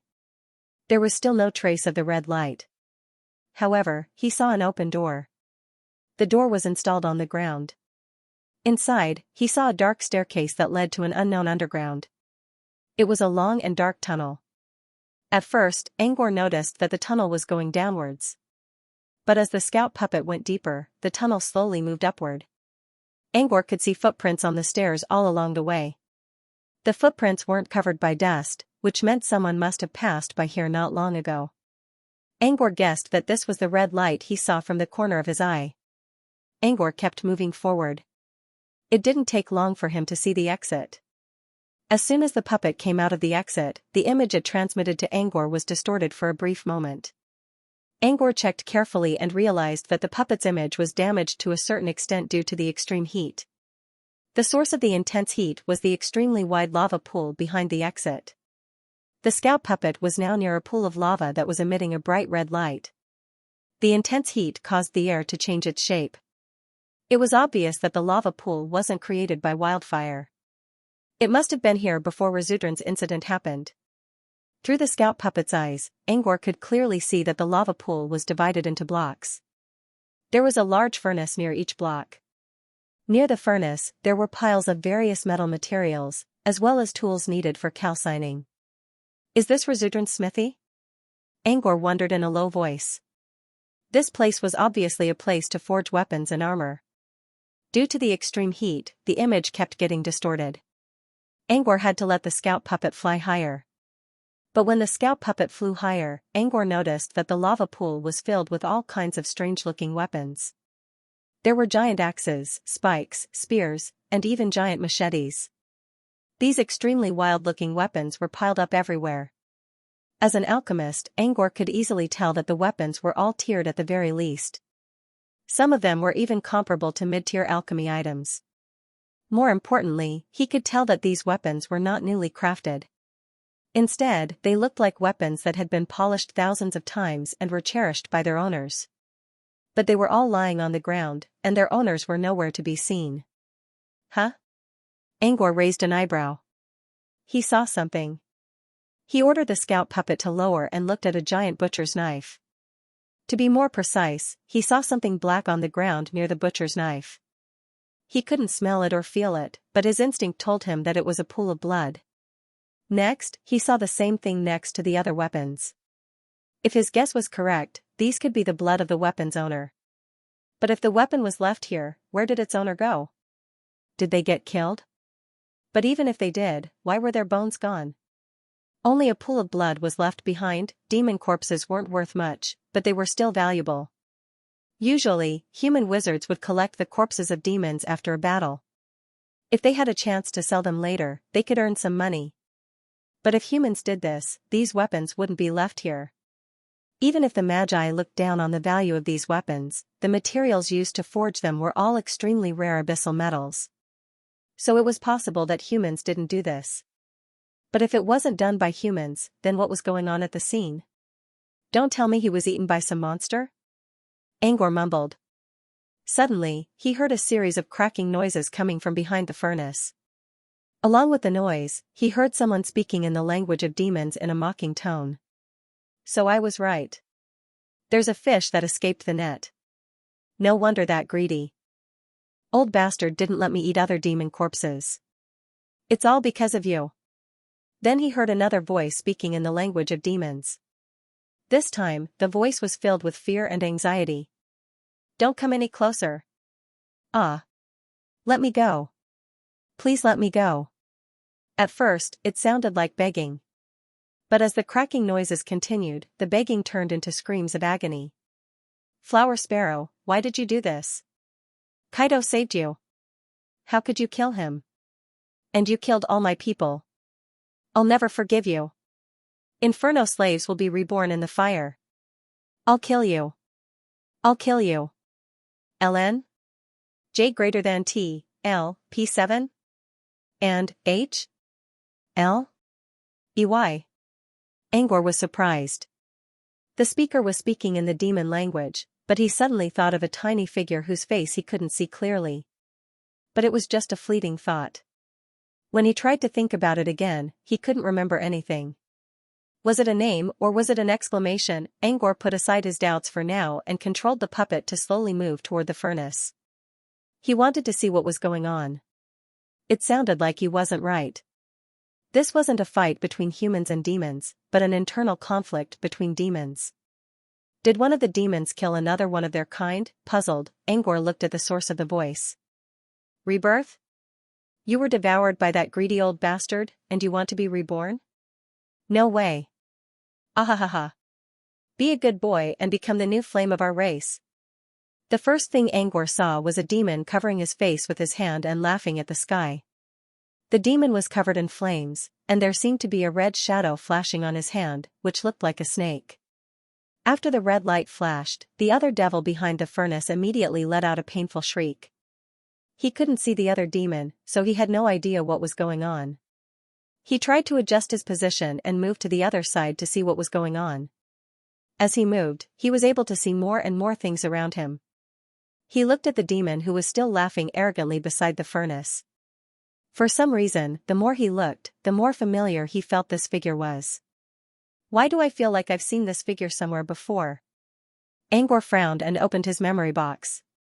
He had seen many demons in his life, but he didn't remember seeing one with such a huge body and covered in flames. While he was thinking, he made a mistake while controlling the puppet. Originally, he had been moving along the outer walls to secretly scout the position of the puppets, hoping to find the most suitable angle. But because he was lost in thought, the edge of the puppet's sphere brushed against the wall. He heard the sound of metal scraping against each other. The sound was very faint, but it didn't escape the demon's sensitive senses. Who's there? The flaming devil turned around without hesitation and looked at the source of the sound with a vicious gaze. The puppet didn't have time to dodge and was exposed in the demon's sight. At the same time, Angor also saw the demon's face. Angor's eyes widened in surprise. Why did this demon look so familiar? The face of a young man in a white robe flashed across his mind. That young man gave him a sunny feeling, while the young man in front of him had a dark aura about him. Scout puppet. The demon's eyes became vicious. I didn't expect it to find this place. The demon mumbled and waved a hand. Another demon screamed in pain, and Angor saw a red light flashing in front of him. Crack. The transmission was cut off, and the image disappeared from his sight. The evil demon by the lava pool looked at the shattered metal pieces on the ground with a sinister expression. His expression was not as arrogant as before. Someone else found me, said the demon in a soft voice. The demon spoke softly, but this time, he did not speak in demonic language, but standard human language. Who could it be? My form is completely different now. They shouldn't be able to recognize me. Even if they did, the dawn is coming. No one can stop me. Following the demon's whispers and strange cracking noises, a red light flashed, and a chain sickle was left on the ground. Next to the chain sickle was a pool of blood that was slowly turning black. The other demon that cursed him earlier was nowhere to be found. At the same time, the demon looked at his arm. Under the pale skin, there seemed to be a little mouse scurrying around, forming a small mountain around his skin. The small mountain scurried around. Finally, the small mountain came to his palm and slowly disappeared. With the disappearance of the small mountain, the demon's palm suddenly grew in size.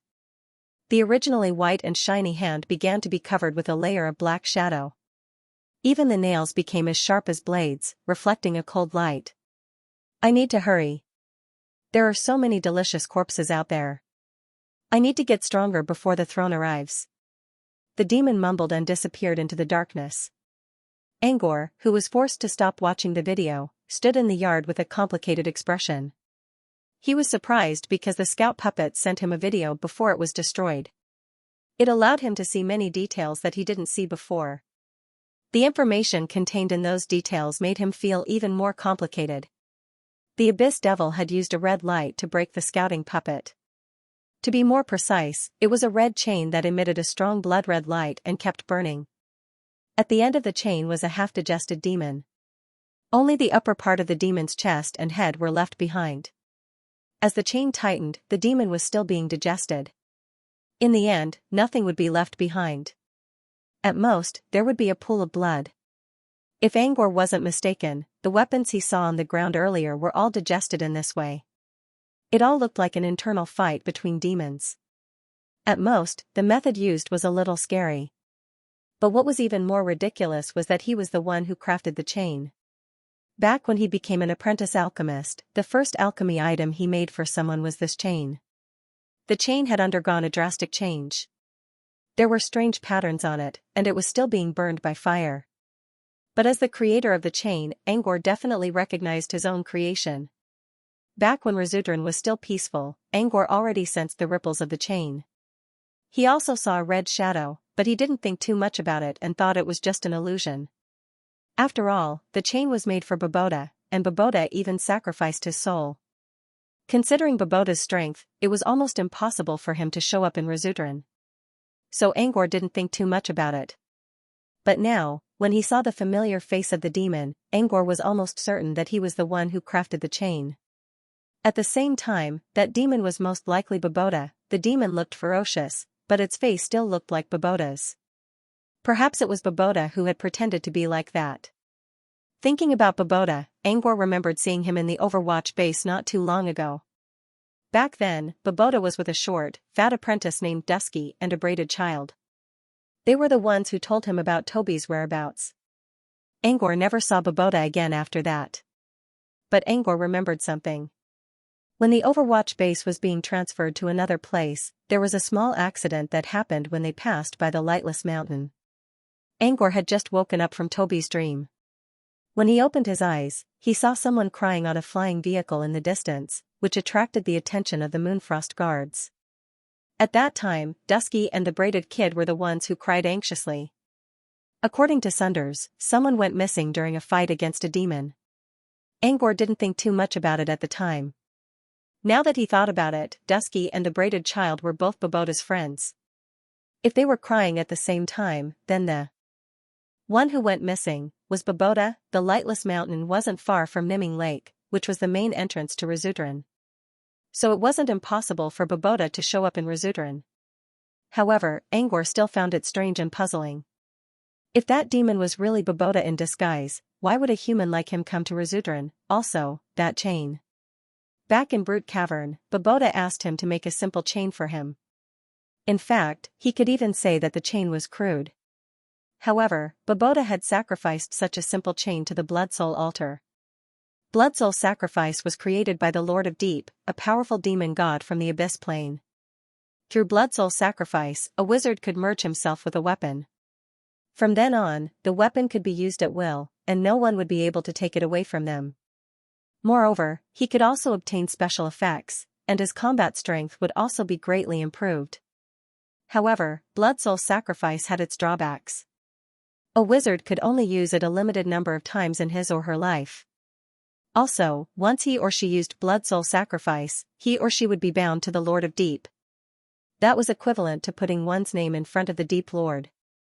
Generally speaking, the Deep Lord spread the gospel of the true name far and wide, so he wouldn't notice the person who used the Blood Soul sacrifice. But if he really did notice, then he wouldn't have a good ending. This was why Angor was surprised that Babota would use Blood Soul sacrifice on such a simple and crude chain. Now that he looked at it again, he realized that the chain was indeed made by Angor, but it had undergone a drastic change. It was hard to see the exact details through the images, but the strange and dazzling flames that appeared when the chain was devouring its own kind were enough to tell Angor how terrifying it was. Babota's body shook, and the chain changed as well. What exactly was going on here? What was Babota trying to do? Angor sent another scout puppet to check the lava pool again. If possible, he wanted to talk to Babota directly. However, when the scouting puppet arrived at the lava pool once more, it found that it was completely empty. The only difference was that there was a chain scythe next to the furnace. There was also a puddle of dried blood next to it. The metal eye hovered above the scythe. The rumbling noises coming from the furnaces never stopped. The high temperature of the lava pool distorted the image being transmitted to Angor's mind. In the distorted image, Angor saw the scythe's owner's expression, which was also twisted. It was struggling, roaring, and desperate. No matter how much it begged, cursed, the chain still devoured its life force. Not even its bones were left behind. Angor didn't recognize the chain at all. Was this really the chain that he had forged? He calmed himself down and looked around at the empty lava pool. Then, he ordered the scout puppet to leave. While the scout puppet left the pool, Angor began to think about Babota. He remembered the demon who was devoured by the chain once asked, "Why did you do this, Floral Sparrow?" But when he thought about Babota, he suddenly recalled a memory that had been buried deep in his mind for a long time. Angor didn't talk much with Babota. The few times he did, he had a good impression of Babota. Babota was a very talkative person. When Angor first met him, Babota chatted with him about a lot of topics, which helped Angor to lower his guard against Babota. Speaking of which, Babota told Angor about Floral Sparrow when they were chatting. There were two reasons why Angor could recall such trivial memories. First, his memory got better as he grew stronger. Second, Babota's topic was quite interesting. Babota's joke about his own name was still fresh in Angor's mind. People who hear my name for the first time will find it strange. It's a custom where we come from. We must never forget our names, even if we have to fight against time. Babota, who was standing in the depths of Angor's memory, chuckled. It's a great insult to us if anyone forgets our names. That's why the older generation began to go astray in order to make our names memorable. My name is normal now. My sister's name is the weirdest. Floral Sparrow is our national bird. My old man named her Floral Sparrow so that people would remember her name. Don't you think it's funny? Babota used this self-deprecating way to explain his own name. It was the first time Angor heard a non-slave mocking his own name, and it left a deep impression on him. It was like adding a picture frame to his memory. Angor would forget a lot of details and names in the long years he spent at the edge of the cliff. However, he would never forget these words. Just as Babota said, even if we have to fight against time, even if we have to be laughed at, our names must never be forgotten. He didn't forget the name, which reminded him of Flower Sparrow's name.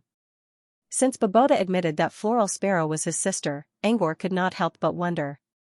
Considering all the clues they had, whether it was the chains made by Angor himself or Baboda's similar appearance, they all proved that the demon was Baboda. Baboda seemed to have said some strange things before, such as being devoured by that greedy old bastard and becoming the fuel for the revival of our race. What did that mean? Our race? Wasn't he a human? Baboda's bone card clearly stated that he was a human. The more Angor thought about it, the more he found Baboda strange. His words, the effect of the simple chain, and the blood-soul sacrifice, a series of events seemed to be connected by an unknown secret thread. However, if one did not know the internal logic behind it, it would still be like being covered by a layer of gauze, blurring and making it impossible for one to see through it clearly and guess what it was. Angor also had a question about Floral Sparrow. When he heard the name Floral Sparrow, he had a flash of inspiration in his mind, but he could not come up with an answer no matter how hard he tried. Floral Sparrow isn't Baboda's sister. Is there something else I've heard of? He did not remember anything about Floral Sparrow in his memory. So where did he get the idea from? Angor had no clue about Floral Sparrow now. As for Baboda, he could not find an answer no matter how hard he tried. He decided to put it aside for now and wait until he had a chance to find Baboda or other humans. Maybe Baboda was just a scout sent by the wizard organization to Demon City. Of course, this was highly unlikely. Even if they did send a scout, they would not send an apprentice to such a dangerous place. Since there was nothing else to explore in the lava pool, Angor shifted his attention to the raincloud cage he found earlier. He sent a scout puppet inside, but it lost contact with the puppet as soon as it entered the cage. Since he was too focused on the lava pool, he didn't know what was going on, so he decided to check it out again. Angor ordered the scout puppet near the lava pool to fly toward the raincloud cage. It had been a while, and the raincloud cage looked even more majestic than before. The dark clouds in the sky and the burning smoke on the ground had completely merged into one, completely sealing off the area. Looking from afar, other than the lingering clouds and the vague shadows of the buildings, nothing else could be seen. As the scout puppet approached, Angor noticed that the image was getting blurry. It was partly due to the clouds, and partly due to the interference of the chaotic energy. When the scout puppet was about to enter the raincloud cage, the image suddenly went black, and the transmission was cut off. This time, he finally understood why the scout puppet was disconnected from the outside world. Before the image was cut off, Angor clearly heard the sounds of battle coming from inside the cage, which sounded even more shocking than before.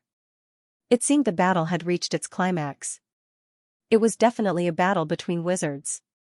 The energy ripples created by such a battle could even pierce through space. It was almost impossible to use a low-level alchemy item like the scout puppet to see the chaotic energy.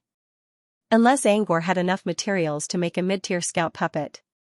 But it was too late to do that now. Angor felt a little frustrated that he could not see into the raincloud cage. He had to send a scout puppet to wander around the area and wait for the battle to end before he could see what was going on.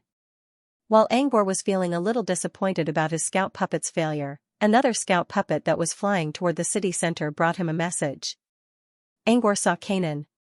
When the fire patterns appeared in the sky and the flames started to go out of control, Kanan left the shop and said that it was going to check out the situation. Afterwards, the appearance of the flowing fire, the sea of fire that covered the psychedelic hut, and Fafnir's wind domain. Kanan did not return during this series of events. Angor was a little worried at first. But since Kanan was a water-type half-blood demon, it should not go out of control. Besides, Kanan was very familiar with Razudran, so Angor did not think too much about it. Angor even thought that it was a good thing to part ways like this. He already finished his business in Razudran, and he was ready to return to Ice Valley.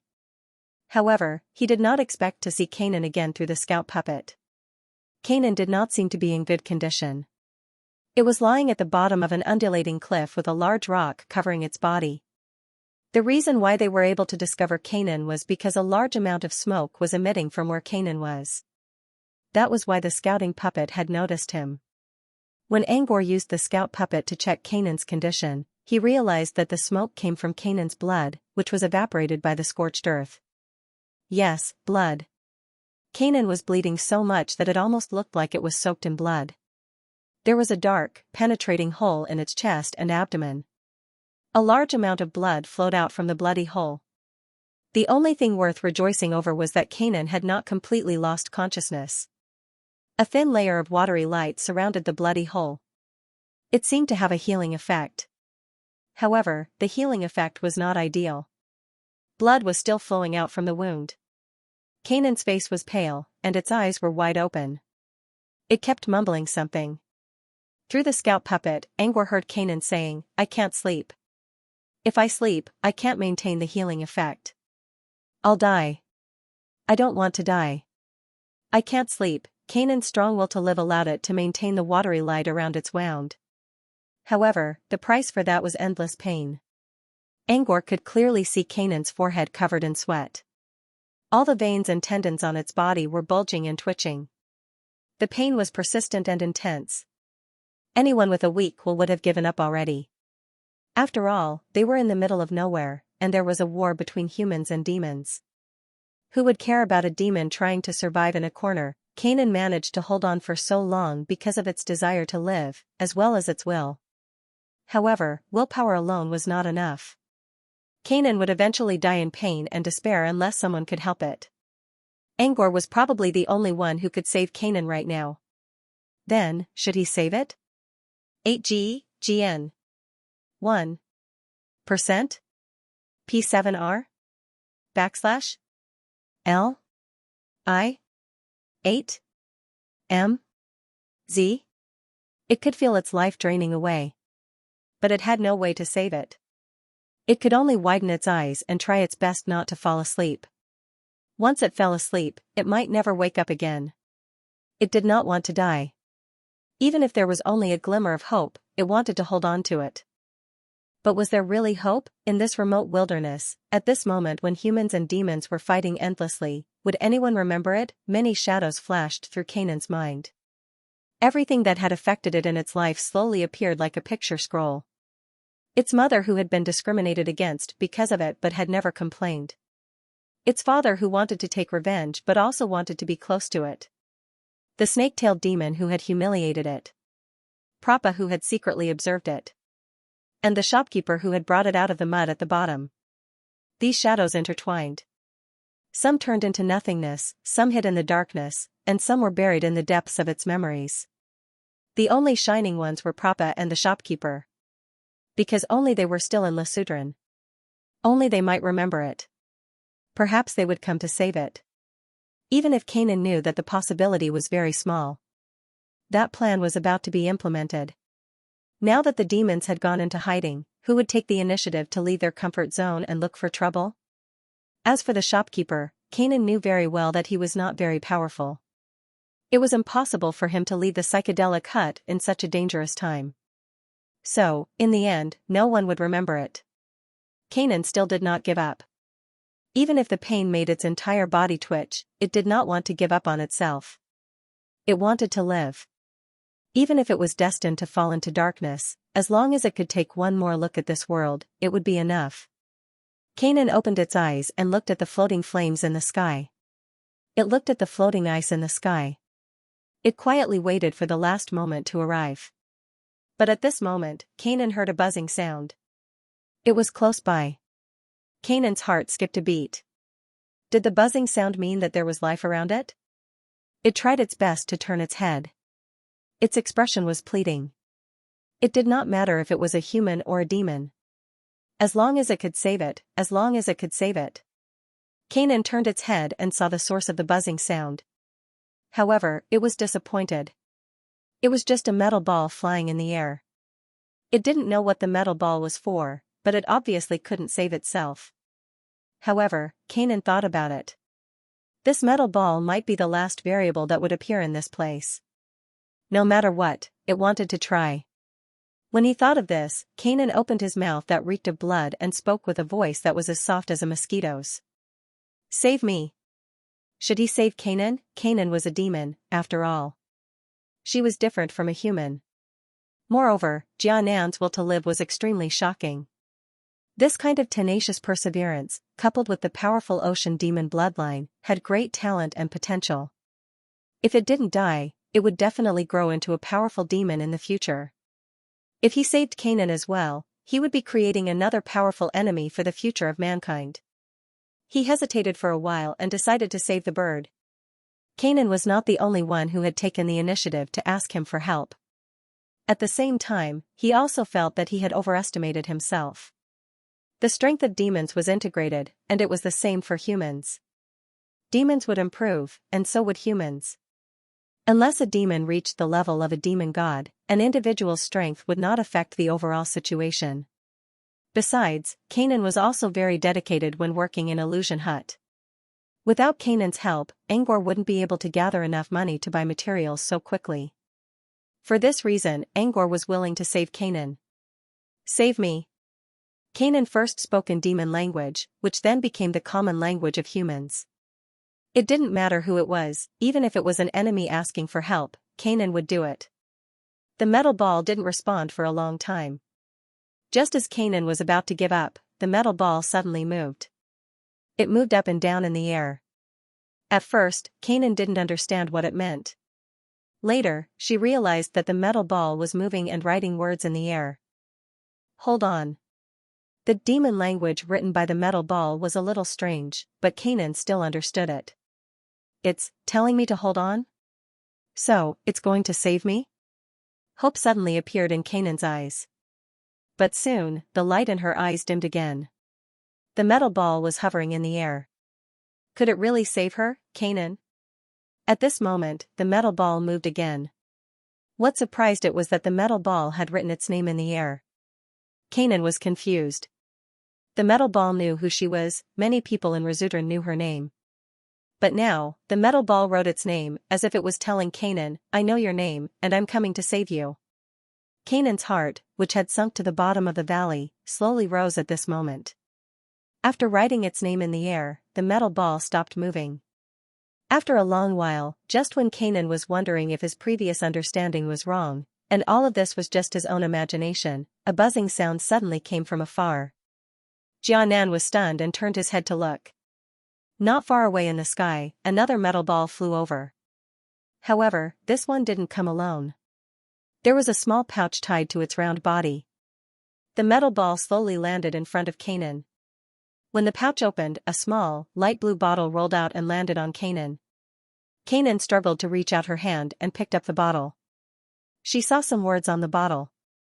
As expected, there was a small label on the bottle. The top of the label was written in common human language. Kanan took a closer look and saw that it read Water of Life. The bottom part of the label was obviously new. The ink was still wet. It read a line of pour it on the wound in poor demon language.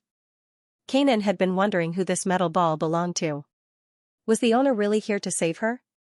When she saw the words on the label, Kanan finally understood. The poor demon language was exactly the same as the one on the sign of Psychedelic Hut. It was written by the owner of the shop. Kanan's hands trembled. A thin layer of water covered her eyes.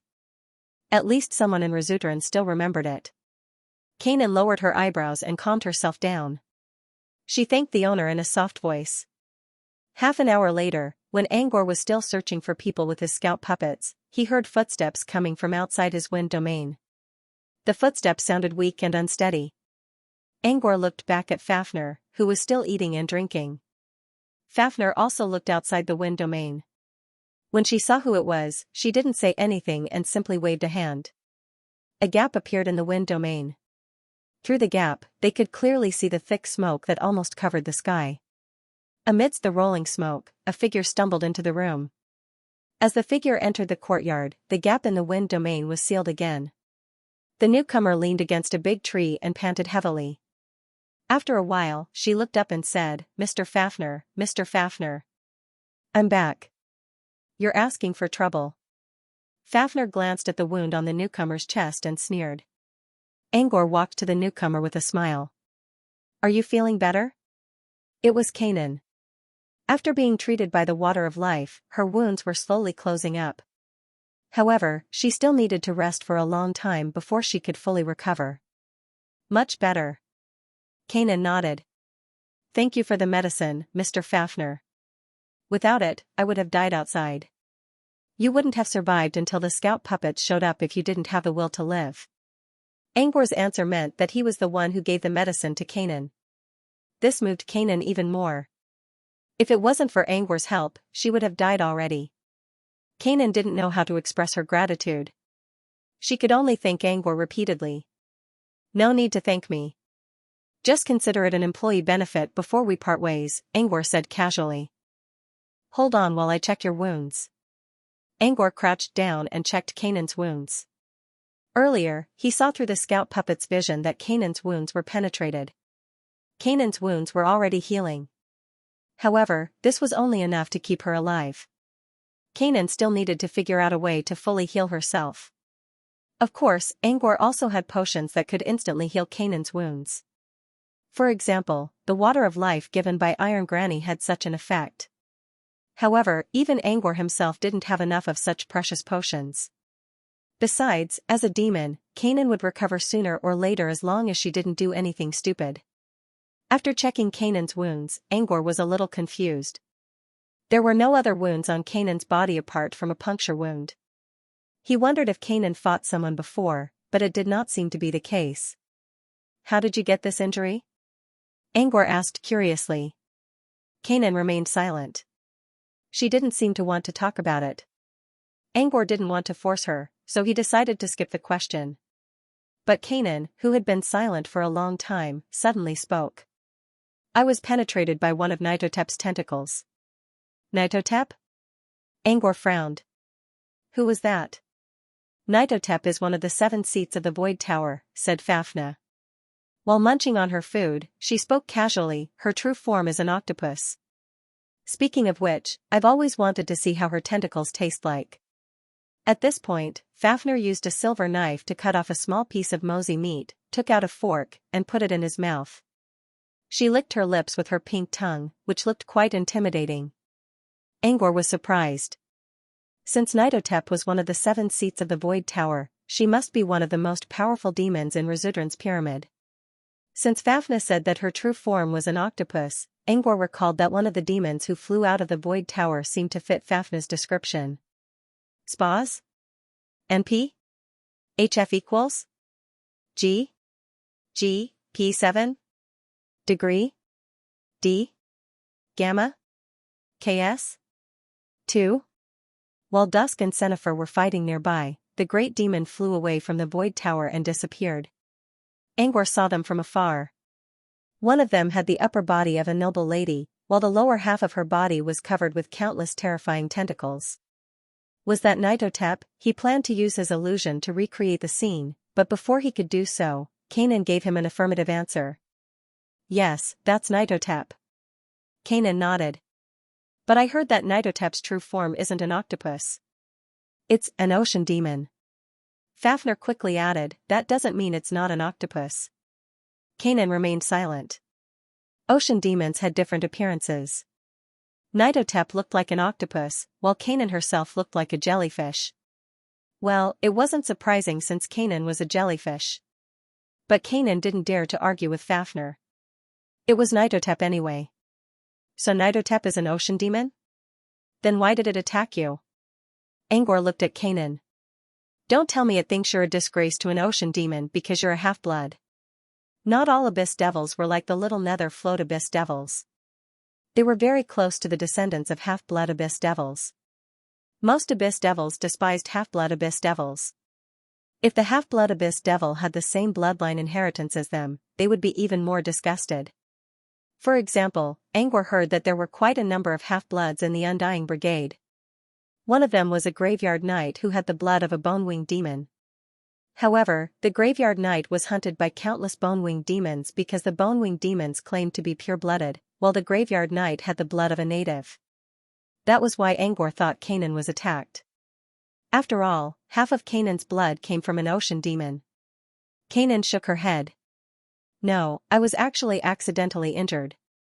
Kanan suddenly stopped talking. Angor wanted to ask why Kanan was injured by accident, but when he saw Kanan's pale face and sad expression, he decided not to ask further. Anyway, take a good rest. Angor smiled at Kanan. You'll be safe in the shop for now. Kanan nodded. He leaned against the tree and slowly sat down on the ground. His eyes were a little dazed as if he was thinking about something. Angor went back to controlling the puppet to explore the area. However, he still couldn't find anything within the effective range of the puppet. The only thing that caught his attention was the raincloud cage. However, the scouting puppets couldn't enter, so there was nothing they could do. Apart from the area where the cloud rain cage was located, there were only two places he had yet to explore. One was the Hall of Prey. The Hall Master of the Night Hall was about to ascend to the throne, and he was too embarrassed to run over and peek at him at this time. The other place was the sky. At first glance, there didn't seem to be any demons in the sky other than where the floating ice was. However, every time the scout puppet tried to fly up, a demon would show up and destroy it. Since there was no other place to explore, Angor decided to send the scout puppet to the sky again. It broke again, Angor said with a gloomy look. What's wrong, mister? Kanan returned to the shop and began to observe the situation.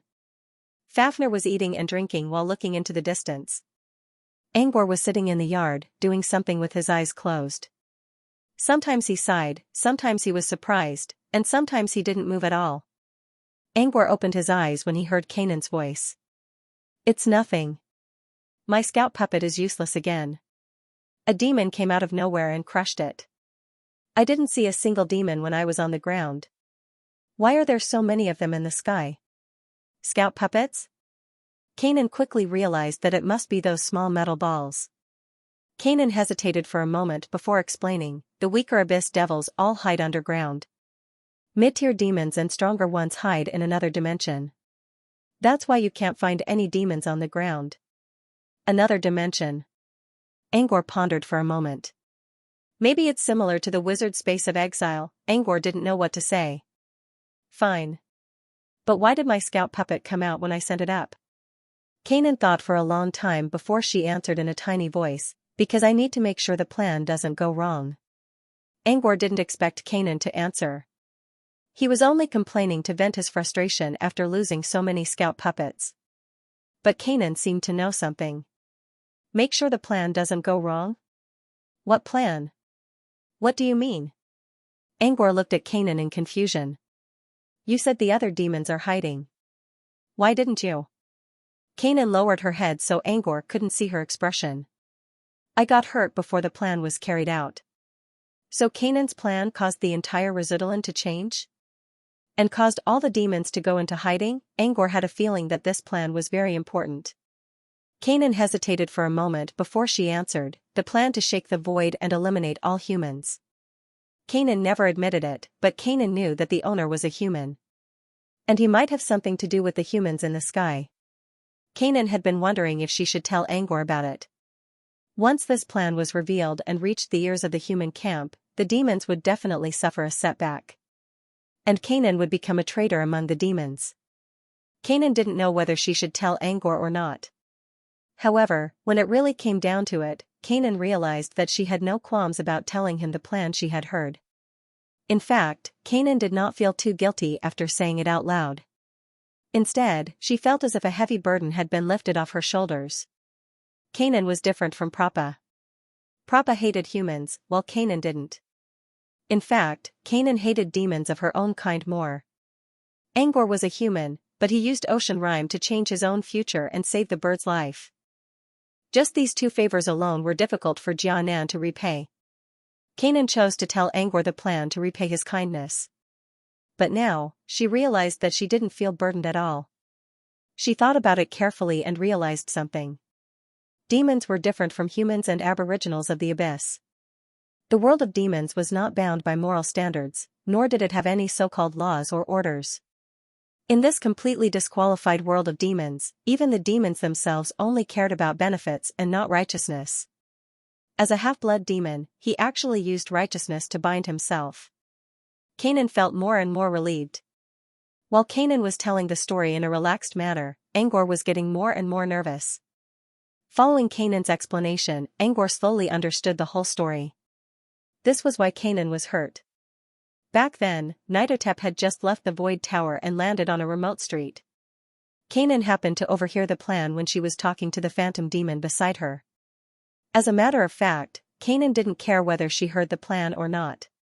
She didn't plan to tell anyone about it at all. However, Nitotep sensed Kanan's presence. Thinking that a human was eavesdropping on their plan, Nitotep quietly reached a tentacle into the ground and attacked Kanan from below. The tentacle penetrated Kanan's chest. But in the end, Nitotep realized that Kanan was the one who overheard the plan. As an ocean demon, Nitotep had heard of Kanan before. She didn't hate Kanan, but she also knew that Kanan had nothing to do with humans. Kanan's injury was purely an accident. Nitotep didn't try to kill Kanan, but she didn't save her either. She simply left. To it, this was a trivial matter that had nothing to do with it, and it had forgotten all about it in the blink of an eye. But to Kanan, it was a matter of life and death. Fortunately, Angor found Kanan and saved her. Because of this, Angor learned the truth about the human purge plan from Kanan. As a matter of fact, the plan originated from one of the characteristics of the Void Tower, the ability to stabilize space energy. The space energy in the void was very chaotic. Every now and then, space rifts would appear. If one was unlucky, they could even create a space vortex. Since Razudran was able to remain standing in such a harsh environment for so long, there must be a way to stabilize space energy. And that way was the Void Tower.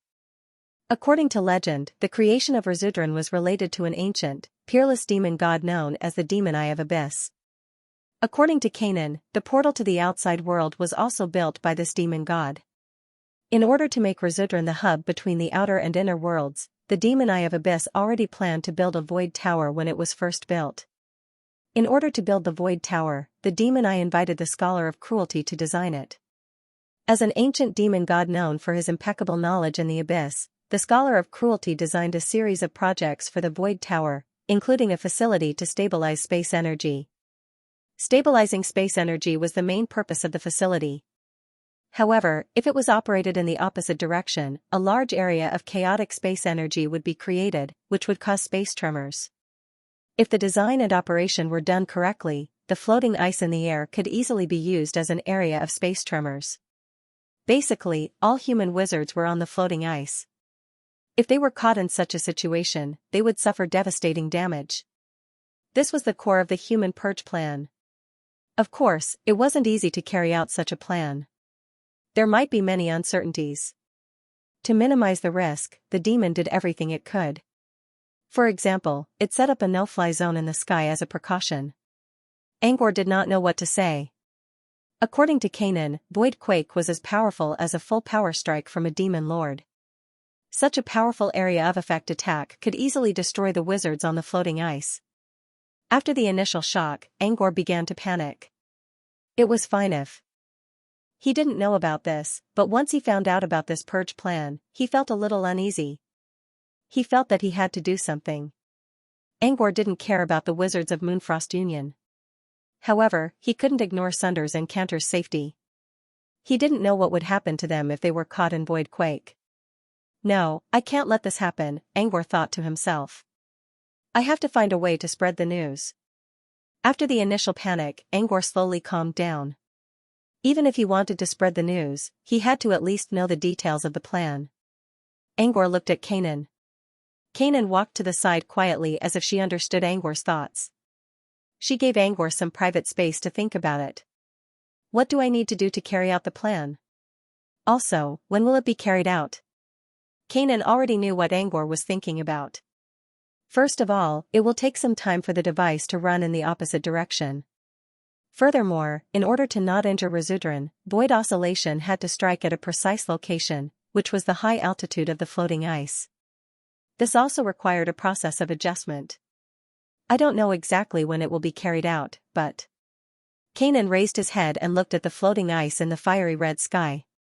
Once the plan is carried out, the great abyss devils attacking the floating ice will definitely retreat.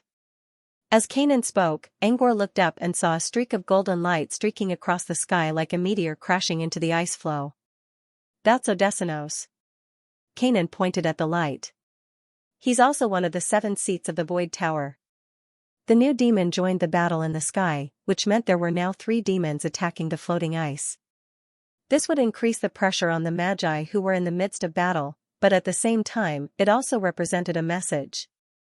At the very least, from the looks of it, it would take some time for the humans to carry out the cleansing plan. Otherwise, Odessinos would not have joined the battle. Angor relaxed a little. At least he still had time. However, it wasn't an easy task to convey the news to the floating ice. The sky had become a no-fly zone. Countless demons were eyeing the sky. If there was any movement, they would be shot down. He began to think about how to deliver the message. But after thinking of many methods and simulating countless times in his mind, he was unable to break through the no-fly zone that was heavily guarded by the demons. He even thought about Kanan. As a member of Razudran, Kanan shouldn't be stopped from flying in the sky, right? But when Angor looked at Kanan, he saw the creature using some kind of water healing to heal its wounds. Kanan had yet to recover from his injuries, and he was from the demon faction. It was not easy for him to tell him this information when he knew that he was a human. But asking Kanan to deliver the message was a bit too much. Angor secretly glanced at Fafnir. Fafnir was still watching the battle in the sky with great interest as if it was a stage play. Asking Fafnir for help wouldn't work either. Another one, Kanan whispered to him while he was trying to come up with a solution. Angor looked up and saw another figure flying into the sky from somewhere on the ground. It was Iades, who had a pair of bony wings on his back and was covered in a black bone armor. Iades had also joined the battle in the sky. I knew it. Kanan suddenly sighed. Angor looked at him. I think the demon lords are planning to leave a stabilizing device that can reverse the flow of space energy, while the rest of the demon lords spread out to prevent Razudran from being affected by the space quake. After that, they would fly to the floating ice to stop them. Their goal is to prevent the humans from escaping. That's why they arranged for the great demons to go forward and suppress the human space of movement, eliminating variables for the final void quake. Kanan gave Angor a thoughtful look and pointed at the raincloud cage. I can sense that Nitotep is fighting the human wizards there. Once the battle is over, Nitotep will fly to the sky as well. Is Nitotep fighting in the raincloud cage? Angor quickly realized that Kanan was trying to remind him of the problem of time. If he wanted to deliver the message, he still had some time. However, as more and more demons flew into the sky and compressed the human space, Angor would have to face not only the other demons but also the other great demons who were attacking the floating ice. If he wanted to deliver the message, he had to do it as soon as possible. Not only because of the demon lords, but also because he had to give the humans enough time to react. However, he still couldn't find a reliable way to deliver the message. Right now, Buffett was fighting evenly with the Minotaur that looked exactly like it. He knew it was an illusion created by a wizard, but he didn't expect the illusion to be so strong and use the same skills and tactics as him. Buffett couldn't understand how the wizard who created the illusion did it. Does he know how to read minds? Buffett wasn't the only one who had the same thought. Inside the nightmare domain of the Black Tower, the Minotaur was also wondering the same thing. Just like Buffett, it was being attacked by a demon lord. The Minotaur didn't expect this one to be so strong. Most importantly, there were some unique moves that it had never used before, but the mirror image knew how to use them, and the timing was just right to cause damage to it. This was no longer just a mind-reading ability. It was as if when he was here, all of its combat thoughts and combat methods were being reflected. The Minotaur was surprised. How could a human's illusions reach such a level? After another fierce clash with the demon lord, the Minotaur turned into black mist and retreated to the top of the Black Tower. It looked down at its arm. Due to the previous clash, it wasn't only red but also corroded. It felt real. Even the corrosive effect of the black mist is still there. Is this really an illusion? The Minotaurus looked at the mirror image that was facing him under the full moon. His expression slowly turned from bewilderment to surprise. The Minotaurus, who regarded combat as his life's creed, had fought against humans, demons, and magical creatures. He had even fought against a quasi-feudal lord. After so many battles, this battle was the one that made it feel the most curious and excited. The opponent was itself, and it had the same strong body and rich fighting skills. The Minotaurus really wanted to know what the outcome of the confrontation with himself would be. The Minotaur's fighting spirit was aroused. It gathered its bloodline like crazy and began a desperate fight against the Demon Lord's Demon Lord. What happened inside the nightmare domain was clearly seen by the wizards outside the Black Tower. Even though they were on the same side as Sunders, they still couldn't help but shiver when they saw how a single illusion could hold back two powerful demons and create illusions that were as strong as the demons themselves. So this was Phantom Master. No wonder he was called the God of War in the South. Even Monkey was shocked. He wouldn't be able to handle the two demons better than Sunders. After witnessing the shocking battle in the illusion, the wizards began to respect Sunders even more. However, Sunders' face was getting paler and paler. As the battle inside the nightmare domain grew more intense, he felt even more uncomfortable. All the destruction inside the nightmare domain would be inflicted on him. It looked like they were evenly matched, but as the nightmare domain was being destroyed, Sunders began to feel terrible. Soon, his eyes became bloodshot. "Mr. Monkey, we can't drag this out any longer. I can only hold on for one more minute, and the Black Tower will be destroyed." Monkey could see that Sunders' condition was deteriorating. Sunders was the strongest fighter in the Alliance, and he couldn't afford to lose him here. Monkey frowned. "Looks like we have to use our trump card." After making up his mind, Monkey looked back at the floating ice. One by one, the Moonfrost wizards made way for a male wizard who was dressed extravagantly. This was an ordinary level 1 wizard. He might be a powerful fighter in other places, but in Razudran, he was nothing more than cannon fodder. But now, all the wizards of the Moonfrost Union, including Manchi, were looking at him. This made everyone feel that something was off. The man didn't feel uncomfortable at all. In fact, he even seemed to be enjoying the attention. With his head held high and his chest puffed out, he walked towards Manchi with the rhythm of a stage play. "Oh, esteemed Mr. Monkey. May I know what business you have with me?" The man's voice, coupled with his colorful expression, made him look like a stage instead of a battlefield. It made people want to beat him up. "Miaing, do you have Kandera's creation?" Monkey asked. "Of course." The man called Mooing nodded. "Then I'll leave this place to you." Monkey stepped aside and gave Mooing a spot. The wizards looked at Mooing with puzzled eyes. The reason why they thought his outfit was exaggerated was because he was wearing a bright blue traditional aristocratic tight-fitting suit from the old era.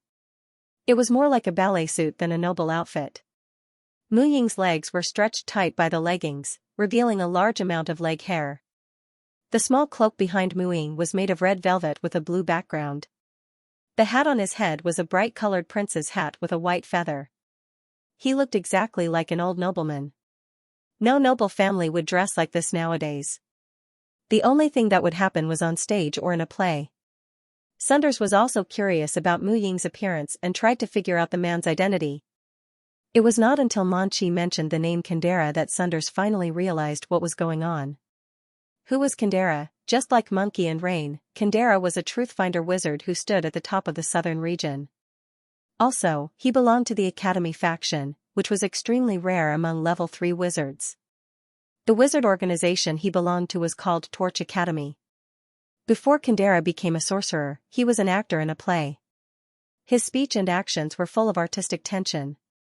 8 out of 10 sorcerers he trained later had this kind of exaggerated temperament. When Monkey mentioned Kandera, Sunders instantly understood Mu Ying's outfit, behavior, and choice of words. So he was from Extinguished Torch Academy. No wonder he was dressed so exaggeratedly. No wonder he didn't feel uncomfortable being stared at by everyone. He probably imagined a stage in the depths of his heart, and he was the only star on the stage. Everyone was still curious about Mu Ying's identity.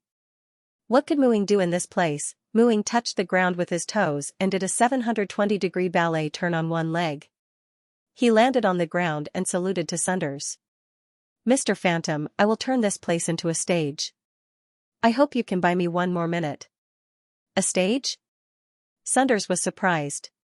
He seemed to have thought of something. "A puppet show?" Sunders was puzzled. "Yes." Mu Ying's answer was simple. However, he changed his posture several times and raised his head like a cocky cockfight. Sunders had a vague feeling that Mu Ying was trying to provoke him. "So Sir Manchi is referring to this piece?" Sunders sighed. I'll buy you another minute to give you enough time to cast a spell. The adepts on the floating ice started chattering amongst themselves the moment they finished their discussion. What kind of work is this? Why does Mr. Phantom think that this work can really deal with these two great demons? Someone muttered in a low voice. Didn't I just tell you? A puppet show. The old voice came from Diffit of Moxa Westland. Diffit had lived for more than 800 years. His knowledge and experience were plentiful. As soon as he spoke, the other wizards all looked over. Diffit continued, Mr. Kandera has 3 signature spells, which I'm sure you all know. They are waltz, circus, and puppet show. Puppet show is the most suitable one to be used in this situation. As for which puppet show, we'll have to see which one of Mr. Kandera's works Muing will show us later. Many of them had heard of Kandera's 3 signature spells before. However, this was the first time they learned that these spells were not just individual spells. They were the framework of a whole system. Among them, the waltz was more ceremonial, the circus was more skillful, and the puppet show was a comprehensive performance. They were now waiting to see which one of Kandera's works would be given to Muing. At this time, Muing took out a hemispherical object covered by a red curtain. His hands kept dancing on the red curtain, as if he was playing a beautiful piano. The strange energy transformed into silk threads that connected to Mu Ying's slender fingertips. As her fingers danced, the red curtain was slowly pulled apart by the silk threads.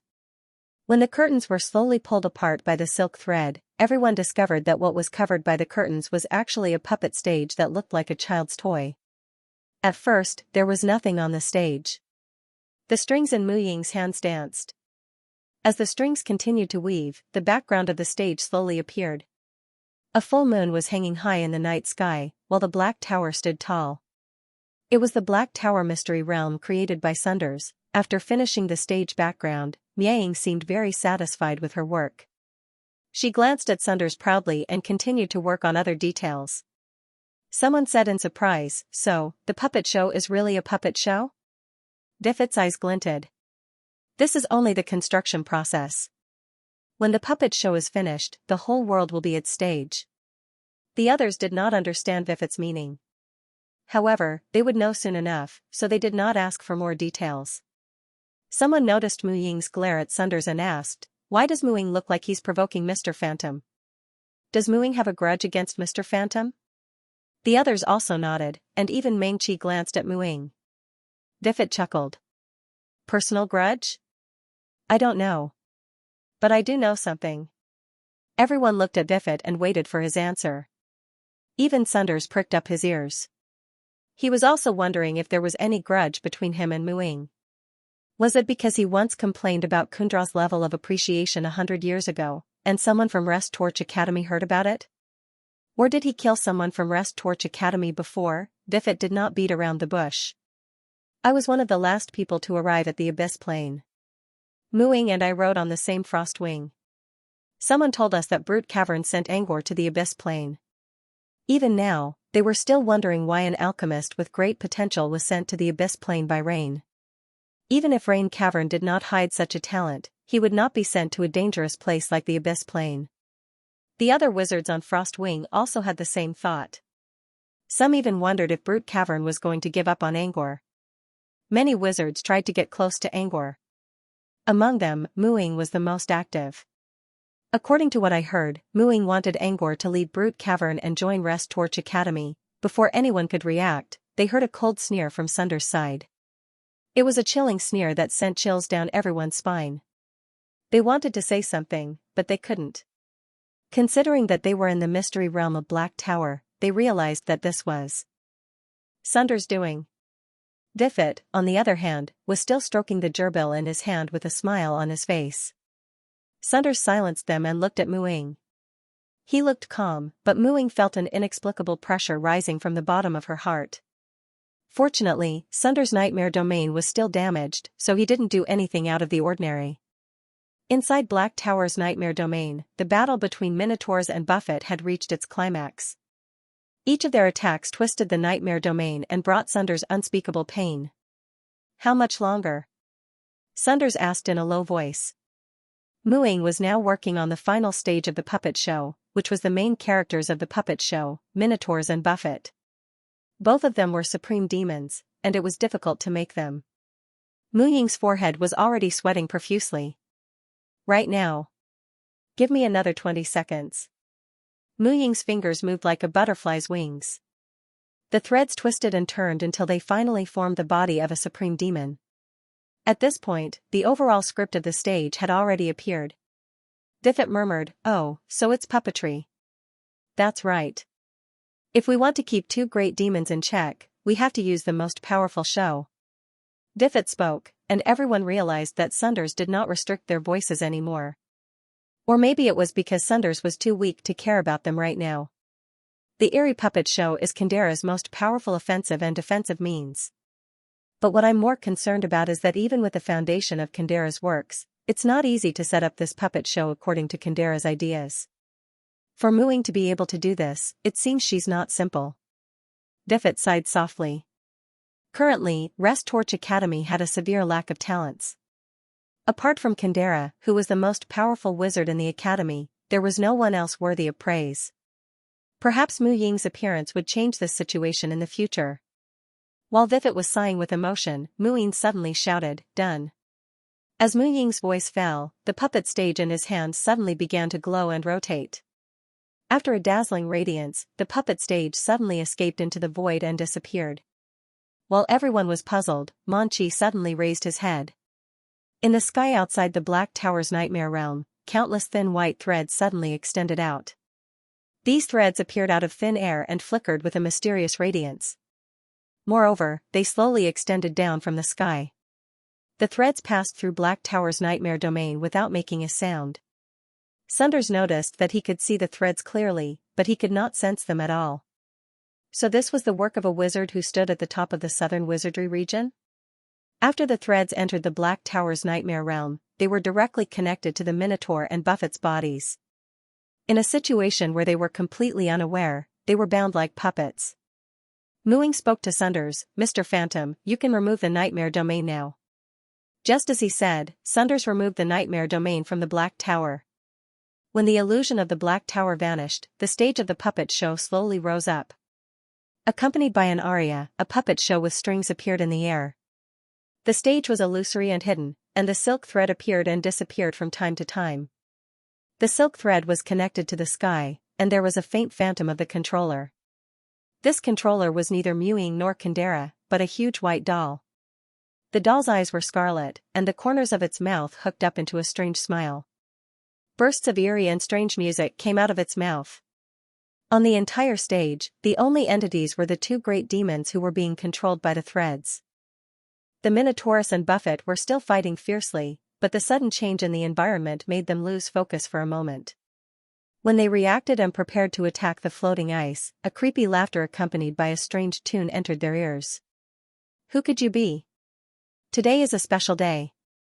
Everyone is wearing masks." Ding ding ding ding, it sounded like a music box turning, making the crisp sound of metal colliding. The Minotaurus suddenly raised its head and looked at the top of the head where the sound came from. They couldn't see its full appearance. High up in the sky, they could only see a white doll's head. It looked like a child lying on a table with its head lowered. It kept opening its mouth at a strange angle and was singing a creepy ballad. "Who could you be? Your mask is a bull's head, my mask is a black shadow. Who could you be? Use the axe to chop off your mask, let me see the true face behind the blood shadow." At first, the two great demons could still control their movements, but as the lyrics changed, they found that every part of their bodies seemed to be tied up by silk threads and danced with the white doll on top of their heads. Buffet picked up the big axe in his hand and looked at the Minotaurus with scarlet eyes. "I can't control myself, get out of the way." As his voice fell, another strange syllable came from his throat. These syllables jumped out one by one. "Who could you be? Let me see your true face." The Minotaurus couldn't move at this time and could only watch as Buffet's giant axe chopped towards its head. When a bloody dent appeared on its head, the Minotaurus showed a strange smile. "Who could I be? I'm a weird little puppet." At this point, the ballad seemed to have passed a small chapter. When the chapter changed, the Minotaurus and Buffet were clearly shouting at each other, but their hands grabbed everything and were controlled by the silk threads to dance a puppet couple. This scene that was enough to make people feel blind was played out on this illusory stage. And the second chapter of the play started again after they finished dancing. The strange tune continued to come out of the mouth of the white doll. The new chapter changed from "Who will you be" to "Who are you looking for?" In the first chapter, Buffett followed the lyrics and attacked the Minotaur. In the second chapter, the Minotaur became the protagonist. It became the Avenger and wanted to find Buffett, who was hiding under the mask. Whatever the lyrics were singing, there would be corresponding changes on the stage. As the only two actors, they had to perform the corresponding plot. Therefore, what lyrics would appear became a nightmare for these two great demons. Fear had already appeared in Buffett's eyes. It kept retreating, wanting to leave the stage. However, the illusory threads had completely bound it here. No matter how much strength it used, it couldn't pull off the thread. More accurately, it couldn't even sense where the thread was. These threads seemed to be only the surface of reality, but their real bodies were in an unknown alternate dimension. We have to find the alternate dimension where the threads are and destroy it. Only then can we leave this stage. Buffett immediately understood this fact. But where was the alternate dimension where the threads were? This was still a problem. The only thing Buffett could do was to find a way to break the real space and use the clues that leaked out when the void was broken to find traces. Buffett had a good idea, but just as it was about to do so, there was a new movement in the song above its head. "Who are you looking for?" The Avenger stuck its head out from behind the wall. "He, found you." Buffett abruptly turned his head, only to see the Minotaur poking his head out from behind the wall of shadows on the stage. He gave Buffett a strange smile and said, I found you." The chapter was reincarnating. The actors on the stage were performing conscientiously. However, this performance was mysterious and bloody. All the Magi who were watching this puppet show felt a chill run down their spines. An illusory stage, a few threads, and a song. Thus, the two abyss devils were reduced to prisoners. As expected, wizards who could create spells should not be underestimated. Think about it. Even great demons were trapped and forced to fight each other. If they were the actors in this puppet show, their fate would be even worse. However, when they thought about it, it wasn't easy to release this puppet show. If Sunders didn't use an illusion to control the two great demons for a full minute and use the threads to tie them up silently, the show would not work. As long as they were alert enough, they should be able to escape from the next puppet show. That was true, but many people had overlooked one thing. The one who released the puppet show this time was Muin, not Kundra, who created the spell. If Kundra released the puppet show, they wouldn't have more than a minute to react. Muin was still controlling the puppet show. She had already entered the 5th chapter, "Who did you kill?" In the beginning, Muyin's expression was still rather relaxed, but by the 5th chapter, the two great demons were already covered in wounds under the instructions of the ballad.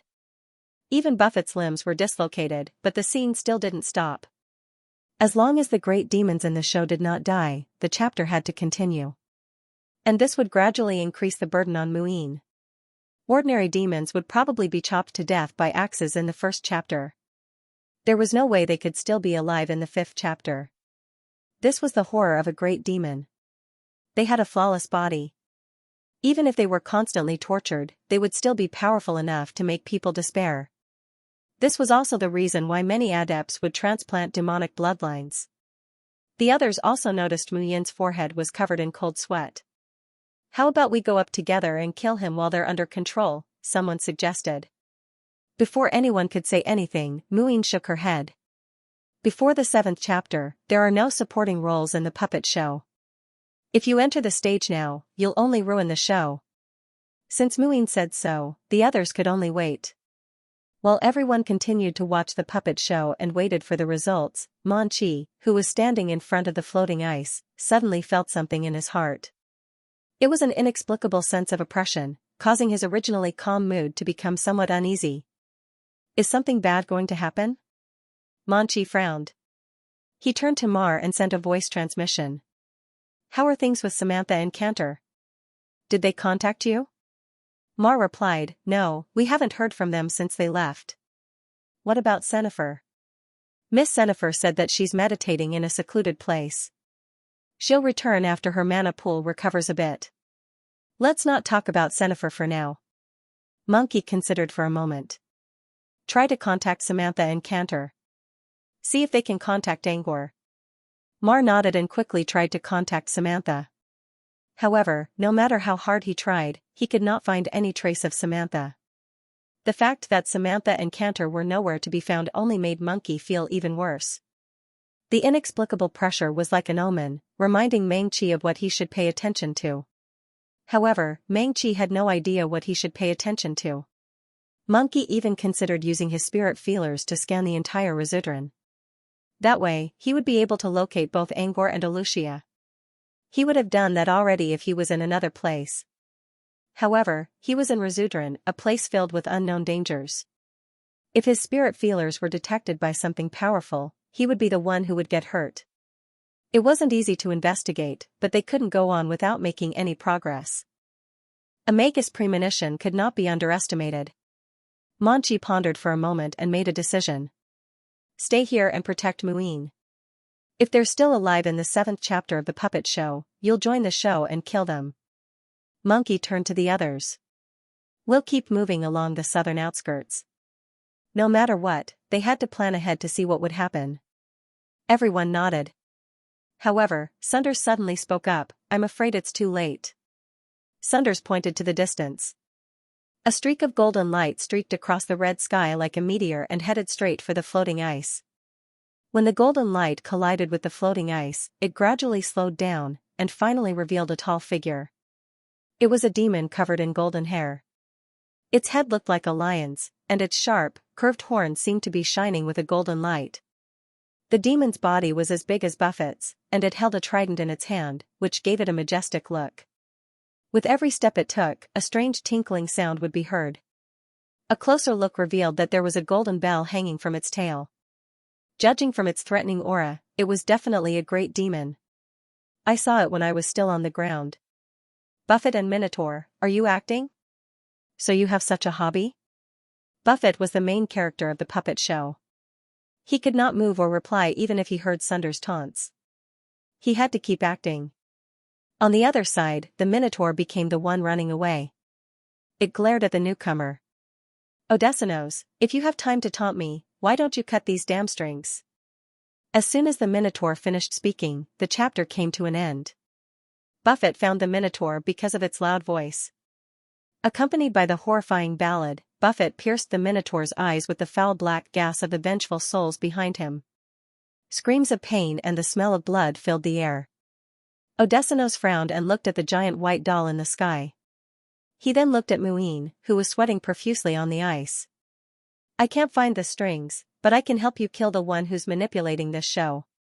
A new chapter of the puppet show hadn't started yet. Buffett and the Minotaurus were once again pulled together by the strange dance music. They danced gracefully. If one didn't look at the broken bones, blood, and organs on their bodies, their dance steps could be considered elegant. Of course, that was only from afar. People would go blind if they saw them up close. Odessinos, kill him for us. Yes, that's him. He's wearing all kinds of colorful clothes like a flamingo in heat. He's the one who's controlling this show. Kill him and this damn stage will disappear. The two great devils who were dancing shouted angrily. Shut up. Don't spit at each other like two slugs. You're insulting my art. Mu Ying's forehead was covered in sweat. However, she couldn't help but retort at the two demons who accused her of being a flamingo. Kill him. I'm going to drink his brain and drag his soul into my dark world of filth. Buffett yelled. Odessinos wagged his tail, and a bell chimed. Don't worry, I'll kill him. However, before I kill him, I need to memorize your current, interesting appearances. That way, I'll have more things to talk about in the Void Tower when we meet again. Odessinos' words enraged the two great demons. Fine, fine. I was just joking. No need to get angry. Odessinos turned to Muing. Now, I'll kill him for you. Odessinos' attitude instantly changed from lazy to serious. An invisible aura of majesty spread out from his body. His body glowed with golden light as if he was the god of the sun. Odessinos walked forward step by step. As the bells on his tail jingled, the pressure in everyone's hearts increased. A battle was about to break out. Monkey glanced at Sunders. Sunders' face was still pale, and his aura was about to dissipate. It seemed that they couldn't let Sunders stop this enemy for now. Monkey considered and whispered something. He sent a voice transmission spell to someone behind the floating ice. In an icy lake, covered with biting cold frost, a man who was meditating with his eyes closed opened his eyes. Nereus, it's your turn. Mangchi's voice entered the man's ears. He stood up. He was originally completely naked, but as he stepped out of the frozen lake, frost mist gradually appeared. When the mist dispersed, he had already appeared on the shore, moreover wearing a pure white robe. As Odessinos moved forward, so did Nereus. Nereus had golden curly hair that shone like the summer sun, and his dark green eyes were like a tranquil forest.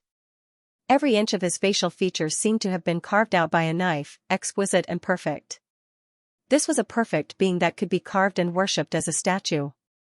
His name was Nereus, a truth-finder wizard from Song of the Deep. He was also one of the core members of the Amakan faction. Nereus arrived at the center of the battlefield and glanced at Sunders with an unreadable expression before turning his attention to Odessinos. When Odessinos saw Nereus, he knew that Nereus would have to deal with this pretty boy first if he wanted to deal with Muin. They stared at each other from afar. When they were not fighting, there were already flashes of lightning. Everyone was waiting for the start of the battle as they watched the fighting spirit of both sides rise. But at this moment, another important figure seemed to be unwilling to lose his stage to Nereus. Muin suddenly spoke up, a new puppet show is about to begin. Do you know what's the most eye-catching and captivating thing in a play apart from conflict? Muin's words attracted everyone's attention again. It's love. Muin looked as if he was intoxicated in his own world. His eyes were blurred as he looked at the illusory stage in the distance. In a play, to express love, not only must there be a fierce collision of rhythm, there must also be a lingering parting. Of course, the most important play is indispensable. Muin stared at the minotaurs and Buffett with glowing eyes. When he saw their ugly expressions, he revealed a strange smile. Some people vaguely guessed Muin's thoughts. Their expressions became horrified. Odessinos originally wanted to have a good time with Nereus, but he was completely attracted by Muin's words. His eyes flashed with a faint light. If a familiar demon was here, they would know that this faint light meant anticipation. The minotaurs and Buffett seemed to have sensed something as well. They screamed frantically, "Stop, Odessinos! Kill him! Kill him now!" However, Odessinos ignored them and even dug his ears. "Damn it, Odessinos, when I come out, I'll kill you." After receiving everyone's attention, Muin said loudly, "That's right, the most indispensable part of the play is a passionate, intense kiss filled with deep love. A new chapter of the puppet show, filled with love and passionate kiss, is about to begin." Following Muin's excited tone, the giant puppet in the sky moved again. A mysterious smile and a song sounded at the same time. The strings were pulled wildly. Who are you kissing?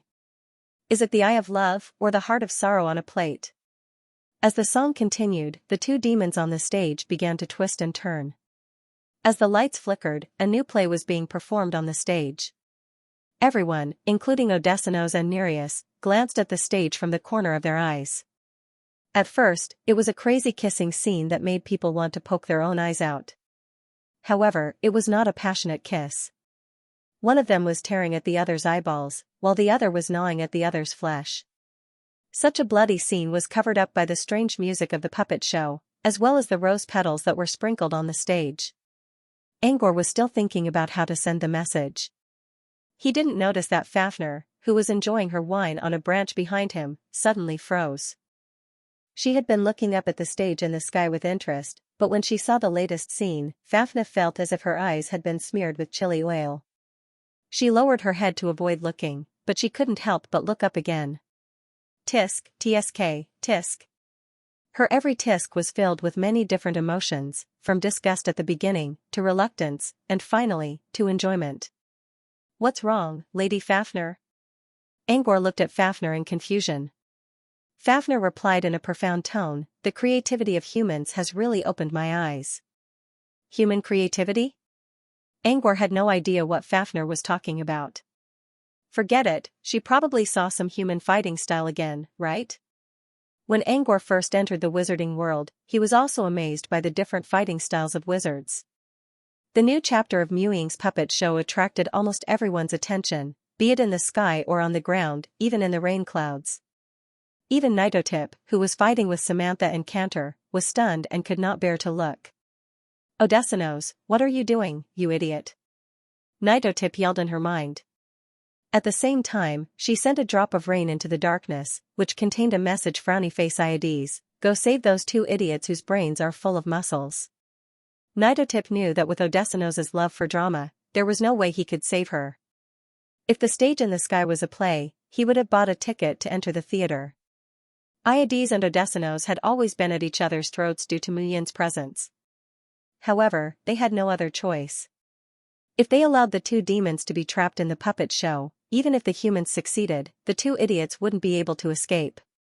In the sky, the strange puppet show was still going on. As Nitotip expected, Odessinos wasn't in a hurry to make a move. Instead, he was watching the show from the side. His idea was simple. Jupiter was testing the device in the Void Tower, hoping that the Void Shock could accurately hit the floating ice. However, testing took time.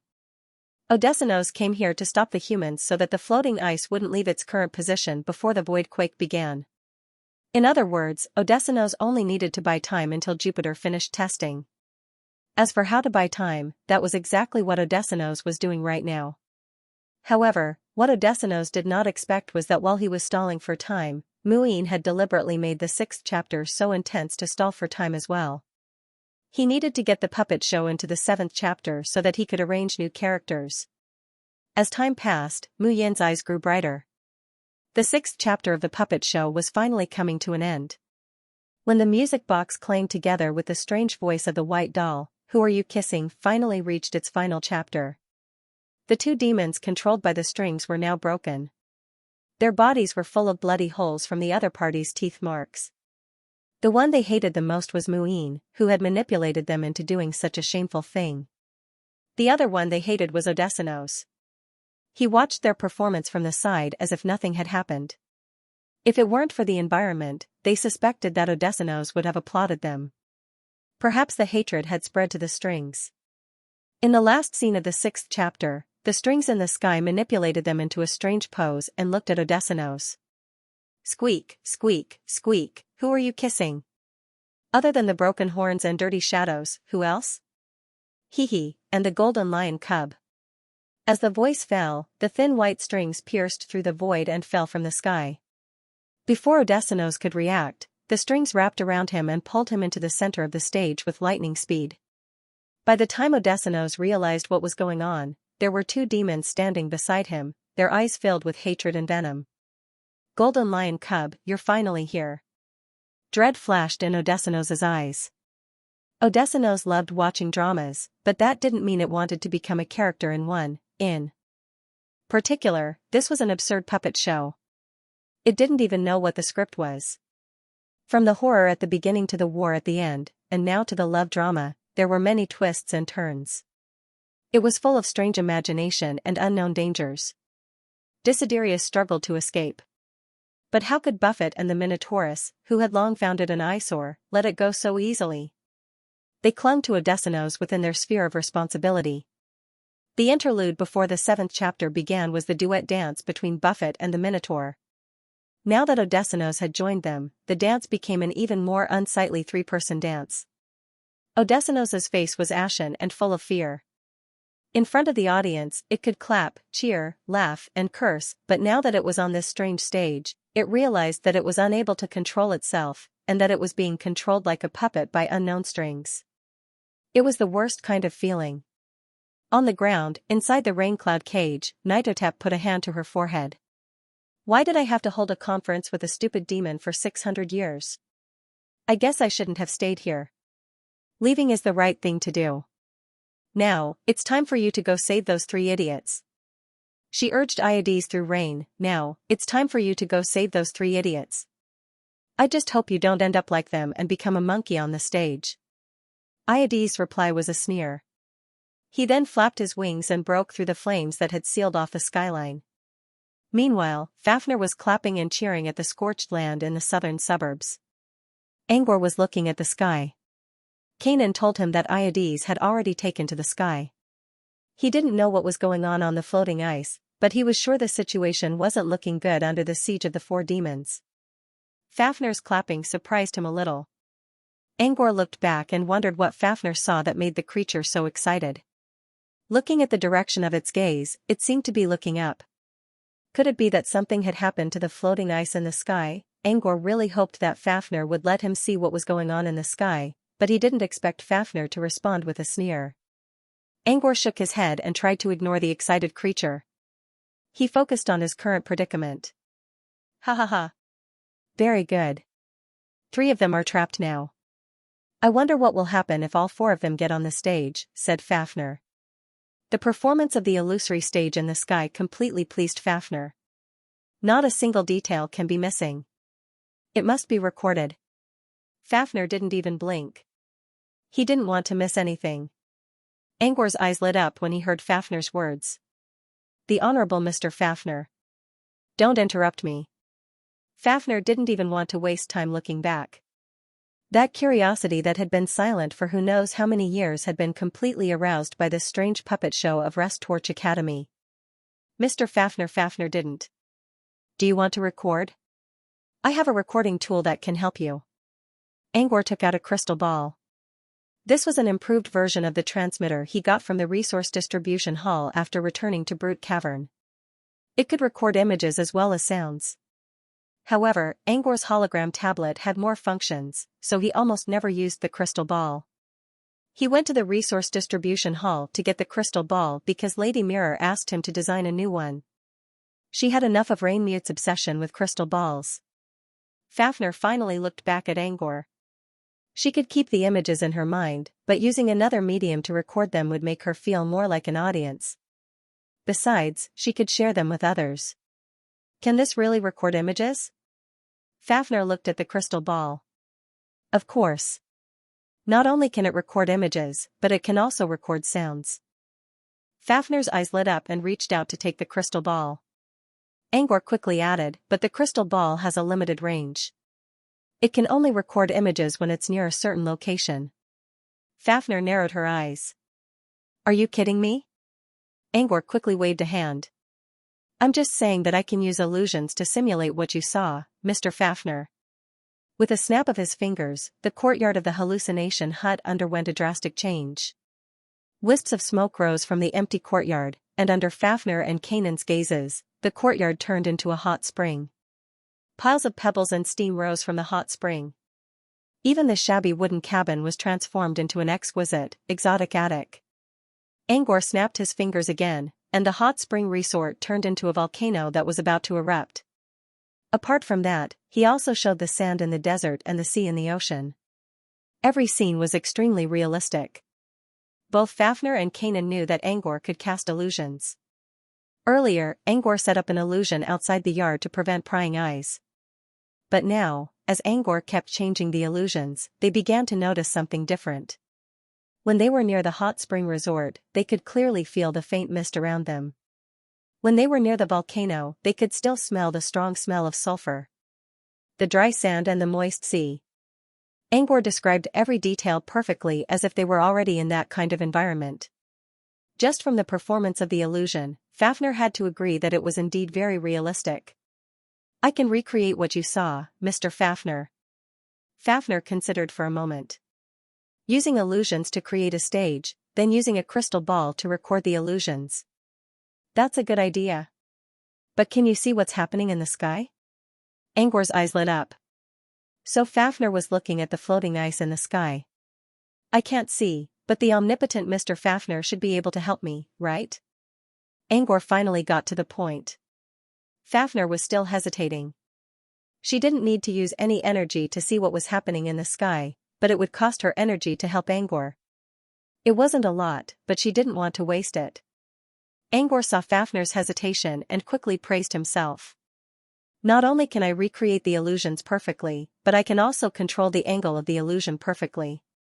To prove his point, Angor used his mind to recreate the battle between Dusk and Cenifer. There was a term called lens sense in this world. He only saw it through the hologram tablet, but the wizarding world already knew about it a long time ago. For example, witches could adjust the angle of their images to make themselves look better. This was what they called camera sense. Even in Everin, a mortal country, there were reflective cameras that were similar to those used by wizards. The only difference was that they used light-sensitive materials and required a long exposure time.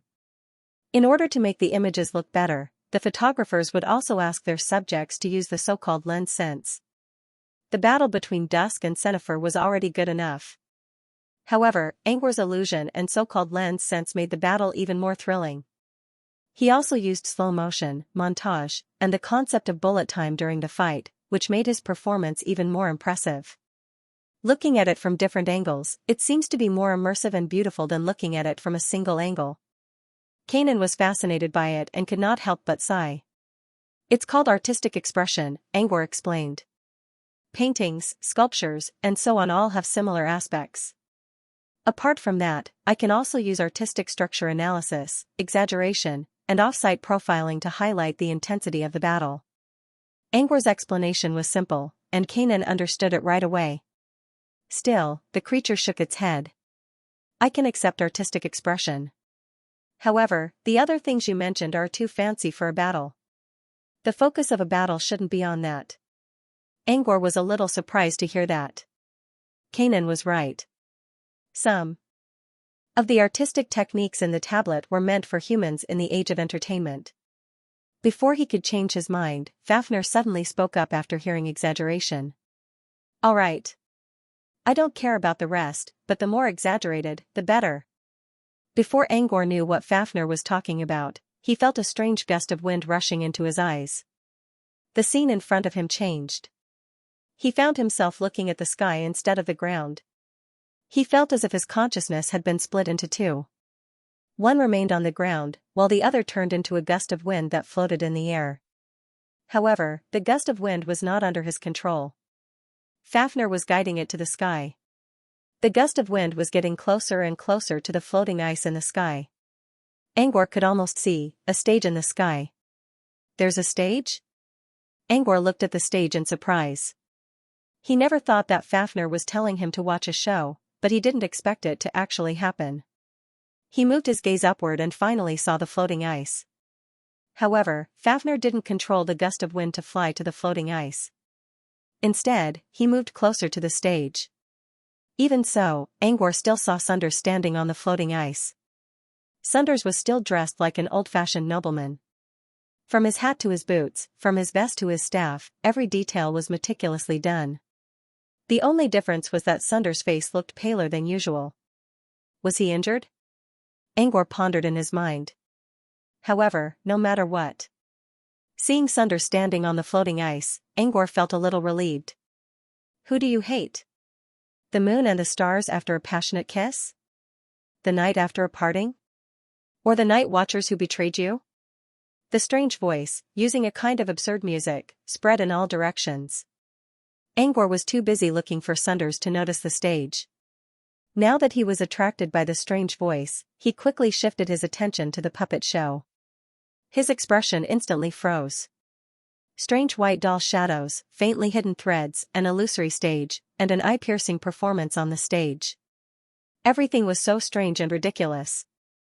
Angor kept looking. When he saw the performers on the stage, he realized what Fafnir meant when he said 3 have fallen. On the stage, 3 great demons were fighting each other in a frenzy. 2 of them had a large number of wounds on their bodies.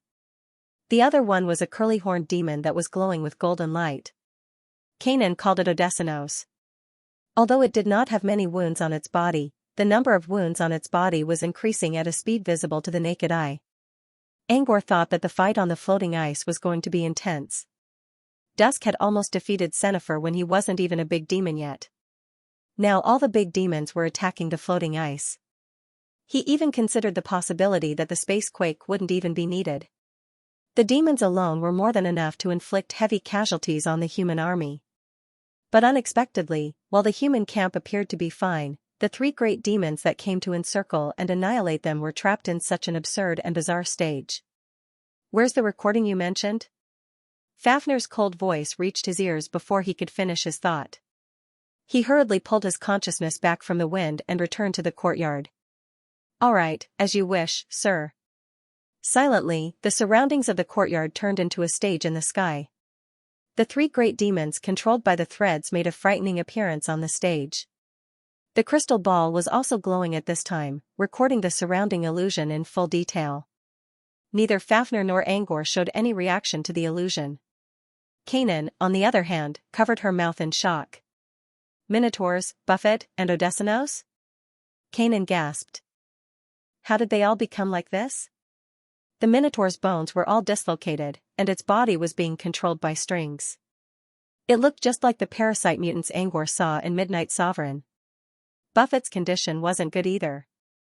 It was missing an eye in its eye socket, and there were several holes in its body. Some of its internal organs were almost broken into pieces. Like the Minotaurus, he had completely given up on resisting, allowing himself to be controlled by the threads like a mutant. Only Odessinos was still struggling. Obviously, he had not yet adapted to the change from spectator to actor. Is this the power of a human magus? Even Resudran's three strongest great demons have been reduced to such a state? Kanan stared blankly at the illusion. Fafner glanced at Kanan and explained, "They only look bad, but their vitals aren't damaged. They just don't want to waste energy to heal their wounds. Once the strings break or something happens to Puppeteer, they can recover immediately." As Fafner spoke, Angor turned the lens of the illusion to Puppeteer. This was the first time he had to split his consciousness into two, one in the sky and the other on the ground, while manipulating the illusion. Before entering the purification garden, Angor would have felt his mind being torn apart. But now, he was able to control the illusion with ease. Clearly, he had improved a lot in the past year. Kanan wasn't surprised to see Puppeteer. Angor, on the other hand, raised an eyebrow. The initiator of this stage was actually Muing from Rest Torch Academy. Back then, Muing kept pestering Angor to leave Brute Cavern and join Rest Torch Academy. In the end, Angor had no choice but to hide in Brofin's alchemy workshop. Madeline told Angor that Muing was only a level 1 wizard who hadn't reached Truthfinder yet. However, he alone was able to cripple 3 Void Towers' high-level combat power. What was going on? Fafner quickly explained Angor's confusion. This Puppeteer only used the tools of other spellcasters to release this strange and powerful spell. He's the one who created the stage. Fafner controlled the wind in the sky and fixed his sight on Sunders. He's a powerful wizard. Fafner explained the situation. Angor listened carefully while looking at Sunders. At this moment, his emotions were very complicated. He was both emotional and proud. At the same time, he was also thinking about how to tell his professor about the plan. Perhaps it was the strong feelings in his mind that caused Sunders to feel something strange. Sunders looked up and stared at a certain direction with a puzzled expression. "What's wrong, Mr. Phantom?" It was Mar who asked. He just happened to take out a potion from behind an ice floe and handed it to Sunders. "It's nothing. I just feel like someone's watching us." He didn't sense any malicious intent, which was strange. Mar handed the potion to Sunders. "Maybe it's just your imagination." "No, it's not. When we arrived at Resudran, countless pairs of eyes were staring at us. I thought Mr. Phantom would get used to the feeling of being watched, but you're still not used to it. Is it because you're injured and your spirit barrier is getting weaker?" The voice came from behind Mar. The voice was pleasant to the ears, but the words were full of malice and mockery. They didn't hide it at all. Mar turned around with a stiffer expression. "Mr. Nereus." It was Nereus, who looked almost perfect from head to toe. He and Sunders were polar opposites. Sunders was cold and distant, while Nereus attracted everyone's attention like a blazing sun. Sunders gave Nereus a meaningful glance and chuckled. "So you like being watched? If that's the case, why don't you ask Muing to arrange a supporting role for you on the stage? For example, a loser who sinks into his own desires?" The wizards around him were surprised by Sunders' words. They thought of a rumor that had been spreading in the wizarding world. It was a rumor that was spread around the endless sea by someone from Song of the Deep. Danzi's most outstanding disciple seemed to have a strange hobby. He often went to see areas where dolphins gathered, and every time he went there would be dolphins in heat. At first, the rumor only spread in a small circle. One day, a witch who was rejected by Nereus brought the rumor to Fey Continent with hatred in her heart. In the wizarding world, apart from the authoritative magazines, there were many magazines that only cared about the topic and sales. They treated the rumor like a treasure. In year 7100 of the Southern Region New Calendar, almost all the gossip news of that year revolved around this topic. Some informants claimed that they saw Nereus doing something with a female dolphin or a male dolphin in a certain area. This pushed Nereus to the peak of public opinion. Until one day, several magazines that had reported on Nereus were suddenly razed to the ground, and a large number of editors and writers either disappeared or were warned. Only then did the news slowly die down. Now, Sunders was referring to a loser who lost himself in lust. It was obvious that he was mocking Nereus with the old incident. It didn't matter whether the rumor was true or not. It had become a taboo topic for Nereus. Nereus' eyes flashed with hatred. He sneered and walked toward Sunders step by step. At the same time, several wizards wearing green robes with skin as tough as tree bark exchanged glances and slowly approached Sunders' position. Sunders looked down as if he had noticed something strange as well. However, he only sneered and did not care about it at all. Suddenly, a masked man in a luxurious robe appeared between Sunders and Nereus. Mar's eyes lit up, and he immediately called out, "Your Excellency, monkey. I don't want to see anything in Razudran that might ruin my plan." Monchi's gaze slowly swept past Nereus, and then he looked at the few magi in the crowd who were slowly lowering their heads. Although Monchi didn't say any threatening words, the warning look in his eyes through his mask made everyone not dare to make a sound. Finally, Monkey looked at Nereus. "I'll leave the new demon to you." Nereus looked outside the floating ice. Now, there was a greater demon with bone wings and black bone armor. Nereus nodded calmly and turned to fly out of the floating ice. After Nereus left, Monkey suddenly looked at Angor. To be precise, he was looking at Fafnir's wind. Angor was startled by the sudden stare. However, Monkey only glanced at Angor for a moment before looking away. He didn't say anything or do anything unnecessary. "Did he see us, Mr. Fafnir?" Fafnir muttered to himself for a moment. "This is a powerful spellcaster. He noticed me before but didn't say anything." However, he took the initiative to turn around. This action has some meaning. If it's not a warning, then it's an investigation. Fafnir raised an eyebrow. "Does he know you?" Angor quickly shook his head. "I know who he is, but he doesn't know who I am. Even if he knows me, I just merged my consciousness into the wind. He can't see who I am, right?" "I'm not sure. Maybe he already noticed something unusual about you." Fafnir looked at Angor in the eyes. "For example, you seem to be paying attention to the man who used illusions." Angor remained silent. He once read a detective novel written by a mortal. When a detective with great insight wanted to analyze another person, he or she would use every suspicious action, strange behavior, and even trivial details to describe the person. Angor had never met Monkey before. But judging from the attitude of the people around him, as well as the aura of the masked man, Angor could tell that this man was Monkey. A wizard who stood at the top of the southern wizarding region must have better insight than mortal detectives. Perhaps, Monchi had been allowing Fafnir's wind to spy on them. In fact, he wanted to use this opportunity to observe who the existence behind this wind was, as well as what its purpose was. Angor understood Fafnir's intention. However, Angor pretended to be innocent. "Did I do something wrong? Mr. Fafnir, you're the one who controlled the wind." "I can't control it." "You can't control the wind, but you can control your eyes." Fafnir stopped there and didn't put too much ink on Monchi. He changed the topic. "You used illusions, and that man also used illusions. It seems you know him?" Both Fafnir and Kanan saw Angor's reaction. Angor knew he couldn't deny it. But then again, he didn't really need to hide it. When Angor looked at Kanan, who was standing on the other side of the illusion, Kanan quickly realized what was going on and began to hum along with the strange music coming from the illusion. That's a nice song.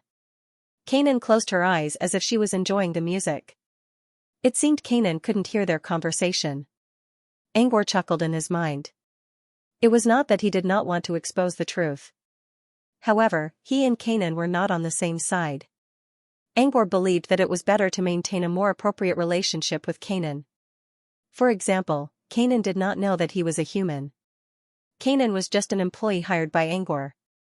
Angor looked up at Fafnir. Yes, I know him. He was the mentor who led me on the path of becoming a sorcerer. My illusions were also taught to me by him. Fafnir didn't react at all. Kanan, on the other hand, almost choked on his own saliva. When Angor looked back, he saw Kanan closing his eyes and pretending to listen to music again. However, Angor could tell from the twitching of his eyeballs that he wasn't as calm as he looked. He expected Fafnir to ask more questions, such as about Sunders, his illusions, Monkey's information, or the human's plan, but Fafnir didn't ask anything. Instead, he said indifferently, I see. It seems like the person who called you from outer space wasn't your teacher. It took him a while to realize that Fafnir was referring to their first encounter at Windwhisper Valley. Something unexpected happened. Under Fafnir's terrifying aura, Angor felt like he was about to collapse. At the same time, strange vines grew out of his back, and someone whispered in his ear, Are you calling me? Angor kept denying it until the whisper slowly disappeared. Later, when he began to retract the vines on his back, he realized that the vines seemed to be some sort of spatial locator. If he accepted the call, the person who whispered in his ear would probably travel across countless worlds to reach him. Fafnir didn't ask about the identity of the person from outer space, but he did try to hint Angor several times. Angor's answer was always vague. After that, Fafnir stopped asking. Angor had a hunch that it was Shava. He couldn't tell Fafnir that it wasn't his teacher who called him, but his projection in the nightmare realm. It was only Sunder's guess, but Angor was still doubtful about the projection. Fafnir stared at Angor, waiting to see how Angor would react when he mentioned the person who scared him so much that he wanted to kneel down. However, Angor only smiled as if he did not hear anything. Your acting skills are worse than Kanan's. Maybe you should learn from Puppeteer. Fafnir pointed at Mooing in the illusion. Angor didn't say anything. He simply used the illusion to show what was happening in the sky. For example, he added a close-up of Mu Ying's sweaty forehead. Looks like he won't last long. Kanan noticed that Fafnir were no longer talking about something she couldn't participate in. When he can't hold on anymore, the Minotaur and the others should be able to escape, right? Kanan clearly remembered what Fafnir said earlier. The Minotaur and Buffett might be in bad shape right now, with broken bones, blindness, and damaged organs, but they didn't lose much of their core strength.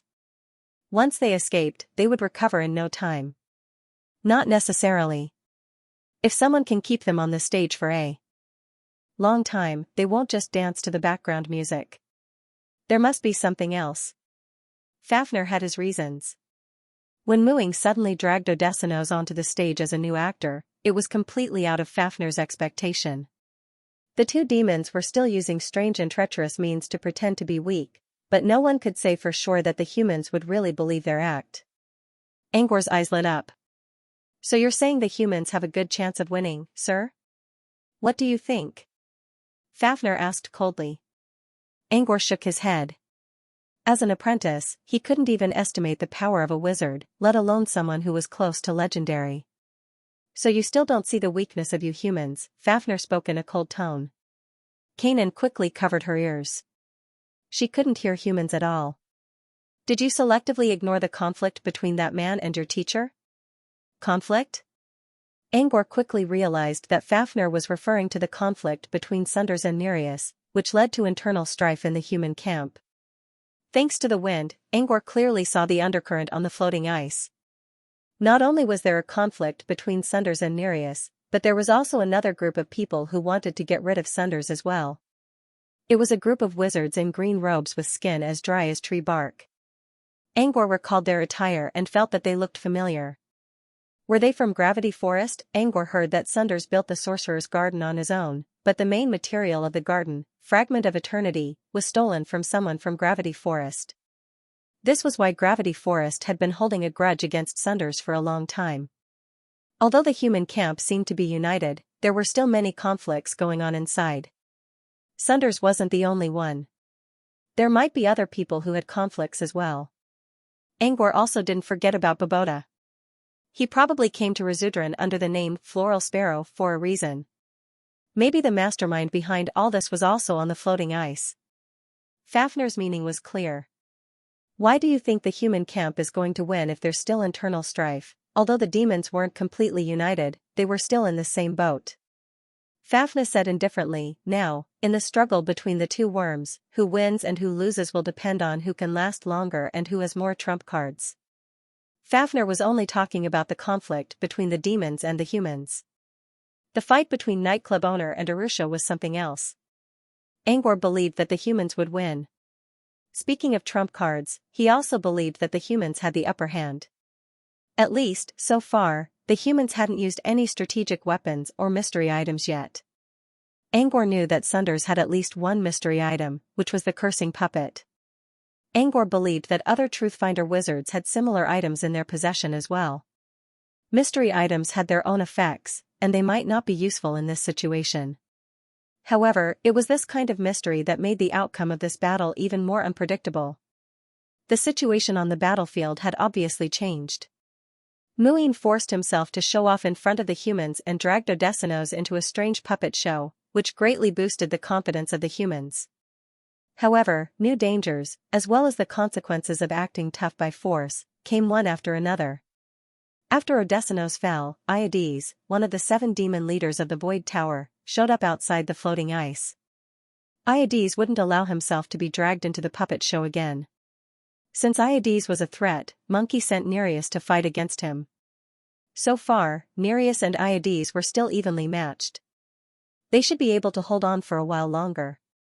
On the other hand, Muin couldn't hold on much longer. After all, he was not Kandera. With his ability, controlling 2 great demons was already his limit. He planned to join the humans in the 7th chapter of the puppet show and help them eliminate the demons. However, he made a mistake and brought Odessinos into the stage first. Now that he had to control 3 demons, he didn't have the energy to send in a human supporting character. Since the supporting characters couldn't join the stage, Muin could only control the demons by himself. However, he couldn't do anything to them. He was stuck in an endless loop. His mana pool was almost empty, but the demons would only suffer some superficial wounds at most. The more he controlled them, the more they would retaliate, and the more they hated Muin. Muin believed that if he couldn't hold on any longer, the 3 demons who escaped from the puppet show would come for him first. As a matter of fact, he couldn't hold on much longer. He had no choice but to ask Monkey for help. Mar came to Monkey and told him about Mu Ying's condition. He can't hold on much longer. If we let him go, he'll be in big trouble. Mar spoke for a long time, but Monchi didn't seem to be listening. Instead, he was deep in thought. Mr. Monkey? Monchi came back to his senses and pondered for a moment before nodding at Mar. Since that's the case, take out the Chaos Magic Cannon. It takes a long time to activate, so let Muing hold on for a while longer. Mar nodded. The Chaos Cannon was one of their trump cards. It came from Floating Mech City's R&D department, which was led by Muse. 5 years ago, Monkey went to the R&D department and made a secret deal with Muse to get the cannon. The Chaos Cannon was so powerful that it could shatter space. Even someone who hid in another dimension would not be able to escape. However, it had an activation time of about a minute. Such a long buffer was enough for the opponent to escape. Normally, it would not be used. Instead, it was perfect for dealing with the 3 demons trapped by the puppet show. Just as Mar was about to leave, Monchi suddenly asked him an unrelated question. Do you think Angor is watching us right now? Mar didn't understand why Monkey brought up Angor out of nowhere. Wasn't Samantha and Cantor supposed to take care of Angor? Before Mar could think of an answer, Monkey waved his cane and said, forget it. Go do what you need to do. With that, Monkey slowly returned to Sunder's side and left Mar with his back. When Mar went to retrieve the chaos cannon, he looked back and saw Monkey talking to Sunders about something. Back on the ground, Angor waited for something to happen. The puppet show was strange and ridiculous, and it could easily toy with a group of demons. But mooing wasn't strong enough. If nothing happened, she wouldn't be able to hold on for much longer. Finally, when Mu Ying's face turned deathly pale, Angor noticed something happening on the ice. He saw Mar carrying a black box and walking to the front of the battlefield under the protection of a large number of Moonfrost guards. Mar solemnly opened the black box. At this moment, the guards of the Moonfrost guards used powerful defensive spells to surround Mar. Angor looked at Mar curiously. He wanted to see what Mar would take out from the black box. Mar carefully took out a dark gray artillery shell. When the cannonball came into contact with the air, the surrounding space was clearly distorted. It was as if a dark and chaotic gray fog had spread out from the unknown void and filled the distorted air. Mar's fingertip lit up with a flame, and he flicked it lightly. The flame fell into the shell, or more accurately, it fell into the gray fog and disappeared. Mar held the cannonball with one hand, and slowly, the cannonball levitated. An orange light was faintly emitted from the inner core of the dark gray shell. His heart skipped a beat as soon as he saw the light. An inexplicable feeling of palpitation rose in his heart. Fafnir, who was standing behind Angor, also looked at the cannonball that was slowly turning into an orange fireball. This feeling of dread tells me, Fafnir furrowed his brows, and the halo of the orange fireball was reflected in his eyes. Its power is enough to threaten my life. Threaten Fafnir's life? What the hell is that? Kanan gasped. It's something from Floating Mech City. Angor didn't expect to see such a familiar symbol on the cannonball. Angor took out a metal card from his bracelet. It was an access card from the R&D department. The symbol on it was the same as the one on the black box. So it's an alchemy weapon from the R&D department. Angor sighed. He didn't see any wizards from Floating Mech City on the ice, so he thought they weren't involved in Monchi's plan. He didn't expect them to help Monchi in this way. Angor briefly explained what happened to Floating Mech City. The R&D department's products are either hidden or capable of influencing the entire wizarding world. I think this cannonball is one of those hidden weapons. But its power. Fafnir's words already proved how powerful it was. The R&D department seems to be very important. Why do you have an access card then? Kanan looked at the metal card in Angor's hand, and so did Fafnir. Kanan had been wondering about Angor's identity for a long time. She also wondered why Odirklas was so interested in this young man. Angor shrugged. I'm a prospective researcher. I have an access card, but I've never been there. Kanan wanted to ask more about the R&D department, but Angor quickly changed the topic. The cannonball takes a long time to activate. So it's limited in its uses. However, it's very suitable to use it on a great demon trapped by the stage. Look, the cannonball has been fired. While Angor was talking, Mar had already activated the chaos cannon. The floating cannonball in his right hand had already turned into a blazing sun. The intense heat burned the surrounding space into a black hole, which looked like a ring of chaos that surrounded the sun. In just 1 minute, Mar's condition was almost the same as Mu Ying's. It was obvious that activating the chaos cannon wasn't easy. Remove the defensive spell. Mar roared. The Moonfrost guards around him immediately deactivated their defensive spells. At the same time, Mar loaded the cannons into a void cannon that appeared out of thin air. He aimed at the stage of the puppet show and fired. A long beam of light flashed across the sky. Get out of the way, you idiot. Iades had been paying attention to the chaos cannon all this time. But he was too occupied with Nereus and couldn't send a message to the demon trapped on the stage. When Nereus was distracted by the cannonball, Iades finally found a chance to call out. But it was too late. In that terrifying beam of light, Iades couldn't rush into the stage. He could only watch helplessly as the blazing light burst out.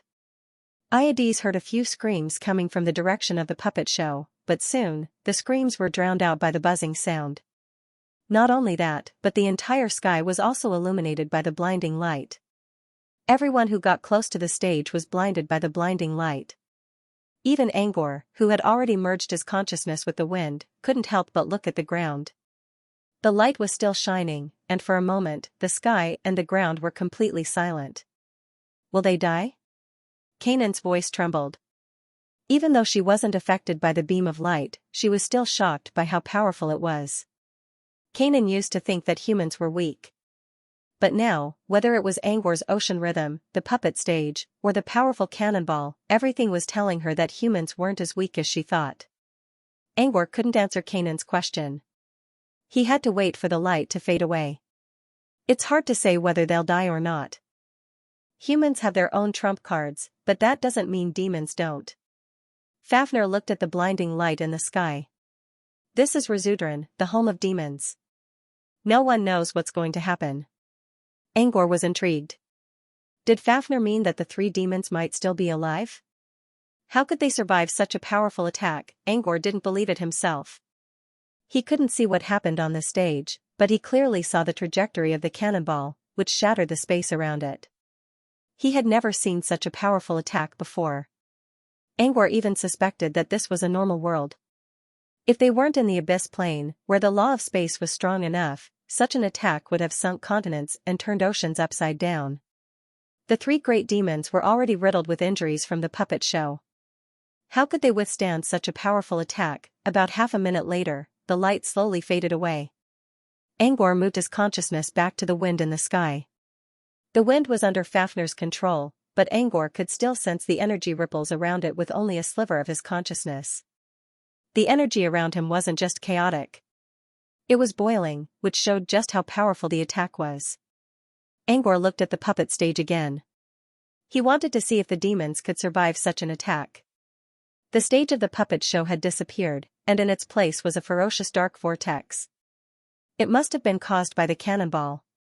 There was nothing around the black vortex. There were no signs of life. People on the ice floe cheered. Angor looked back and saw that everyone on the ice floe was in a good mood.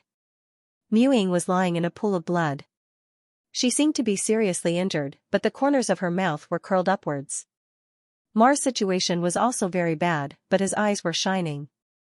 Even if he lost a primal chaos magic energy cannon, it was still not a loss.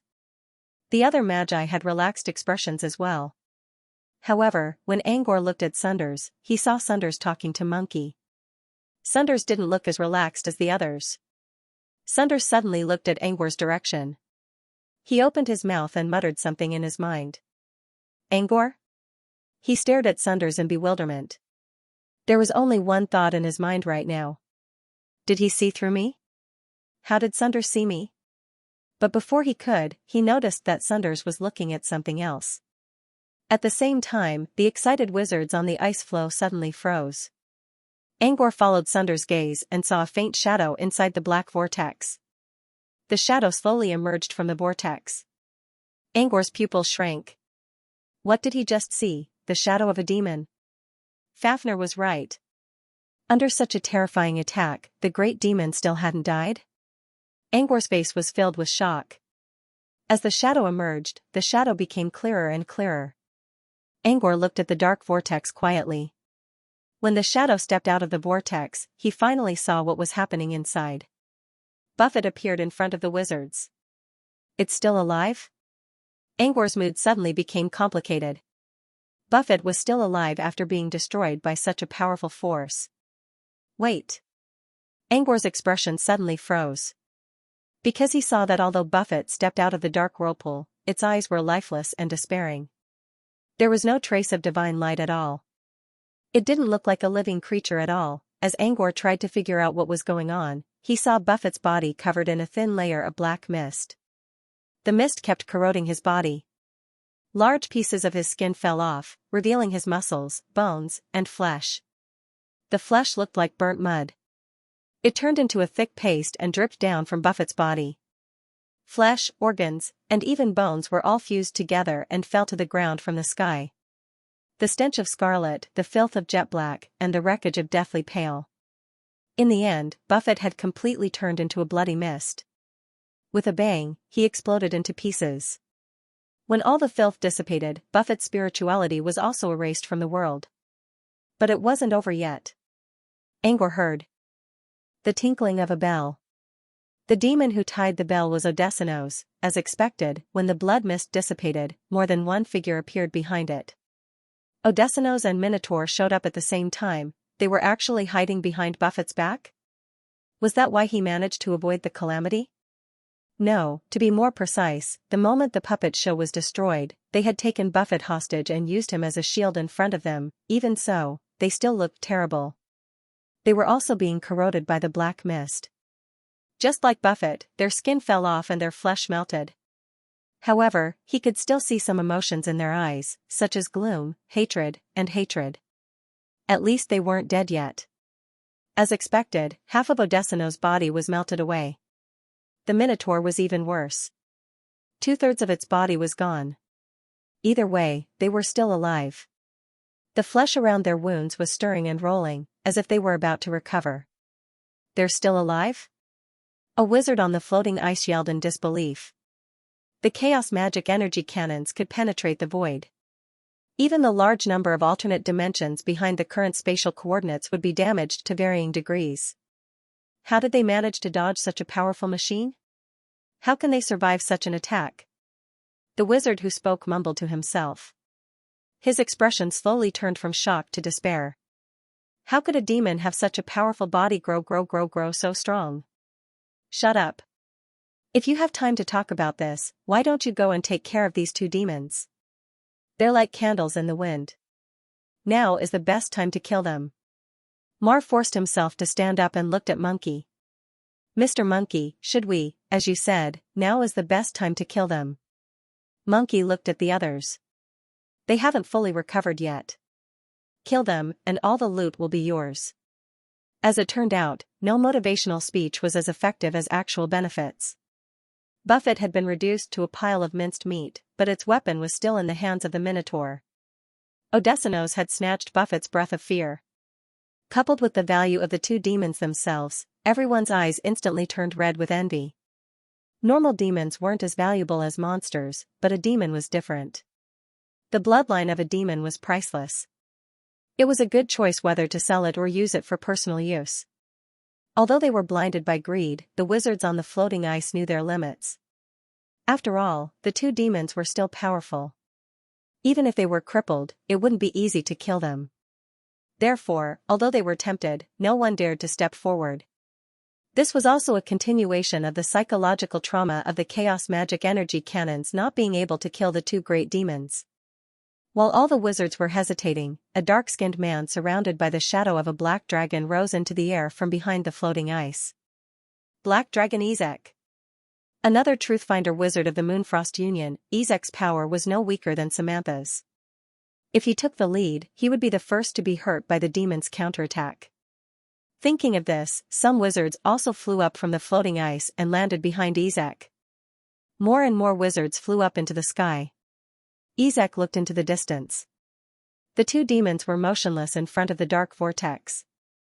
They looked like statues, but from the wriggling flesh around their wounds, it was obvious that they were in a hurry to recover.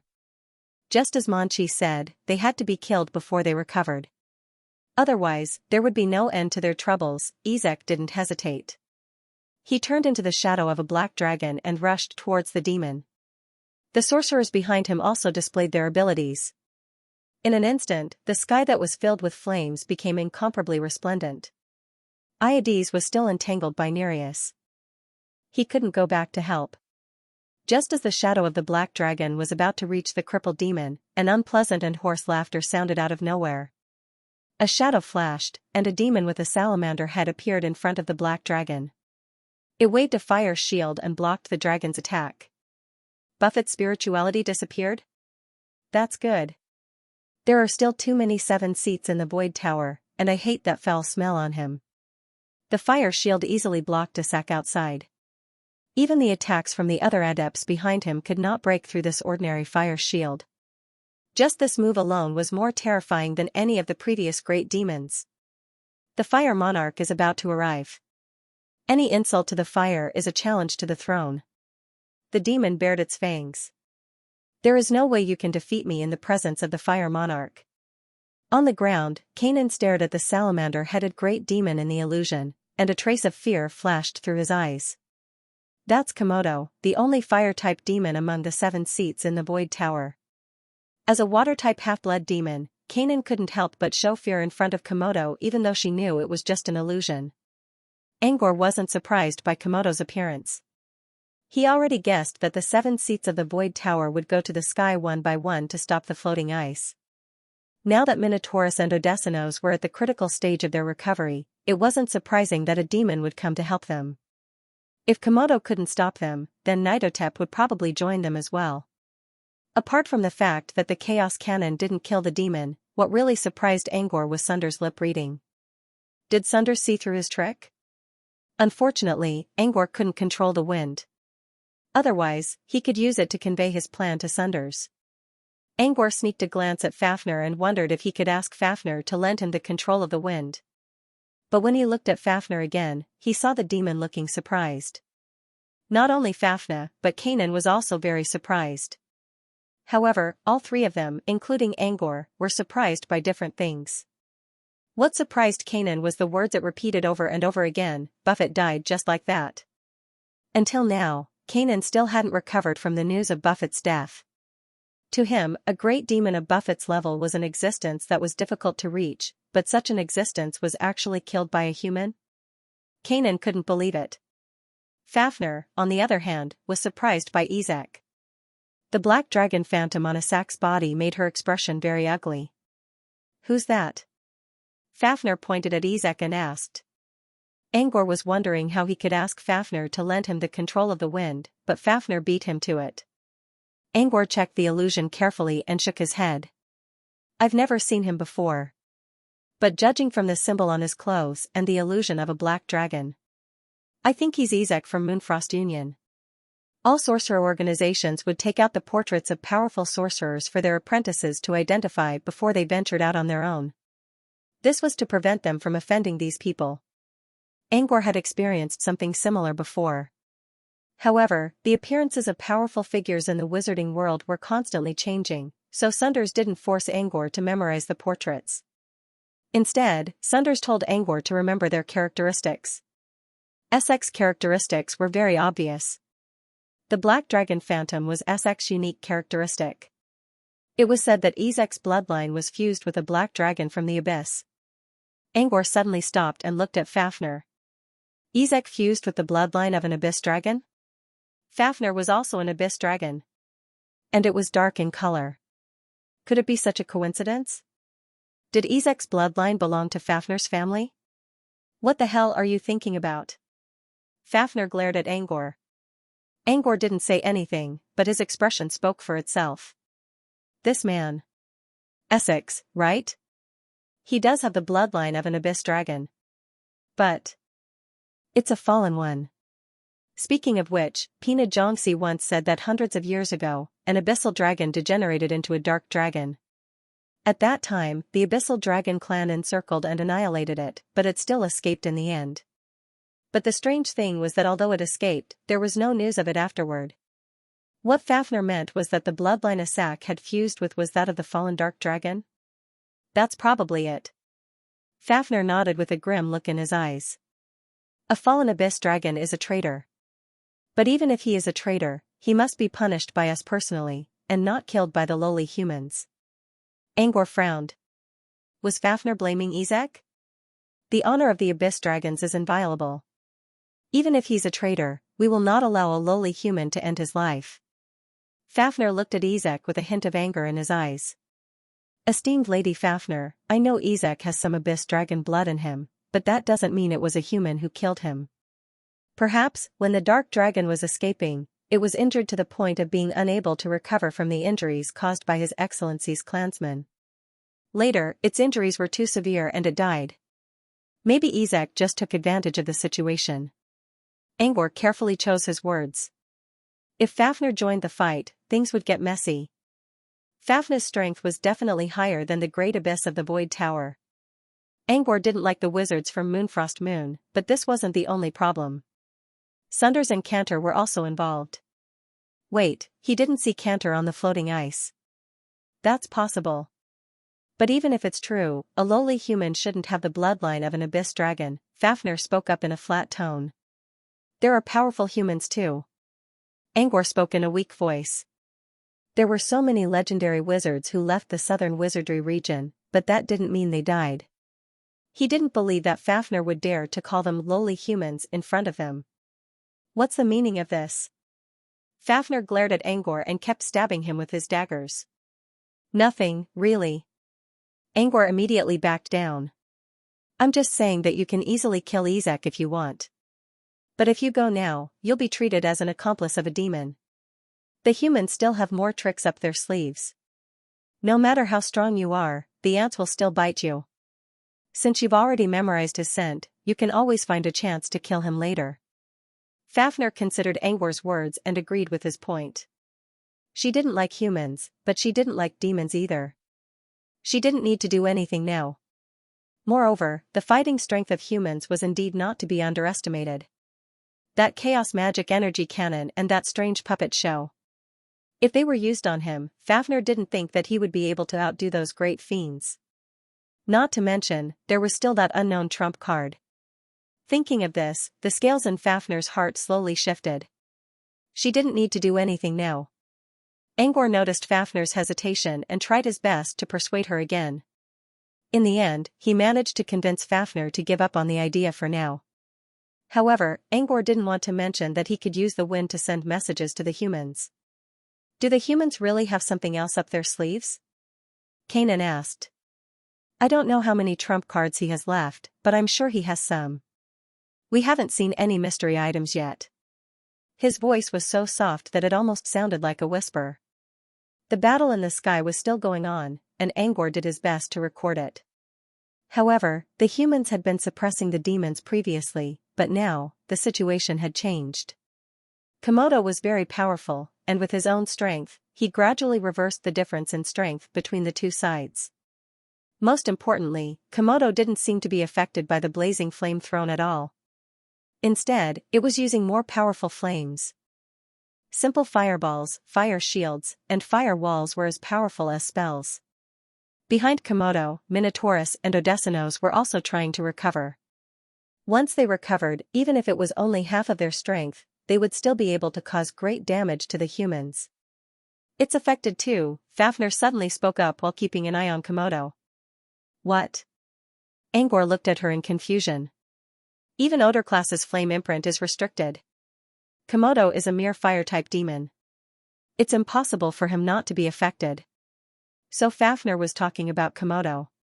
But if Komodo was affected, it wouldn't be this strong. One had to know that the fire shield that it had casually cast had not only blocked Asako, but had also blocked more than 10 official magi spells. Fafnir sneered at Angor's question. You think a fire-type demon only knows how to use simple fire techniques? At this point, Kanan added, I've also noticed that Komodo has never used the infernal flames. Different fire-type demons had their own understanding of fire, which was why they could create all kinds of strange flames. For example, Angor needed Inferno Fire to make the Ember Fire potion.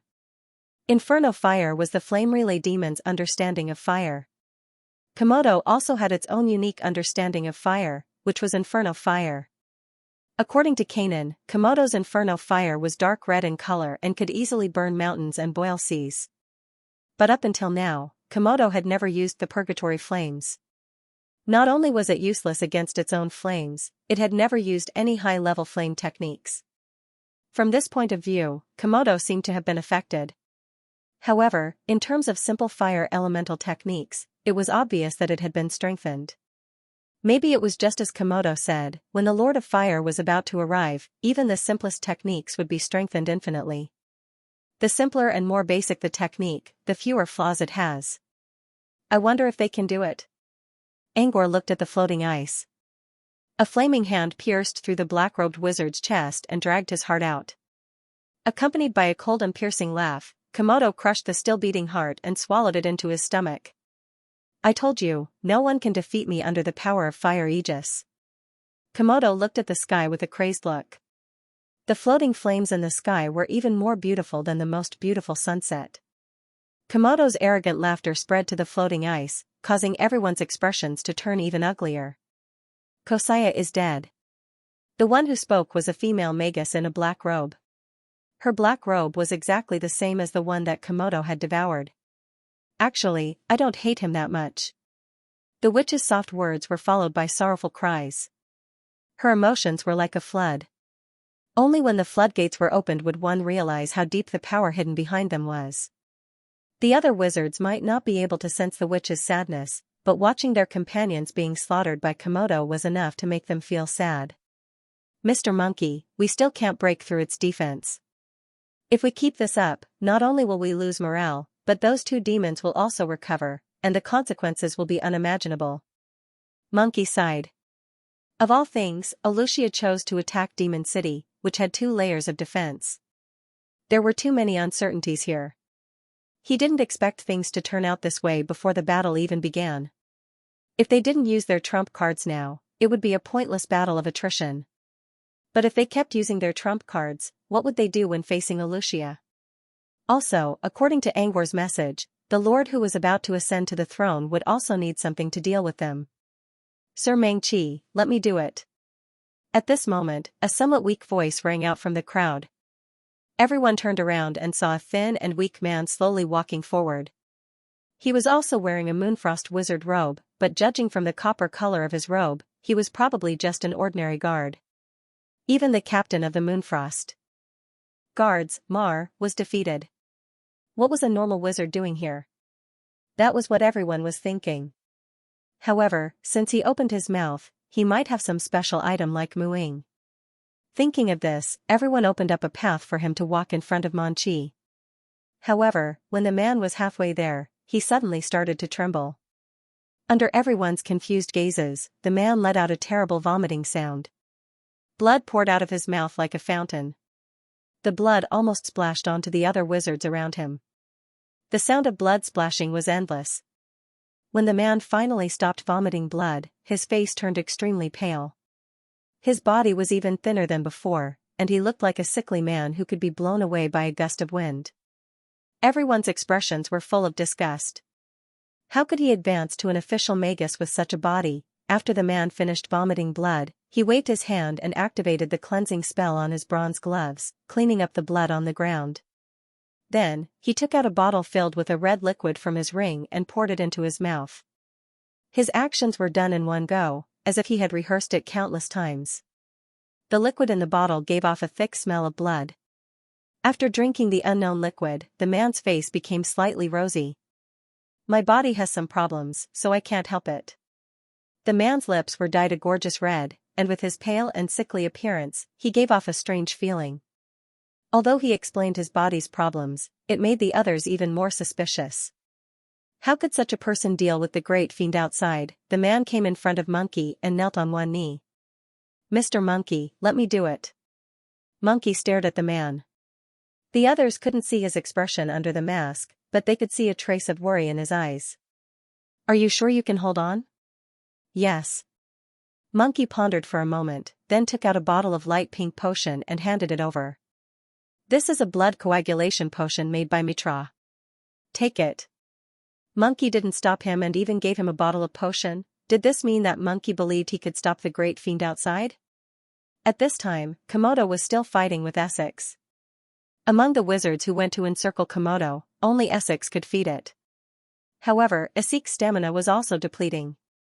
Once Essex's stamina dropped to 0, Komodo would no longer hesitate and attack the ice flow behind him. The black dragon phantom behind Essek was gradually fading, while Komodo's aura continued to rise. Just as everyone's mood was getting heavier and heavier, the man who took the blood coagulation potion from Manqi turned to look at Komodo. He stood up and silently walked towards the center of the battlefield. It was as if there were stairs in the air. The man walked towards Komodo step by step. The dark red flame patterns floating in the sky were his background, outlining his slender figure. At this moment, this scene was like a painting. The man's back was very lonely, but he was incomparably powerful. The red sky shone on his figure, making it look slender and long. Opposite him was a ferocious, terrifying, and bloodthirsty demon, but he didn't hesitate at all. It was like on the battlefield, a man had to fight against thousands of soldiers and horses. When everyone else retreated, he went against the flow. However, in reality, the demon in front of him was even more terrifying than thousands of soldiers and horses. Isek's chest was hit by Komodo's flaming hand. Although the black dragon's scales temporarily blocked the fire poison that wanted to invade his body, the huge force was hard to resist. After a low and hoarse cry, Isek fell backwards in a parabola. With great difficulty, Isek adjusted his body in the air and stopped falling. At the same time, he saw the man walking with firm steps beside him. Isek's eyes were a little dizzy. Someone was actually going to face Komodo at this time? After more than 10 people died, the wizards who valued their lives no longer went forward. Even if they did, they would only send a puppet. When Isek saw the man's face, his pupils shrank. "It's you?" Isek's expression was very strange, and even his tone was a little strange. "Can you hold on?" Isek asked the same question as Monchi. The reply he received was simple but firm. "Leave it to me." The man passed through Ezekiel and continued walking towards Komodo. At this moment, Komodo seemed to have realized that his next opponent was not a sack, but this thin and strange human.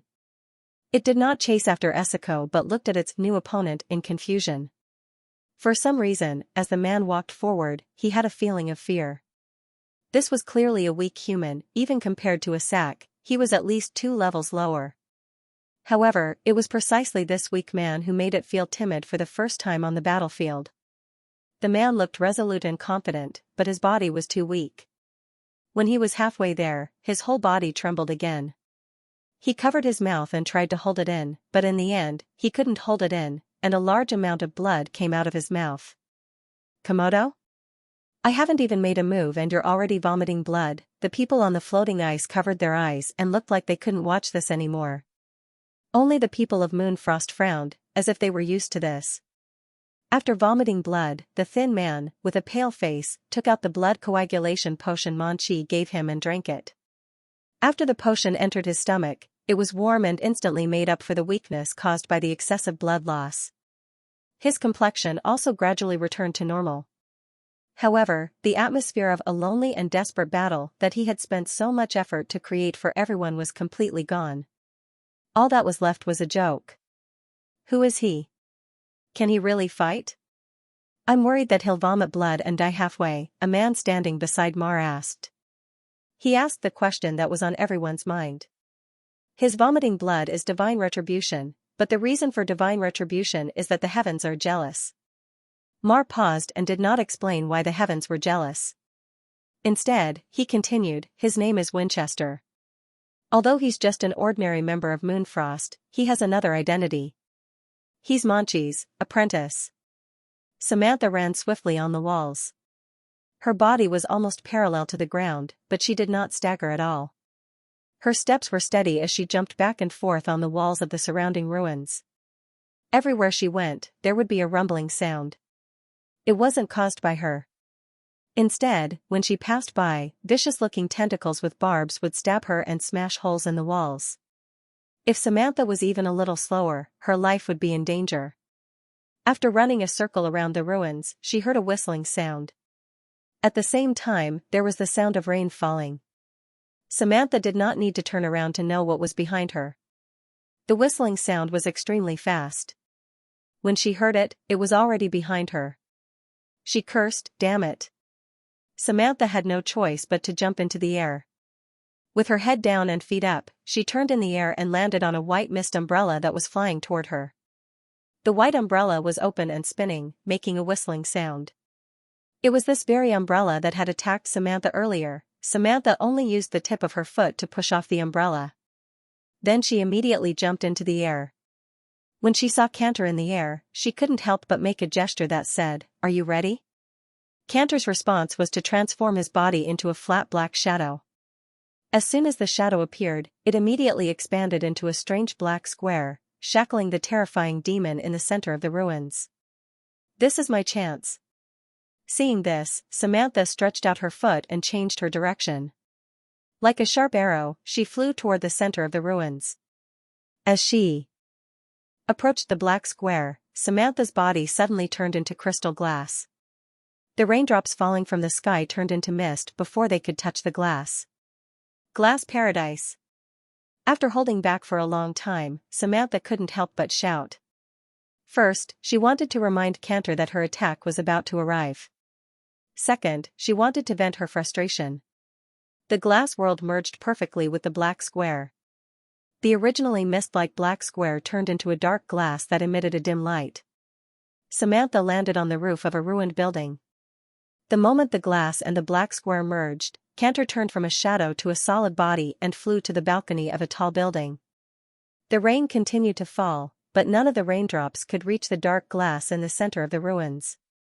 Break, break. Samantha snapped her fingers expressionlessly. As soon as she finished speaking, a crack appeared in a corner of the dark glass. With a bang, the dark glass shattered into countless fragments. At the same time, when it exploded, it brought with it countless pieces of tentacle flesh. The female demon's tentacle was instantly cut in half. Samantha couldn't help but smile. She didn't expect that the first time she cooperated with Cantor, she would obtain such a powerful move. This was something she hadn't expected before. This was also a one-sided battle, forcing them to evolve quickly. The fragments of the dark glass were scattered by the rain.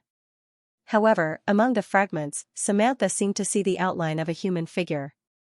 Samantha's hand that was lifting her hair suddenly paused. Could it be that it's not dead yet? Our cooperation didn't work? Samantha was confident that the dark glass's lethality could reach the level of a level 3 truth-finding spell. In the face of such an attack, Samantha felt that even Sir Mon-Chi wouldn't be able to withstand it. But now, that female demon had actually taken it. When the fragments of the dark glass completely turned to dust, a pitter-patter sound, accompanied by a woman's sharp laughter, entered their ears first. When they looked up, they saw a bright red blood stain in the center of the ruins. These were the remnants of the tentacles that had been cut off. However, only the tentacles were injured. In the center of the ruins, the female demon called Nitotep's luxurious clothes were not damaged at all. Even the tentacles under her skirt were recovering at a speed visible to the naked eye. Previously, Nitotep had covered her face with an umbrella. At this moment, it slowly opened the umbrella. The first thing that was revealed was her white lace gloves, followed by her cold, clear face. She's really unharmed. Samantha gritted her teeth and squeezed the words out. In comparison, Nitotep still looked perfect. As for herself, not only was her face covered in dirt, even her long, glass-like dress was torn, revealing her fair, white legs. I knew it. I hate women with umbrellas the most. Hatred flashed in Samantha's eyes. Whether it's Flora or you. Nitotep smiled but did not say anything. The two's attacks did surprise her, especially the joint attack that caught her off guard. It was simply amazing. She did not even know how they could achieve such a high degree of completion in such a short time. Most importantly, the power of this fusion technique was beyond its imagination. If it were anyone else, even Buffett, who had the strongest physique, they would have been seriously injured. However, they met her. If they wanted to threaten her on a rainy day, they would have to be one whole level higher than her. Nitotep was very confident in herself, but it would not be easy for her to kill the two wizards in such a short time. Looks like I have to drain their energy first. While Nitotep was thinking, the eye she left in the sky suddenly sent her a shocking message. Something happened in the sky? Could it be that other than that stupid Buffett being blasted to death, there were other accidents that happened? Did something happen to the Minotaurs and Odessinos too? Nitotep suddenly raised her head and looked at the floating ice. When she saw the situation clearly, she was stunned. What was going on? What happened? Angor was also stunned. When the wizard named Winchester stepped onto the stage, not only did the wizards on the floating ice show puzzled looks, but Fafnir also snorted. That sickly bastard? I think he can't even beat Kanan. Kanan, who had been called out, looked at the skinny youth in the illusion. Judging from his aura and strength, he was probably at the level of an ordinary magus. Kanan might not be as powerful as Panis Succubus after her journey through the oceanic rhythm, but she should be able to deal with an ordinary adept on the home ground of the abyss. He looks weak. Probably at Proppa's level. Kanan also believed that Winchester couldn't defeat Komodo. That puppeteer, Mewing, didn't look that strong, but she was able to control 3 demons at once. Who knows, he might have a similar method. I can feel the threat even if I'm not in the sky. But this man. I only sensed sickness and weakness from him. I didn't sense any danger at all. This was why Fafnir believed that this human was going to die. He thought Winchester had a mystery item on him, but Fafnir's explanation seemed to indicate that he was wrong. Still, he believed that the Moonfrost Union wouldn't send their own teammates to die for nothing. Unlike Fafnir, Angor didn't say anything. Instead, he looked at the sky and waited for something to happen. Then, he saw the shocking scene that followed. The main reason why Komodo was so powerful was that it had learned something from the floating flames. This allowed it to unleash low-level techniques such as fire release, almost reaching the level of a truth-knowing spell. With Komodo's energy reserves, it could easily cast countless fire releases, fireballs, and flaming hands at the same time. Each of these low-level techniques was extremely powerful. Ordinary wizards would be severely injured if they were touched by them, and if they were attacked together, they would be burned to ashes in an instant. Komodo had relied on such a crude technique to break through 10,000 spells with brute force. When facing Winchester, Komodo had an inexplicable sense of wariness in his heart. He did not immediately release his overwhelming fire attack. Instead, he narrowed his eyes and extended his index finger. A small flame popped up on the tip of his index finger, which was covered in black and red scales and had sharp nails. With a flick of his finger, this orange-red flame dragged a long tail and charged towards the Winchester like a meteor. Even though it was only a small flame, the adepts who had witnessed Komodo's massacre knew very well how terrifying the energy contained within this flame was. Apart from the Truthfinder adepts, no one else would be able to take it head-on. But in the next second, their understanding was shattered. When that small flame rushed towards Winchester, he was not afraid at all. When the fiery red light illuminated his face and reflected the shape of the flame in his eyes, he stretched out his hand. A dark green light flashed in his seemingly simple eyes. His hands drew a strange arc in the air. From afar, it looked like he was moving the clouds, and the flame was hidden in the clouds. His slender, white hands held the flame and flipped it over. The orange-red flame obediently stopped at his fingertips. Winchester smiled faintly, and with a flick of his finger, the flame dissipated. Komodo's flick of his finger had been extinguished by Winchester's. Winchester's actions were clearly in response to Komodo's arrogance. What's going on? Why did he take it so easily? Everyone was confused. The entire scene did not seem out of place. Winchester had easily intercepted the flame. If it had been a normal flame, everyone present would have been able to do what Winchester had done. But this was not a normal flame. Isaac looked at Winchester's actions and heaved a sigh of relief. But soon, he put on a stern face again. Now was not the time to relax. No matter how special Winchester's ability was, it could only deal with Komodo. The two great evil demons behind Komodo, who were still recovering from their injuries, were the real threat that had to be eliminated. Winchester, I'll coordinate with you. With a flash, Isaac appeared behind Winchester. At the same time, he faced Komodo, whose expression had turned ugly. Angor gave him I knew it look. The fact that the Moonfrost Union did not stop Winchester from joining the fight meant that this man was not someone to be trifled with. As expected, he had something else up his sleeve. Angor looked at Fafnir to see how the man would react after getting slapped in the face. However, Fafnir only frowned and kept muttering something's wrong while ignoring Angor. Angor looked at Kanan, who avoided his gaze. Kanan picked up a piece of devilish meat from the table and munched on it as if it had nothing to do with her. She did not forget to comment, delicious. Angor's lips curled up. You can have more if you like. Wait, something's wrong. Fafnir's eyes flashed as he realized something. The flame changed. The flame changed? What do you mean? Angor was confused. Fafnir explained, Komodo's flame looked ordinary, but it contained a strange power that matched the law of fire in the sky. However, when the flame was caught by the human, it didn't seem to have changed, but all the strange energy in the flame had disappeared, so the nature of the flame had changed. Changed the nature of the flame, an idea popped up in his mind. Why did it sound so similar to someone's power? The sky changed again. After Winchester joined the fight, the scale of victory was once again tilted toward the human side. Komodo had previously thought that this seemingly weak human might pose a threat to it, but Komodo did not believe that its flames could be restrained. Now that the fire monarch was about to arrive, Rizutran's law of fire was changing, and Komodo took advantage of the change and merged it into its own flame. Anyone who dared to challenge its flame was an insult to fire, and also a challenge to its throne. No one could defeat Komodo's fire majesty, but there was an exception. Komodo had never thought that this Winchester would be able to look down on his flames. Komodo's expression slowly turned grim. Do you think you can turn the tables just because you caught a small flame? Impossible. With the protection of the fire monarch, no one can defeat me. With a furious roar, a large amount of flame appeared around Komodo's body. It looked like it was covered in a rain of fire. The intense heat distorted the light around it. Endless fire. Komodo swung its arm, and the flames turned into sharp arrows that flew toward Winchester. The frozen situation was ignited again. Komodo had been using low-level techniques before, but this was the first time it used a mid-level fire manipulation technique.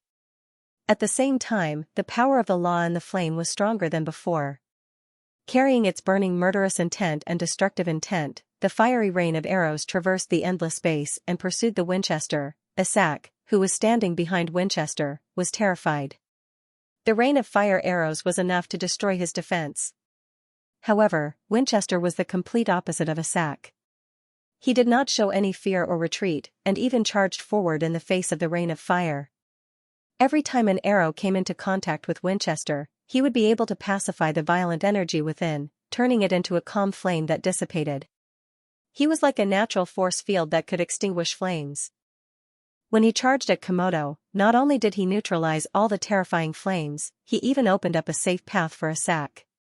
On the floating ice in the distance, a drumbeat that seemed to have come from ancient times could be heard. This was a sound element magus wearing a strange mask.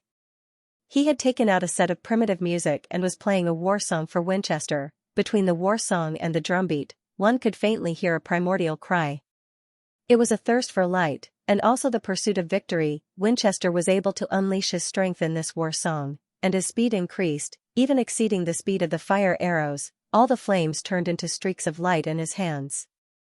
For a moment, it was hazy and illusory, as if it was not part of the human world.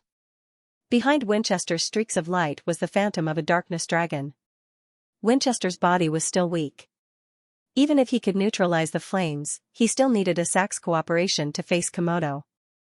Once he got close to Komodo, it would be time for the dragon to roar. Komodo's expression changed from arrogance to solemnity. Seeing Winchester get closer, Komodo began to hesitate. Behind it were the Minotaurs and Odessinos, who were still recovering from their injuries. If it dodged, the two idiots would definitely be injured. But if it did not dodge, it would be the one who would be injured. Komodo's thoughts were in a mess.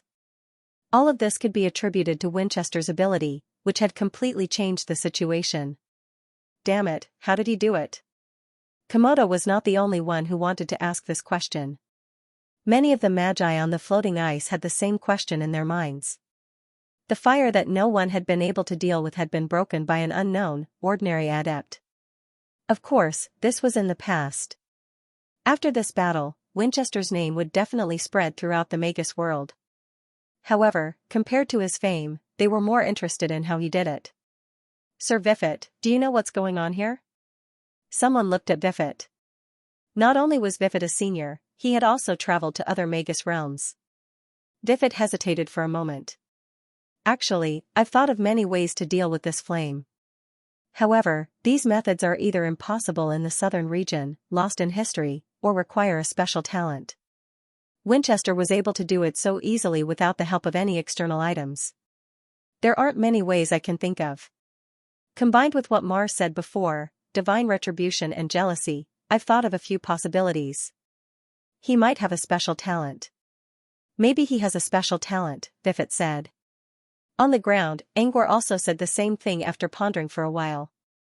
What kind of talent? Kanan asked. Fafnir was also looking at Angor. Fafnir was curious about Winchester's strange talent, which was why she wanted to know as well. I once met an apprentice with a talent called water metamorphosis. She was able to give water new properties, Angor explained. She's an opponent I met in an arena. She's called Sleeping Drip. He told them about his encounter with Shilyu, as well as what Shilyu did to him.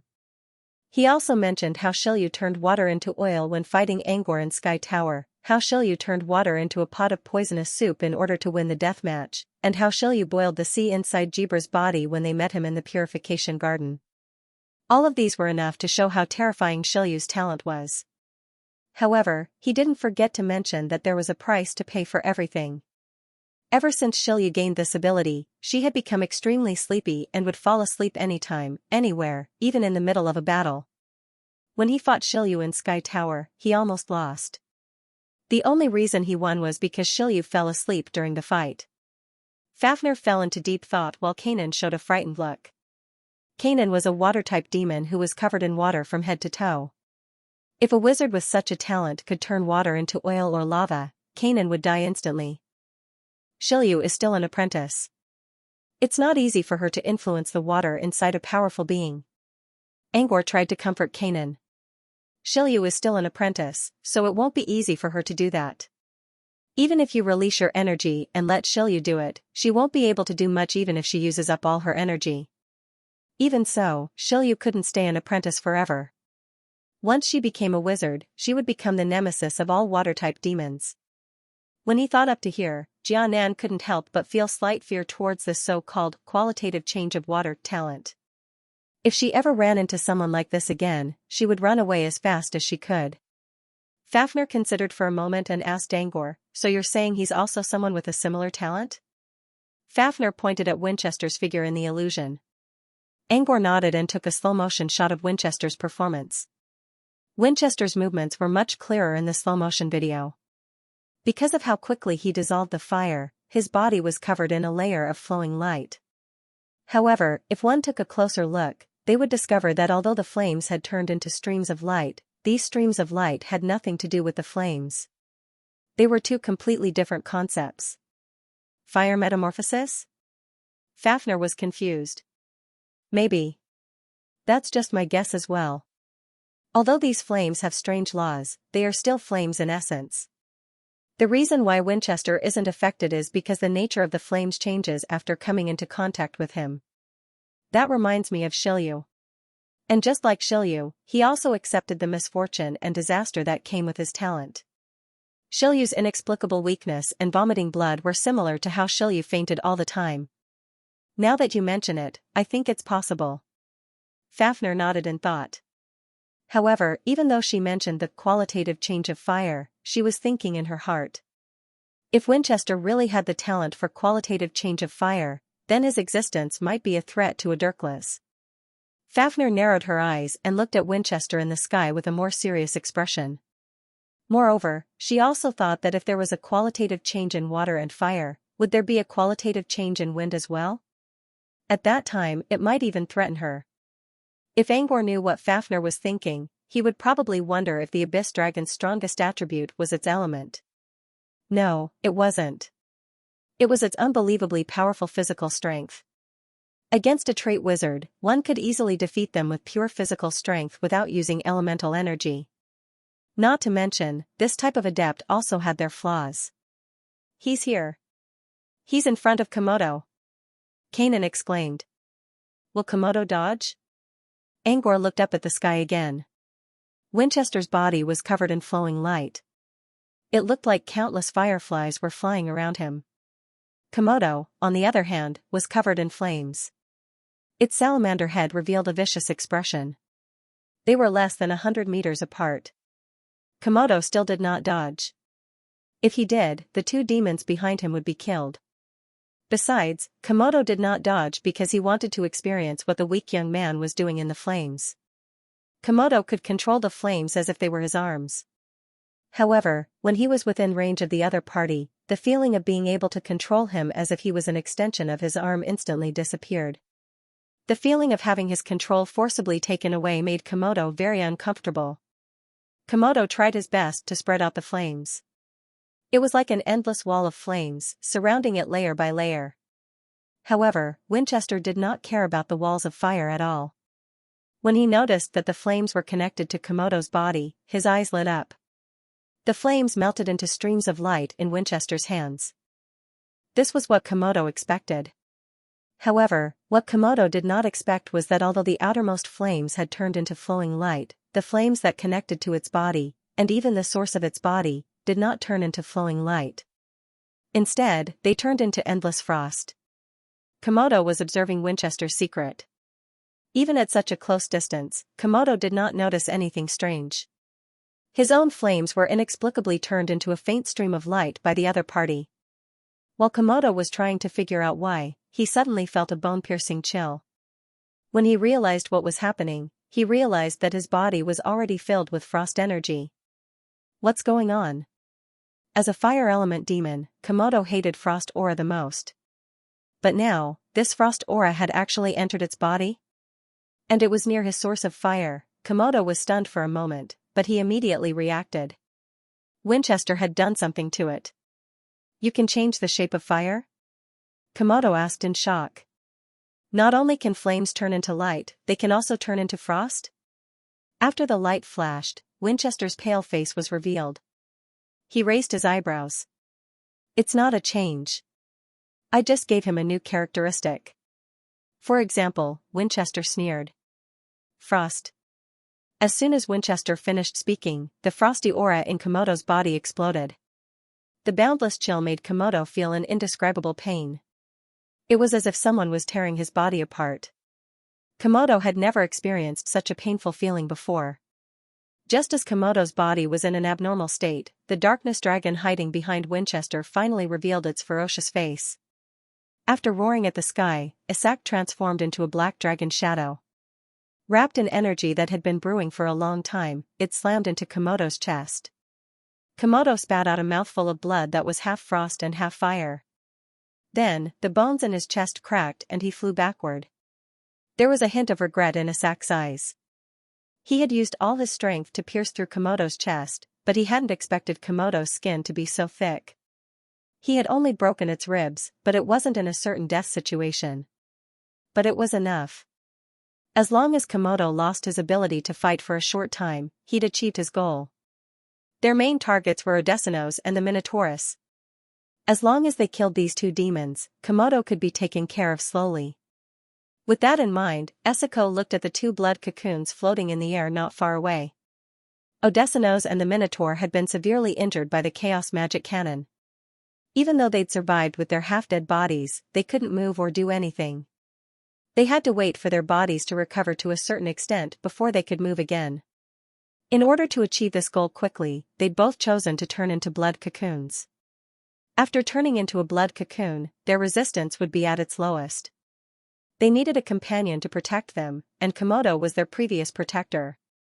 Now that Komodo was heavily injured, the blood cocoon was defenseless. The huge eyes of the black dragon phantom behind Isak flashed with a deep light. A dark aura surged out and transformed into a huge energy ball.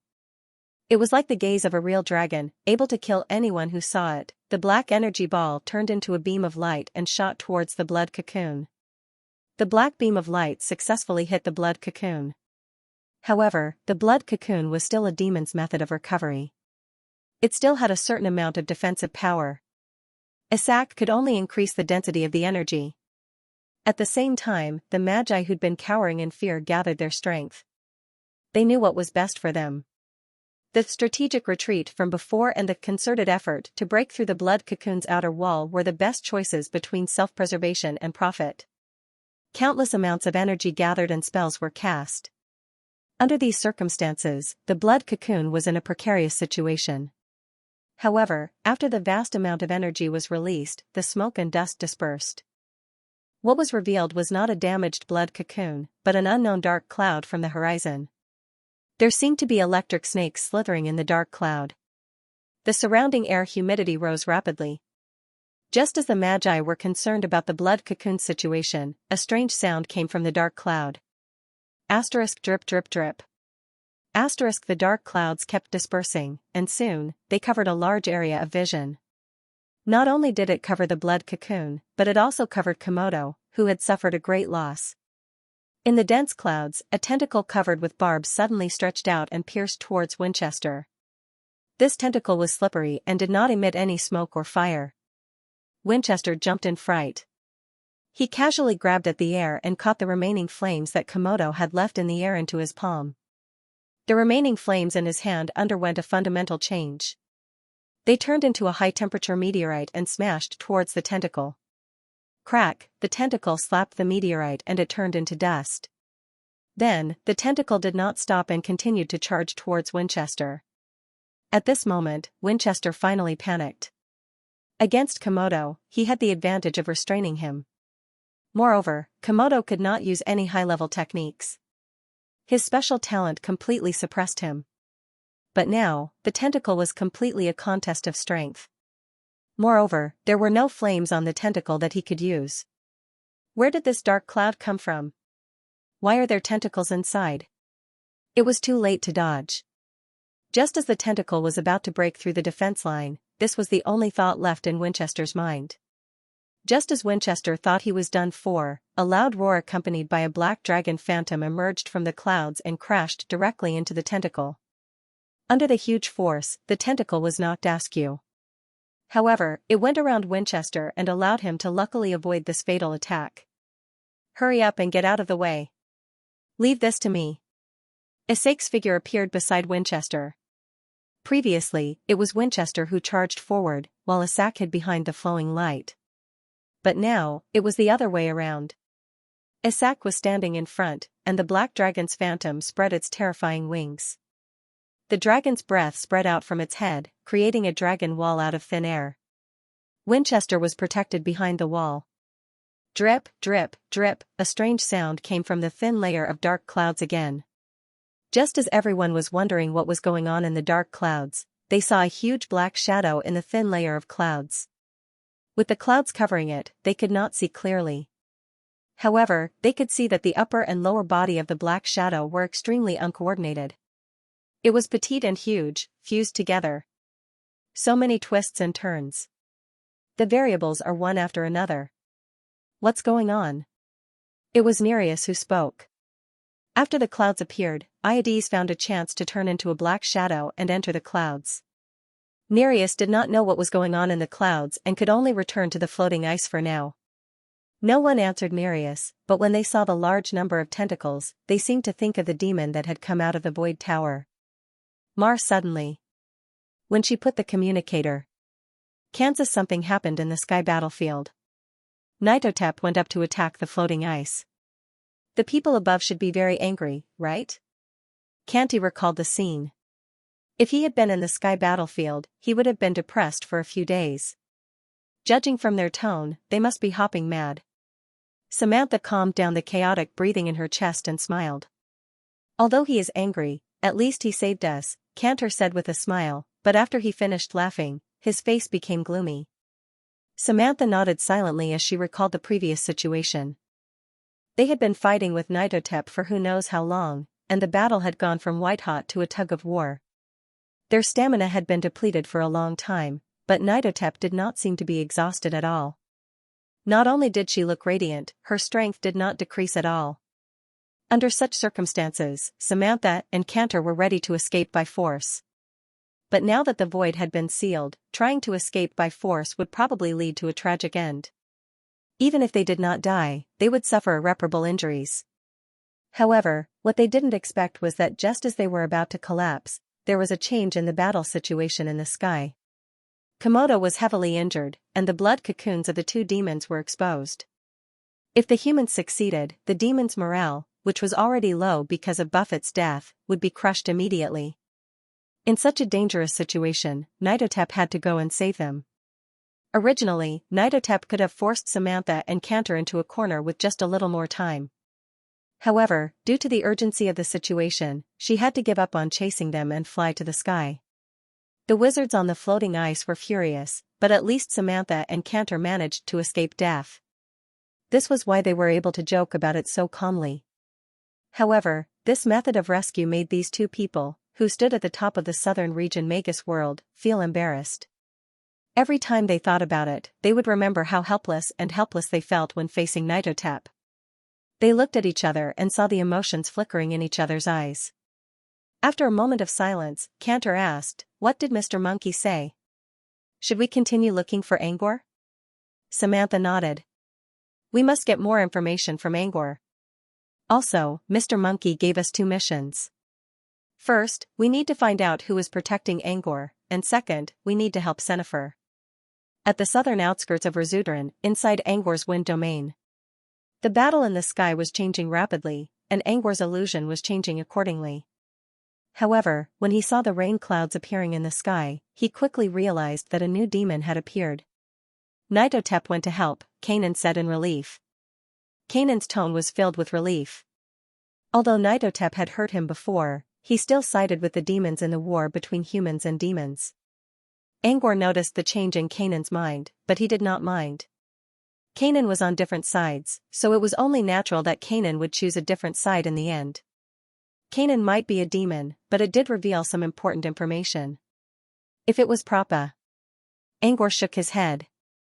Prappa hated humans from the bottom of its heart. Prappa was even more extreme than the great demons. So it's Nitotep.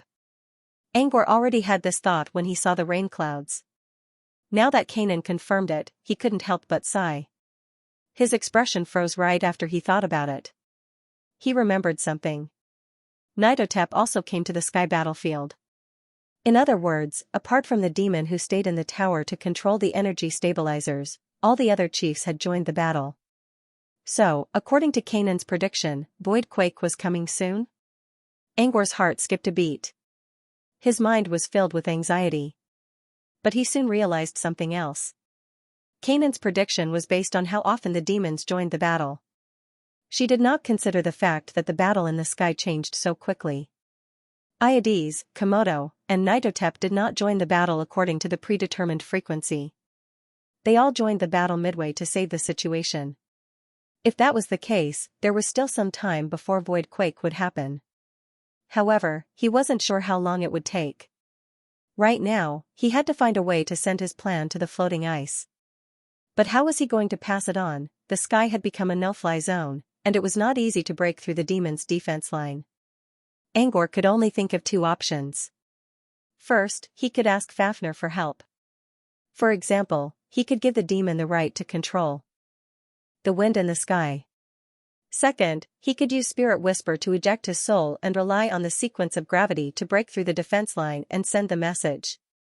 Both of these options had their drawbacks. Fafnir had a strange temper. Apart from being extremely stubborn about Odurklas, she did not care about anything else. Fafnir probably would not help him. As for the second option, he did not know whether he could break through the defense line or not. The chaotic energy in the air was enough to make him uncomfortable.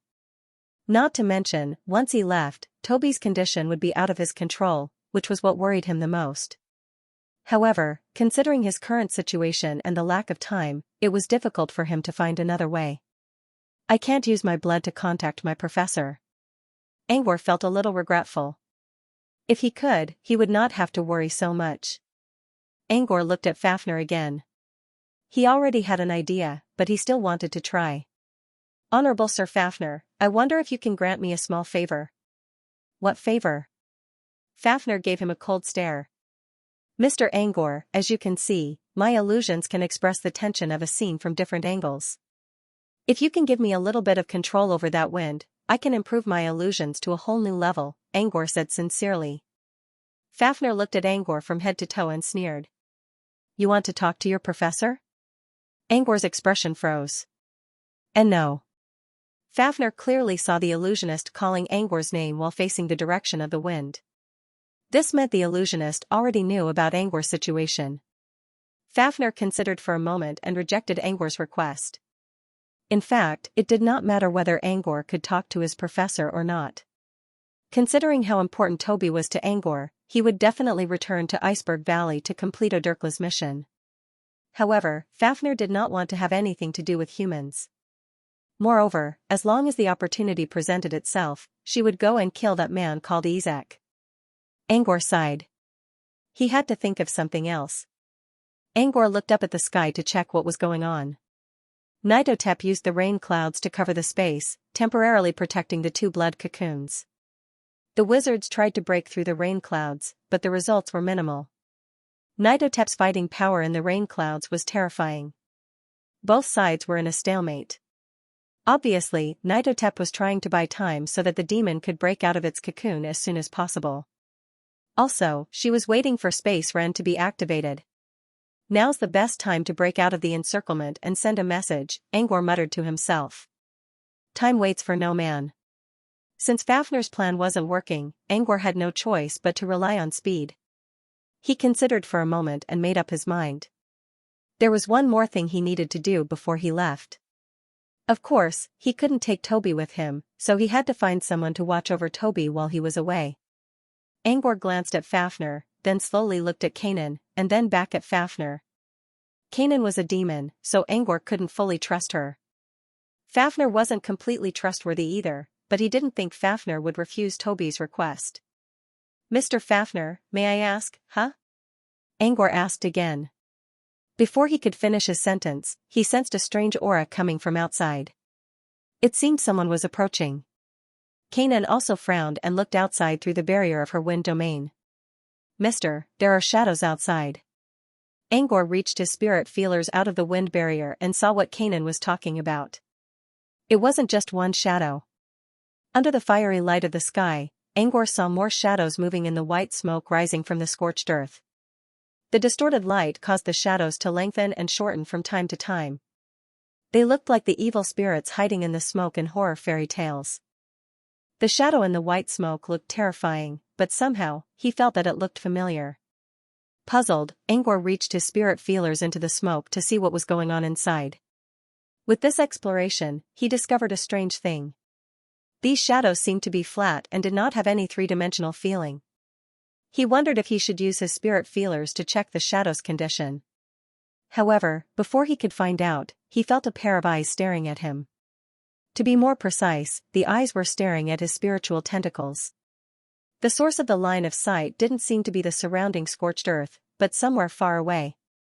On the ruins hundreds of meters away, Samantha quietly stared at the psychic tentacle that had suddenly appeared with a strange and suspicious look in her eyes.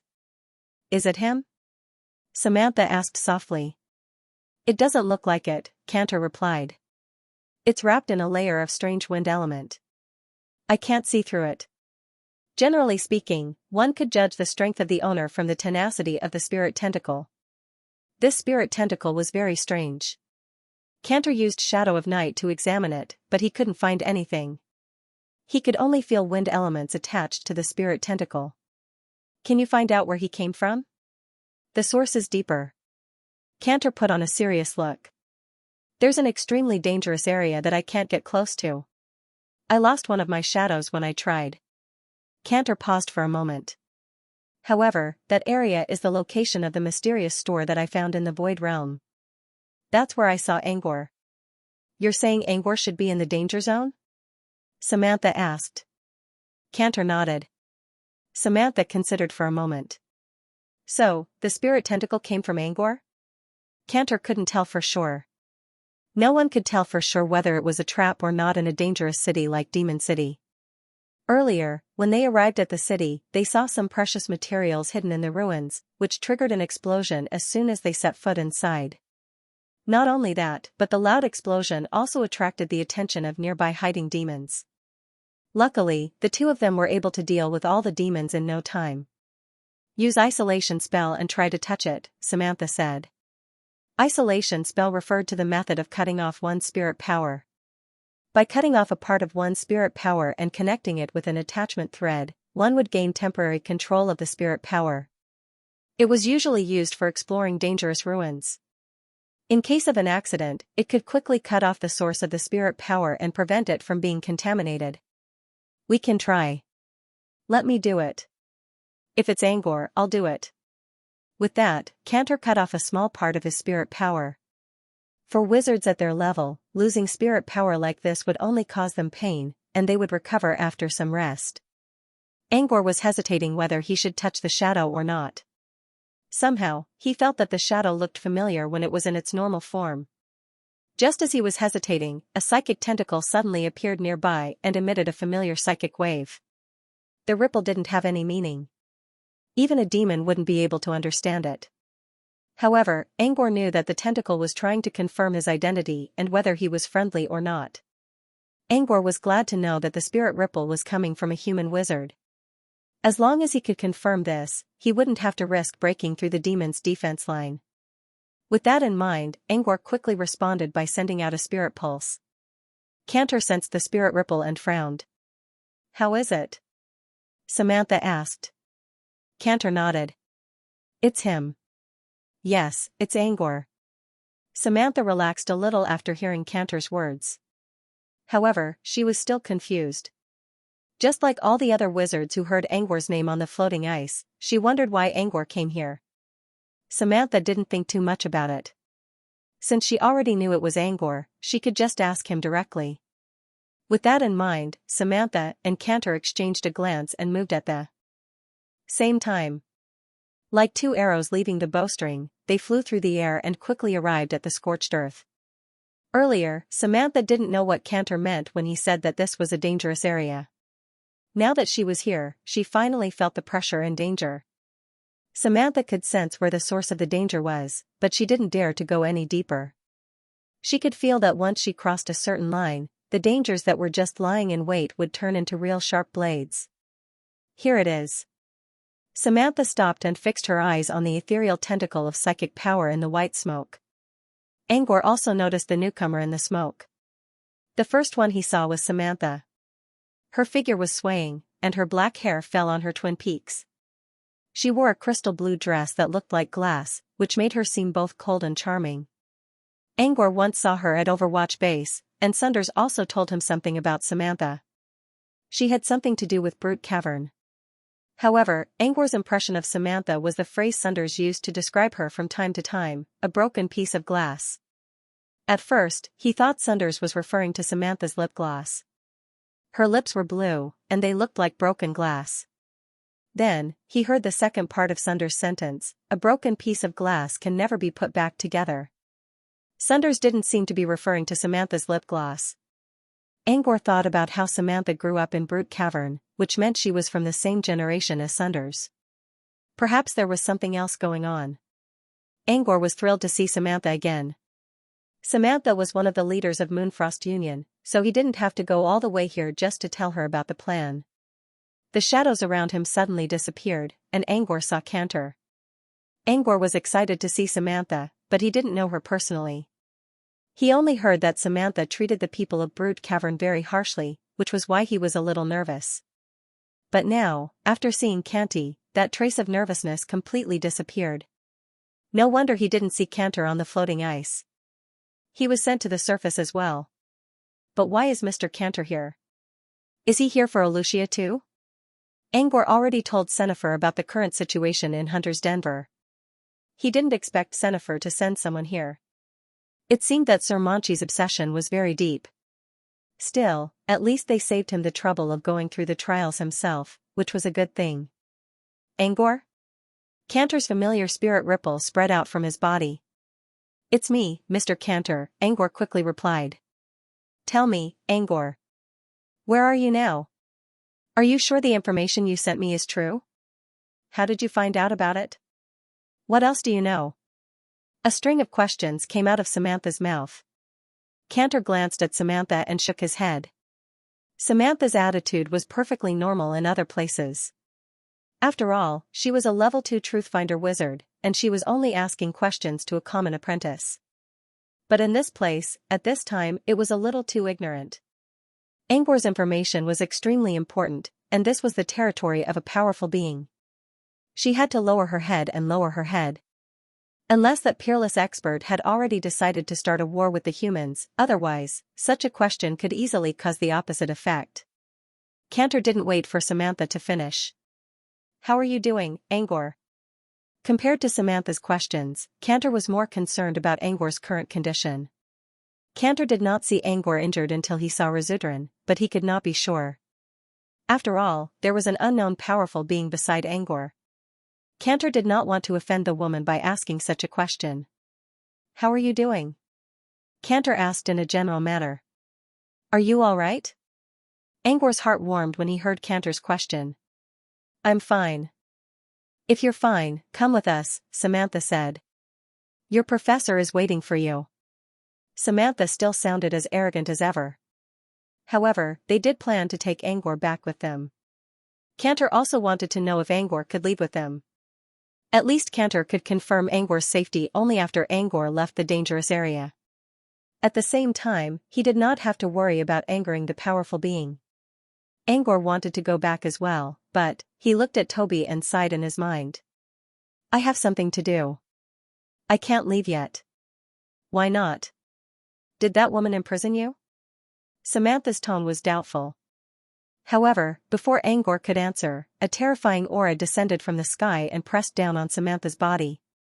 When Samantha had fought with Nidotep earlier, she had almost emptied her mana pool.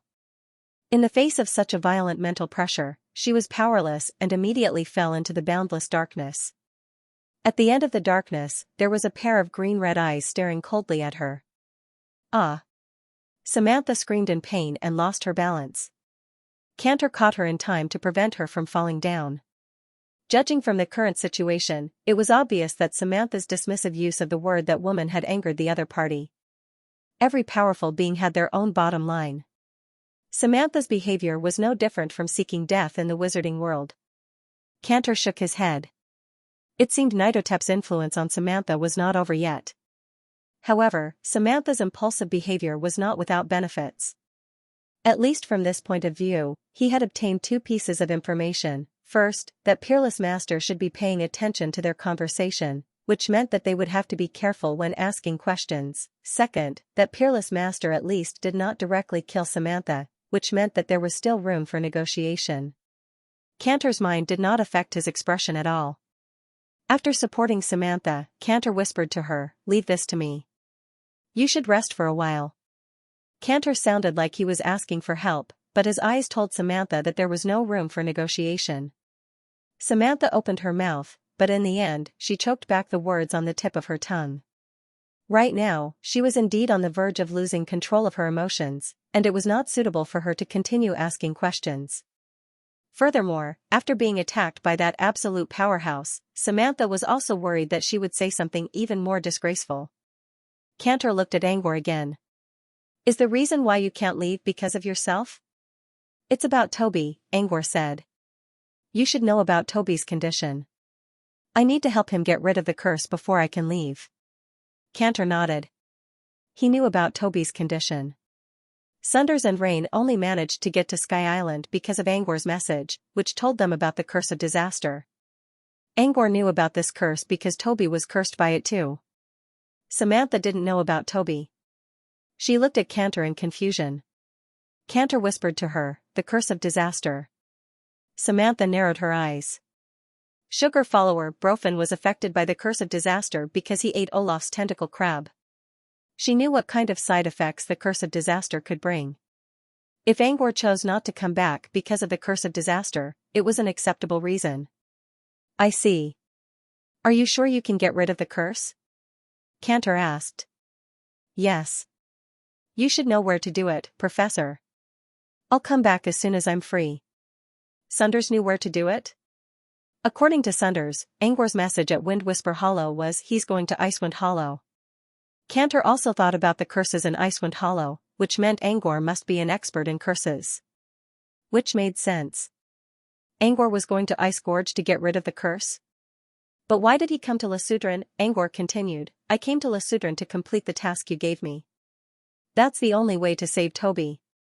As for what the task was, Angor could not tell them. It was related to Odirklas's strength. If he told them, Fafnir would kill Cantor and Samantha right away. Cantor understood that the dragon sent Angor to Ice Gorge. Angor did not tell him the details, but Cantor knew that Angor would go to Ice Gorge next. When the time came, he could wait for Angor at Ice Valley. Alright, I understand. I'll tell Sunders your message, Cantor said. By the way, are you sure the news you sent is true? A new lord who's about to ascend to the throne? Cantor could confirm the news by looking at the bright sky. However, he still needed to ask Sunders about it. Now that they were on the topic, Samantha did not stay idle. She secretly turned on her transmitter and used distant sound to connect to the floating ice. It's true. The nightclub master is about to ascend to the throne. Nightclub master? Angor seemed to know the nightclub master. Angor suddenly changed his tone. But that's not important right now. The most important thing is that the floating ice in the sky must leave. Angor's words were filled with urgency and anxiety. Not only did Cantor and Samantha hear it, but Samantha also sent it to the floating ice in the sky. Monkey looked at Sunders. Your student seems to know a lot. Sunders could see the curiosity in Monkey's eyes. Sunders remained expressionless, but he was sighing in his mind. Monkey told him that Angor asked Senifer to send him a message, which made Sunders quite nervous. He hoped that Angor would not become the center of attention. This was because when one's individual strength was weak, if one became the center of the whirlpool, one would not become a part of the tide, but a target. But things did not go as he wished. Sunders sighed in his mind. It was impossible for Angor to stay out of trouble. He just hoped that Angor would not say something too shocking later. Before he could finish his thought, Sunders heard someone talking on the other side of the transmitter. Why are you leaving? Cantor looked at Angor in confusion. Angor glanced at Fafnir, who was still enjoying her wine and meat. Angor glanced at Fafnir, who was not paying attention to him at all. Angor glanced at Kanan again. It was Kanan who told him what he wanted to say, and he did not want to say it in front of Kanan's face. Kanan, on the other hand, was still munching on a piece of mosey meat. Delicious. Gray's mosey meat tasted good, but it was tasteless. Kanan knew what Angor was going to say, and she was trying to make her decision clear. Angor nodded at Kanan and stepped out of the wind domain. Fafnir did not stop him, nor did Kanan. She only sighed in a small voice and quickly looked back at her plate again. It wasn't lying. To it, the magic nourishing meat was indeed delicious. Although it was tasteless, it was cool and smooth. It was crunchy when bitten, and dipped in wine, it suited her taste very well. Following a ripple of water, Angor appeared in front of Cantor. Both Cantor and Samantha were surprised by Angor's appearance. Did it mean that Angor was not imprisoned by that powerful being? Cantor approached Angor and looked at him carefully. It had only been a few days, but Angor did not seem to have changed much. What Cantor noticed was that Angor's aura was calm and steady. His clothes were not wrinkled, and his hair was perfectly combed. This meant that Angor was telling the truth. He looked much better than Cantor and Samantha. One had to know that Cantor had almost died during the wretched god rebellion. On the other side, Samantha was also observing Angor. She saw Angor at the Overwatch base before, but she did not pay much attention to him back then. Now that she was looking at him again, she had a new impression of him. When Angor first showed up, Samantha thought she was looking at another Sunders because of his attire. However, if you looked closely, you would find that Sunders' strictness came from the bottom of his heart. He was always cold and indifferent. Angor, on the other hand, was different. His aura was gentle, even gentle. There was also a natural sense of alienation around him, which reminded Samantha of the elder of books. Academism. Samantha pondered in her mind. Her professor had always been against Wallace, and now, he accepted an apprentice from an academy. If Sunders knew what Samantha was thinking, he would probably sneer. Speaking of which, he also thought Angor was an academism apprentice. Looks like you're doing well. By the way, tell me, are you the shop owner? Cantor asked curiously after sizing up the shop owner. Senifer asked about this before, but Angor avoided the question. Still, Cantor had a feeling that Angor was the mysterious shop owner who stirred up trouble in Residulan. Angor's expression quickly turned anxious. That's not important. The most important thing right now is that we can't let the ice stay here.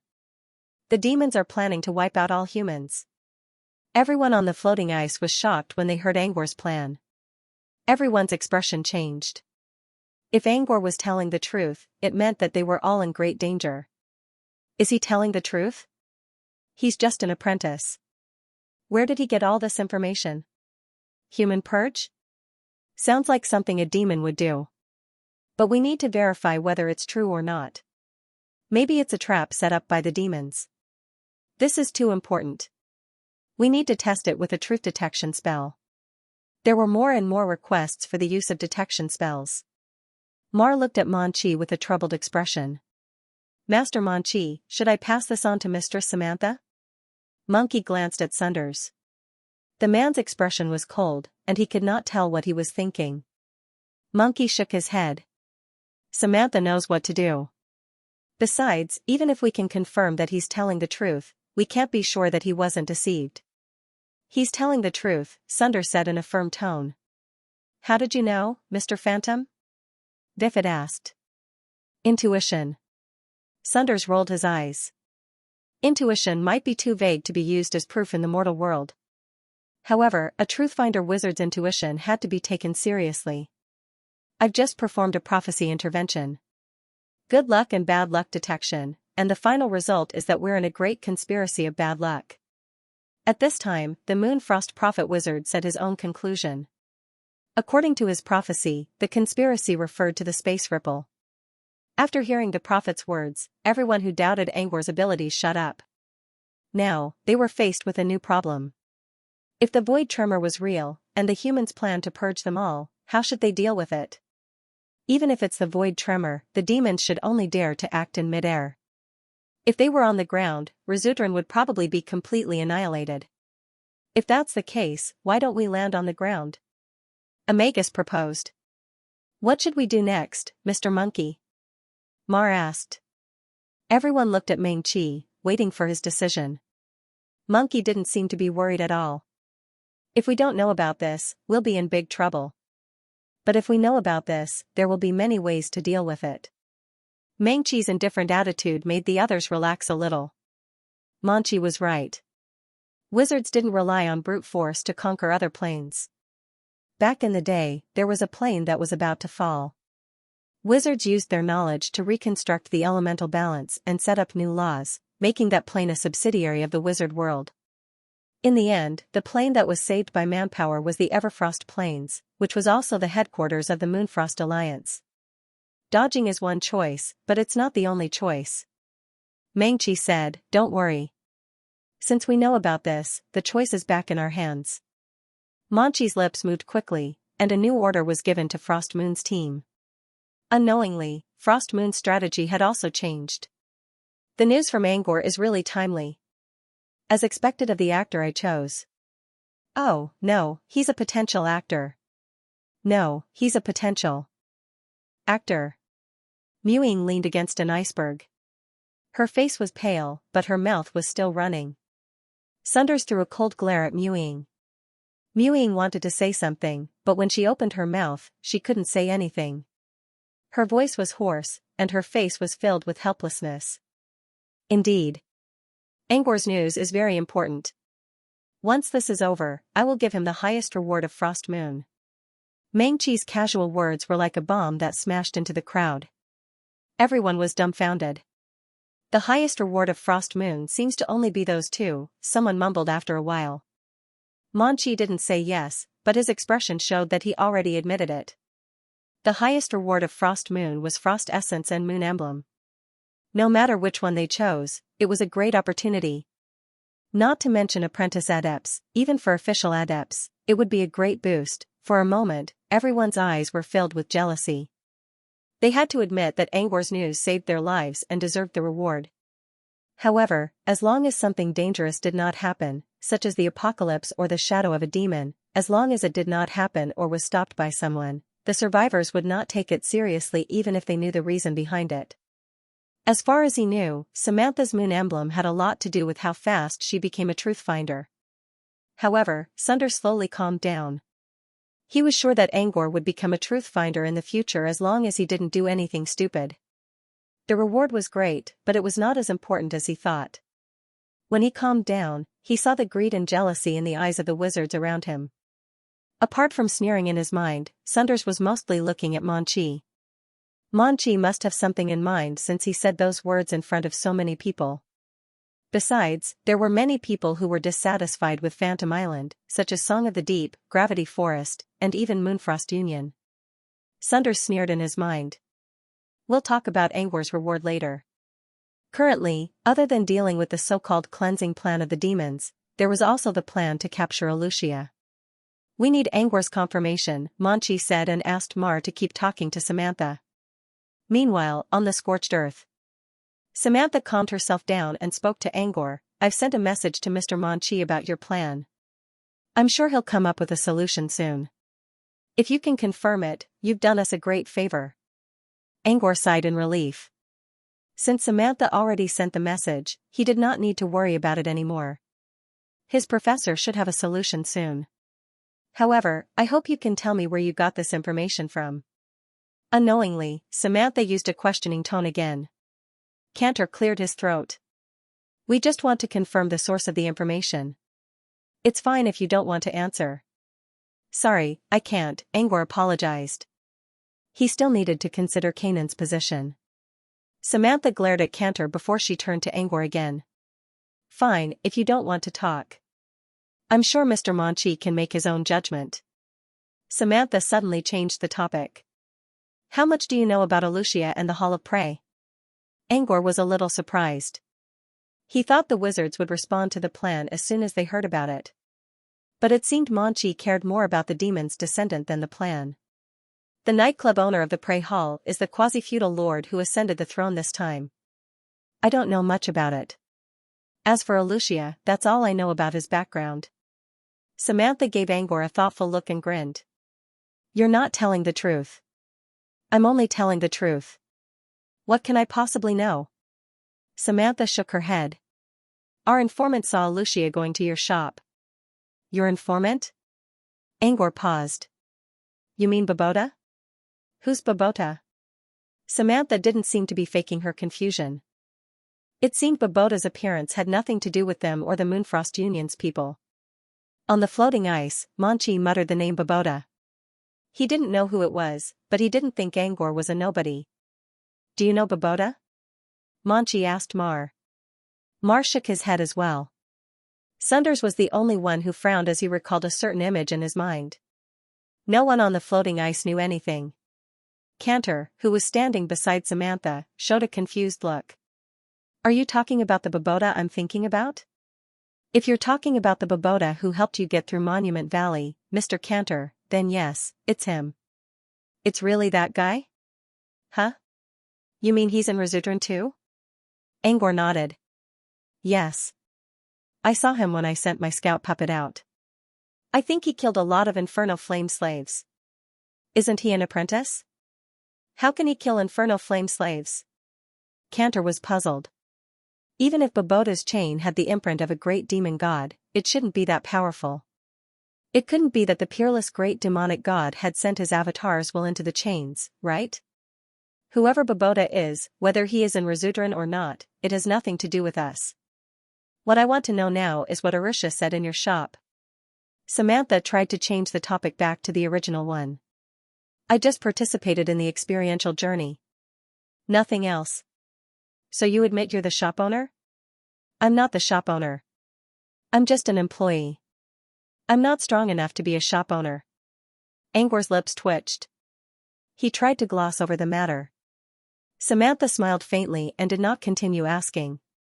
Instead, she said, I also want to know what kind of magic this experience of yours has that made it so popular with the demons and even attracted Xianxia.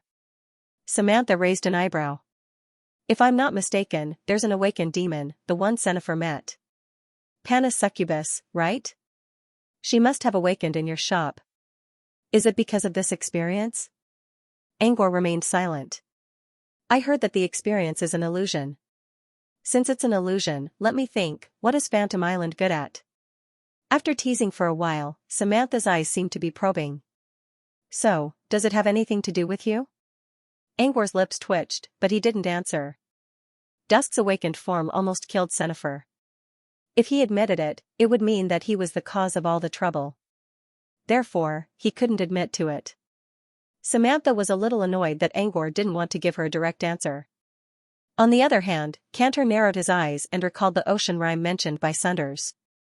Angor was the one who created it. Judging from Sunders' hesitation, Cantor was certain that Angor was the one who created the ocean rhyme. Cantor now understood why Sunders was so angry every time he mentioned Angor's name. Cantor knew Angor's reason, but he also understood Angor's current situation. If Angor admitted to the experience, he would be the one who helped the demon.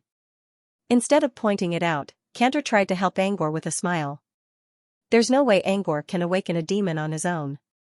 Maybe someone powerful helped him. Cantor didn't wait for Samantha's response before he changed the topic. Our main purpose here isn't to experience the trip. We can ask about it at any time. Right now, we need to worry about Arusha and the owner of the nightclub. I don't know much about Alucia. All I know is that it's a descendant of the Flaming Lord.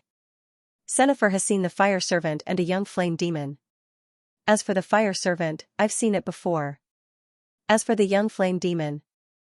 Angor nodded. Angor couldn't help but chuckle. The baby flame won't do anything to you.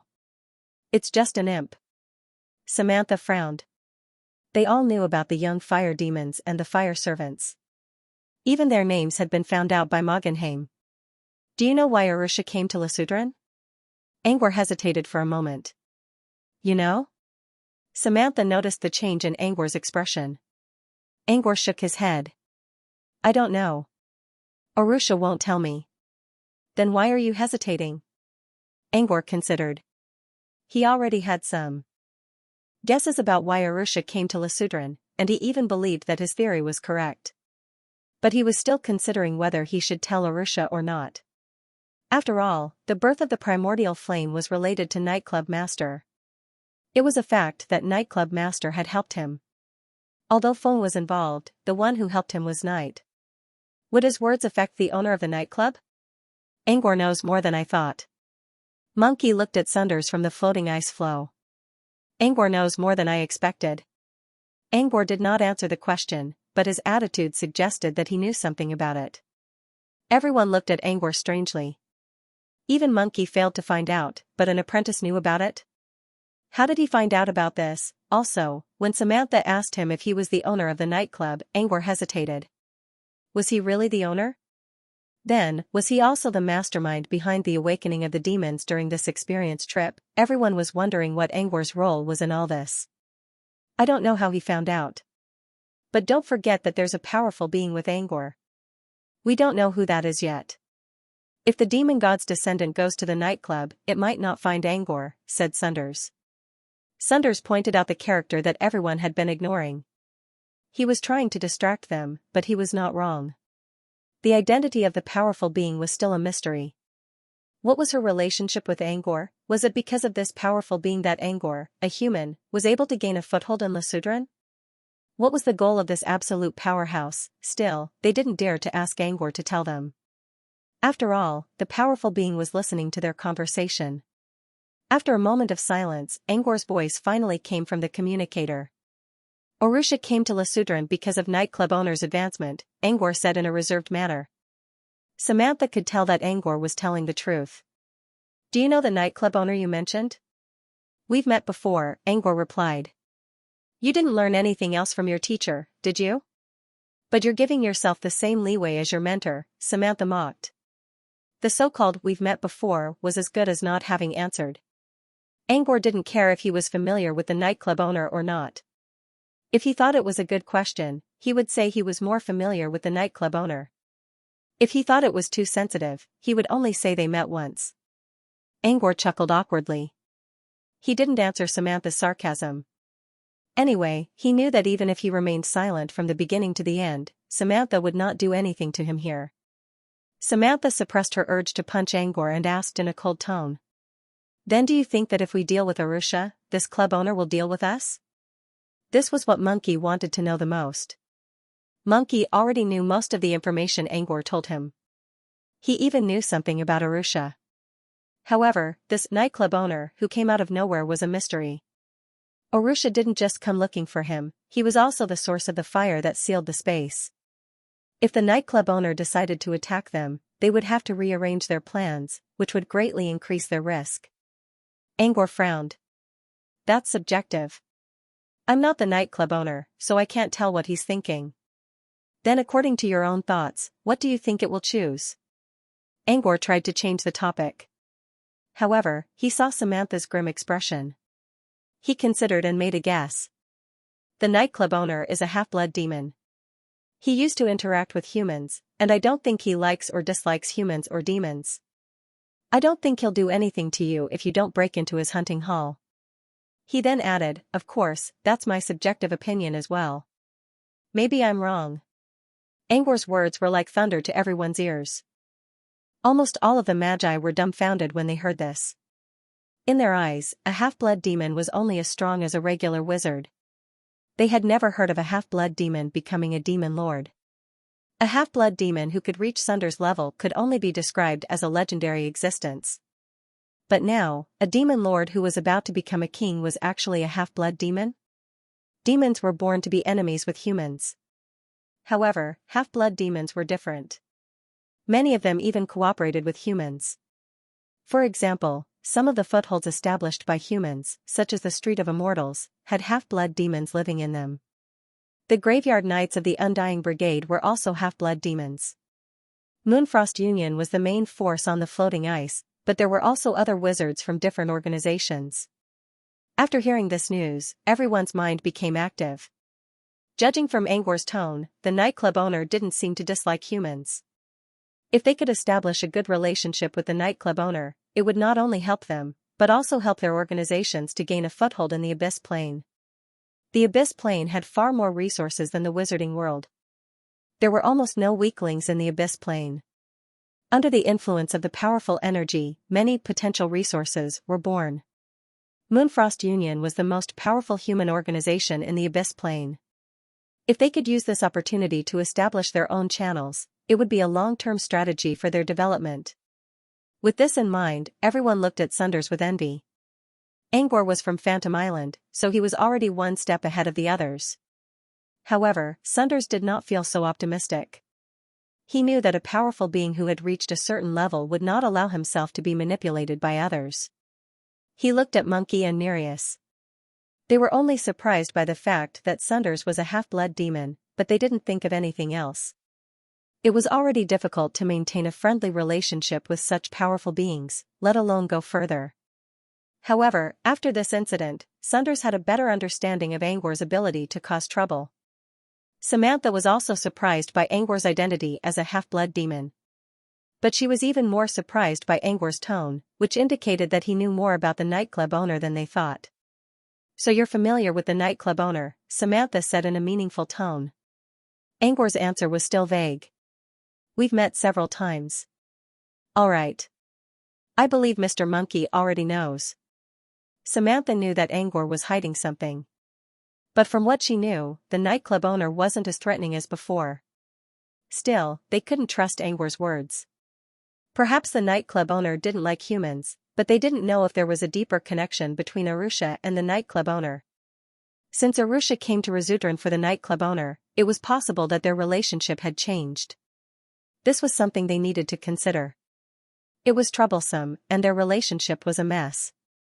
However, as a wizard, as long as they had enough information, they could find the truth and find a shortcut no matter how troublesome it was.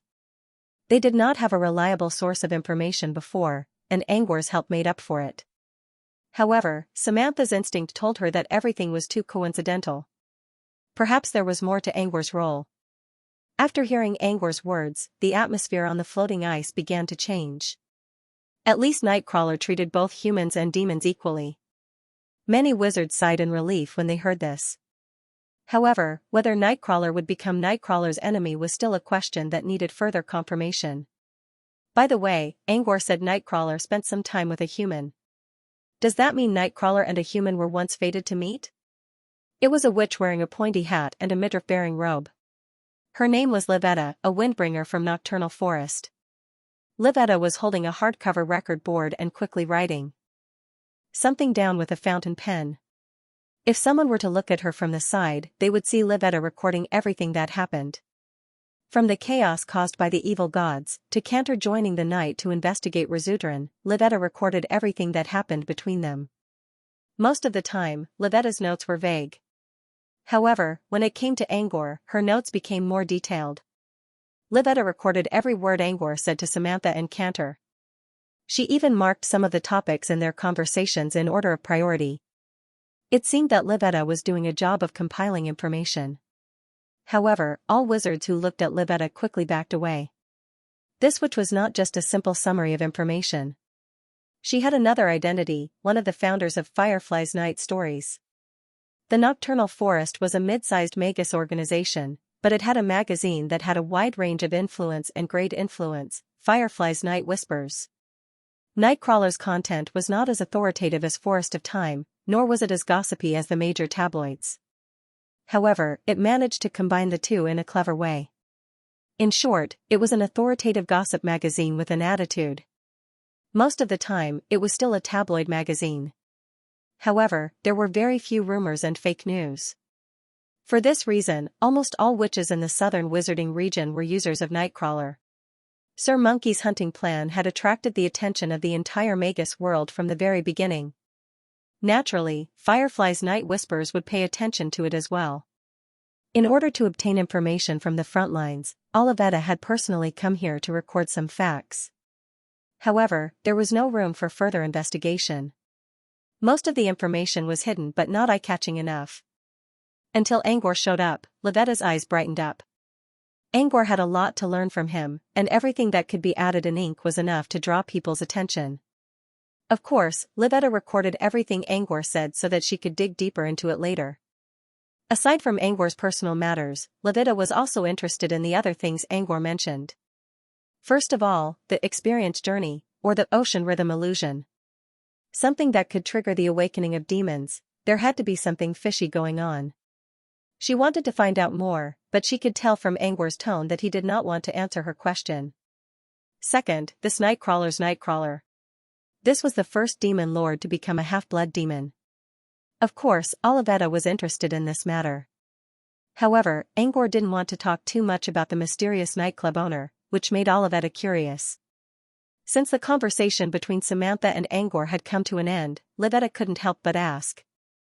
Olivetta's question was about what kind of fate did the owner of the nightclub have with a human. If love was involved, then this was simply a piece of gossip about interspecies love without the need for rhetoric. However, the others didn't think too much about it like Livetta. Instead, they were wondering who this human was. How deep was his relationship with Night? Was it deep enough to affect Night's perception of humans? Monkey also heard Livetta's question. He was also curious about Angor's words. However, he couldn't ask about it because of his status. Livetta's words gave him a chance to express his curiosity. Monkey spoke to Mar. Since everyone is interested, and this might be important information, send a message to Samantha. Back on the surface, Samantha and Angor had already finished their conversation. Cantor was just chatting with Angor about some trivial matters. Samantha frowned when she received Mar's message. Angor, you mentioned that the Nightcrawler and a human spent some time together. Who is this human? Samantha was just following Mar's instructions. However, Angor's expression changed when he heard the question. It seemed like there was something strange about this human as well. This made Samantha a little curious. What? Is this human special? You can't tell us? Samantha raised an eyebrow. That's right. Angor didn't answer Samantha's question right away because he was considering whether it was necessary. He's Mirafeel Fong. He decided to tell Samantha about Fang's identity. However, he didn't want to reveal Fang's key role in this matter.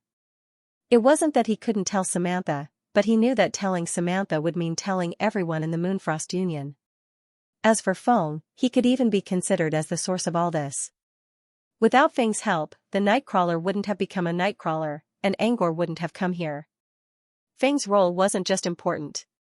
It involved many people, including Angor and Odurklas. Angor didn't mind telling Cantor or Sunders this private information. However, he couldn't make it known to everyone. When Angor mentioned the name Mirafeel Fong, all the wizards were stunned. They thought of many possibilities. For example, this human was an ordinary witch who had a tragic love story with the Nightcrawler. They also considered the possibility that this human was a friend of the Nightcrawler who got to know each other during an adventure in the Abyss Plane but separated due to a misunderstanding. Wizards were always good at imagining things. However, they never expected to hear this name. Mirafeel Fong, this was a sorcerer that only existed in books and legends.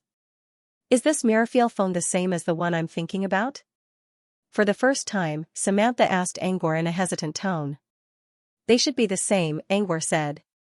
There shouldn't be two people with the same name, right? Mirafeel Fong, the magic painter, Samantha believed that she had been through a lot, but she couldn't keep a straight face anymore. She spoke through gritted teeth, Are you going to keep this important information to yourself if I don't ask? Is it important? The magic painter left many years ago, and he won't affect what happened today. It's just a rumor. It doesn't matter whether you know about it or not, Angor explained. Angor's words sounded reasonable. But this was the magic painter they were talking about. A legendary wizard who became a legend thousands of years ago. Countless people had searched for traces of the magic painter sorcerer, but no one knew where he had gone. Now that Angor told them something about the magic painter, it would surely cause a huge commotion in the wizarding world. His name represents how important he is. Samantha glared at Angor. Tell me.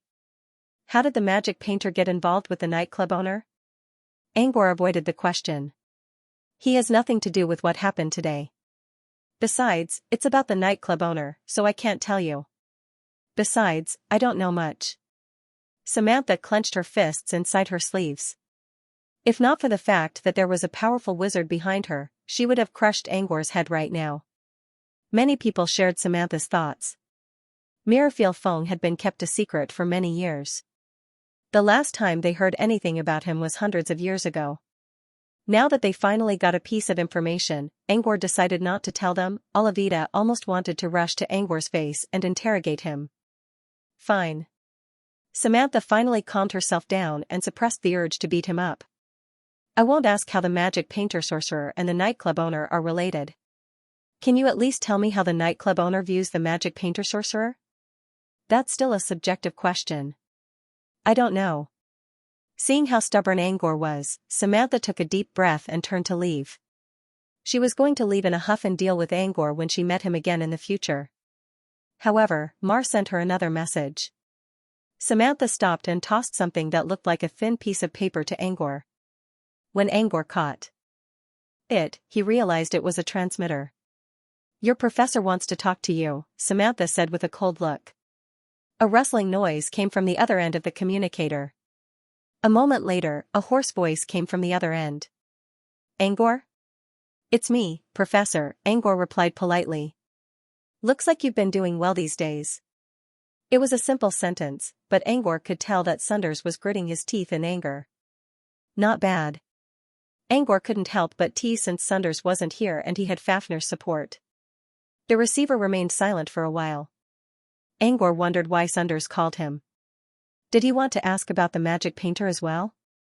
If Sanders had asked him, would he have answered? As he pondered, another voice came from the other side of the communicator. I've heard about Toby. Take care. I hope you won't be a corpse the next time I see you. After that, the call was cut off. He thought Sunders would ask him something about the nightclub owner and his relationship with him, but Sunders didn't seem to care. He was still wondering if he should tell Sunders about it when the man cut off the call so decisively.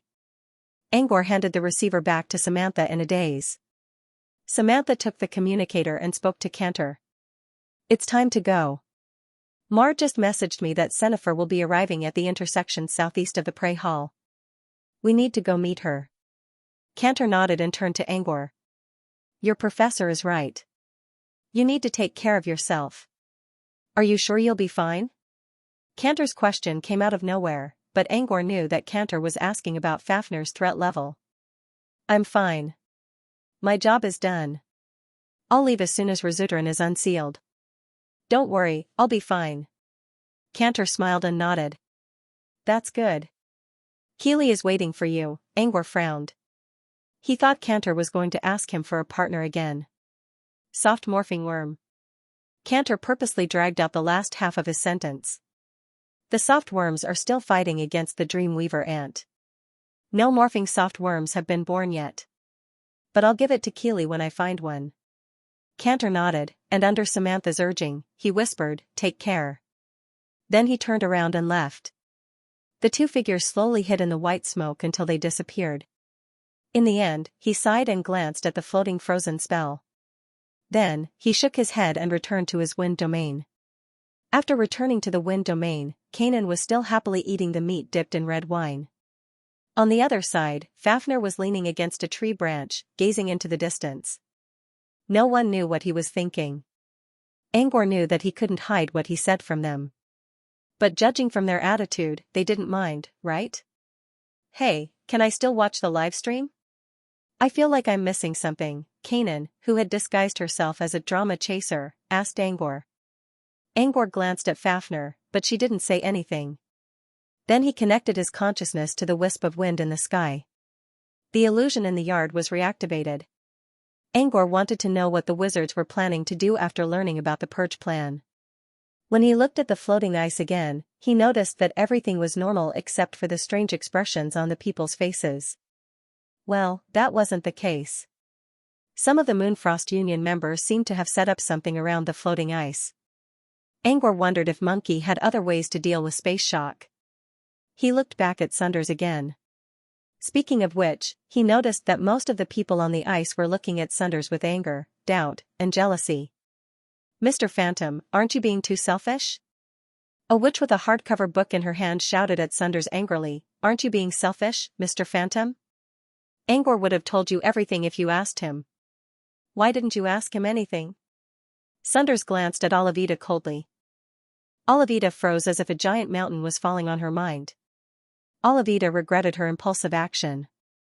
She was so eager to know the relationship between Angor, Fong, and the nightclub owner that she forgot that there was an insurmountable gap between her and Sunders. When Olivia felt that her mind was about to collapse, Sunders finally looked away and gave her a chance to breathe. Olivia, you should consider Angor's position, Monkey spoke up. Angor has someone powerful backing him up. We don't know what that person's attitude is yet. On the other hand, Angor's hunting hall isn't far from them, and Angor is inside as well. It's easy for Angor to find out what he's talking about. Besides, they were talking about a quasi-lord who was about to ascend to the throne. Even if it was any magus, if someone was talking about him behind his back, the magus would probably get angry too. Not to mention, the owner of the nightclub was a very special person.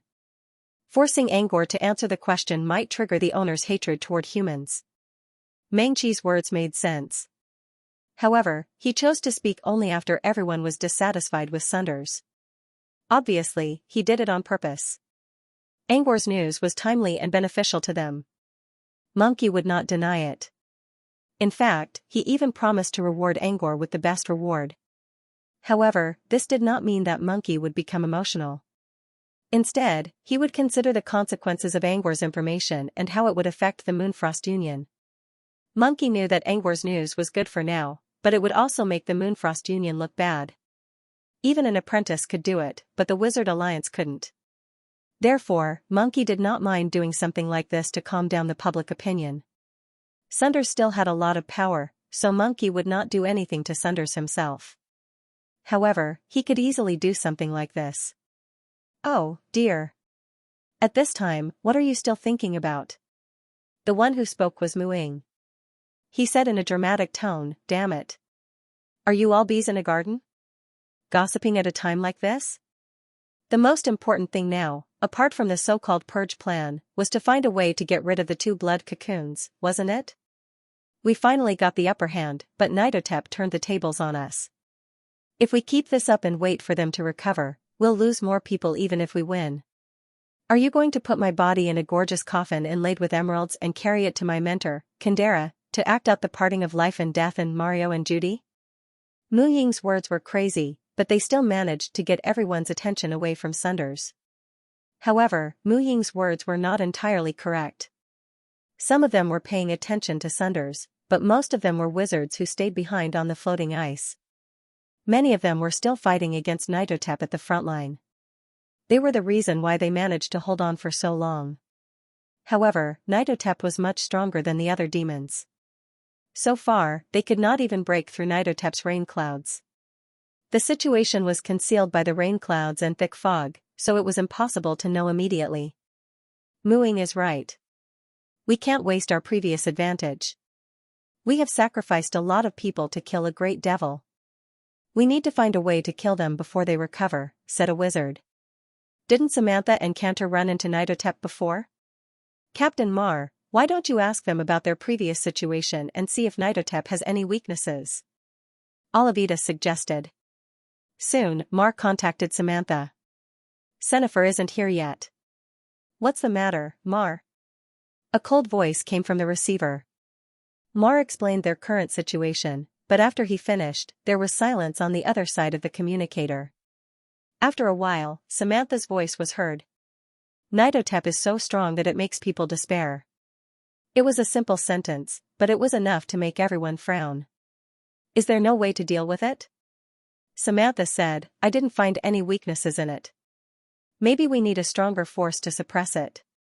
Something stronger? Did they have to use the chaos cannon again? Cantor's voice suddenly came from the other side of the communicator. I've been chatting with Angor, and he mentioned something about a demon. Everyone's eyes lit up when they heard this. Since Angor knew about the demon purge plan, he must know something about the demon's secrets. Luckily, Cantor asked. Nidotep is an ocean demon. She's not as strong as you think. However, she's almost invincible in the rain clouds. There is even a rumor among the fiends that even if the other 6 great fiends were to fight Nidotep in the rain clouds, they would not necessarily be able to harm her. If we want to defeat Nidotep, we need to disperse the rain clouds first. Cantor's words changed their target from Nidotep to dispersing the rain clouds. None of them realized that the rain clouds were the key to Nidotep's victory. From their point of view, apart from the energy that obscured their vision, everything else about this rain cloud was very ordinary. Black Dragon Asake once went inside the clouds and didn't find anything strange. The rain was just normal rain, and the clouds didn't contain any special elements. But since it was Angor's words, it should be believable. Let's try to disperse the rain clouds then, Mar said. Let's see if a wind elementalist can do it. With that, the others quickly went to work. As a wind whisperer, Olivita was also a wind elementalist. She was better at supporting spells like Wind Whisper, but she could also cast an offensive spell like Hurricane. And so, Olivita was sent to the front line. The power of the wind emanated from the wizards. Although the wind that each of them controlled was different, they were all in the frequency of the wind sequence. These winds did not go their own way, but instead merged into a wind with an even stronger impact. The wind howled and howled. Even if a creature were to fall into the grayish-black wind, they would be instantly reduced to white bones, not to mention blowing away the clouds and mist. Everyone was confident. Nereus, Asake, and the others were ready to attack the demon once the rain clouds disappeared. End of chapter 11:20. Don't forget to subscribe, like, and share the video to support the channel.